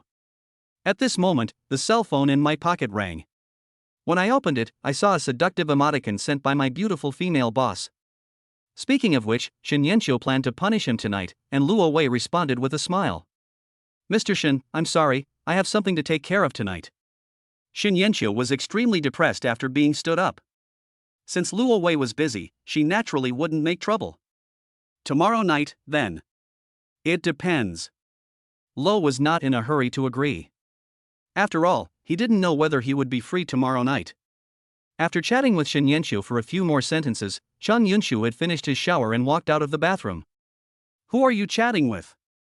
Seeing Luo Wei typing, Chun Yunshu couldn't help but ask. Who else could it be? The company leader. Luo Wei raised his cell phone and showed it to Chun Yunshu. My current boss is really abominable. He wants me to get off work overtime even though I've already gotten off work. Seeing that the person chatting with Luo Wei was named Mr. Shin, Chun Yunshu did not doubt what Luo Wei said at all. She had just finished taking a shower and was wearing cool pajamas, with a faint scent of shower gel on her body. She sat aside and talked about what had just happened. She was still frightened. You really scared me just now. If it weren't for you, I might have been disfigured. And then? Luo Wei went straight to the point. How are you going to repay me? Are you going to pledge your love to me? You wish. Chang Yunshu blushed and punched Luo Wei. She boldly asked back, by the way, do you want to pursue me? Without waiting for Lovey's agreement, she blushed and boldly shouted, if you are serious, I don't mind considering it. No, no, no. Luo Wei quickly refused. Really, why do you all want to be my girlfriend? What do you mean by you? Chang Yunshu asked with eyes wide open. Luo Wei chuckled, to be honest, besides you, there was another beautiful girl who confessed her love to me today, but I rejected her too. Bah! Chang Yunshu said with disgust, I don't believe it. How could a beautiful girl pursue you? Lovey laughed and fought back, aren't you one? That's right, what I just did was a confession. Although Chang Yunshu's cheeks were burning, he did not back down. She looked straight at Luo Wei and said, I am serious. Please consider it seriously. Luo Wei also looked at her seriously. Miss, I'm sorry, I still want to play for a few more years. Chang Yunshu was extremely resentful. It was a rare opportunity for him to take the initiative, but he was rejected. I was just teasing you on purpose. You damned fellow, you didn't fall for it. Worried that she would cry, she quickly changed the subject. Come to think of it, that guy just gave me 100,000 yuan as compensation, I'll give you half of it. If it weren't for you, let alone $100,000, I might have been disfigured. No need. Luo Wei shook his head generously, you can keep this money. Is this true? Chang Yunshu couldn't believe it. Then you.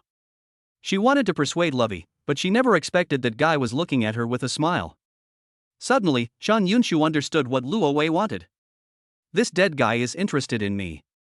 But he rejected my confession, he is definitely a scumbag. Chang Yunshu was furious and swung his fist at Luo Wei. Her fists were limp and had no force at all. Lovey grabbed her wrist and pulled her into his arms. Suddenly, Chang Yunshu was like a lost deer caught in a trap. She struggled weakly for a while and then she accepted her fate. Compared with the cheerful Lo Wei, Wu Yuhao was in purgatory. Previously, he called Lo to beg for mercy, but was rejected. Not giving up, he called Lin Fei. He wanted to beg Lin Fei to persuade Luo Wei. However, after listening to what he said, Lin Fei said coldly that she had broken up with Luo Wei a long time ago. In an instant, Wu Yuhao felt hopeless and Lin Fei was unable to help him, which meant that he was definitely doomed. Don't look for me about Luo Wei. Lin Fei hung up the phone angrily. She actually found out from Wu Yuhao. The president of Taiyan Company actually wanted to meet with Lovey in a very humble manner. She couldn't understand how Lovey could become so powerful, but the more powerful Lovey became, the more uncomfortable she felt. On the other side, in a hospital, Li Taiyan's condition continued to deteriorate. Fearing death, he checked into the hospital. At this time, the luxurious VIP ward was packed with well-known feng shui masters and experts from all over the world. Those people may chant scriptures, draw talismans, or perform rituals, but it's all useless. With those people crowded in the ward, Li Tian felt even more uncomfortable. After he drove those people away with a dark face, his mind was full of Lovey. Of course he hated Lovey, but Lovey's methods were too weird. He was thinking about what method he should use to force Lovey to help him resolve the crisis.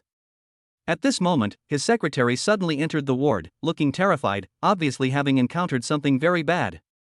Before he could ask his secretary what happened, a group of uniformed law enforcement officers appeared at the door of the ward. The leader showed his ID and said, "Li Tian, there is a case related to you. Please come with us." Li Tian's heart skipped a beat. He had committed countless crimes, and he didn't know which case had been exposed and had been targeted by law enforcement agencies. Chapter 55. She wasn't poaching her best friend.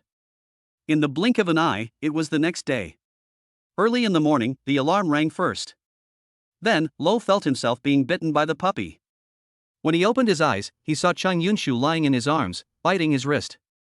Moreover, she stared at him fiercely with a look of shame and anger. "It's all your fault."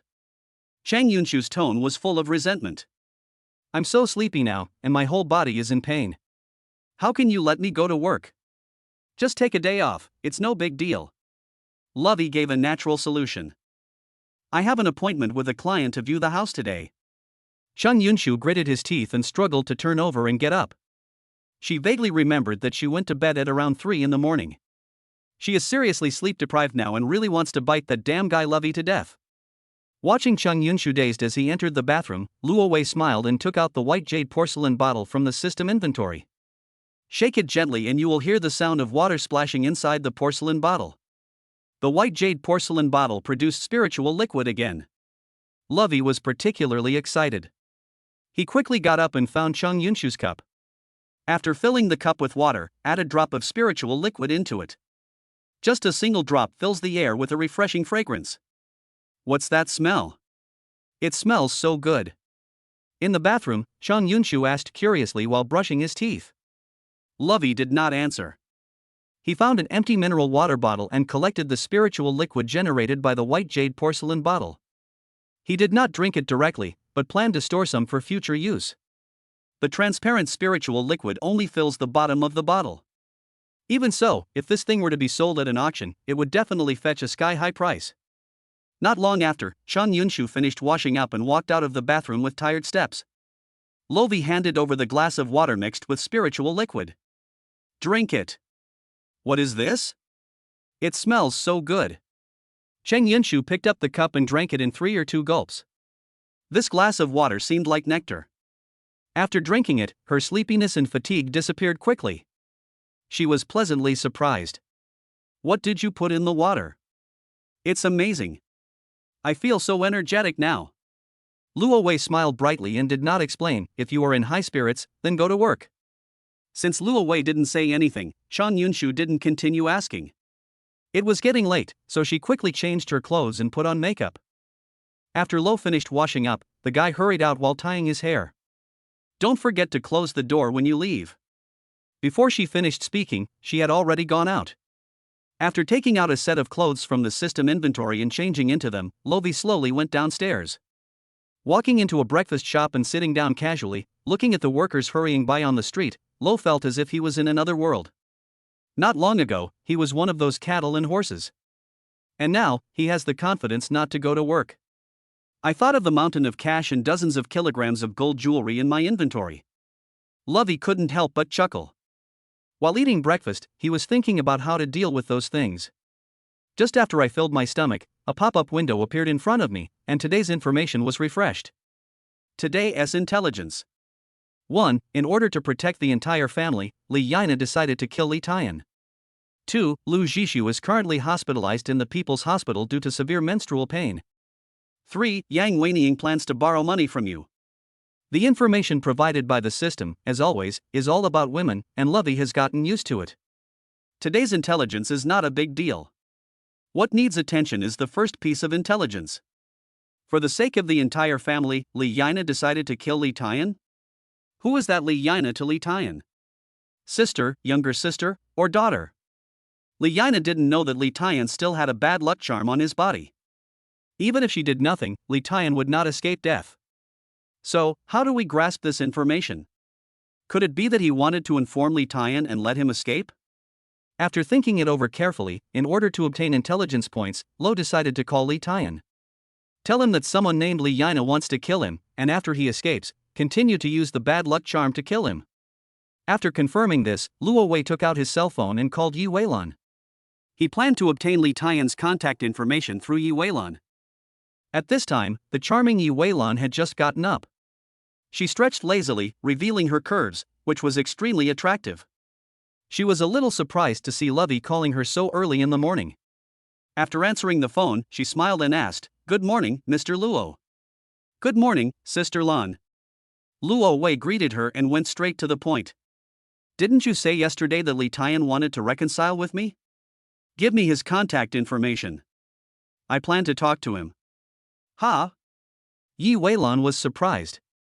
"Mr. Luo, haven't you heard about it? Li Tian was detained by the police last night." Lo didn't know about this. When he learned about this, he suddenly realized it. No wonder Li Yana wanted to kill Li Tian. You know, Li Tian has his feet on both the black and white sides. He has too many cases and involves too many people. Currently, he is under police control. If he starts to leak information crazily in order to escape punishment, it will definitely bring down many people. Therefore, it is only natural that someone would want Li Tian to take certain things to the grave at this time. After figuring this out, Luo Wei couldn't help but continue asking, "Sister Lan, do you know who Li Yana is?" "Li Yana?" Yi Weilan thought for a moment. She is Li Tian's daughter. Wow, what a loving father and filial daughter. Lo chuckled. "Okay, I won't bother you, Sister Lan." "Wait a minute." Seeing that Luo Wei was about to hang up the phone, Yi Weilan quickly stopped him. "Mr. Luo, would you please consider coming to work in my company? I will never treat you unfairly. That charming woman is trying to steal her friend's boy." Unfortunately, even with an annual salary of 1 million, Lo is not interested. However, he didn't wait to refuse. Yi Weilan's seductive voice came from the receiver. "Mr. Luo, don't rush to refuse. You can come and visit our company. Perhaps you don't know, but we at Rumu are an all-female lingerie company. What our company lacks the least is all kinds of beautiful models. My goodness, who can resist such temptation?" "Well," Luo Wei was reserved, "I will go to your company to investigate when I have time." "Yes, I welcome you to the company." Luo Wei is a very capable person, so it is natural for Yi Weilan to recruit him. What's more, she mentioned this matter in front of Shin Yanxiu, and Shin Yanxiu acquiesced. So, she wasn't really trying to steal her best friend's boyfriend. Chapter 56. Stretch your body, I'll give you a massage. End the call with Yi Weilan. Lo put her solicitation out of his mind for the moment. Since Li Tian has been taken under control by the police. So, if you want to get the first piece of information today, you must notify the police. Just as Lo made up his mind about this, a group of elderly tourists suddenly came into the breakfast shop. He was quick-witted and stole a cell phone from an old man's pocket. The phone has no password, you can use it just by turning it on. He quickly edited a text message and sent it to his old classmate Xia Ningxue. Then, without anyone noticing, he put the phone back into the old man's pocket. He has done what he should do, and whether he can obtain intelligence points depends on luck. Leaving the busy breakfast shop, he drove straight to Honghai People's Hospital. The second piece of information today is that Lu Jishu was hospitalized due to menstrual pain. Now that he knew about this, he naturally had to go visit. However, after arriving at the People's Hospital, Lo was surprised. He could clearly sense that the bad luck charm was located inside this hospital. At present, the bad luck charm is attached to Li Tian. In other words, Li Tian is also in this hospital. Sure enough, after entering the hospital, Lo keenly discovered that there were plainclothes officers in every corner of the hospital. If they are not mistaken, law enforcement must know that someone wants to kill Li Tian. That's why so many plainclothes officers are deployed in the hospital to deal with possible assassinations. Lo wandered around the various floors of the hospital, trying to see if he could find any trace of the killer. He just wanted to give it a try, but he never expected that when he passed by a storage room, he heard the sound of a phone call coming from inside. The other party deliberately lowered his voice. A normal person passing by the utility room would never know that there was someone inside. But Lo has taken body strengthening liquid, so he not only has a strong physique, but also a strong perception ability. At this moment, he clearly heard an anxious voice speaking. I will pay back the money I owe your company as soon as possible. You can't use this to force me to kill someone. If this kind of thing is discovered, my life will be over. He. The person on the other end of the phone was very strong. You can disobey our arrangement, but we will come to your house to collect the debt immediately. Your wife is about to give birth. You definitely don't want her to know that you owe 1 million gambling debts outside, right? Besides, you already know our plan, you can no longer stay out of it. Lovey opened his eyes of insight, and his sight penetrated the wall of the utility room, and he saw a young man in a white coat inside. Faced with the threat, the man looked painful, and he had no choice but to obey the order. If I'm not mistaken, the person that male doctor wanted to kill was Li Tian. Speaking of which, only a doctor can kill someone in a hospital without anyone noticing. Seeing that the man was about to walk out of the utility room after finishing the phone call, Lovey was about to control the man. At this time, footsteps were heard behind me. Then, someone patted Lo on the shoulder from behind. Turning around, Luo Wei saw Gu Nanxiao with a bright smile. He had not yet closed his piercing eyes, so naturally he couldn't help but take a quick look at Gu Nanxiao. The figure of this queen in black stockings is also extremely attractive. Gu Nanxiao didn't notice that there was something wrong with Luo Wei's eyes. She was very surprised. Mr. Luo, it's really you, I thought I was seeing things. Nanxiao? Luo Wei put away his penetrating eyes and pretended to be surprised. Why are you in the hospital? Are you feeling unwell? It's not me. Gu Nanxiao waved her hands hurriedly. Xiu had a stomachache, I sent her to the hospital in the early morning. At this time, a male doctor with a grim expression walked out of the utility room next door. Gu Nanxiao quickly greeted the other party. Dr. Zhang, my friend's stomach is starting to hurt again.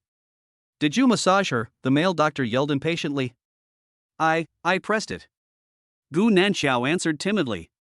Did you press it correctly? The male doctor asked as he walked quickly towards the ward. Really? I told you to press it, but you refused. Do you know it hurts now? Entering the ward, Luo Wei saw Lu Zhishu with a bob haircut. The guy was on in 4 and she curled up in pain. Her face was pale and distorted with pain, making her look very pitiful. Luo, brother Luo Wei. Seeing Luo Wei actually coming over, Lu Zhishu looked embarrassed. She pouted her lips depressedly and looked at Gu Nanxiao. She thought it was Gu Nanxiao who notified Luo Wei to come over. She didn't want Lovey to see her in such an embarrassing state. The male doctor walked to the bedside and urged, relax, stretch your body, I will give you a massage. No. Lu Zhishu didn't want that person to touch her body. The male doctor, who was already irritable, had a dark face and wanted to curse. Lovey stepped forward and held out his hand. Let me press it. Lu Zhishu agreed shyly. Seeing that he was being treated differently and was obviously disliked, the male doctor became extremely angry. He snorted and turned away. Lu Zhishu, lying on the hospital bed, stretched her body like a cat, lifted her clothes to reveal her white belly, and looked at Luo Wei expectantly. Lovey didn't know anything about massage, but before coming to the hospital, he had prepared some special medicine. He took out a bottle of mineral water with a drop of spiritual liquid in it and handed it to Lu Zhishu. Drink this, and the pain will go away. This. Gu Nanxiao, who was standing aside, wanted to remind Lu Zhishu that it was not suitable for her to drink cold drinks now. However, seeing Lu Zhishu reaching out to take the mineral water without hesitation, Gu Nanxiao wisely chose to shut up. Lu Zhishu thought it was just an ordinary bottle of mineral water. She knew Luo Wei had good intentions, so she didn't want to let him down. She opened the bottle of mineral water and wanted to just take a sip, but unexpectedly, a strange fragrance appeared. Gu Nanxiao also smelled the fragrance, but she was a little confused as to what it was. At this time, she saw Lu Zhishu raise the mineral water bottle and started drinking water. Idiot! Gu Nanxiao couldn't help but persuade him, it's not suitable for you to drink cold water when you come here, you. Burp, it tastes so good. Lu Zhishu finished half a bottle of mineral water in an instant, and she reached out and touched her belly. Then he looked at Luo Wei in surprise, brother Luo Wei, my stomach really doesn't hurt anymore, it's really amazing. Gu Nanxiao thought that Lu Zhishu was deliberately comforting Luo Wei. But she clearly discovered that Lu Zhishu's face, which had been pale just now, had actually regained its color. Not only that, she, who was listless just now, suddenly became full of energy. Nanxiao, try it too, it's delicious. Gu Nanxiao drank the mineral water offered by Lu Zhishu carefully, The next second, she felt relaxed all over, as if she had opened the door to a new world. At the same time, a system prompt sounded in Lo's ears. Congratulations, you have obtained 1 intelligence point. Helping Lu Zhishu relieve her menstrual cramps naturally means that she has obtained the information. Luo Wei reached out and touched Lu Zhishu's bob hair. Since it doesn't hurt anymore, you can be discharged from the hospital and go home. I have other things to do, so I won't accompany you. Yes. Lu Zhishu waved and thanked him obediently. Thank you, brother Luo Wei. Lovey walked out of the ward and decided to catch the male doctor. At this time, an old acquaintance came towards me in the corridor. Chapter 57, There is something we need your cooperation in our investigation. Xia Ningxue in law enforcement uniform. While walking in the hospital corridor, pay attention to the people around you. Not long ago, she received a tip-off that someone was trying to assassinate Li Tian. You know, Li Tian is involved in many major cases. He can't die. If he dies, all the clues will be cut off. Just as Xia Ningxue was carefully searching for the killer, a handsome figure came into her sight. Seeing that the other party was staring at her with a smile, Xia Ningxue nodded politely and then turned her head away. Xia Ningxue. Luo Wei walked up to her with a smile. Don't you recognize me? You are. Xia Ningxue looked at Luo Wei quickly. It took her a moment to recognize him. Lovey? Lovey smiled and nodded. We haven't seen each other since we graduated from high school, right? I never thought you would go from being a school beauty to a police beauty. Xia Ningxue didn't care about Luo Wei's teasing. She couldn't help but look at the handsome man in front of her again. The Lovey in my memory is introverted, immature, and resolute. Now Lo has become handsome, outgoing, even a bit ruffian. Come to think of it, the two of them had indeed not met until today since graduating from high school. Complex emotions surged in Xia Ningxue's beautiful eyes. She suppressed her inner impulse and implicitly reached out her hand to Luo Wei. Lovey reached out, held her soft, petite hand, and shook it gently. When he wanted to let go, Xia Ningxue did not let go. Back then, Xia Ningxue had expressed her love passionately. But Lo refused out of inferiority. By the way, you are really amazing now. Luo Wei brought Xia Ningxue back to reality. Are you in the hospital, investigating some big case? Xia Ningxue let go of Luo Wei's hand. She shook her head embarrassedly and explained. I'm not qualified to participate in some big cases yet. However, I received a report call a few days ago. I solved an old case without knowing what was going on. Xia Ningxue was not a person who liked to show off, but she couldn't help but share this with Luo Wei. In any case, she didn't know that the person who called her to report her that day was Luo Wei. Have you changed your phone number? Xia Ningxue took out her phone and wanted to add Luo Wei's contact information. No.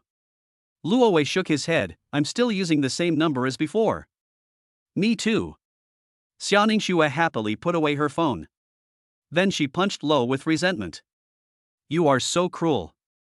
You haven't contacted me for so many years. Hey, I'll contact you often in the future. Yeah. Xia Ningxue was satisfied with such a reply. She was about to wave goodbye and continue her patrol when Lovey suddenly said something.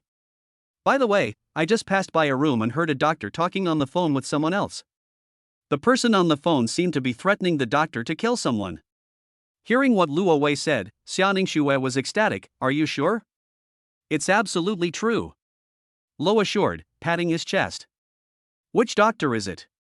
Tell me quickly. Luo Wei led Xia Ningxue and successfully found the male doctor named Zhang. Xia Ningxue was not in a hurry to alert the enemy. She planned to catch Dr. Zhang in the act. Zhang Song didn't know that he had been targeted by law enforcement officers. At this moment, he regretted it very much. He shouldn't have gambled, and even more so, he shouldn't have borrowed money from Tian Company. No matter what, he could not have imagined that the people of Tian Company would actually threaten him to kill someone, and the person he killed was the famous Li Tian. Of course he knew that Li Tian was in the VIP ward on the 6th floor. However, law enforcement officials are keeping an eye on him. Medical staff entering and leaving the ward need to report and keep records. He was not assigned to treat Li Tian, so naturally he was not qualified to enter the ward. How should I kill Li Tian if I can't get into the ward? After much thought, Zhang Song came up with a solution. That means changing the dressing. Secretly replace a bottle of highly toxic potion. In this way, even without entering the ward, Li Tian can be killed. Although the hospital has very strict control over all types of drugs, Zhang Song, as a doctor, has many ways to collect some banned drugs. Now, he pours the illegal drugs into a small medicine bottle and changes the label on it. Then he hid the bottle of medicine in his hand and wandered around the corridor. After walking around for a while, he finally waited for his target person. A nurse appeared in the corridor pushing a treatment cart. Zhang Song knew that the patient that nurse was in charge of was Li Tian. The nurse was obviously going to give Li Tian an injection and change the dressing. Zhang Song quickly stepped forward to stop the nurse. He found a topic and started chatting with the nurse. During the chat, he placed his hand on the treatment cart.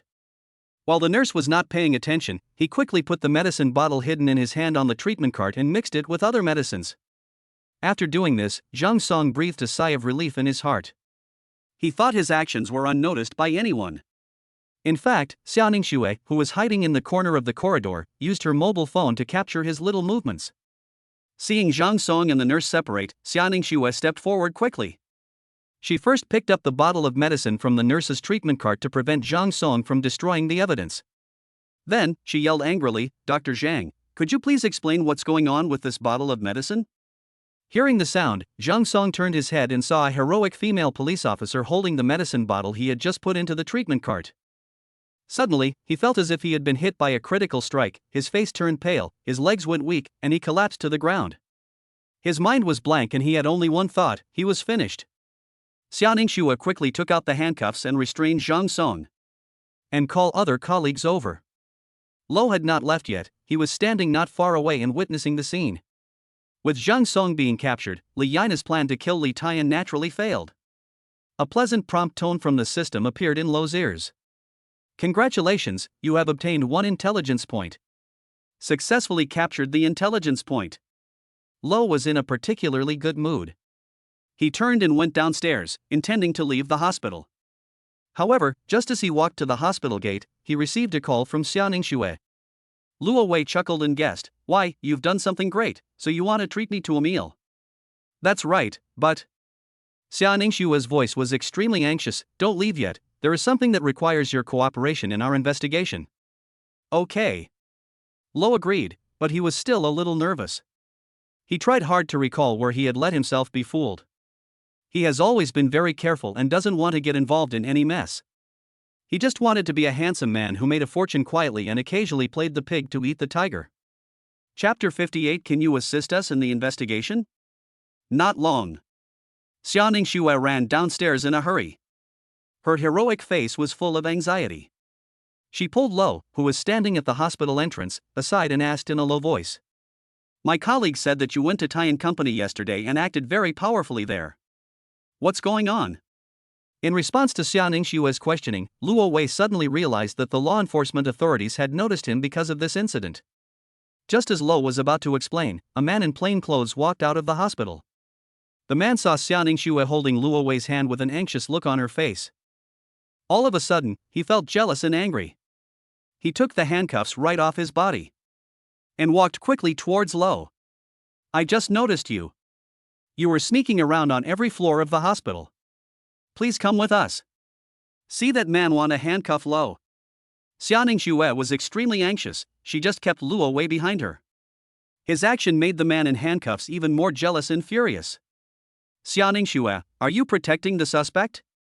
Do you still have laws and regulations in your eyes?" Xiaoning Xue was so anxious that she almost cried. Fortunately, at this time, a middle-aged man with a square face came over. The square-faced middle-aged man glared at the man fiercely. "Sun Long, what are you doing?" "Captain Qin, that boy is highly suspicious." The man named Sun Long was clearly seeking personal revenge. But he shouted righteously, "According to our investigation, Li Tian transferred 1 million to him yesterday. There is definitely something fishy about this." Captain Qin, who had a square face, waved his hand and then looked at Xiaoning Xue. "Xiao Xia, ask your friend to explain why he went to Tian Company yesterday and the matter of the 1 million. Xiaoning Xue had to step aside, but she couldn't help but say something good for Luo Wei. "Captain Qin, he was the one who provided me with the information just now, so I was able to capture Zhang Song." Hearing this, Sun Long became even more annoyed. He had been guarding the hospital since last night, and the credit for capturing Zhang Song should have gone to him. Unexpectedly, because of Luo Wei, his credit was taken away by the local police officer Xiao Ningxue. Sun Long wanted to make up a few words about Luo Wei in this matter. But he was glared at by Captain Qin again. Although he was being targeted, Lo was not panicked at all. Luo Wei chose to tell the truth. Captain Qin, this is what happened. I overheard our company's vice president chatting with Yi Weilan from Rumu Company a while ago. That Yi Weilan is worried about the overdue payment of goods by Tian Company. I heard her say that whoever can recover the payment will get a 1-point reward. I have no parents and I have to support my sister to go to college. I volunteered to take the job for the money. What Luo Wei said was all true, although there were discrepancies with the specific circumstances, but he could always ask Shen Yanxiu and Yi Weilan to help him cover it up. Xia Ningxue and the square-faced Captain Qin were listening attentively, while Sun Long, who was holding the handcuffs, was gritting his teeth. Luo Wei continued, of course I know that Tian Company is very dangerous. But those rich people, especially those with dirty hands and feet, really believe in things like feng shui. So, I pretended to be a feng shui master and did some tricks in the headquarters building of Tian Company. In short, as a feng shui master, I not only helped recover the payment for the goods. Li Tian also gave me 1 million as a reward for eliminating disasters and solving problems. Of course, Lo couldn't tell anyone about the bad luck charm.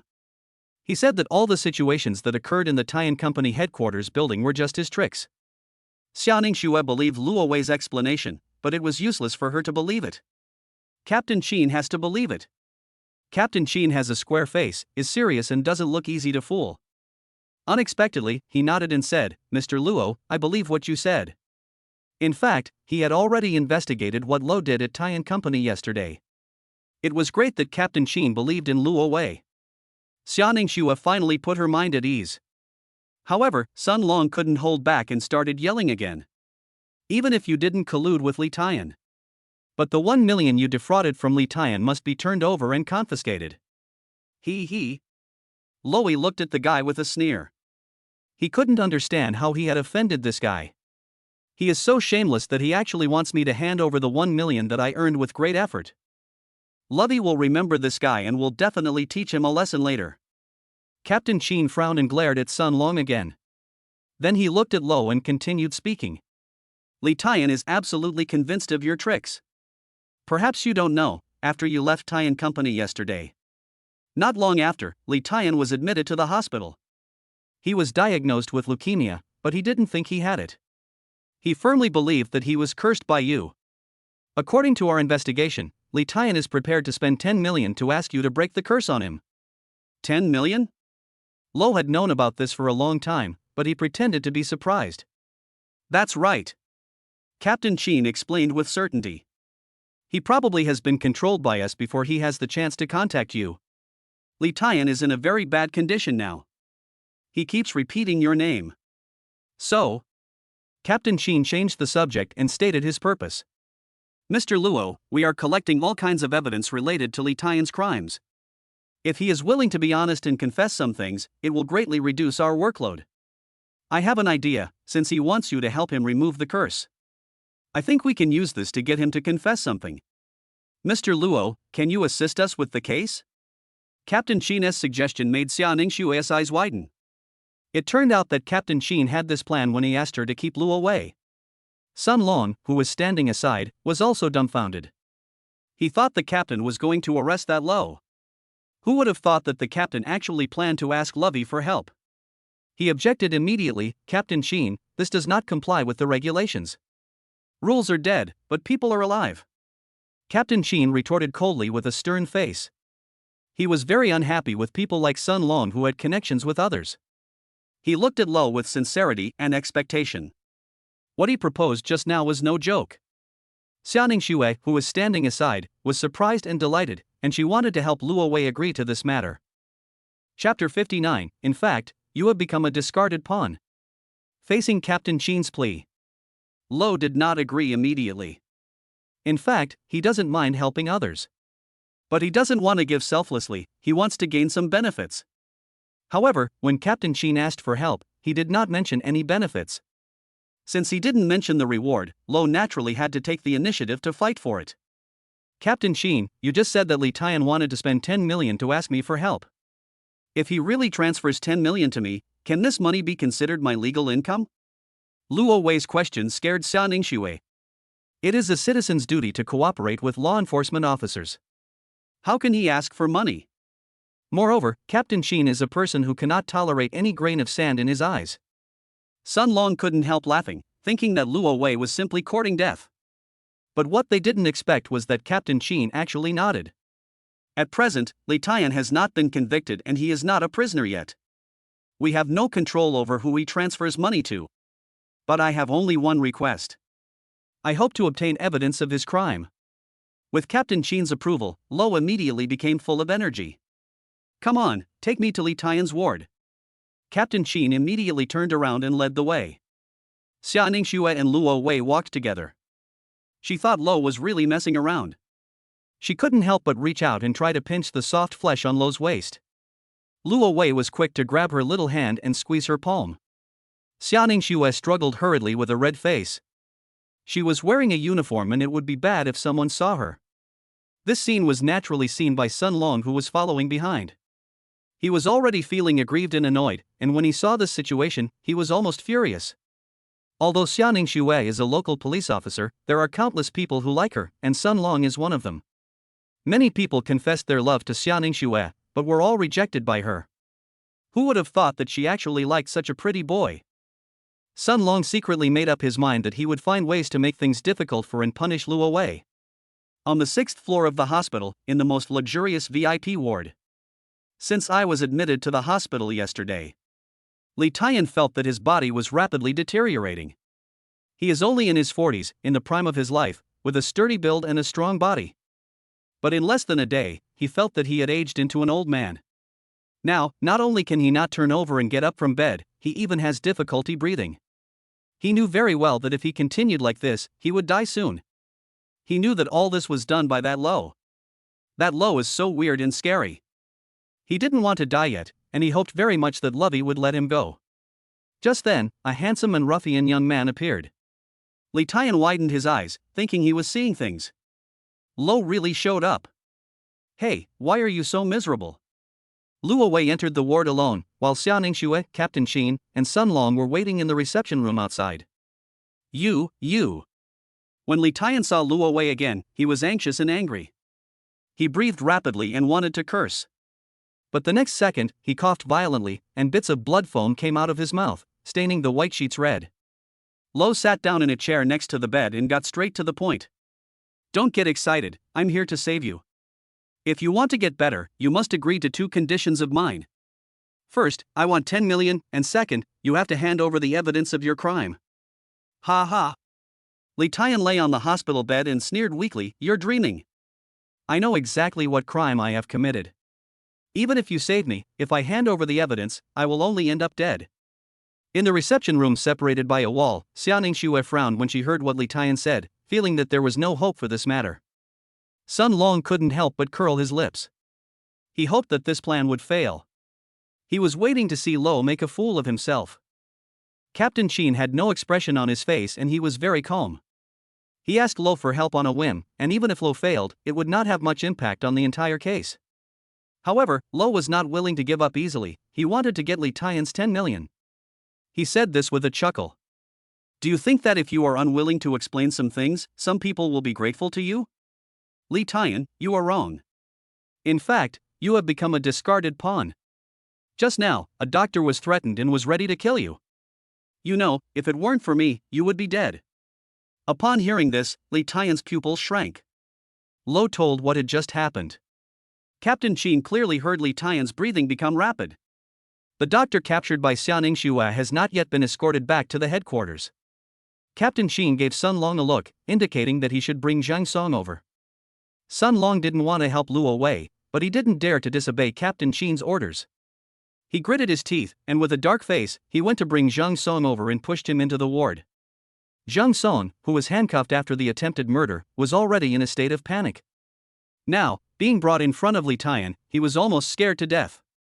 Who in Honghai City doesn't know about Li Tian's notorious reputation? Even though he is sick, he is still not someone that ordinary people can look directly at. Dr. Zhang. Luo Wei laughed and looked at Zhang Song. Not long ago, I heard you talking on the phone with someone in the utility room. Please tell me, who ordered you to kill Li Tian? I don't know. Seeing Li Tian's angry look, Zhang Song was frightened out of his wits. His legs went limp and he sat down on the ground in a mess. He shouted in horror, I only know that it was someone from Tian Company. I once borrowed 1 million yuan from Tian Company at high interest rates, and the people from Tian Company used this to blackmail me. They said that if I didn't take action, they would tell my family that I owed 1 million, and they would also attack me. I have nowhere else to go. I have no choice. I was forced to do this. After Zhang Song finished his story, Captain Qin asked Sun Long to take him away. Then, Lo looked at Li Tian with a smile. Well, I didn't lie to you, did I? We're going to die anyway, are you really not going to drag a few people down with you? Li Tian's face looked extremely ugly. If he could choose, he wanted Lolovi to take the blame. If it weren't for Lo, he would never have fallen into such a miserable and embarrassing situation now. Since he is a company employee, they want to silence him. But Li Tian remained unmoved. He wants to protect his family and take on everything. However, at this time, Lo attacked him again. Don't ever think that you can protect your family by taking on all the cases. To tell you the truth, it was your daughter Li Yana who arranged for someone to try to kill you. Hearing this, Li Tian felt like he had been hit hard. His eyes were filled with disbelief. He didn't believe it, but he knew he couldn't rule out the possibility. He stretched out his hand tremblingly. Cell phone, let me see my cell phone. Li Tian's cell phone had been confiscated long ago. Now, Sun Long took the phone with a dark face. He was completely helping Lo, which made him very unhappy. Li Tian turned on his cell phone, and a dense network of bank text messages popped up. Those text messages, without exception, are all reminders of money transfers. When Li Tian opened the bank account, his eyes went dark. All the money in his bank account had been transferred away. The person who had the ability to transfer his money away was naturally his most trusted daughter. Li Tian tried to contact his daughter, but the call could not be connected no matter how hard he tried. All signs indicate that he has indeed become a discarded pawn. Suddenly, Li Tian felt hopeless. He was abandoned by his most beloved daughter. Of course he knew that his daughter must have had no choice. Even so, he was so heartbroken that he couldn't breathe. He knew no one would rescue him. He fell into the abyss of despair. He closed his eyes in pain and didn't want to say anything, as if he was waiting to die. Oh no, Luo Wei messed up, and Sun Long was ecstatic in his heart. Chapter 60. If it weren't for you, we wouldn't be able to do anything to him. Li Tian closed his eyes, as if waiting to die. No matter what Lo said, he no longer responded. Captain Qin walked into the ward and signaled that Luo Wei could leave. He felt that the plan had failed and there was no point in continuing. Although she failed, Xiaoning Xue was not disappointed with Luo Wei. After all, from last night till now, even a veteran criminal investigator like Captain Qin was unable to pry open Li Tian's mouth. Lo's failure was natural and no big deal. However, Lo waved his hand, signaling Captain Qin and the other two to stay aside and not disturb him. He still wants to try it, he hasn't used all his means yet. At this moment, Li Tian learned that his family had betrayed him. So he fell into despair. He felt that he was going to die anyway. But this doesn't mean that he doesn't want to live. Someone like him who has enjoyed wealth and glory must be most afraid of death. Lo took out a mineral water bottle, which contained the spiritual fluid he had collected in the morning. As soon as the bottle cap was opened, a strange and rich fragrance quickly filled the entire ward. Lovey deliberately placed the mouth of the bottle next to Li Tian's nose. When Li Tian smelled the fragrance, he felt like he saw light in the darkness. He clearly felt that his weak body was recovering vitality bit by bit. The desire to survive made him breathe in the fragrance deeply. He opened his eyes and wanted to see what was emitting the strange fragrance. At this time, Lovey screwed on the bottle cap, and the strange fragrance lingering in the air quickly disappeared. Luo Wei looked at him with a chuckle. If you want to die, I won't stop you. But if you want to live, I can save you. Since I can curse you to death, I can also bless you and save you from this fatal disaster. In the eyes of the three members of Team Qin, Lo was fooling Li Tian. However, Li Tian doesn't think so. He deeply experienced the power of Lovey's curse. Unexpectedly, Lo can not only curse others, but also bless them and save them from inevitable death. Because he had experienced that strange curse, he believed it without hesitation. Of course he doesn't want to die. He wants to live more than anyone else. He hasn't enjoyed enough of this colorful world. Moreover, he was very clear that if he cooperated with the police investigation, he can be considered to have made meritorious contributions while serving his sentence, and the most likely possibility for him is that he will be sentenced to life imprisonment. Many people don't know that he is apparently the local boss of Honghai City. In fact, he is just a high-level henchman and he is also working for others. Once he produces the evidence of his crime, those people hiding in the dark will definitely kill him in minutes. However, since Lovey can help him escape this disaster, he believed that he would never die. Li Tian made a quick decision. I can hand over the evidence. But you have to make sure I survive. Of course. Lo nodded without hesitation. I hope to gain something from you. If you die, where can I find a boss as generous as you? Li Tian nodded ecstatically. You will lift my curse now and restore my health. Don't worry. Luo Wei hurriedly said, as the saying goes, curing a disease is as easy as pulling a thread. I can't make you healthy all of a sudden. Of course, I can make it easier for you now. With a wave of his hand, Lo took back the bad luck charm that was attached to Li Tian. Without the bad luck charm that continued to bring bad luck, Li Tian felt like the stone pressing on his chest had disappeared, and he could finally breathe freely. Li Tian could feel that his body was recovering little by little. It was obvious that Lo had lifted part of the curse on him. He kept his promise and directly pulled off a jade pendant from his neck and handed it to Captain Qin. Take this jade pendant and go find the property manager of Qianlongwan community. I left some stuff with him. After he saw this jade pendant, he'll give you what you want. It seems that Li Tian had long anticipated that he would be abandoned by the forces behind the scenes. So, he left a backup plan. Captain Qin was a little confused.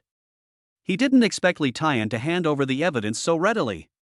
Sun Long hadn't come to his senses yet. He thought Lo was bound to fail.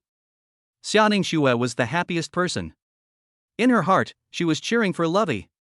Lo couldn't help but open his eyes of insight to see the condition of the jade pendant. The jade pendant was very ordinary, and under the gaze of the penetrating eyes, nothing unusual appeared. However, the ring on Li Tian's hand was actually glowing slightly. The light it emits is similar to that of the white jade porcelain bottle. Needless to say, that ring is absolutely amazing. Luo Wei extended his hand to Li Tian without any hesitation. I just mentioned 2 conditions, do you remember? You have to give me 10 million and hand over the evidence before I can save you. Since you have no money in your bank account, give me the ring on your hand to pay off the debt. Faced with Lovey's request, Li Tian hesitated for a moment and silently took off the ring on his hand. This was a ring he picked up by chance when he was young. Since he put on this ring, he started to become successful. He worked his way up from being an inconspicuous henchman to becoming a local tyrant in Honghai City. Although I was reluctant to give up the ring, I had to do it to save my life. He can give up everything now. The heavy gold ring fell into Lovey's hands. It looks like an ordinary ring, nothing magical about it. Lovey directly put it into the system inventory, wanting to see what changes would happen to it after it was placed in the inventory.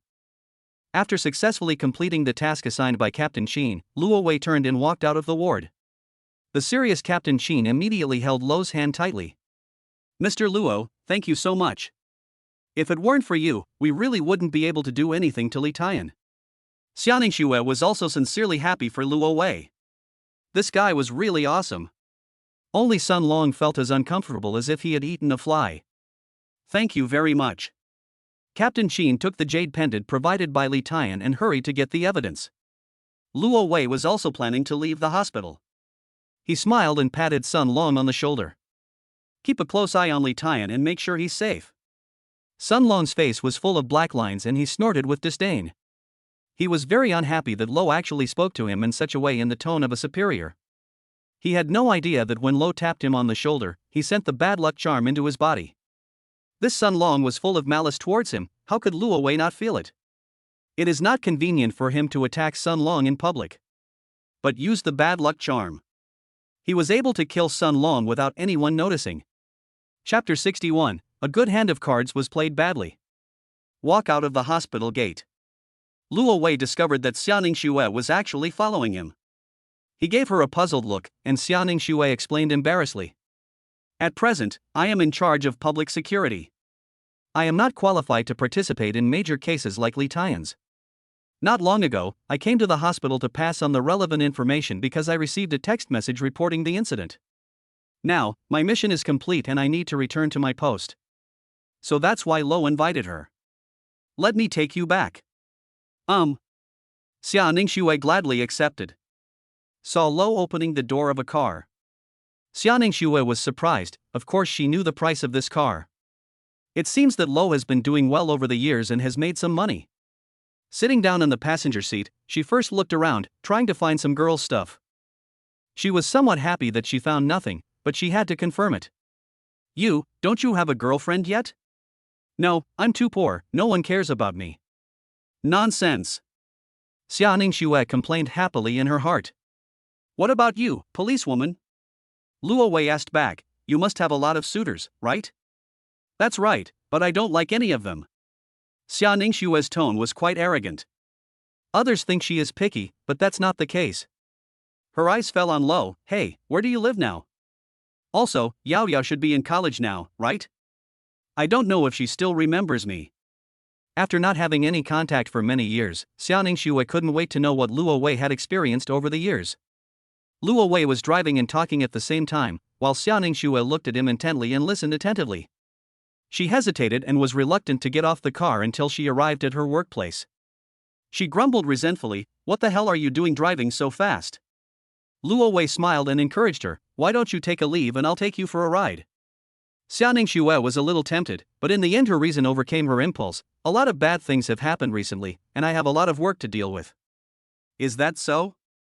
Luo Wei did not feel any regret. When you are free, you can always make an appointment with me. I will be there whenever you call. Yes. Xia Ningxue felt particularly sweet at the promise of being available whenever she was called. Then I'll get busy. Be safe and don't try too hard, okay? Get out of the car. Xia Ningxue waved her hand reluctantly. She really didn't expect to meet Lovey in this way after so many years. Lovey is more handsome than before, and has a mysterious aura. The most important thing is that he doesn't even have a girlfriend. This is great news.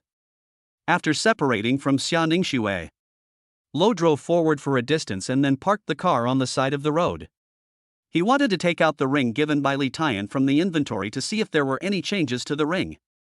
At this moment, the mobile phone placed aside rang, and a call from an unfamiliar number appeared on the screen. Not knowing who was calling, Lo chose to answer the call. Hello, who is this?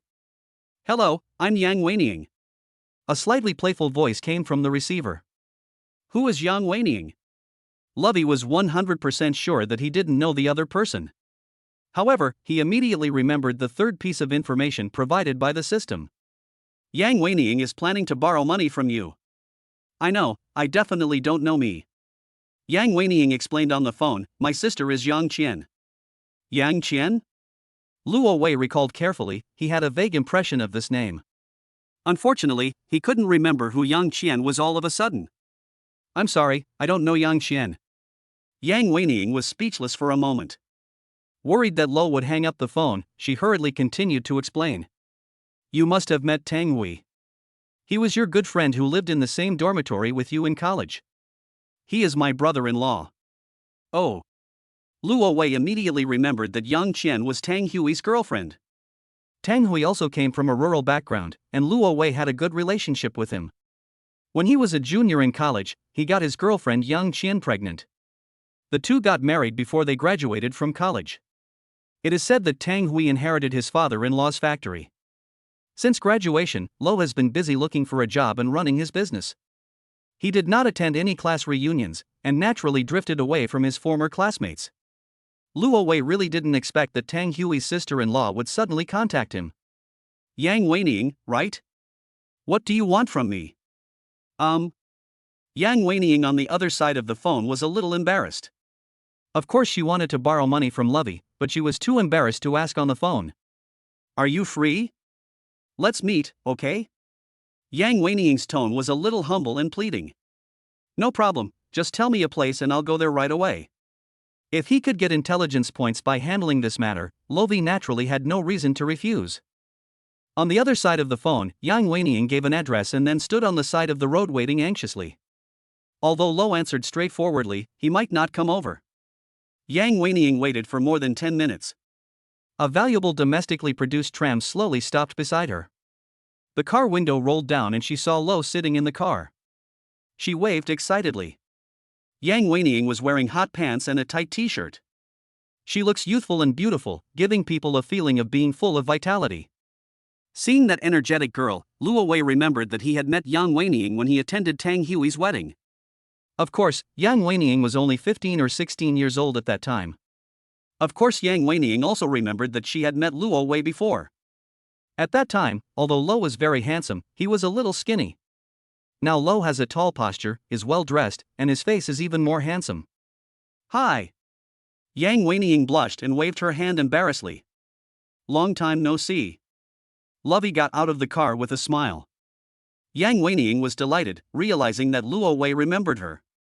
Luo Wei took a look at the urban village not far away. He couldn't understand why Yang Weiniang asked him to meet here. Are you encountering any difficulties? Lo recalled the information provided by the system. I didn't encounter any difficulties. Yang Weiniang explained quickly. My sister is in trouble. Ha? Lovey frowned. What happened? Yang Weiniang explained helplessly. A few years ago, our factory suffered serious losses.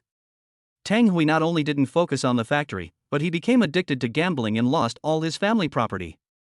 Although my sister has divorced him, creditors still come to collect debts from time to time. Do you want to imagine it? Yang Weiniang pointed to the urban village not far away. My sister actually rents a place like that. Lovey really couldn't imagine such a thing. Yang Qian is a rich girl. Back then, Tang Hui successfully pursued her and inherited his father-in-law's factory, which made countless people envious. Who could have imagined that Tang Hui would play such a good hand so badly? Chapter 62. If he doesn't gamble, who can set up the game for him? Pointing to where my sister lives, Yang Weiniang finally stated her purpose. I want you to help my sister. Yang Weiniang spoke of this matter hesitantly and awkwardly. Lo had already known about this through today's intelligence. He wasn't surprised, but he was confused. Why did you come to me? Is it because I used to have a good relationship with Tang Hui? Yes, this is one of the reasons. Yang Weiniang continued to explain embarrassedly. Actually, my sister wanted to contact you. Yesterday, she saw someone in the class group saying that you made $1 million in one day. She probably couldn't bring herself to ask you for help, so I wrote down your number and called you secretly. So that's how it is. Yesterday he pretended to be a feng shui master in Tian Company and cheated Li Tian out of 1 million. It was probably Wu Yuhao who revealed the matter, so other people knew about it. Under normal circumstances, Lo wouldn't bother with such nonsense. But for the sake of intelligence points, he nodded. Come on, take me to meet your sister. Yeah. Yang Weiniang immediately became excited. It seems that Lo will help his sister for the sake of his classmate. However, after walking a few steps forward, Lo suddenly stopped. Yang Weiniang's heart skipped a beat, thinking that Luo Wei had changed his mind. I remember that Tang Hui seemed to have a daughter, right? You mean Xuan? Yang Weiniang quickly explained, my sister is taking Xuan with her every day and can't even go to work. Lo nodded, looked around, and then entered a convenience store. When he walked out of the convenience store, he was holding a box of milk and a large bag of snacks. Witnessing this scene, Yang Weiniang felt warm in her heart. She thought Luo Wei was going to go back on his word, but she didn't expect that he was planning to buy snacks for the child. Under the guidance of Yang Weiniang, Luo Wei walked through the narrow alleys of the urban village. I've been trying to persuade my sister to move in with me. But my sister doesn't want to implicate me. Yang Weiniang explained as she walked. Go up to the second floor of a low, old self-built house. With his keen hearing, Lovey heard someone crying in the house. Yang Weiniang raised her hand and knocked on the door. Sister, I'm coming. After a while, footsteps were heard in the room and the door opened. Yang Xian wiped away her tears, but her eyes were still red, and you could tell at a glance that she had been crying. Yang Weiniang was immediately furious. Sister, why are you crying? Did that bastard Tang Hui come here? No. Yang Xian was about to explain, but at this time, she saw Luo Wei standing outside the door. Suddenly, her eyes flickered and she lowered her head in a hurry, feeling embarrassed and ashamed. She used to be a dazzling being. And now, she has simply fallen into a quagmire. She especially didn't want to be seen by her former classmates and friends. Sister, I'm sorry. I contacted Luo Wei on my own initiative. Yang Weining apologized awkwardly. Yang Qian lowered her head, grabbed her clothes and bit her lips. At this moment, she really wanted to crawl into a hole in the ground. Mom! A weak voice suddenly came from inside the room. I feel dizzy and hot. Hearing the sound, Yang Qian hurriedly turned around and returned to the room. Yang Weining felt something was wrong, so she quickly followed. What happened to Xuangshuang? Lo entered the room and put the things in his hand on the table. The house was simple but tidy. Yang Weining's scream was heard in the room. Xuangshuang has a high fever, why don't you take her to the hospital? I don't have any money. You really are such a fool, call me. Maybe this is Xuangshuang's fate, woo woo. Don't cry, pack up quickly, we're taking Xuangshuang to the hospital. Hearing the conversation coming from the room, Lo picked up a children's drinking cup on the table. He first filled half a cup with water, then took out the spiritual liquid and dripped a drop of spiritual liquid into the cup. At this time, Yang Weining had already walked out of the room holding a little girl of 4 or 5 years old. Let her drink some of this, maybe it can reduce her fever. Lovi was not sure whether the spiritual liquid could cure the disease, but the spiritual liquid was harmless and it would definitely be fine to drink some. Yang Weining smelled a strong fragrance, and she couldn't understand what Luo Wei added to the water. She quickly brought the cup of water to the little girl's mouth. The little girl gulped down half a glass of water in one gulp. She was dazed just now, but now she became alert. She recognized Yang Weining and immediately started laughing. Auntie. Ha! Yang Weining was extremely surprised. Tang Xuangshuang's red skin actually returned to normal at a speed visible to the naked eye. I reached out and touched her forehead. It was burning hot just now, but now the temperature has dropped. She looked at Luo Wei in disbelief, wanting to know what kind of magic medicine Luo Wei had given Tang Xuangshuang. Luo Wei smiled and said without explanation, it's good as long as you recover. Ha! The little girl noticed Lovey. Auntie, who is he? Is he your boyfriend? Yang Weining blushed instantly. Tang Xuangshuang was really a little devil. Call uncle quickly, uncle bought you a lot of delicious food. Uncle! Tang Xuangshuang's little mouth was very sweet. So good. Luo Wei pinched her delicate little face. Tang Xuangshuang's fever had completely subsided and she had returned to normal. Yang Weining put her down in disbelief. She ran to the snacks and looked at her mother Yang Qian eagerly. After getting Yang Qian's permission, she took out a lollipop from the bag. Luo Wei didn't expect that the little girl would actually hand him a lollipop. Uncle, this is for you.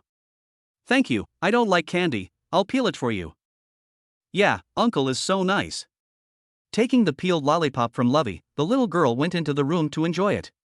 This child is so well behaved and cute. How could Tang Hui bear to let this child suffer? Luo Wei's face suddenly turned ugly, and the atmosphere in the air became depressing.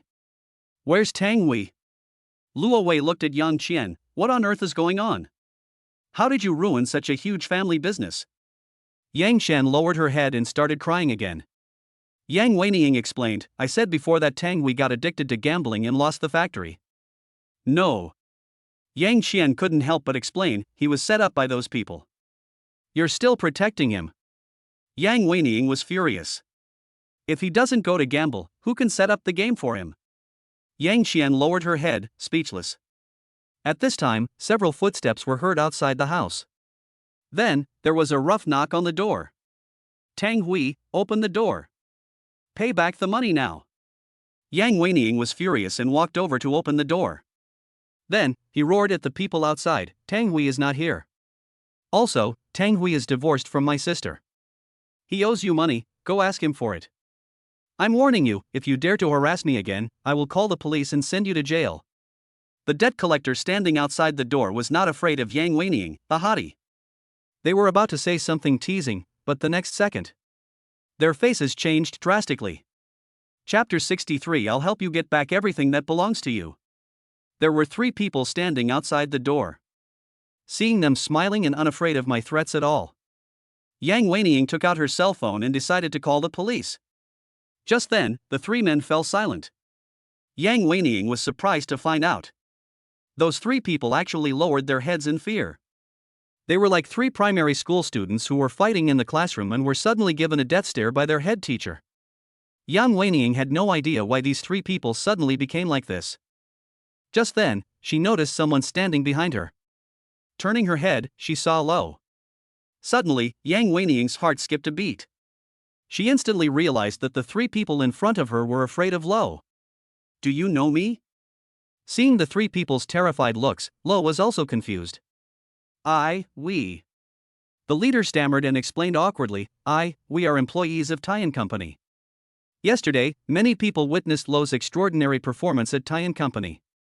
Not only that, everyone said that Li Taiyan was hospitalized due to bleeding profusely because he was cursed by Lovey. In short, Lo is not only powerful, but also has strange methods. You must definitely avoid him when you meet him. These three people never expected to meet Lo in such a place. In other words, Tang Hui borrowed high-interest loans from Taiyan Company. How much did he borrow? 50,000. Very good. Lo nodded. When you return to the company, tell your person in charge. Just say that the money Tang Hui borrowed is on me, and you will pay me back later, okay? Even the company's CEO Li Taiyan is no match for Lo, so who would dare to ask Lo for debt collection? The three did not dare to object and they nodded hurriedly. Seeing Lovey waving, they fled as if they had been pardoned. Lo handled the matter neatly. Yang Weining was completely stunned. She vaguely felt that she had invited a great god. Yang Xian didn't expect that after not seeing him for a few years, Luo Wei had become so powerful. On the other hand, her husband is getting worse and worse. Yang Xian felt a pang in her heart and wanted to cry again. Luo Wei didn't want to stay here. He looked at Yang Xian and said, "Do you know where Tang Hui is? I want to talk to him. He should be at a real estate construction site in the western suburbs." Yang Xian certainly knew where Tang Hui was. Although they are divorced, Tang Hui still works hard to maintain the family. Lo nodded and turned to leave. Yang Weining followed quickly. She wanted to see what Lo would do next. Luo Wei didn't say anything and tacitly allowed Yang Weining to get in the car and go with him to look for Tang Hui. Yang Weining sat quietly in the car. She was extremely curious about Luo Wei. She really wanted to know why the people in Taiyan Company were so afraid of Lovey. Looking across the entire Honghai city, everyone knows the bad reputation of Taiyan Company. The people of Taiyan Company are extremely arrogant and domineering. I didn't expect that they would be so scared after seeing Luo Wei. Although she was extremely curious, Yang Weining did not dare to ask. After all, Luo Wei's face looked ugly and he was obviously very angry. Not long after, the two arrived in the western suburbs and parked their car near a construction site. It is now past 10 in the morning and the sun is particularly hot. After getting off the car, Yang Weining used her hands to block the sun. Lovey squinted his eyes and looked towards the rumbling construction site. Soon, his sharp eyes spotted a familiar figure. Tang Hui, who was tan like charcoal, was hunched over and tying steel bars on the upper floor with a group of middle-aged men. Even though they were nearly 100 meters apart, Luo Wei shouted directly at him, "Tang Hui." When Tang Hui heard someone calling him, he trembled all over. He thought it was a debt collector who found the construction site. But he vaguely felt that the voice calling him sounded familiar. Turning his head and looking in the direction of the voice, he saw Luo Wei and Yang Weining. Not knowing why Luo Wei came to see him, Tang Hui quickly stood up and greeted the foreman. Then he quickly walked downstairs, walked out of the construction site, and appeared in front of Lo. Tang Hui, who was clearly only in his 20s, now looks like a middle-aged man in his 40s. The ups and downs of recent years, as well as the wind and sun, have made him haggard. Standing in front of Luo Wei, Tang Hui's eyes flickered and his expression was embarrassed. He and Lo used to be good friends. But after he married the rich girl Yang Qian, he and Luo Wei gradually drifted apart. Luo Wei also knew that there was actually no friendship between him and Tang Hui. The reason why he was standing here now was entirely to earn intelligence points. "Do you still gamble now?" Lovey asked the question straight to the point without asking any questions. "No, I won't gamble anymore." Tang Hui hurriedly shook his head to deny it. "You borrowed 50,000 yuan from Taiyan Company at high interest rates. What's the matter?" Tang Hui didn't expect that Luo Wei actually knew about this, so he told the truth. "Xuan is weak and sickly, and every time she's sick it costs a lot of money, so..." Luo Wei looked at Yang Weining to verify this matter. Yang Weining nodded quickly, it was indeed the case. Luo Wei continued to ask. Yang Xian said that you were set up by someone, so you ended up in this situation now? That's right. Tang Hui nodded heavily, his face full of regret. What exactly happened? Lo asked. Tang Hui didn't want to bring up the past again or open up the scars. But facing Lovey's sharp gaze, he explained awkwardly. I made some bad friends, and they teamed up to deceive me. How do you cheat? Lovey frowned. Gambling? Yeah. Tang Hui nodded. I won a lot of money at the beginning. But the game got bigger and bigger. I don't know how I ended up losing my house, car, and even factory all at once. You don't know what's going on? Yang Weining roared in frustration. You didn't lose everything in one go. You just have a gambler's mentality. You want to win back what you lost. All our persuasions are useless. You lost your car and your house. If you lost your house, you directly mortgaged your factory. You are a gambler and a gambling dog. Yang Weining was extremely angry. After all, what Tang Hui lost was the assets left by his father. She was originally a rich girl, but Tang Hui made her a pauper. I'm sorry. This was not the first time Tang Hui apologized. Every time he faced his wife and daughter, and his sister-in-law Yang Weining, he felt ashamed. Get in the car. Luo Wei was too lazy to talk nonsense. Take me to find those people. I'll help you get back everything that belongs to you. Tang Hui looked depressed. He felt that Lo could not help him. Yang Weining explained to him with disdain, just now, someone from Tian Company went to ask my sister to pay the debt. Do you know that Lovigo drove those people away with just one sentence and resolved your debt? If it weren't for brother Luo Wei, Shuang would definitely be scared and my sister would cry non-stop again. Tang Hui widened his eyes, unable to believe it. Luo Wei had actually become so powerful. Get in the car and lead the way. Lo waved his hand. I have a car. Tang Hui was smelling of sweat, so it was impossible for him to get in the car. He quickly started a broken motorcycle. Chapter 64. You are wrong. I have quit gambling a long time ago. Tang Hui led the way on a motorcycle. He led Lovey to the door of a furniture factory. When Yang Weining saw the furniture factory, her expression suddenly became sad. This is the factory that my father built from scratch with great difficulty. In the second year after my sister got married, he died of overwork. I was still young at that time, and my sister had just given birth to a child, so the furniture factory was handed over to Tang Hui to manage. I didn't expect him to be so useless. If the furniture factory went bankrupt due to losses, Yang Weining could still accept it. It just so happened that the furniture factory was at the gambling table and was lost by Tang Hui. She was furious about this. Don't worry. Luo Wei looked at her with determination. I will help you take the factory back. Yeah. Yang Weining was full of anticipation for this. Although she didn't know Lo at all. Technically, they had only known each other for less than an hour. But for some reason, Yang Weining trusts Luo Wei unconditionally. At this time, Tang Hui, who was walking in front, wanted to enter the factory but was stopped by the guard. The security guard had a hideous scar on his face, and looked extremely scary. I saw Tang Hui riding his bike and stopping at the factory gate. The scarred guard waved his hand in disdain. Don't block the gate, our factory is not hiring, get out of here. Being misunderstood, Tang Hui looked embarrassed and timid, not knowing what to do. Lo honked the horn and then rolled down the window. The scar-faced security guard looked over subconsciously. He was shocked to see Lovey sitting in the car. The scar-faced security guard was none other than Lovey, who had met him twice before. Once when viewing a house, Lo secretly took away the gold that he had hidden in the kitchen ceiling. The second time, when he was dealing with the situation where Gu Nanxiao was plotted against by his relatives, the other party called Scarface to help. Scarface knew that Lovey was not an ordinary person, so he nodded and bowed and walked over quickly. There was no trace of the arrogance that he had shown when he scolded Tang Hui just now. Boss, what are you doing? Notify your boss and tell him that Tang Hui is coming with his men. Oh. Scarface didn't understand the situation, but nodded immediately. He returned to the guard room and immediately pressed the remote control to open the door. Then he used the landline in the guard room to call someone who could contact the boss. Sitting in the car, Yang Weining witnessed with her own eyes the difference between Luo Wei and Tang Hui in the same matter. There is such a huge difference between the two of them. Yang Weining couldn't understand why her sister chose Tang Hui and didn't discover Luo Wei. Lovey drove into the factory. At the same time, the relevant personnel received a notification from the scar-faced guard and called the boss immediately. There are 3 bosses in the furniture factory today. Those 3 people were naturally the ones who teamed up to set up a scheme to defraud Tang Hui completely. At this time, they were all fast asleep in different places and had not gotten up yet. I was woken up by the ringing of the cell phone and learned that Tang Hui had gone to the factory. All of a sudden, the 3 of them were excited. Although I don't know Tang Hui's purpose. But they've been so boring lately.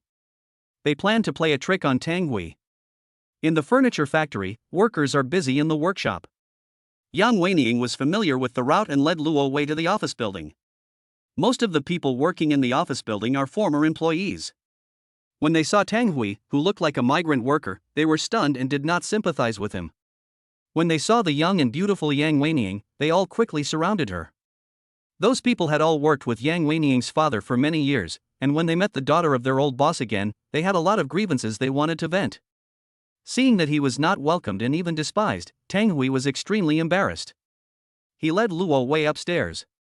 Various entertainment facilities are placed on the top floor of the office building. Mahjong table, billiard table, arcade, KTV. When he arrived at this place, Tang Hui's expression was full of pain. It was at this place that he lost everything. Lovey wandered around, waiting for the furniture factory owner to arrive. Not long after, Yang Weining came up from downstairs. She first glared at Tang Hui with gritted teeth. Then she walked over to Lo and told her what the people downstairs had told her. Since the factory changed its owner, the wages of all employees have been downgraded. Not only have the wages been reduced, but the salary of just a few thousand yuan is always in arrears. Moreover, the factory canteen benefits were cancelled. Female employees are often harassed by security guards. There are countless things like this. All in all, those 3 bosses don't do their job. If the furniture factory continues to be troubled by those 3 people, it will go bankrupt sooner or later. Lovey didn't comment on these things. He found a safe next to the sofa. He blinked his eyes and opened his eyes of insight. His sight easily penetrated the thick iron plate of the safe and saw what was inside. There are some strangely shaped bottles and jars stored in the safe, especially a jar of white powder, which is particularly eye-catching. Seeing that kind of thing, a smile appeared on Lo's lips. What's wrong? Yang Weining didn't understand what Luo Wei was laughing at. Nothing. Luo Wei stopped staring at the safe and his eyes fell on Yang Weining. This energetic girl has an impeccable figure. At this time, there was a noise coming from the direction of the stairs. Then, several people appeared. The leading man was bald. Around his neck hung a large gold chain as thick as a finger. Seeing Tang Hui, who looked like a migrant worker, he couldn't help but burst out laughing. Hey, isn't this Tang Hui? How did you get yourself into this state? Are you here to look for a job in the factory? I'm so sorry, our small factory can't afford to hire a top student like you, huh? The bald man was laughing loudly, and the people following him also laughed mockingly. Tang Hui lowered his head, feeling extremely embarrassed. Is that Yang Weining? I haven't seen you for a few years. You've grown so beautiful. The bald man looked at Yang Weining with shining eyes and walked towards her quickly. Yang Weining hid behind Luo Wei immediately, and the bald man then noticed Luo Wei, who was dressed in extraordinary clothes. He suppressed the smile on his face and looked at Lo quickly. Who are you? The bald man looked alert. He guessed that Lovey was not here with good intentions. Luo Wei got straight to the point. I'm here to help Tang Hui get the furniture factory back. What? The bald man asked exaggeratedly, are you dreaming? Who do you think you are? You can take it back just like that? My name has long been written on this factory.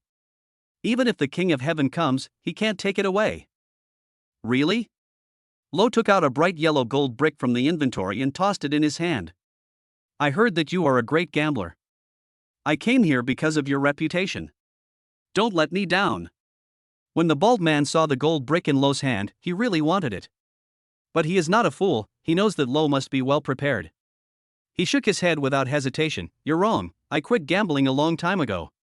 After all, 9 out of 10 bets are lost, so not betting is the best way to win. I don't want to end up like Tang Hui. This sentence made Tang Hui extremely embarrassed, and Luo Wei was extremely angry. He originally wanted to take the factory back by gambling. I didn't expect to be rejected by that bald guy. His face darkened and he stomped his foot on the floor. Chapter 65. How could this be handled in this way? Bang! Lo stomped his foot on the ground. The huge sound scared everyone in the audience. Not only that, the entire office building was shaking slightly, as if there was an earthquake. Isn't Lo too strong? Everyone subconsciously looked at Lo. It would have been fine if you didn't look at it. Just one look and everyone was stunned. The floor tiles under Lo's feet were actually broken into pieces. What kind of power is this? The bald man witnessed this scene and was horrified. He instantly realized that Lo wanted to bet with him because he was giving him face. He couldn't imagine what would happen if he was kicked like that. His face turned pale and he nodded hurriedly. I bet with you. Are you sure? Luo Wei walked forward with a dark face. In your left trouser pocket, there is a pack of soft Zhonghua and Zippo lighters. In the right trouser pocket there is a pack of Flavor King beetle nuts and the latest model of Fruit mobile phone. Do you think I don't know what's in your safe? Are you sure you want to bet with me? At this time, Lo walked up to the bald man and looked down at him from above. The bald man's face was already pale, and at this moment, his pupils were dilated violently and he was frightened out of his wits. Everyone looked at him, wanting to know if what was in his pocket was really what Lo said. Yes, Lo was right, the bald man couldn't believe it at all. From the shape of the items in his trouser pocket, one can indeed guess what is in his pocket. Kalovi not only guessed what was in his pocket, but also said the brand name. He even knew what was in his safe. Could it be that Lo's eyes can see through things? Impossible, this is absolutely impossible.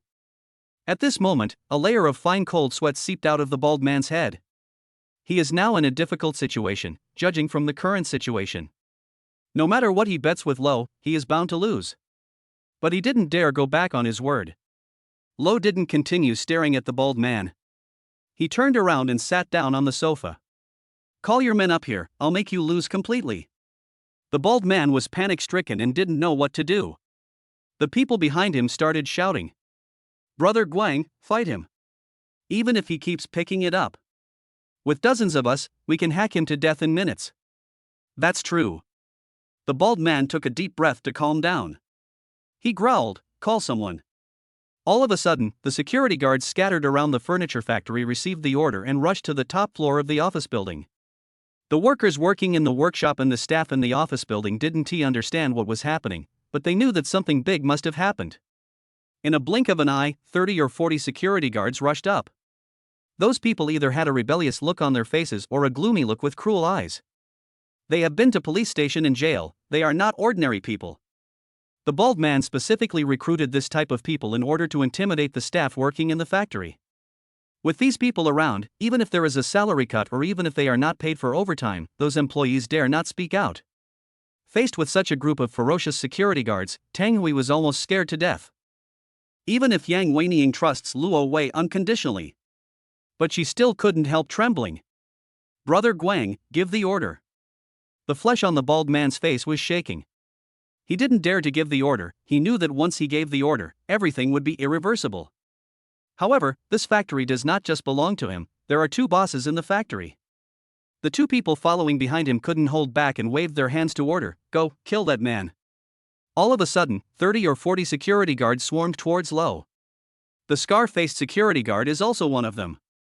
He is not a fool, he knows Lo is very powerful. He deliberately walked at the back of the crowd, instead of rushing forward like crazy, screaming like crazy like the others. From childhood to adulthood, Yang Weining had only seen such horrific scenes in movies. She was so scared that she almost fainted. Lo, who was sitting on the sofa, stood up calmly. He picked up a pool cue from the pool table. At this time, a security guard had already rushed to within 1 meter of him. The security guard was holding a foot-long machete and tried to hack Lovey to death. His speed was extremely fast in the eyes of others, but in Lo's eyes, his speed was very slow. Lovey swung the club in his hand and hit the man on the head, causing his brain to splatter and he fell to the ground with a bang. The security guards running in front witnessed this scene and were so scared that their faces turned pale, but they couldn't stop because the people behind them were pushing them forward frantically. Someone else rushed up, and Lo directly thrust the club in his hand forward. The wooden club, with the added power, is like a sharp sword. He pierced the bodies of the 3 people directly and strung them together like candied haws. grabbed a golf club from a security guard. Lovey walked forward, and he knocked down the security guards one after another with ease, like chopping melons and vegetables. In less than half a minute, half of the security guards fell to the ground, wailing in pain. The remaining security guards were so frightened that they retreated in panic. The scar-faced guard guessed that Lo was very powerful. But at this time, he realized that he had seriously underestimated Lo. He felt a little scared. Fortunately, he did not take action when he met Lovey twice, otherwise he would have definitely been dead. Faced with the blood all over the ground and all kinds of painful wails filling his ears, the bald man was so scared that he collapsed to the ground. Looking at Lovey carrying the golf club that was dripping with blood, he walked towards him step by step like a god of war. The bald man had only one thought in his mind: he didn't want to die. I'll go back. I am willing to return everything to Tang Hui. This is what Luo Wei wanted. He nodded and said, cars, houses, factories, savings, you must hand over every penny to me. You can play tricks, but don't let me find out. After all, I won't give you a second chance.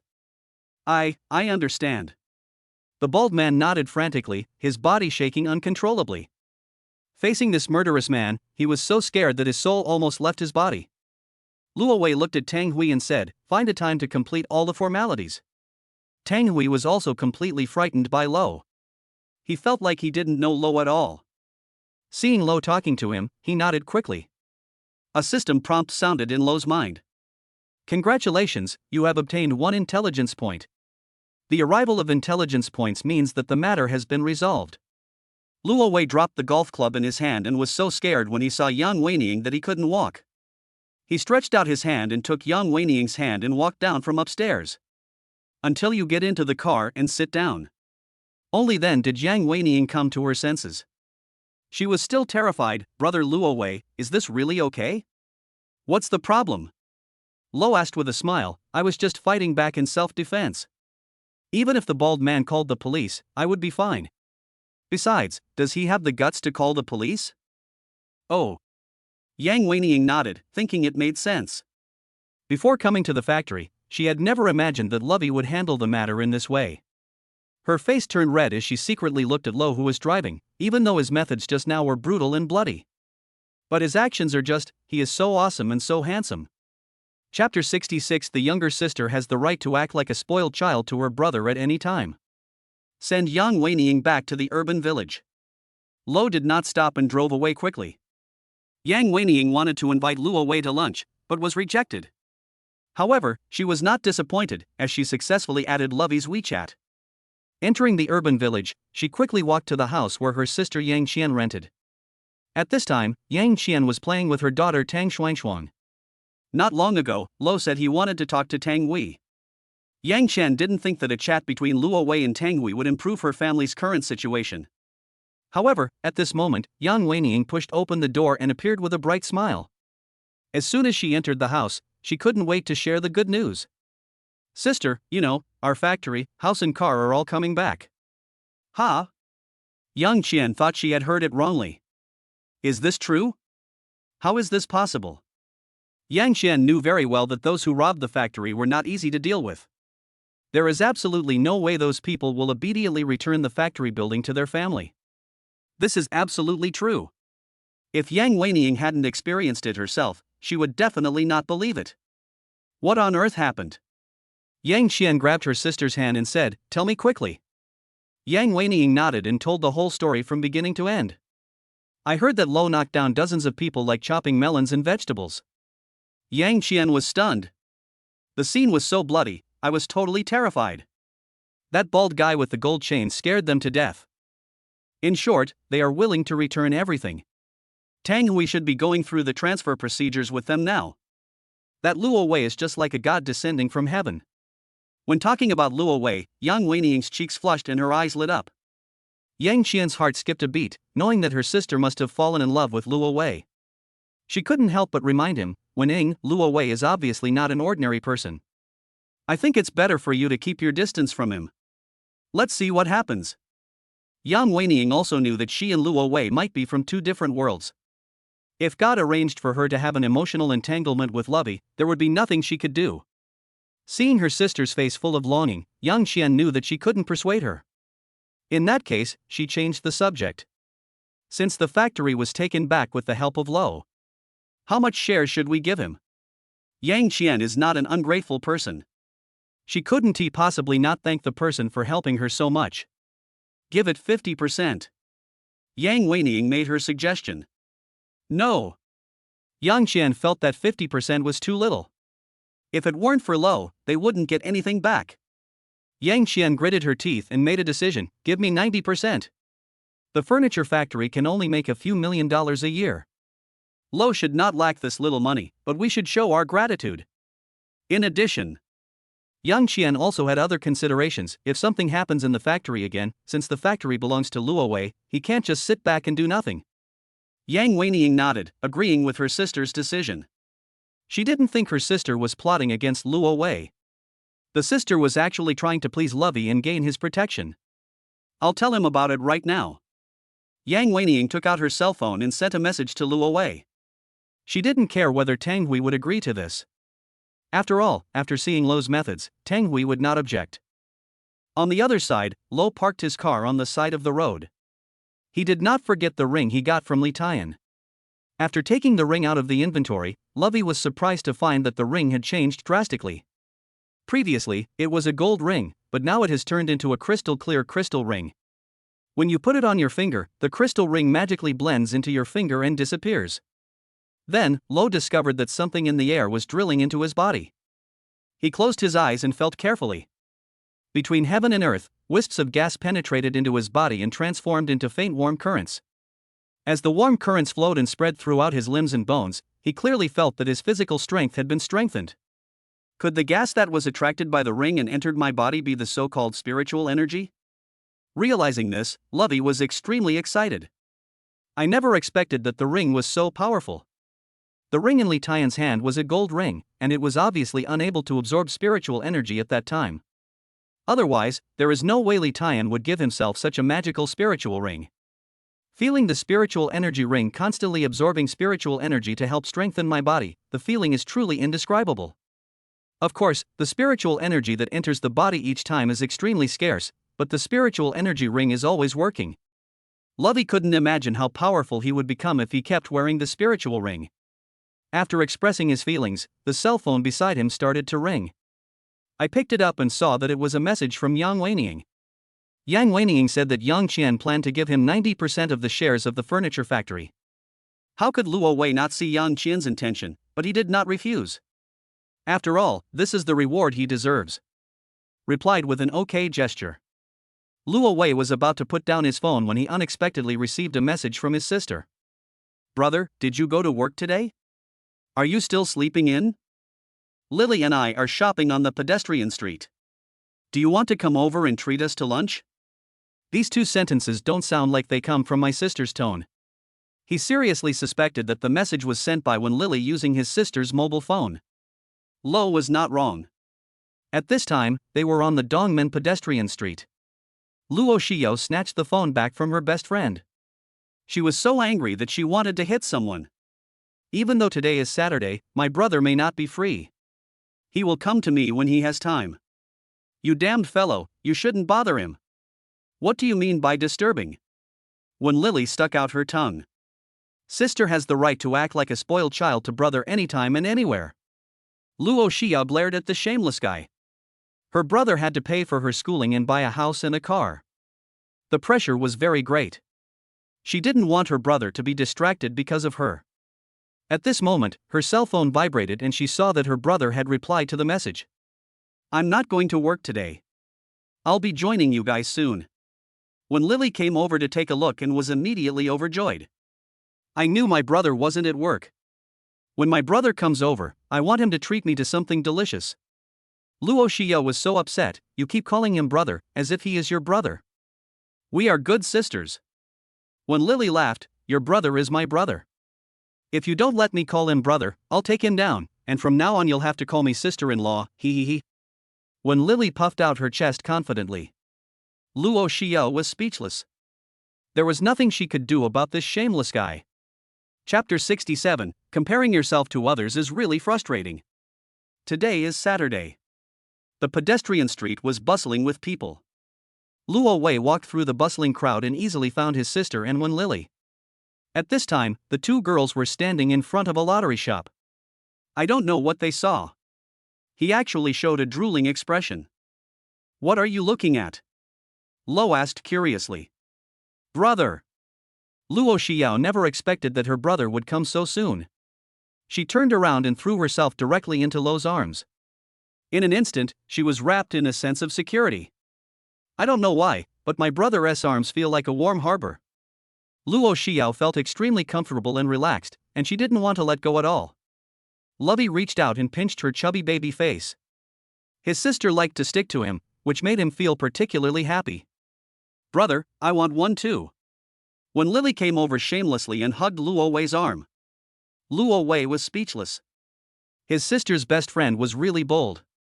I had clearly only met her once or twice. Luo Xiao was also speechless.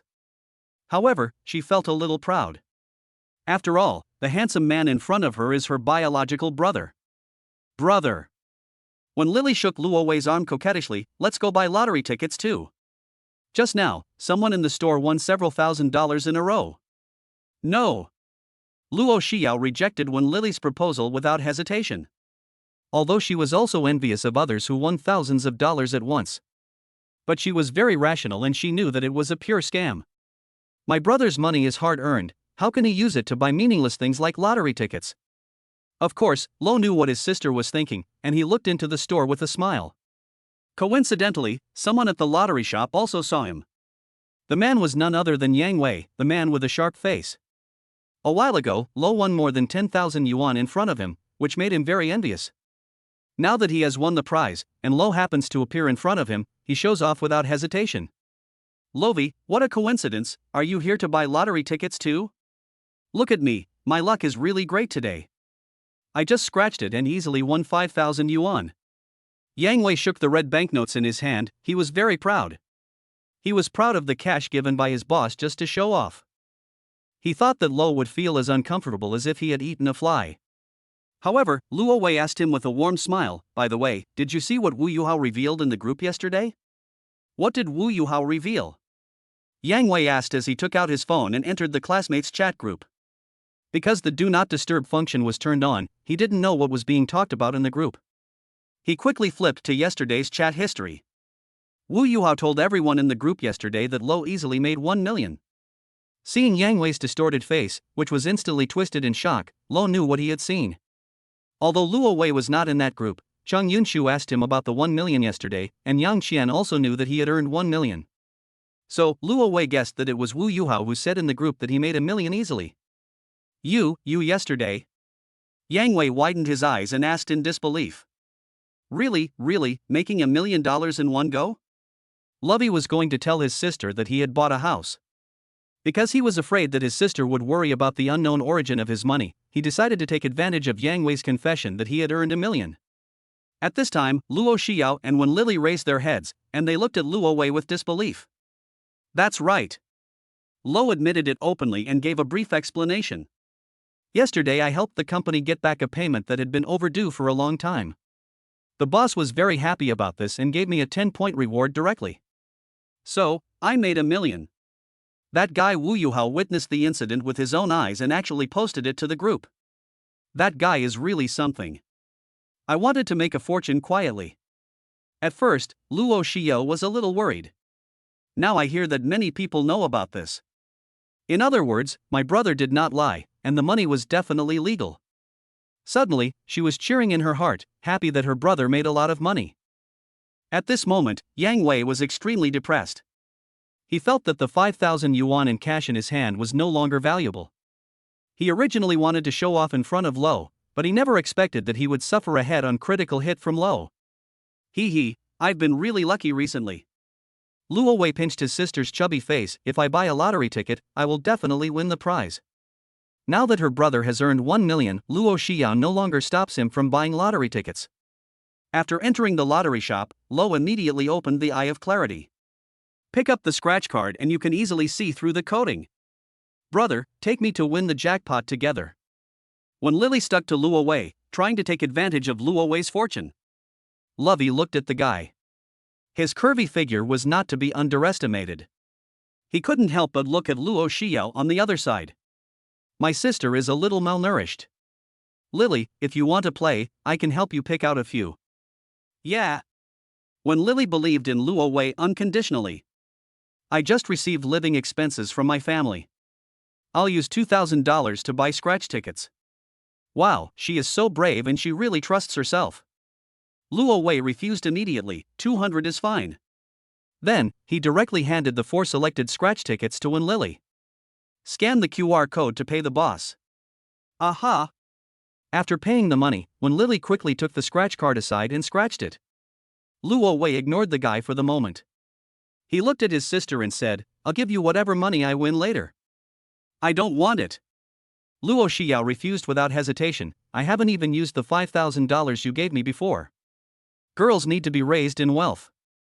Luo Wei touched her head. If you don't want to spend it, you can save it for me. Yeah. Luo Xiao felt sweet that her brother was willing to save the money for her. Using his clairvoyant eyes, Lo quickly selected a few scratch tickets. After paying, he gave the scratch card to his sister to scratch. At this time, Wen Lily made a cheerful sound. Brother, I won the lottery. I won 10,000 yuan. Go find the boss and claim your prize. Aha! Soon, 10,000 yuan arrived. In less than 5 minutes, Wen Lily made a net profit of 9,800 yuan. She was extremely excited. She simply stood on tiptoes and gave Lovey a big kiss on the face to express her gratitude. Luo Xiao also scratched the scratch tickets in her hand, and she won a total of 34,000 yuan. She didn't cheer like Wen Lily. She only shared the good news after successfully redeeming the prize. Wen Lily was happy for Luo Xiao, but she was not jealous. After all, winning 10,000 yuan was already a big win for her. Let's go. Luo Wei stopped at that and did not continue to buy lottery tickets. I'll treat you to dinner. Watching Luo Wei leave with girls hugging him, Yang Wei was so jealous that he almost went crazy. Not only did Lo make $1 million in one go, he was even better at buying scratch tickets than him. It's really frustrating to compare yourself with others. Chapter 68: The Leisurely Him and the Anxious Women. During lunch, Lo announced the purchase of a house. With the previous preparation, Luo Xiao not only had no objection to this matter. Moreover, she strongly agreed with this matter. She thought Lo should use the money to buy a house. Yao Yao, since I bought a house, you can move back from school. Luo Xiao was very tempted by Luo Wei's proposal. But she shook her head rationally and refused. I am very happy living in school and I have a good relationship with my roommates. Besides, if I live with you, I'll probably disturb you. Why would it bother me? Lovey was confused. Wen Lily, who was sitting next to her, laughed. Yao Yao must be worried. Brother, you heard strange noises after you brought your girlfriend home. Luo Xiao blushed instantly. She didn't mean that, but she really didn't want to disturb her brother's love. Okay. Lovey knew that his sister was a very stubborn person. Since she had made up her mind, it would be difficult to change her mind. Luo Wei made the next best choice. You can come back and stay one night every week. That should be okay, right? Yeah. This is possible. Luo Xiao nodded happily. Luo Wei immediately made the decision. We will go shopping later. We're cooking at home tonight as a housewarming party. Luo Xiao naturally agreed with this proposal. After quickly filling her stomach, she couldn't wait to drag Lovey to go shopping. The three of them went from one supermarket to another, and from the vegetable market to the seafood market. Luo Xiao was very excited and kept chattering with Wen Lily. And Lo was completely reduced to a tool to carry bags. However, Lo didn't feel bored. He really enjoyed this leisure time. Speaking of which, we have grasped all 3 pieces of intelligence today. Lovey seemed to have completed a mission, feeling extremely relaxed and without any worries at all. However, not everyone enjoys life as leisurely as he does. In the company, Chen Ayla, who has cool short hair, is overwhelmed by all kinds of work. She looked at the empty seat next to her depressedly, not knowing whether Lovey had resigned or what happened. The guy didn't come to work for several days, which made her a little worried.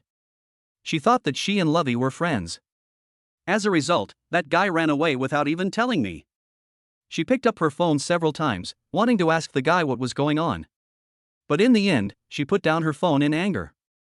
That guy didn't take the initiative to explain the situation. She didn't want to ask eagerly. On the other side, Unju Real Estate. Chan Yunshu had just returned from house viewing with a client. She looked at her phone several times, but didn't see any messages from Lovey. That dead guy is really a scumbag. They were clearly intimate with each other last night. Did he turn against him after dawn? He didn't even send me a message to ask if I had had lunch or something. Chang Yunshu slurped the hot and sour noodles viciously. She made up her mind secretly. If Lovey wanted to have fun with her afterwards, she will definitely make that scumbag pay for it. Wantang Xiaozhu Milk Tea Shop near the university town. Lin Wantang stood behind the counter, holding his oval face with both hands, in a daze. After Luo Wei helped her get the money back, she no longer has to worry about money. But the milk tea shop's business was not good and it could only barely break even. She really wanted to consult Lovey about whether she should continue to run the store. However, she was worried about disturbing Lovey. Come to think of it, since the night before yesterday, my mind has been full of Lovey. That guy is so handsome and powerful. Thinking about it, Lin Wantang couldn't help but chuckle. After laughing for a while, she suddenly woke up and found that her brain was occupied by Lovey again. She shook her head hurriedly, shaking Lovey off her mind. She covered her burning cheeks in embarrassment. She had never thought of anyone like this before. And the other person is a man. This is really bad. As night falls, Lovey was busy in the kitchen of his new home. Apart from notifying 2 neighbors, he did not invite anyone else. If people like Chang Yunshu and Shen Yenshu were gathered together, it would probably form a so-called Shura field. That kind of scene is creepy just thinking about it. The doorbell rang. Luo Xiao walked quickly to open the door. The people standing outside the door were naturally the queen in black stockings, Gu Nanxiao, and the lively Lu Jishu. Hello, sisters. Luo Xiao had known that the neighbors would come over to have dinner together. You must be Yao Yao, you are so beautiful. Lu Jishu praised from the bottom of his heart. Luo Xiao blushed when she was praised, and she quickly invited the 2 men into the house. When Lily was eating secretly in the kitchen under the pretext of helping, hearing the voices, she poked her head out and looked into the living room. Suddenly, she walked over to Lo with a self-abased look and muttered, "They are so beautiful." "You are beautiful too." Lovey took the time to comfort this guy while cooking. He. One Lily still has self-awareness.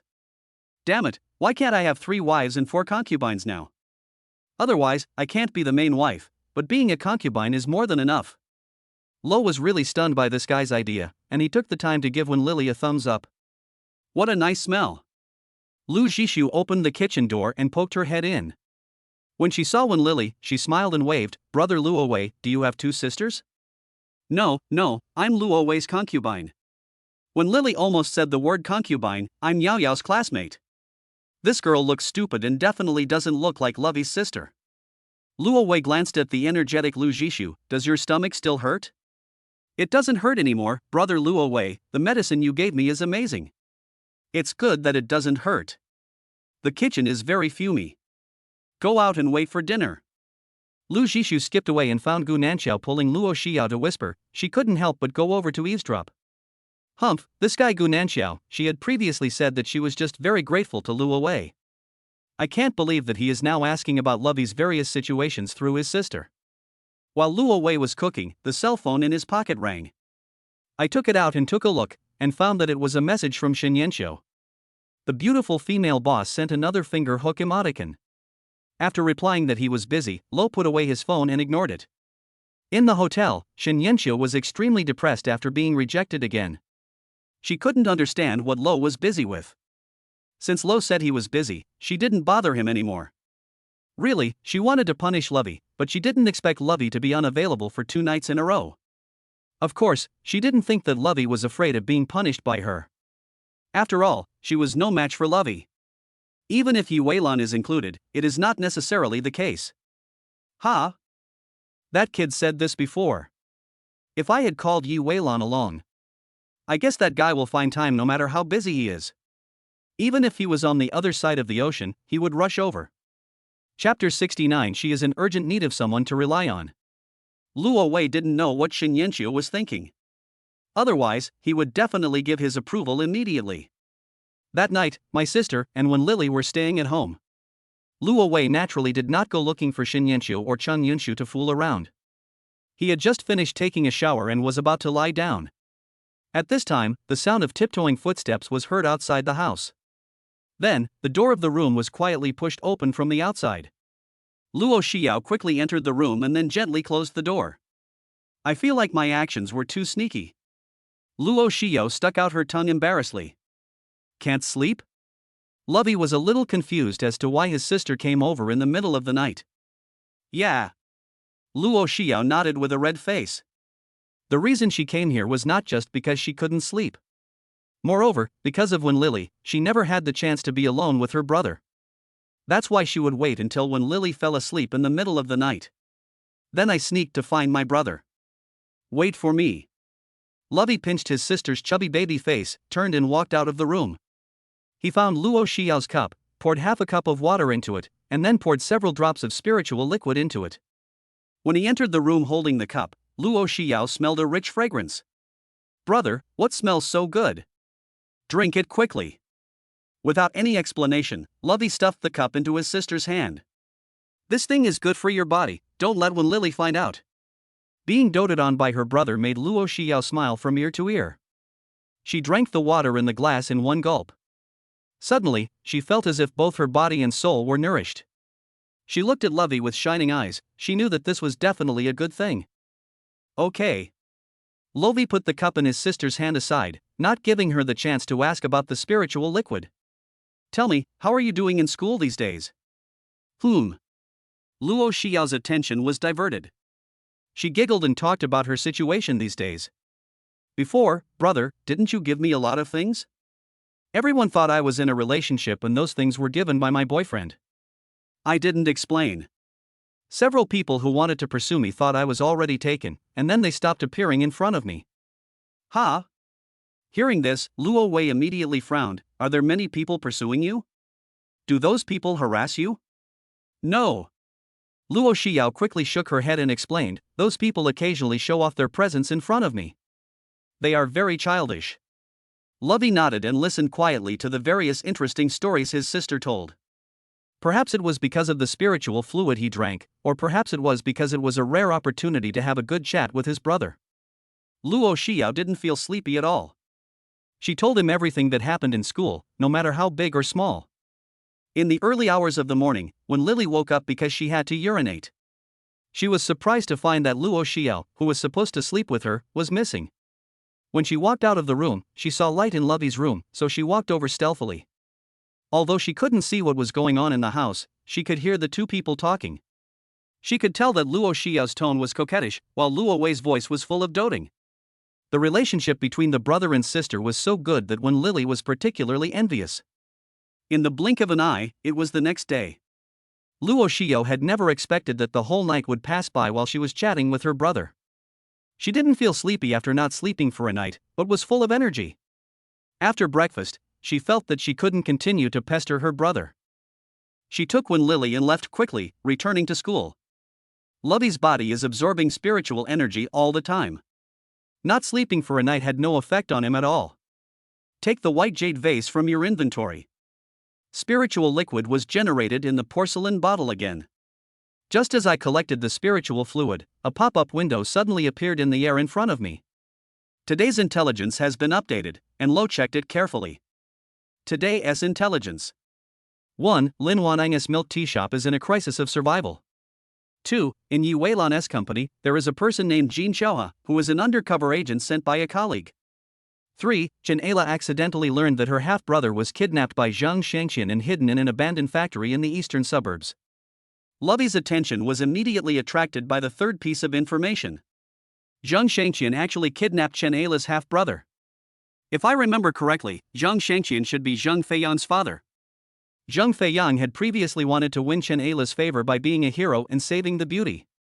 But Lo not only intercepted his plan, but also used the bad luck charm to get Zhang Feiyang caught by law enforcement officers. Now, Zhang Shangqian kidnapped Chen Ayla's half-brother. Could it be that he wanted to rescue his son Zhang Feiyang? After thinking about it carefully, Luo Wei felt that this was impossible. After all, he once threatened Zhang Feiyang to ask his father for money, but ended up being scolded by Zhang Shangqian. Zhang Shengqian doesn't care about Zhang Feiyang at all, and it is absolutely impossible for him to kidnap his son Zhang Feiyang. I don't know why he would kidnap someone. However, this is not the point. The point is how Chen Ayla found out about this accidentally. Luo Wei has a very good relationship with Chen Ayla. Even if it is not for intelligence points, he will help Chen Ayla. Picking up the phone, he dialed Chen Ayla's number. At this time, Chen Ayla, who had not slept all night, was in endless fear and anxiety. Last night, she received a text message from an unknown number. The content of the message is particularly explosive. Someone revealed to her that her half-brother had been kidnapped. The other party warned her not to tell anyone about this. Especially, you must not alert the police, otherwise they will kill you. At first, Chen Ayla thought it was a prank. But through asking around, she found out that her half-brother was indeed missing. Suddenly, she fell into boundless panic. She had never experienced such a thing before and she was completely at a loss. The cell phone in her hand suddenly rang. Chen Ayla was startled, thinking it was a mysterious stranger calling. When she saw Lovey's name on the screen, she answered the phone feeling aggrieved and annoyed. "Woo woo, you damned bastard, you scared me to death, woo woo. Why are you crying?" Luo Wei didn't expect that Chen Ayla would burst into tears after answering the phone. "It's all your fault." Chen Ayla was worried that her phone was being monitored, so she didn't dare to tell anyone about the kidnapping. She could only find other things to vent her inner anxiety. "You damn guy, where have you been these days? Did you change jobs? Why didn't you tell me? Do you know that Pig Headley assigned all your work to me? I'm almost dying of exhaustion, woo woo." Luo Wei knew Chen Ayla very well, and there was no way that guy would cry because of work. He guessed that Chen Ayla already knew that his brother had been kidnapped. "You are at home, I will come to find you right away." You. Chen Ayla really wanted Luo Wei not to come over. But she couldn't say it, she was in urgent need of someone to rely on. Chapter 70. All the evidence will prove that you are the kidnapper. Lo is very fast. It didn't take long to arrive at where Chen Ayla lived. Chen Ayla, with a panic-stricken face, had already been waiting anxiously on the roadside. At this moment, she was looking around vigilantly, she always felt that someone was watching her secretly.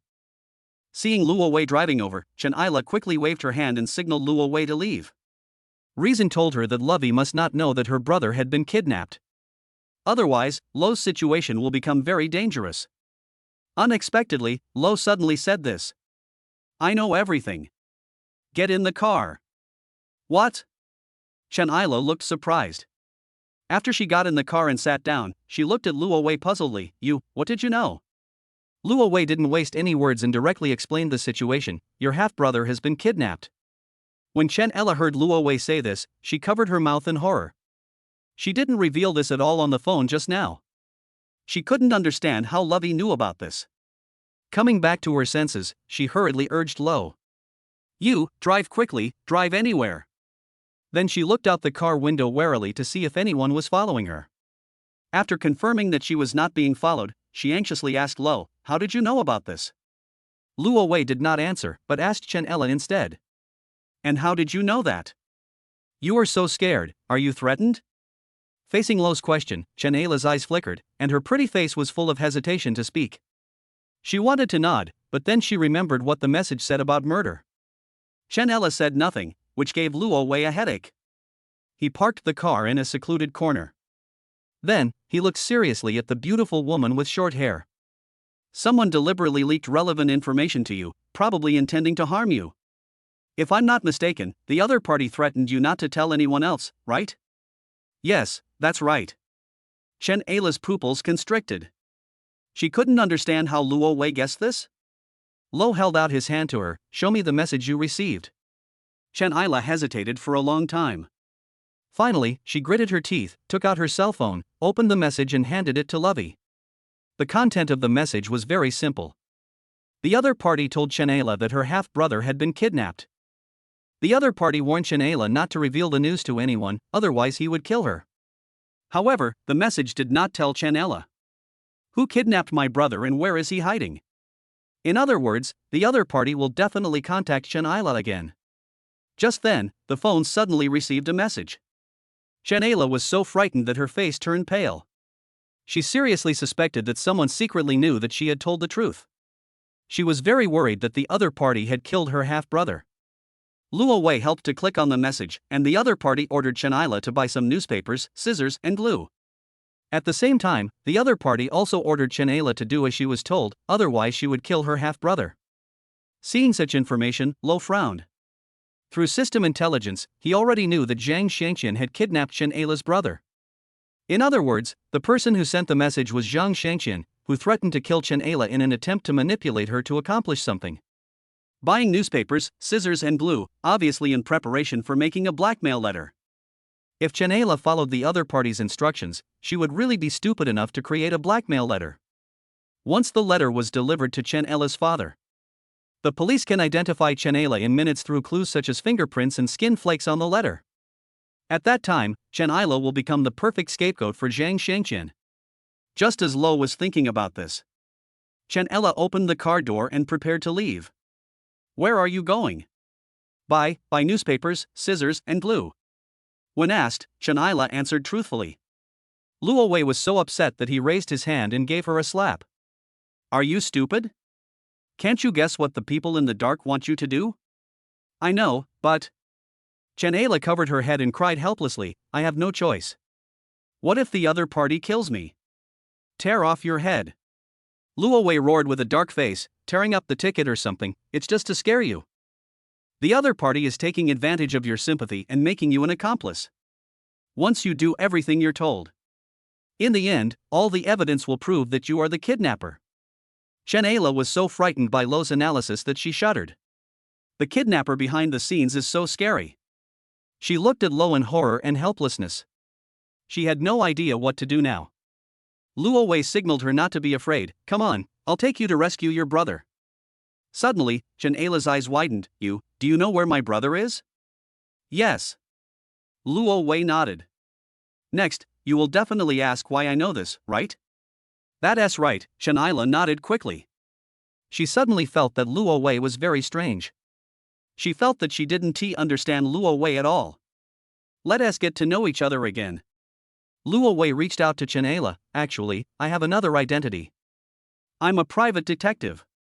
I don't believe you. Chen Aila slapped Luo Wei's hand away. She didn't believe that Luo was a private detective. This guy was clearly slacking off in the company with her every day, how could he be a detective? Actually, I just became a detective recently. Luo Wei explained with a chuckle, don't disbelieve me, being a detective is quite lucrative. I haven't been working these days because I've been busy making money. Is it true? Luo Wei looked so serious that Chen Aila couldn't help but believe it.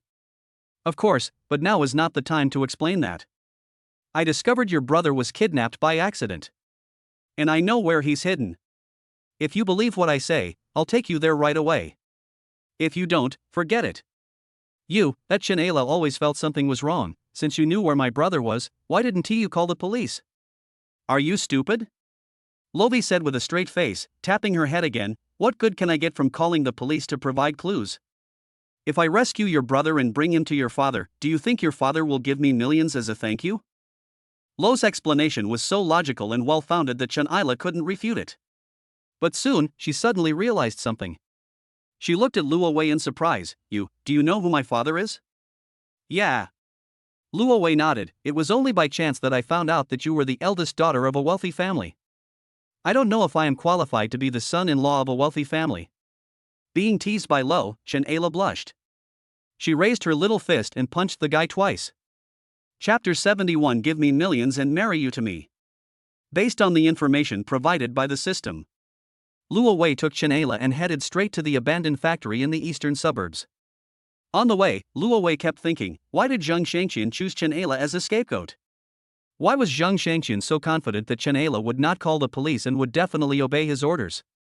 Lovey couldn't figure out these things, so he decided to catch Zhang Shangqian and get the answer from him. Along the way, Chen Aila was anxious and conflicted.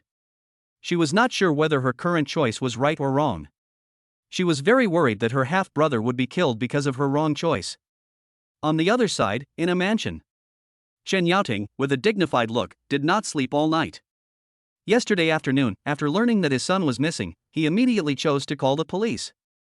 According to the surveillance footage, the child was abducted on the street by an unlicensed commercial vehicle. The police have arranged personnel to work overtime to watch the surveillance cameras and search for the trace of the commercial vehicle. Not only that, the police also prepared tracking equipment in Chen Yaoting's mansion. Once the kidnapper calls, the police can quickly locate the kidnapper. However, from yesterday afternoon till now, the kidnapper hasn't called yet. This made Chen Yaoting extremely anxious. He didn't care how much money the kidnappers demanded. He was extremely worried that the kidnappers were sent by his enemies to take revenge on him. As the saying goes, the business world is like a battlefield. To become a tycoon, Chen Yaoting naturally offended many people. In the crazy capital competition, many people went bankrupt and lost all their money. It's no surprise that I'm being targeted by those people. Woo, what should I do? Xian is still so young. If anything happens to him, what should I do? Woo. His wife was crying with her face covered, which made Chen Yaoting even more upset. He walked towards Captain Qin, who had a square face. Handed Captain Qin a cigarette. He asked worriedly, "No progress yet?" The serious Captain Qin shook his head. He didn't want to serve such a rich man. He was originally investigating Li Tian of Tian Company, but his superiors directly ordered him to come and handle the matter. The kidnappers are very professional. Captain Qin lit up the cigarette in his hand and took a deep breath. They used a scrapped commercial vehicle without a license plate. After leaving the downtown area, they specifically chose roads without surveillance. From a side perspective, this is actually a good thing. It shows that the kidnappers value their lives and will not do anything reckless unless it is absolutely necessary. How could Chen Yaoting not hear that these were words of comfort? So far, the kidnappers have not called to make any demands. In other words, the kidnappers may not want money, but just want to launch a heart-wrenching revenge against him. "Captain, I have a major discovery." Sun Long suddenly limped into the mansion. "What did you find?" Captain Qin asked, looking at the bruised Sun Long in confusion. "What happened to your leg?" "I accidentally fell while chasing a suspect." Sun Long lied without blinking. In fact, he was not chasing any suspect at all. From yesterday till now, he kept falling down as if his limbs were uncoordinated. Not only did he sprain his ankle, but he also got a bruised face and nose. Under normal circumstances, he should take leave and go home to recuperate, but he doesn't want to miss this kind of rich man's case. If you help a top billionaire like Chen Yaoting find his son back, you will definitely gain Chen Yaoting's gratitude.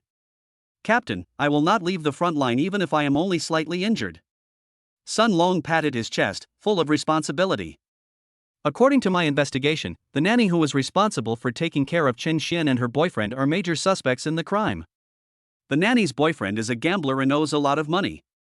Sun Long quickly told what he had investigated.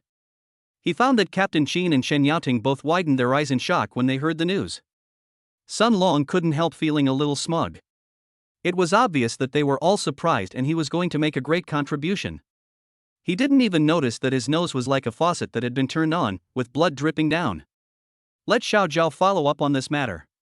Captain Qin made a prompt decision. "Sun Long, go to the hospital for a checkup, and then go home and have a good rest." "Why should I give the information I worked so hard to find out to?" Sun Long refused reflexively. However, before he could finish his words, he felt a little dizzy.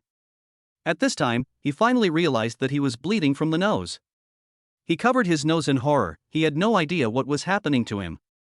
How could he know that yesterday Lo had put a bad luck charm on him and he was constantly shrouded in bad luck? The other side.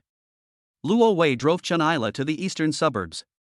Still in the distance, they saw an abandoned factory with a mottled exterior wall. In order not to alert the enemy, Lo drove the car and hid it behind a nearby residential building. Then, he led Chen Ila carefully towards the abandoned factory. Looking at the abandoned factory, Chen Ila asked fearfully, My brother, was in that factory?" "Yeah." Lo nodded. The next second, his arm was grabbed by Chen Ila. Immediately afterwards, Chen Ila came close to him. "I felt a warmth against my arm." Luo Wei subconsciously turned around and looked at Chen Ila, who was standing next to him. This short-haired beauty is usually very aggressive, but now her pretty face is full of nervousness. Chen Ila is not a fool. Since her brother is in an abandoned factory, there must be brutal kidnappers in the factory. We should call the police. Chen Ila didn't want to take the risk. Calling the police won't do me any good. Lo refused without hesitation. And took the opportunity to tease, I told you, I want to win your father's favor. Maybe by then, he will not only give me millions, but also betroth you to me. Hearing that Luo Wei was daydreaming, Chen Ayla pinched his arm resentfully. Of course, she knew that Lo was joking on purpose to make her relax. Soon, the two men arrived at the foot of the factory wall. Lo blinked and opened his eyes of insight. The penetrating eyes can easily penetrate the wall and see what is happening inside the factory. The factory is very large, and apart from the abandoned assembly lines, there are all kinds of rusty machines. In the office on the second floor of the factory, a yellow-haired man was sleeping soundly, and a little boy was curled up beside him. The little boy was tied with a rope, and the other end of the rope was tied to the table leg. Obviously, Huang Mao was trying to prevent the little boy from escaping in this way. Hey! Chen Ayla was speechless and patted Luo Wei. What are you staring at the wall for? Can you see through it? That's right. Lo turned around and nodded with a smile. Chen Ayla's face showed an expression that said, I don't believe you.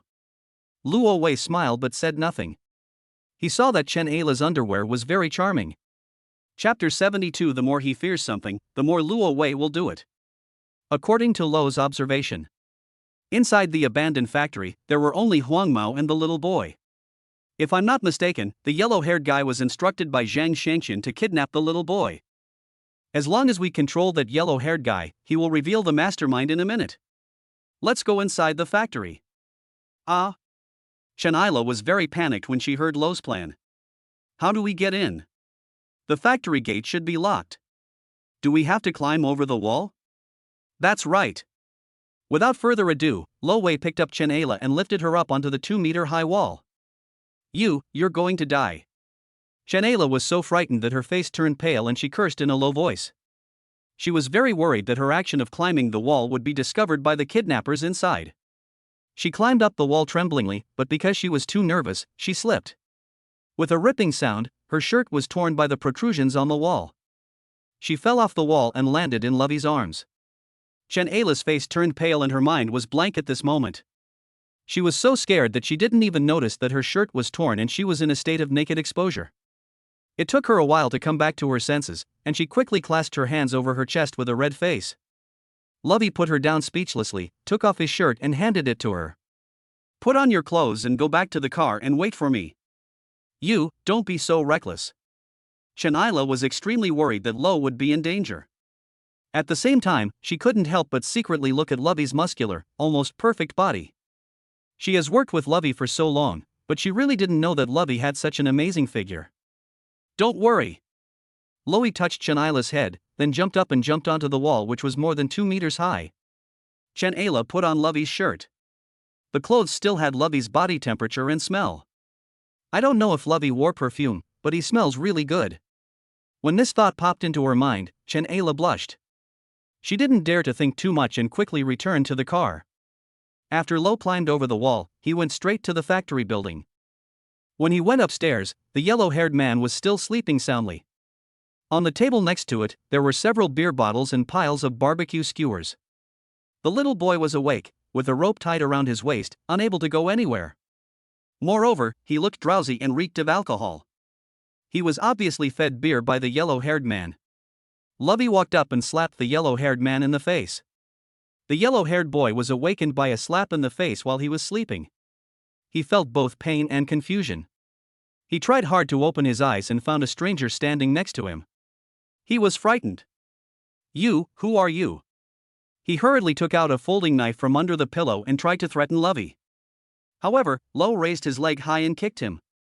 The bed that Huang Mao was lying on suffered a huge impact and collapsed. Huang Mao fell to the ground and curled up in pain. He clearly felt that several bones in his body were broken. After giving Huang Mao a warning, Luo Wei asked him, "Where is Zhang Shangqian? When will he come?" Zhang Shangqian, who is that?" The yellow-haired man's face was distorted with pain. He was extremely frustrated. "Did you find the wrong person?" Luo Wei frowned. "Don't you know Zhang Shangqian? Who asked you to kidnap?" Faced with this question, Huang Mao's eyes flickered and he remained silent. Luo Wei's face darkened instantly. "Do you want to challenge my patience?" Seeing that Lo was about to attack again, Huang Mao was frightened and he quickly told him everything. I received a text message the day before yesterday. Someone gave me 100,000 yuan and asked me to kidnap a child. The other party said that I can just release the child after 3 days. Upon learning this, Lo frowned again. He pointed at Huang Mao's phone and said, "Unlock it and show me the message." I deleted the message. Huang Mao didn't want to unlock his phone. Bang! Without any further ado, Lo stepped directly on the yellow-haired man's left forearm. With a cracking sound, Huang Mao's forearm broke. The tremendous pain caused beads of sweat as big as soybeans to ooze out of his forehead. His eyes were filled with endless fear. He was in extreme pain, but he didn't dare to make any sound. He has clearly realized that he must not anger this handsome man in front of him. Otherwise, this person would definitely dare to kill him. He gritted his teeth and endured the pain, then tremblingly picked up the phone and scanned his face to unlock it. Luo Wei took the phone and opened the message. He saw the message sent to Huang Mao from an unfamiliar number. The content of the message is the same as what Huang Mao said, but Huang Mao lied about one thing. The other party gave him 300,000, but he lied and said it was 100,000. Obviously, Huang Mao was worried that the money would be stolen by him. The more he fears something, the more Lo will do it. Transfer 300,000 to me. Upon hearing Lovey's order, Huang Mao looked extremely painful, as if his parents had died. But he didn't dare to disobey, otherwise, he would definitely continue to suffer pain and torture. The 300,000 arrived smoothly, and Lo nodded with satisfaction. He picked up the dazed little boy and turned away. Witnessing this scene, the yellow-haired man widened his eyes. It seemed that the man had let him go. He was ecstatic about this, but soon he realized that not only had he worked in vain, but he also broke several bones. Huang Mao was also a pawn. He had no idea who was instructing him to commit the kidnapping. He had already paid the price, and Lo was too lazy to hand him over to the police. Besides, it would be more advantageous for him to escape. Even though he knew nothing. But Lo decided to tell the police. He overheard Zhang Xiangqian calling Huang Mao. In this way, the kidnapping case will naturally be led to Zhang Xiangqian. Zhang Xiangqian did a really great job in this kidnapping case. He manipulated Chen Ayla as a scapegoat without anyone noticing and bribed Huang Mao to help with the kidnapping. If Lo didn't have an incredible intelligence system, Zhang Xiangqian would have been able to hide the truth perfectly. At present, there is no evidence to prove that Zhang Xiangqian is the mastermind of the kidnapping. But Lo plans to fabricate evidence to throw Zhang Xiangqian off balance. At this time, Chen Ayla, who was in the car, felt like every day was a year. She couldn't help but think of all kinds of things in her head. She was extremely worried that Lovey would be in danger. Just when she was panicking, she was pleasantly surprised to find that Luo Wei was carrying a little boy out of the factory. Chapter 73, he must have lost too much blood, and he was hallucinating. Chen Ayla really didn't expect this. Lo really rescued the person. She quickly got out of the car and ran towards Lo. She looked at Lo with concern. "Are you okay?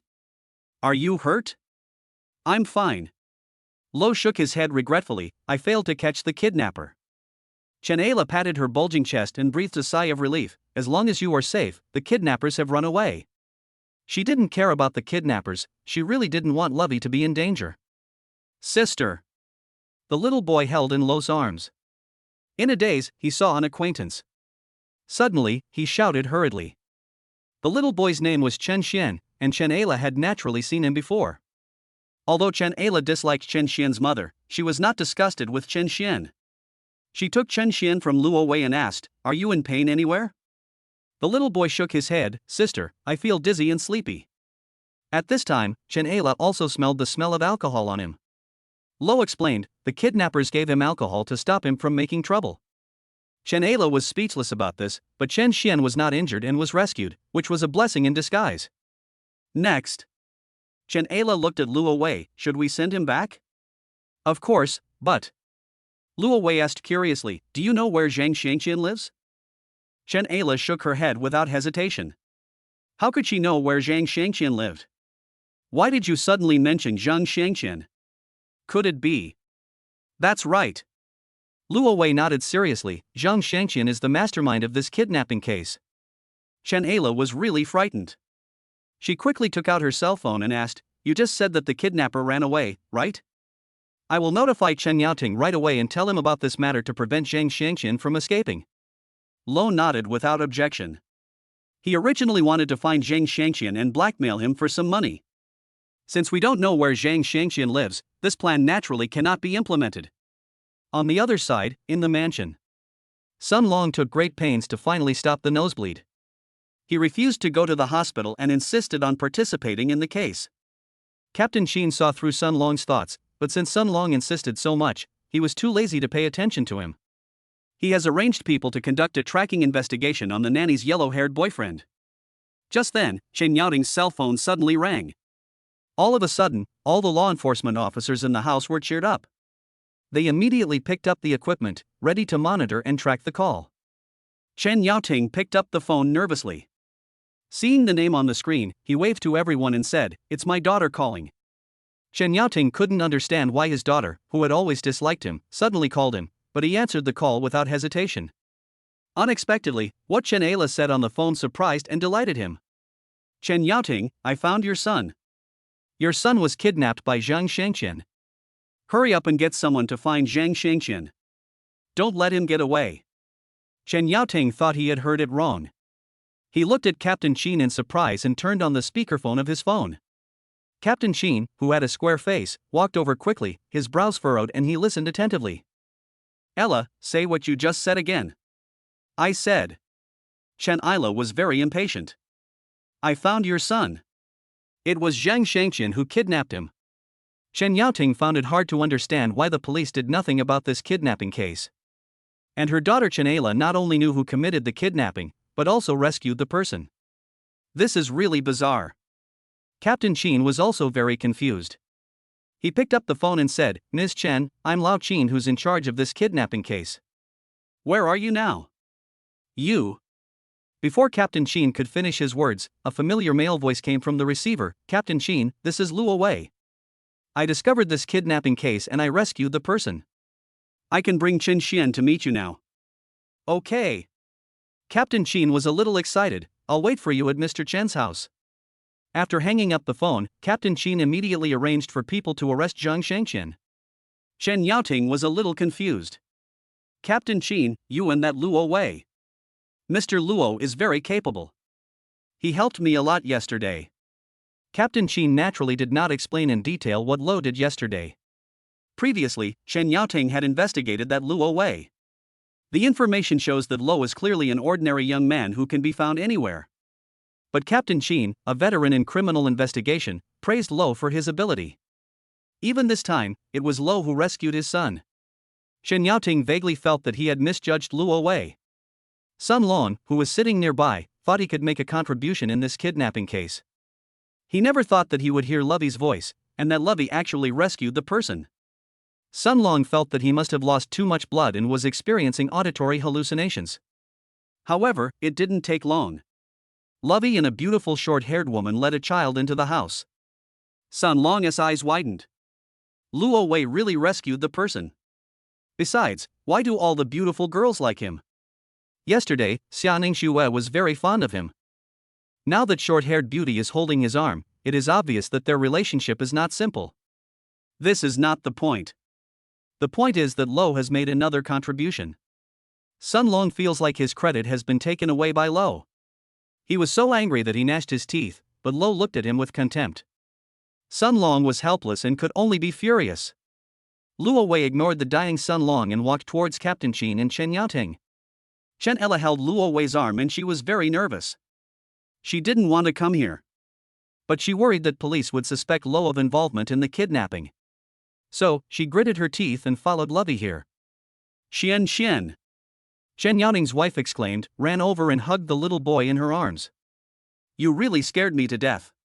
I thought I would never see you again. How could I live without you?" That woman looked not much older than Chen Ayla, and she was naturally extremely beautiful. "Mr. Luo, thank you so much." Captain Sheen walked over and shook hands with Luo Wei. "We still have no idea about this matter, but I didn't expect you to have rescued the person. Tell me quickly, what is going on?" Chen Yaoting pricked up his ears, but he did not thank Luo immediately. He always felt that there was something fishy about this matter, and he suspected that the kidnapping might be related to Luo. Maybe Luo deliberately used this incident to please me and get close to me. Chen Ayla already hated her father Chen Yaoting. At this moment, it was seen that Chen Yaoting not only did not thank Luo Wei. There were even some traces of suspicion and vigilance in his eyes. Chen Ayla became even more angry and hated Chen Yaoting even more. Chapter 74, I saved her son, but she didn't even say thank you. Facing Captain Qin's question. Without waiting for Lo to explain, Chen Ayla raised her phone immediately. Captain Qin, I actually asked Luo Wei to help with this kidnapping case.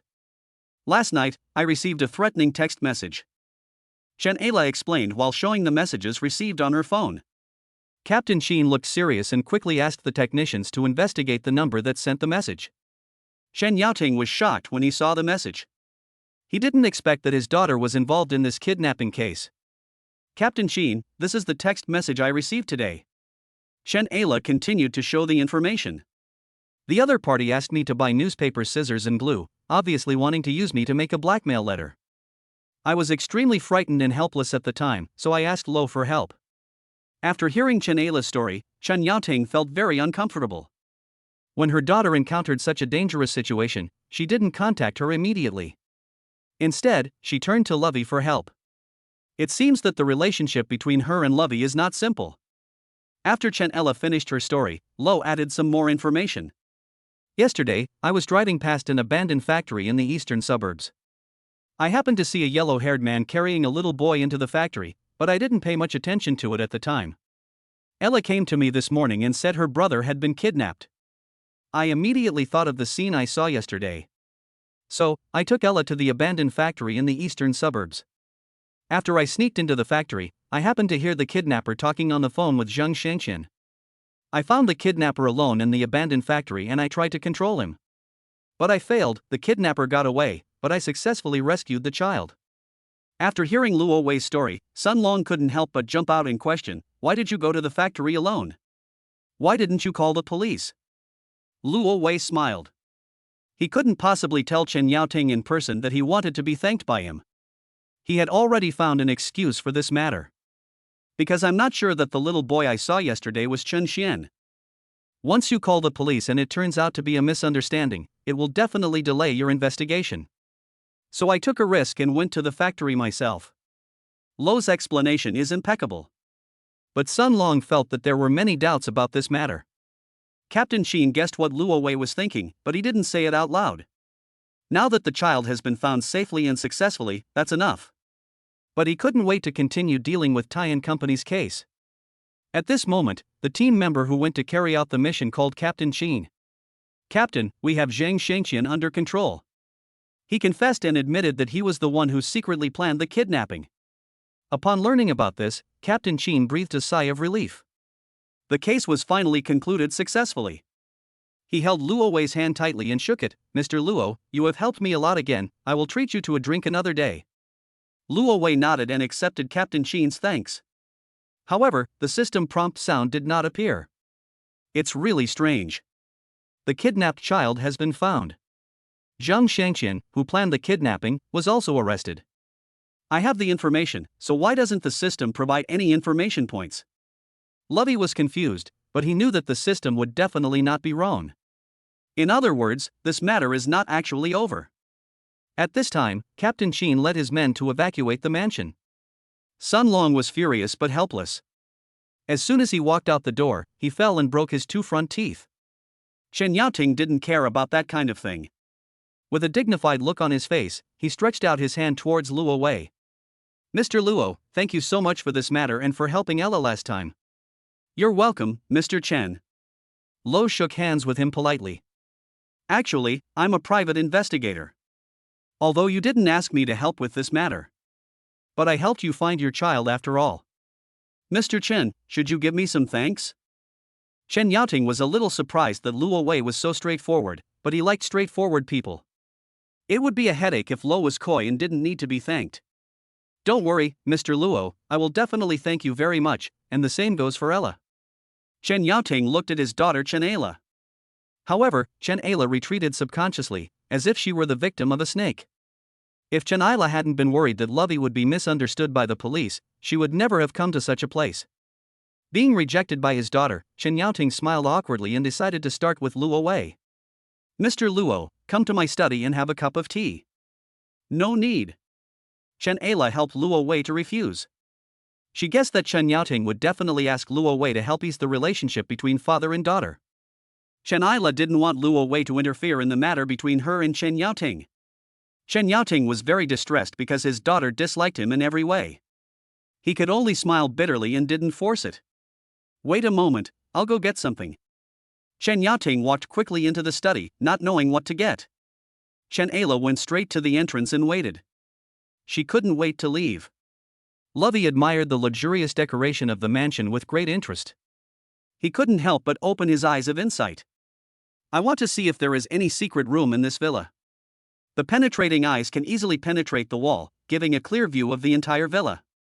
At this time, the little boy who was rescued from the abandoned factory was being bathed by his mother on the second floor. The beautiful woman, who was of extraordinary beauty, not only did not have the joy of regaining what she had lost on her face, but instead looked a little panicked.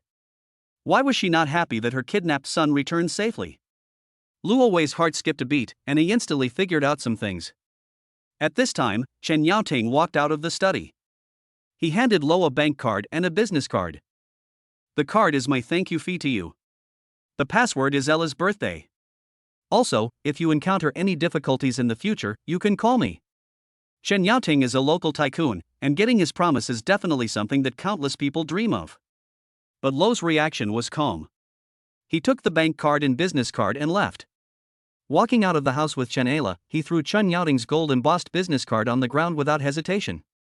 Chen Ayla was very worried that Luo Wei would take the opportunity to curry favor with Chen Yaoting. Now, seeing this scene, she immediately smiled. By the way, Luo Wei turned his head and looked at the mansion behind him. What's your stepmother's name? That woman is not my stepmother. Chen Ayla pinched Luo Wei's arm with a stern face. Luo Wei laughed and continued, that woman is really something. I saved her son, but she didn't even say thank you. Chen Ayla nodded with disdain, that woman's name is Xiao Mingqi. She's a gold digger who hangs out with rich men. She has no manners. Luo Wei nodded and did not continue the topic. He handed the bank card given by Chen Yaoting to Chen Ayla. I don't know your birthday, please transfer the money from the card to my account. Chen Ayla couldn't understand why Luo would go to such lengths. I can tell you my birthday and you can transfer the money yourself. I don't want to know your birthday. Lovey quickly refused. I'm too lazy to prepare a birthday present for you. Chen Ayla was so upset. This guy was so hateful. I have something to do, so I won't take you back. Waving his hand, Luo Wei quickly ran away. Chapter 75, Holding the Secret, I Will Eat You for Life. After Luo and Chen Ayla left, Chen Yaoting went upstairs to check on his son Chen Xian. Then he quickly went downstairs and drove to the company. From yesterday till now, the company has accumulated a large amount of affairs that urgently need him to deal with. However, Chen Yaoting could never have imagined it. As soon as he left, Luo appeared. After parting with Chen Ayla, Lovey waited in secret. Watched Chen Yaoting drive away from the mansion in a luxury car. He chuckled, swaggered over and rang the doorbell. The second floor of the mansion. Xiao Mingqi had just coaxed her son to sleep. Hearing the doorbell, she walked downstairs puzzled. Through the electronic peephole, she saw Lovey standing outside the door. She couldn't understand why Lovey came back. She was very cautious and did not open the door rashly. And through his penetrating eyes, Lovey clearly saw her standing behind the door. The woman looked like she didn't want to open the door, but Luo had a way to get her to open it. Xiao Mingqi, you and Zhang Shangqian are in a cooperative relationship, right? I heard a question coming from outside the door. Xiao Mingqi was instantly shocked. She couldn't understand how Luo Wei knew about this. Could it be that Zhang Shangqian had betrayed her? No, if Zhang Shangqian had really given himself away, Chen Yaoting would have erupted like a volcano long ago. She had no idea that Luo Wei was actually cheating her. Luo Wei was not sure whether Xiao Mingqi and Zhang Shangqian were partners. Just now, he used his penetrating eyes to see that Xiao Mingqi's expression was not right, so he became suspicious of this woman. Now, the woman was hiding outside the door in panic, and her reaction proved that his guess was correct. Luo Wei chuckled, I deduced this. Currently, Chen Yaoting doesn't know about this. If you don't open the door, I don't mind talking to Chen Yaoting. Faced with such a threat, Xiao Mingqi was scared out of her wits. Once Chen Yaoting knew about this, she would definitely be kicked out. She didn't care about anything else and quickly opened the door. Under Xiao Mingqi's resentful gaze, Luo Wei walked into the house without any courtesy. After Daker sat down on the sofa in the living room, he saw Xiao Mingqi walking towards him with a fruit knife in hand. "What exactly do you want?" Xiao Mingqi gritted her teeth. She felt that Luo Wei had come with bad intentions. "I haven't thought about it yet." Luo Wei really hasn't figured out how to deal with Xiao Mingqi. One of the reasons he came back was to satisfy his curiosity. On the other hand, he wanted to gain intelligence points. In short, he must get to the bottom of this matter. "I didn't understand before why the kidnappers would send messages and threaten Chen Ayla to do certain things. After I met you, it suddenly dawned on me. The kidnappers tried to make Ella Chen a scapegoat. Even if the final investigation is clear, Chen Ayla was threatened by the kidnappers. But after this incident, Chen Yaoting's favorability towards Chen Ayla will definitely drop to freezing point. Once Chen Yaoting and Chen Ayla have a complete falling out, the person who will benefit the most will be your son. In other words, you deliberately used your own son to set up a trap, trying to make Chen Yaoting and his daughter become strangers, right?" Xiao Mingqi did not admit it, but she did not deny it either. She obviously acquiesced to the matter. Speaking of which, Luo Wei looked at Xiao Mingqi curiously. "Why did Zhang Shangqian confess so quickly?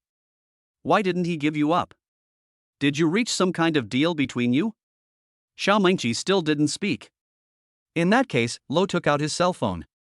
Xiao Mingqi immediately panicked because she knew that Luo Wei was planning to contact Chen Yaoting. She shook her head with a dark face. "I don't know either. Why didn't Zhang Shangqian give me away?" "Oh?" Luo Wei was surprised. "Can you tell me how you and Zhang Shangqian planned the kidnapping?" Xiao Mingqi didn't want to say it, but facing Luo Wei's threat, she had no choice but to explain with a gloomy face. "You should know what happened a few days ago. Zhang Shangqian's son went to harass Chen Ayla. Subsequently, his son was arrested by law enforcement. Zhang Shangqian felt that this was Chen Yaoting's revenge against him. Not only that, Chen Yaoting is preparing to make a change in the company. Zhang Shangqian has embezzled a lot of company assets. He is particularly worried that his actions will be discovered by Chen Yaoting. By then, not only will he go to jail, but his property will also be confiscated. Since we are distant cousins, Zhang Shangqian found me and hoped that I could persuade Chen Yaoting. But I know very well that I can't help at all with matters related to the company. So, I suggest Zhang Shangqian divert Chen Yaoting's attention. Then, while Chen Yaoting is distracted, quickly transfer the assets and flee abroad." Zhang Shangqian accepted my suggestion, so when I heard he was arrested just now, I was actually very panicked, worried that he would betray me. He. After figuring out the matter, Luo Wei laughed. "I guessed why Zhang Shangqian confessed his guilt so quickly and didn't give you up." Xiao Mingqi pricked up her ears, wanting to hear Lo's analysis. "This is an easy guess. Zhang Shangqian is the mastermind of the kidnapping case. Even if he gives you up, he won't get a reduced sentence. If he doesn't give you up, he can keep the secret and eat you for the rest of his life. When he gets out of jail one day, he'll definitely find you. And in order to shut him up, you have to keep giving him money." Luo Wei's analysis made Xiao Mingqi's eyes widen. She didn't expect Zhang Shangqian to be so insidious. At that time, she was giving Zhang Shangqian advice. She still thinks she's so smart. She thought that she could use Zhang Shangqian to eliminate Chen Ayla. Who would have thought that Zhang Shangqian should have been well prepared at that time? He might have guessed his thoughts in advance, he must have secretly recorded them. Once Zhang Shangqian is released from prison, he will keep coming to your house to ask for money. This kind of thing makes my scalp tingle just thinking about it. However, this is not the point. The handsome man in front of you is the key." Luo Wei knew what she did, which was equivalent to holding her lifeline. Xiao Mingqi couldn't understand what Luo Wei's purpose was. However, she gritted her teeth at this moment. She put down the fruit knife in her hand and walked towards Lovey while undressing. She wanted to use her most powerful advantage to make Lo her own.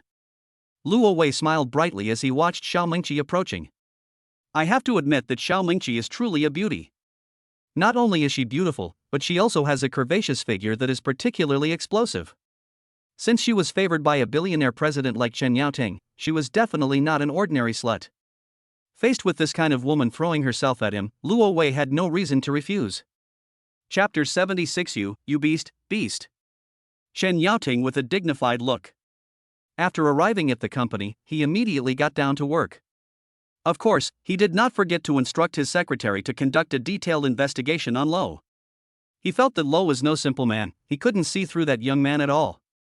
He couldn't help but suspect that Lo approached Chen-ela on purpose. He couldn't think of it anyway. At this moment, Lo is having a deep conversation with his wife.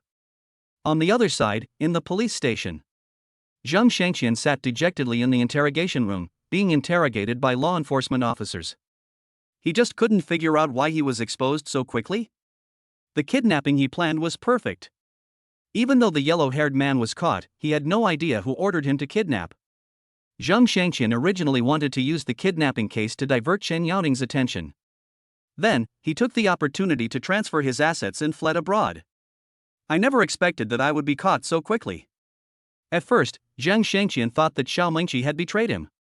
But after thinking about it carefully, Xiao Mingqi betraying her would not benefit her at all. What's more, from beginning to end, the interrogators did not mention Xiao Mingqi's name. In other words, I must have made some mistakes in some details.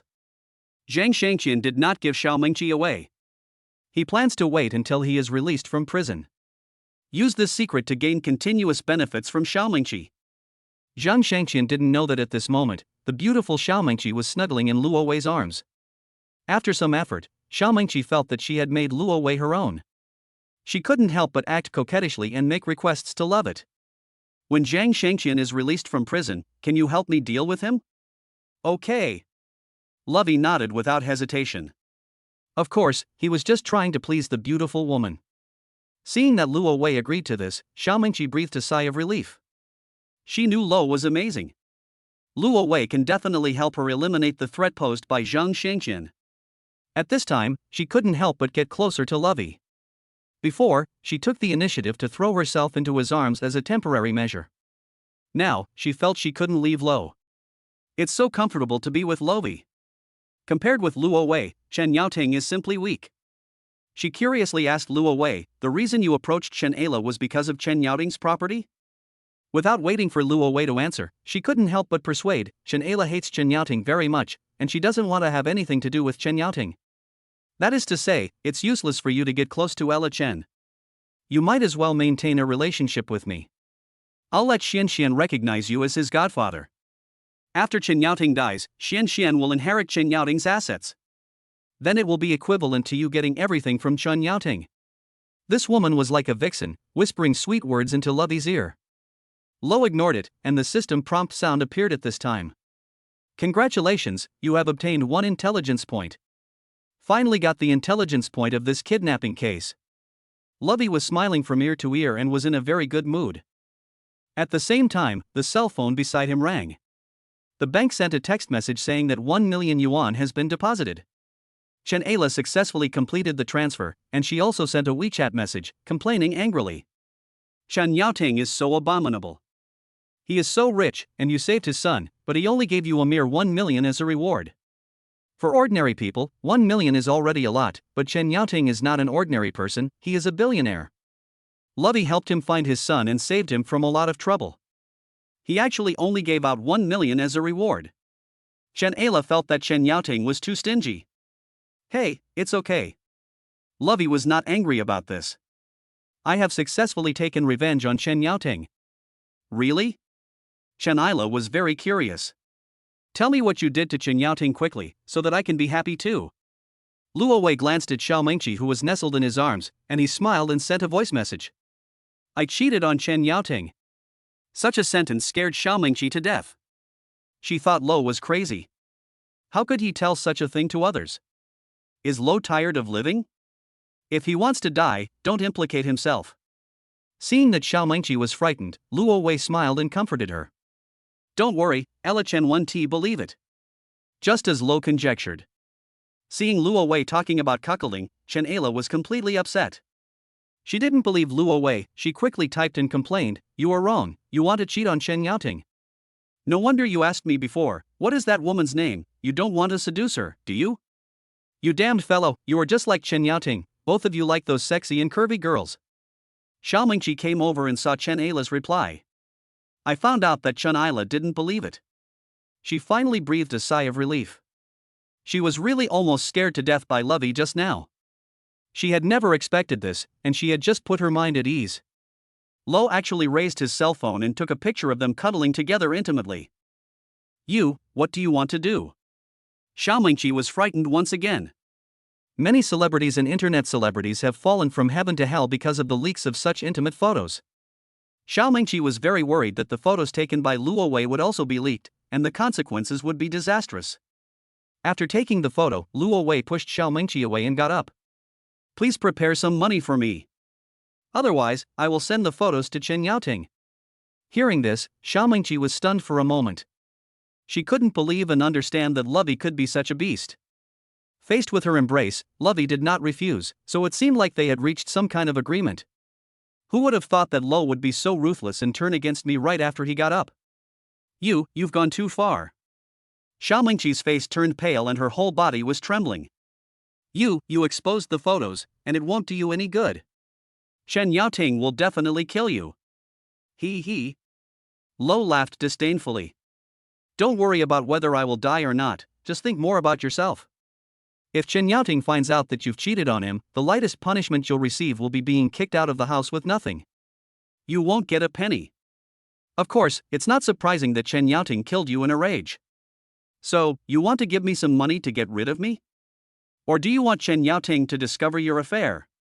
You beast. Xiao Mingqi was furious. She grabbed the pillow on the bed and threw it madly at Lovey. Thank you for the compliment. Lovey easily dodged the pillow. He had already put on his clothes and walked out with a smile. Don't forget to give me some money as soon as possible. Also, if you need anything in the future, remember to contact me. Get out of here. Xiao Mingqi roared hysterically. She was completely fooled by Luo Wei. Not only was she deceived by Lo, but she also had to pay him. However, this is not the worst thing.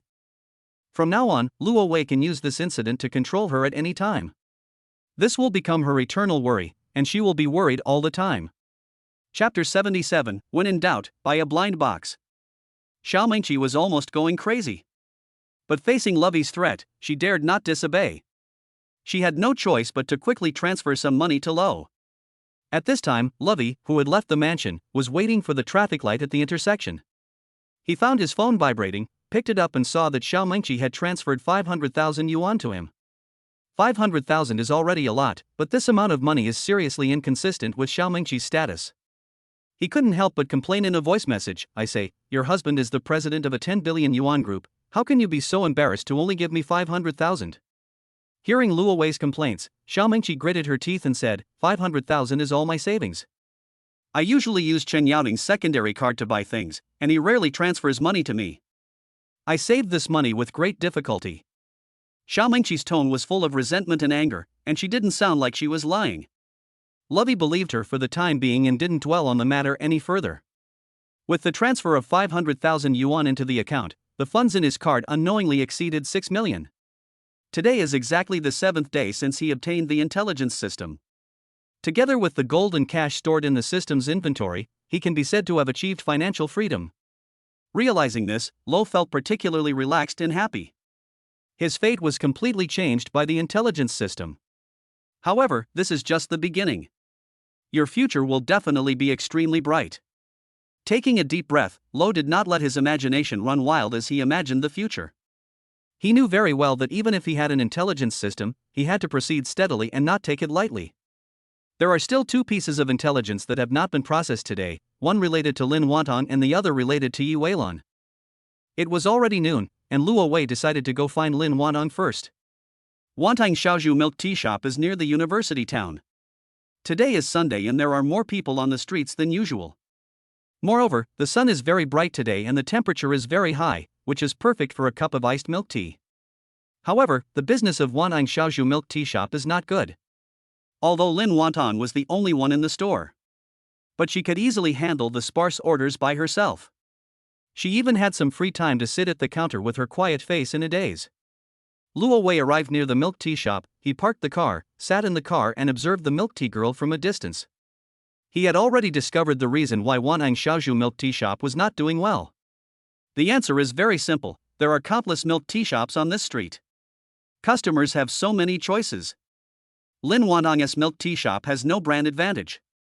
There are no signature drinks that are hard to stop at. So, it would be strange if her store's business could pick up.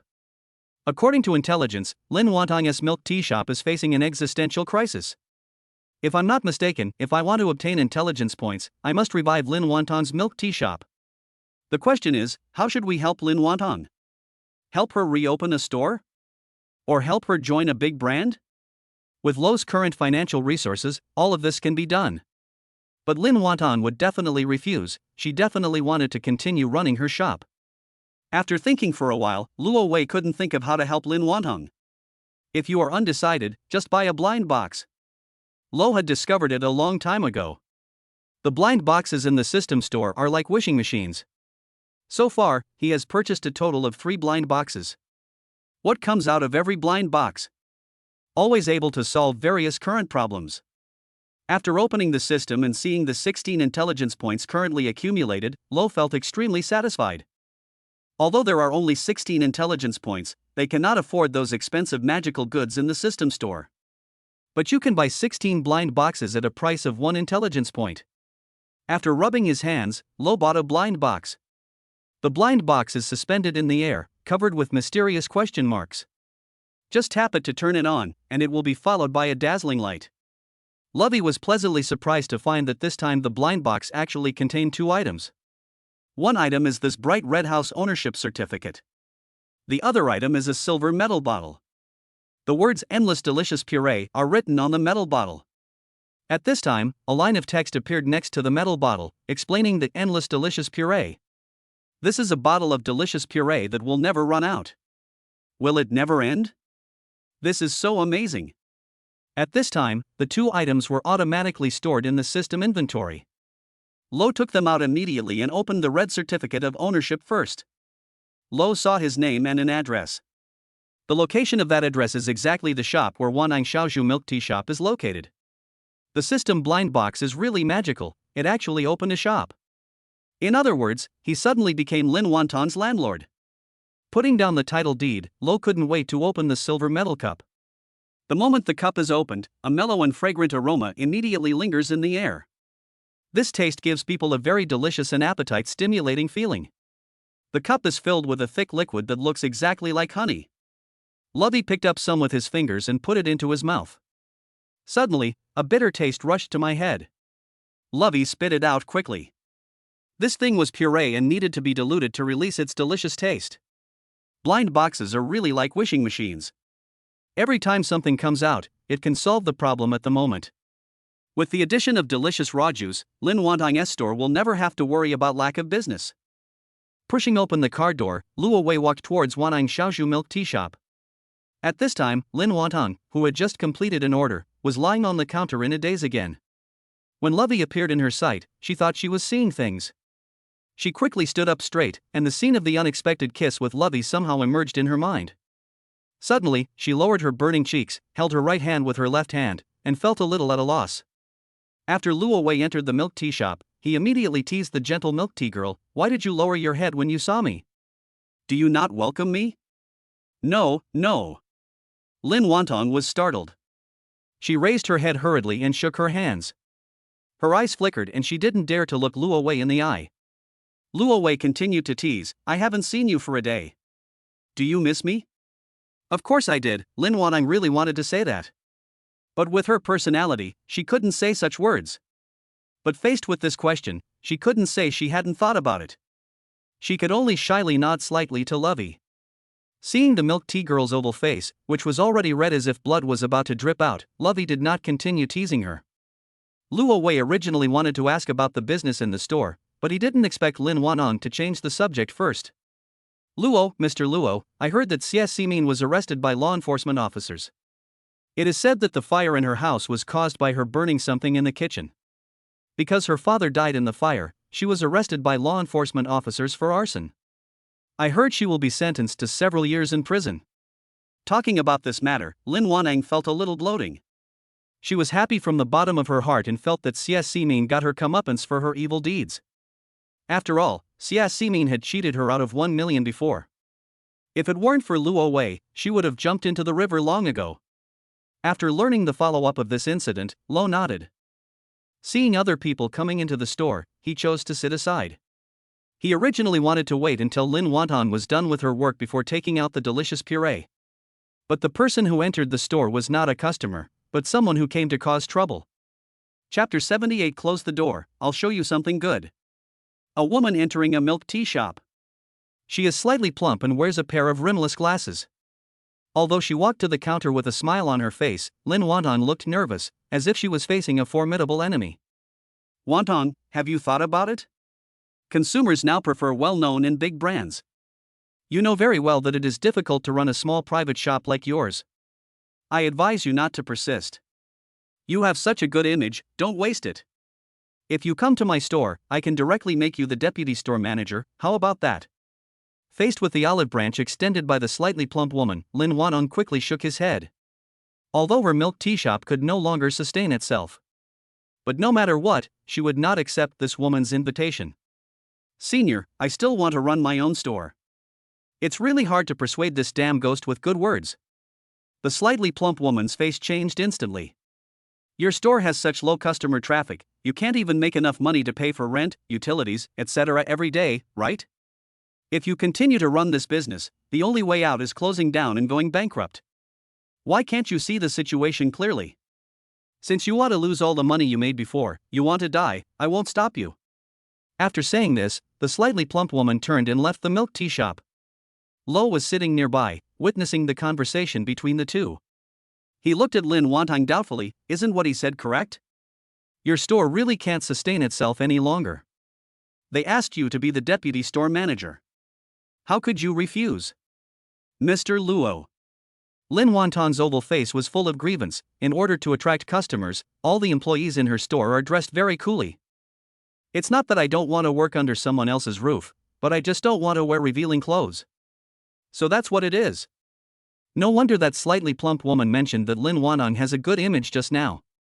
Lin Wonton is not only beautiful, her figure is also almost perfect.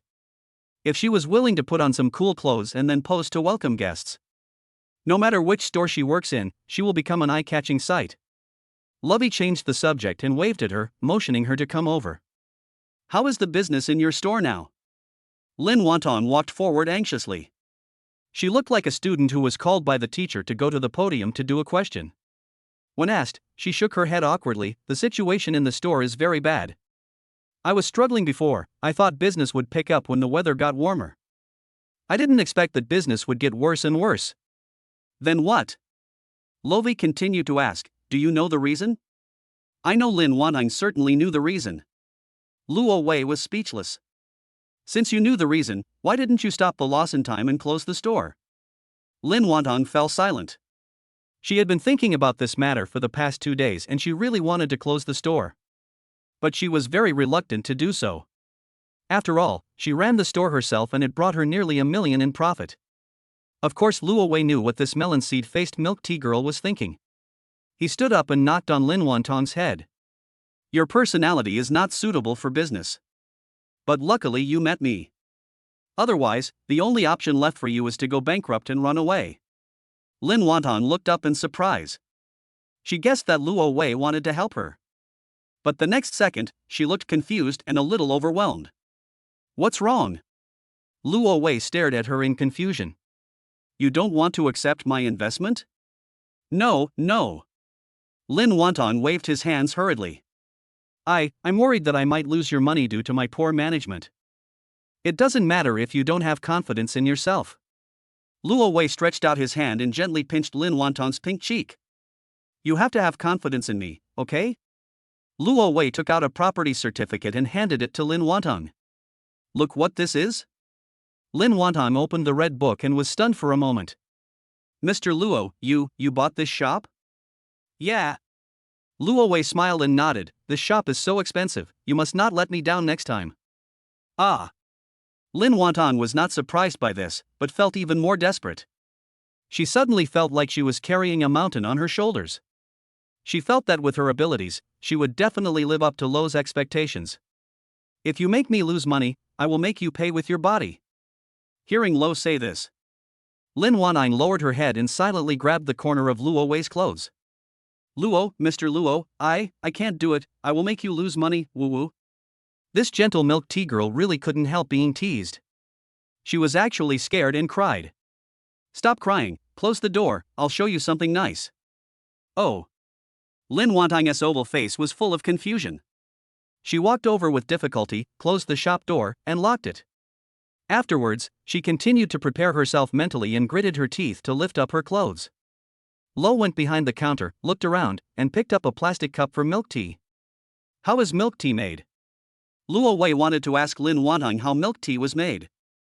Unexpectedly, when he turned around, he saw Lin Wantang had taken off her apron and t-shirt. At this time, the milk tea girl was reaching her hands behind her back, trying to unbutton her bra. Luo Wei was a little confused and didn't understand why Lin Wantang suddenly became so bold. I say, what are you doing? You want me to pay you with my body. Lin Wantang blushed and muttered hesitantly. Lovey was frowning. Just now, he asked that guy to close the store door because he didn't want to be disturbed by customers.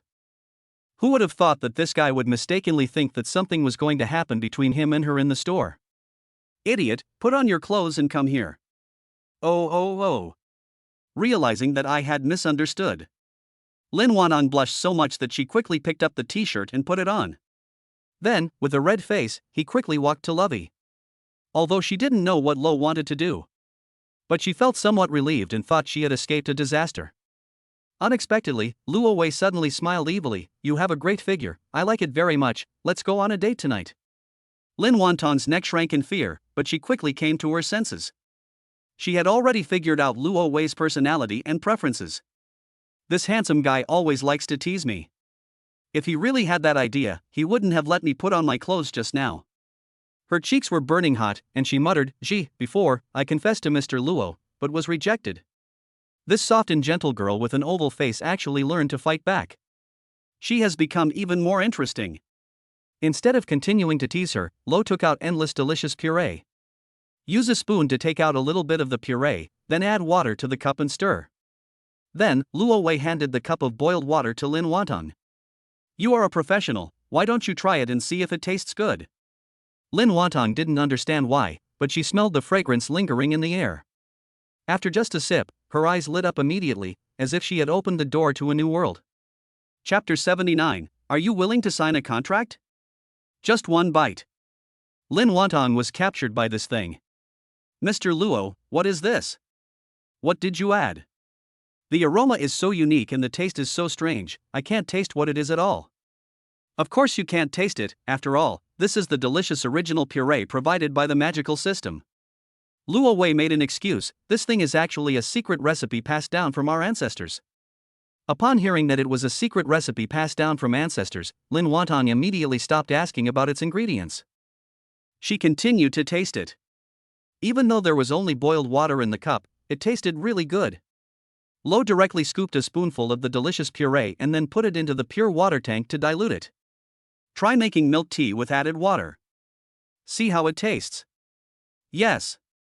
Lin Wantang quickly got busy. She is very skillful. She boils tea, filters it, adds sugar and milk. The whole process is a pleasure to watch. Not long after, a cup of freshly brewed milk tea was served to Luo Wei by Lin Wantang. Under Lin Wantang's expectant gaze, Luo Wei picked up the milk tea and took a sip. Because of the addition of delicious puree, this ordinary cup of milk tea becomes extra delicious. Try it, you are a professional. Lin Wantang took the milk tea and tasted it directly. She had long been tired of drinking milk tea, but she finished this cup of milk tea without even noticing. At this moment, she looked at Luo Wei with sparkling eyes. Mr. Luo, after adding the secret recipe, even the most ordinary milk tea becomes delicious. Once this secret recipe milk tea is on the market, it will definitely be very popular and will definitely sell out. Mr. Luo, when do we open for business? Lin Wantang can't wait to launch the secret recipe milk tea. But soon, she waved her hand and said, No, we should sort out the shares now. Mr. Luo, your secret recipe is incredible. You can take 99% of the store's profits, and I'll just take 1%. Seeing that Luo Wei didn't say anything, Lin Wantang became anxious. I can take 0.1%. 0.1%, it's a miracle this guy could come up with that. If the store made 10,000 yuan in profit, she could only take 10 yuan.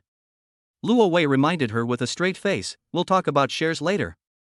First, add the secret recipe to different milk teas and see if the effect is the same." Oh. Lin Wantang nodded hurriedly. He really wanted to give it an experiment. Otherwise, it would be bad if problems arise in the future. Lin Wantang became busy again. Lo, who was sitting aside, had nothing to do. He couldn't help but open the system store because his hands were itching. Seeing that he had 15 intelligence points in his hand, he decided to buy a blind box to try his luck. It would be great if I could develop the ability to hypnotize or read minds. At this moment, with the purchase successful, a blind box covered with question marks is suspended in the air. Lo took a deep breath, reached out and clicked it. Another dazzling light came on. After the light disappeared, a word was floating in the air. Just when Lo was puzzled, a text explanation appeared next to the word. Contract technique. 1. The person who signs a contract with you will never betray you. 2. The other party must be willing before they can enter into a contract with you. 3. The other party needs to sacrifice a drop of blood to sign the contract. This time, the blind box actually opened something magical like the contract technique. At this moment, the word suspended in the air slowly fell down and entered the palm of Lo's right hand. Accompanied by a warm feeling, the word completely merged with the flesh, blood, and soul. Lo can't wait to perform the contract spell. Who should we contract with? He looked at Lin Wantang, who was making milk tea. The only function of the contract technique is to ensure that the contractor will never betray. If you make a contract with Lin Wantang, you can give her endless delicious juice to use. Even if she found out that the delicious puree was pouring out continuously, she would never betray herself and tell anyone about it. Thinking of this, Luo Wei smiled and waved to Lin Wantang. Lin Wantang stopped making milk tea and hurried over. She stood aside, listening carefully to see what Lovi had to say. Lovi asked her with a smile, "I plan to sign a contract with you, are you willing?" Lin Wantang did not hesitate, she nodded and agreed immediately. She felt that what Lo meant by concluding a contract was signing a contract. Very good. Luo Wei took out a sharp fruit knife from the inventory. "Cut your finger and squeeze out a drop of blood." Lin Wantang didn't understand, but did as she was told. She took the fruit knife and endured the pain to cut the tip of her left index finger. Bright red blood gushed out instantly, dripping down the fingers to the ground. Lovey quickly reached out and caught the drop of blood. The blood fell exactly on the palm of the right hand. The golden word emerged from the palm of his hand and quickly swallowed that drop of blood. As the blood disappeared, Luo Wei immediately realized that he and Lin Wantang seemed to be connected by thousands of threads. The feeling was very wonderful. Lin Wantang had no idea what was going on. In an instant, she felt like she had become much closer to Luo Wei. Before she could figure out what was going on, she let out a "ha." "Mr. Luo, how did the wound on my hand heal?" If there wasn't still blood on his fingers. Lin Wantang would definitely think that the scratch on her finger just now was an illusion. The contract was completed, and Lo smiled and touched the milk tea girl's head. "Don't think too much, just keep making milk tea. By the way, this is for you." Lovi took out a silver metal bottle and directly handed her the endless delicious puree. "This is the ancestral secret recipe that makes milk tea delicious. You dilute it and add it to the milk tea. We are partners anyway, so I'll leave this thing to you for safekeeping." "This, how can this be possible?" Lin Wantang was shocked. She waved her hands repeatedly. I'm afraid I'll lose it." "It's okay, I believe you.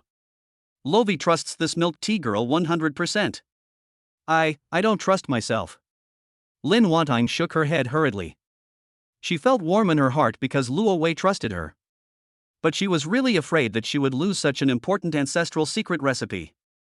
This guy is so timid, which makes Lo speechless. In that case, he did not force it.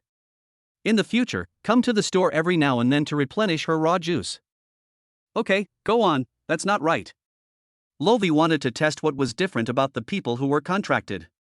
After he called out to Lin Wantang, he pulled the pretty face sitting milk tea girl into his arms. Lin Wantang was caught off guard and sat directly on Luo Wei's lap. Before she could react, Lo kissed her. She was not afraid, but subconsciously closed her eyes. After waiting for a long time, nothing happened. She opened her eyes in confusion and found that Lovey was observing her curiously.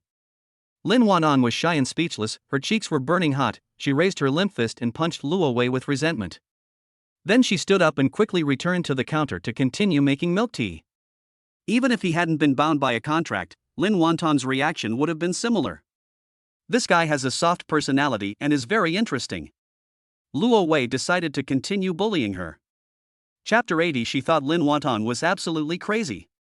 In the milk tea shop. Lin Wonton is busy. Lo was somewhat idle. He was itching to try, so he opened the system store again. He spent 1 intelligence point and bought another blind box. I don't know what kind of good things can come out of this blind box. Lo took a deep breath and opened the blind box hanging in the air. Following the dazzling light, a yellow talisman paper floated in the air. Ha! He was a little surprised. Why did you open another talisman paper? Previously, he got a bad luck charm from the blind box. Now, he carefully looked at the talisman paper in the air. This talisman looks similar to a bad luck talisman. But the words on the talisman are completely different. On this piece of talisman paper, the 3 words amulet are written. This is an amulet. At the same time, an explanation of the amulet appeared in the air next to the talisman paper. Amulet. 1. The amulet does not need to be posted on someone. 2. Hold the amulet in your hand and silently recite someone's name to protect him or her. 3. The amulet can protect multiple people at the same time and keep them free from illness and disaster. After the explanation, the amulet floating in the air turned into a yellow light and was automatically stored in the system inventory. Luo Wei took it out of the inventory, and the first person that came to his mind was naturally his sister Luo Xiao. He silently recited Luo Xiao's name in his heart, and the 3 words Luo Xiao slowly appeared in the blank space of the amulet. As long as your name is on it, you will be blessed by the amulet. In other words, my sister will be healthy and free from disaster. Next, whose name should be put on the amulet? After thinking about it, Lo chuckled and decided to put the amulet into the inventory. In fact, he hoped that people like Xianingshua and Gunanxia would be safe and not encounter any danger. However, if they had not encountered some accidents, there would definitely be no story between me and them. So, out of selfishness, Lo did not put their names into the amulet. We'll put their names up later. Put this matter behind you. Lo wanted to continue buying blind boxes. Unexpectedly, a prompt pop-up window appeared in the system store. Only 3 blind boxes can be purchased within 1 day. I never thought there would be such a restriction. Lovey immediately kept this rule in mind.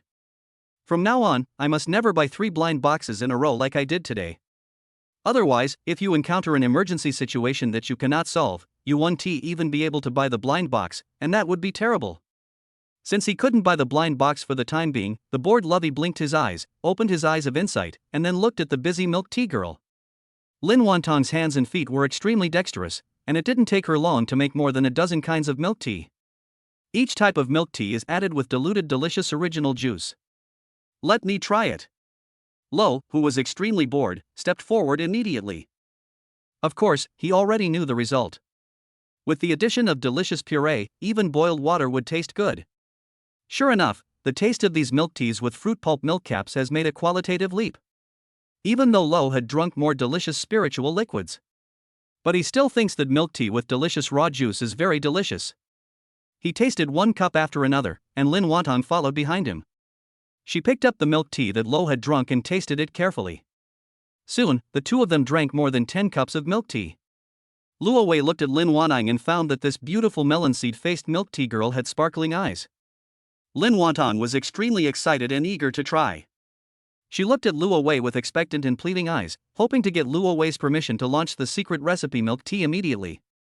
However, Luo Wei shook his head, which made Lin Wonton's heart skip a beat. Mr. Luo, what's wrong? Is there something wrong? Yes, there is one thing that is not allowed. Lovey held out his hand. That's you.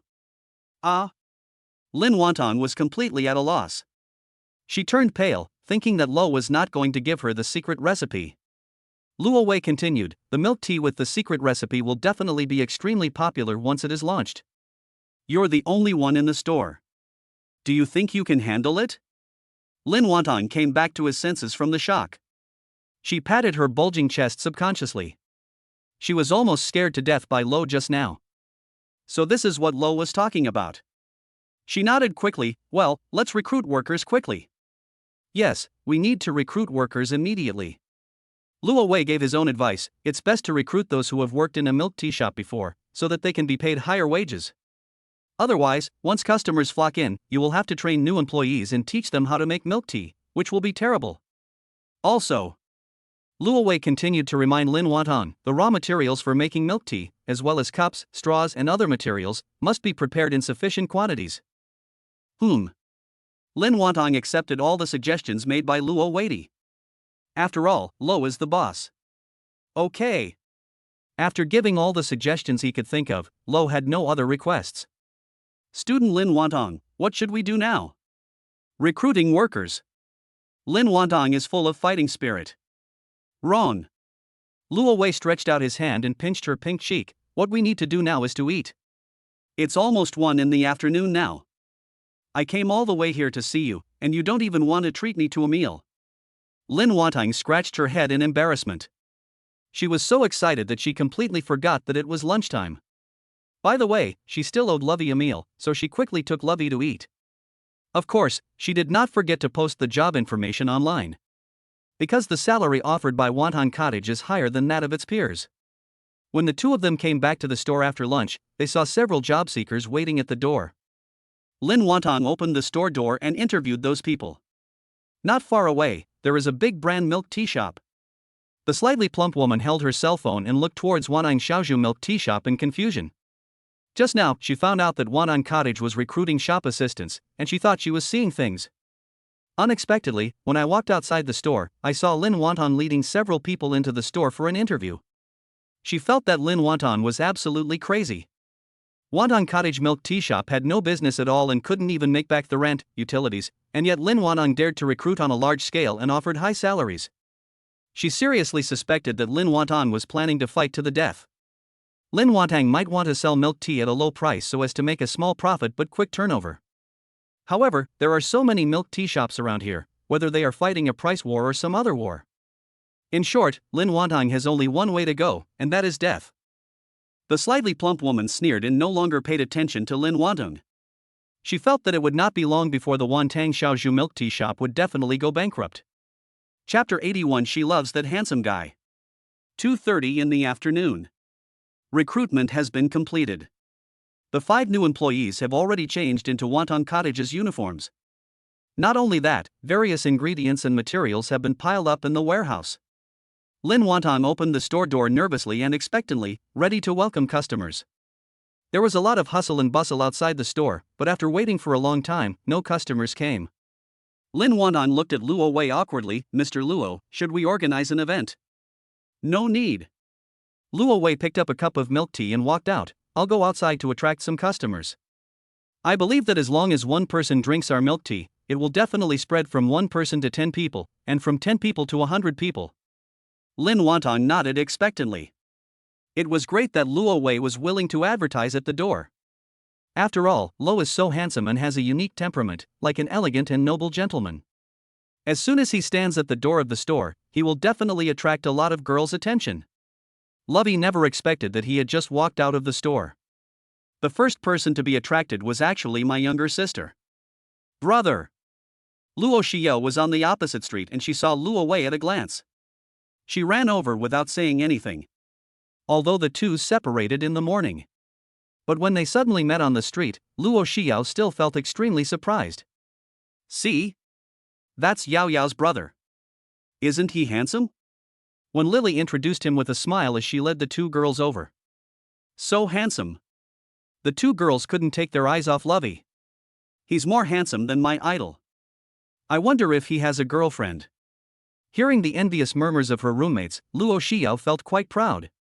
She grabbed Luo Wei's arm and asked in confusion, Brother, didn't you go to work today either? Yeah.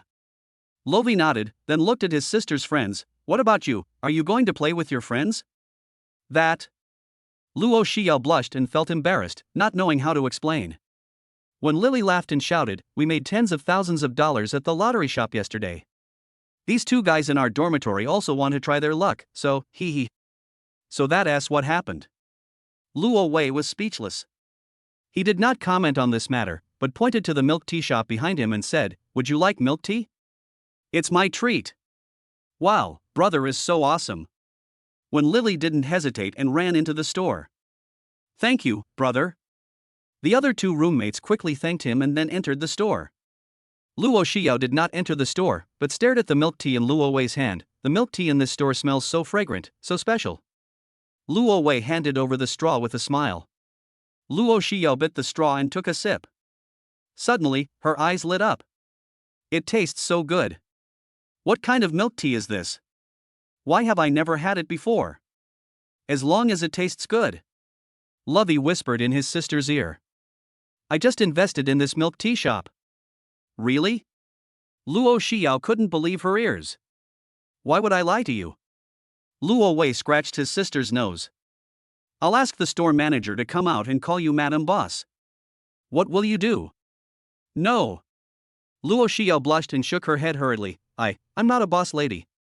Since this store was invested by her brother, she quickly raised the milk tea in her hand. After choosing an angle, she took a photo. Then quickly posted on Your Moments to promote it.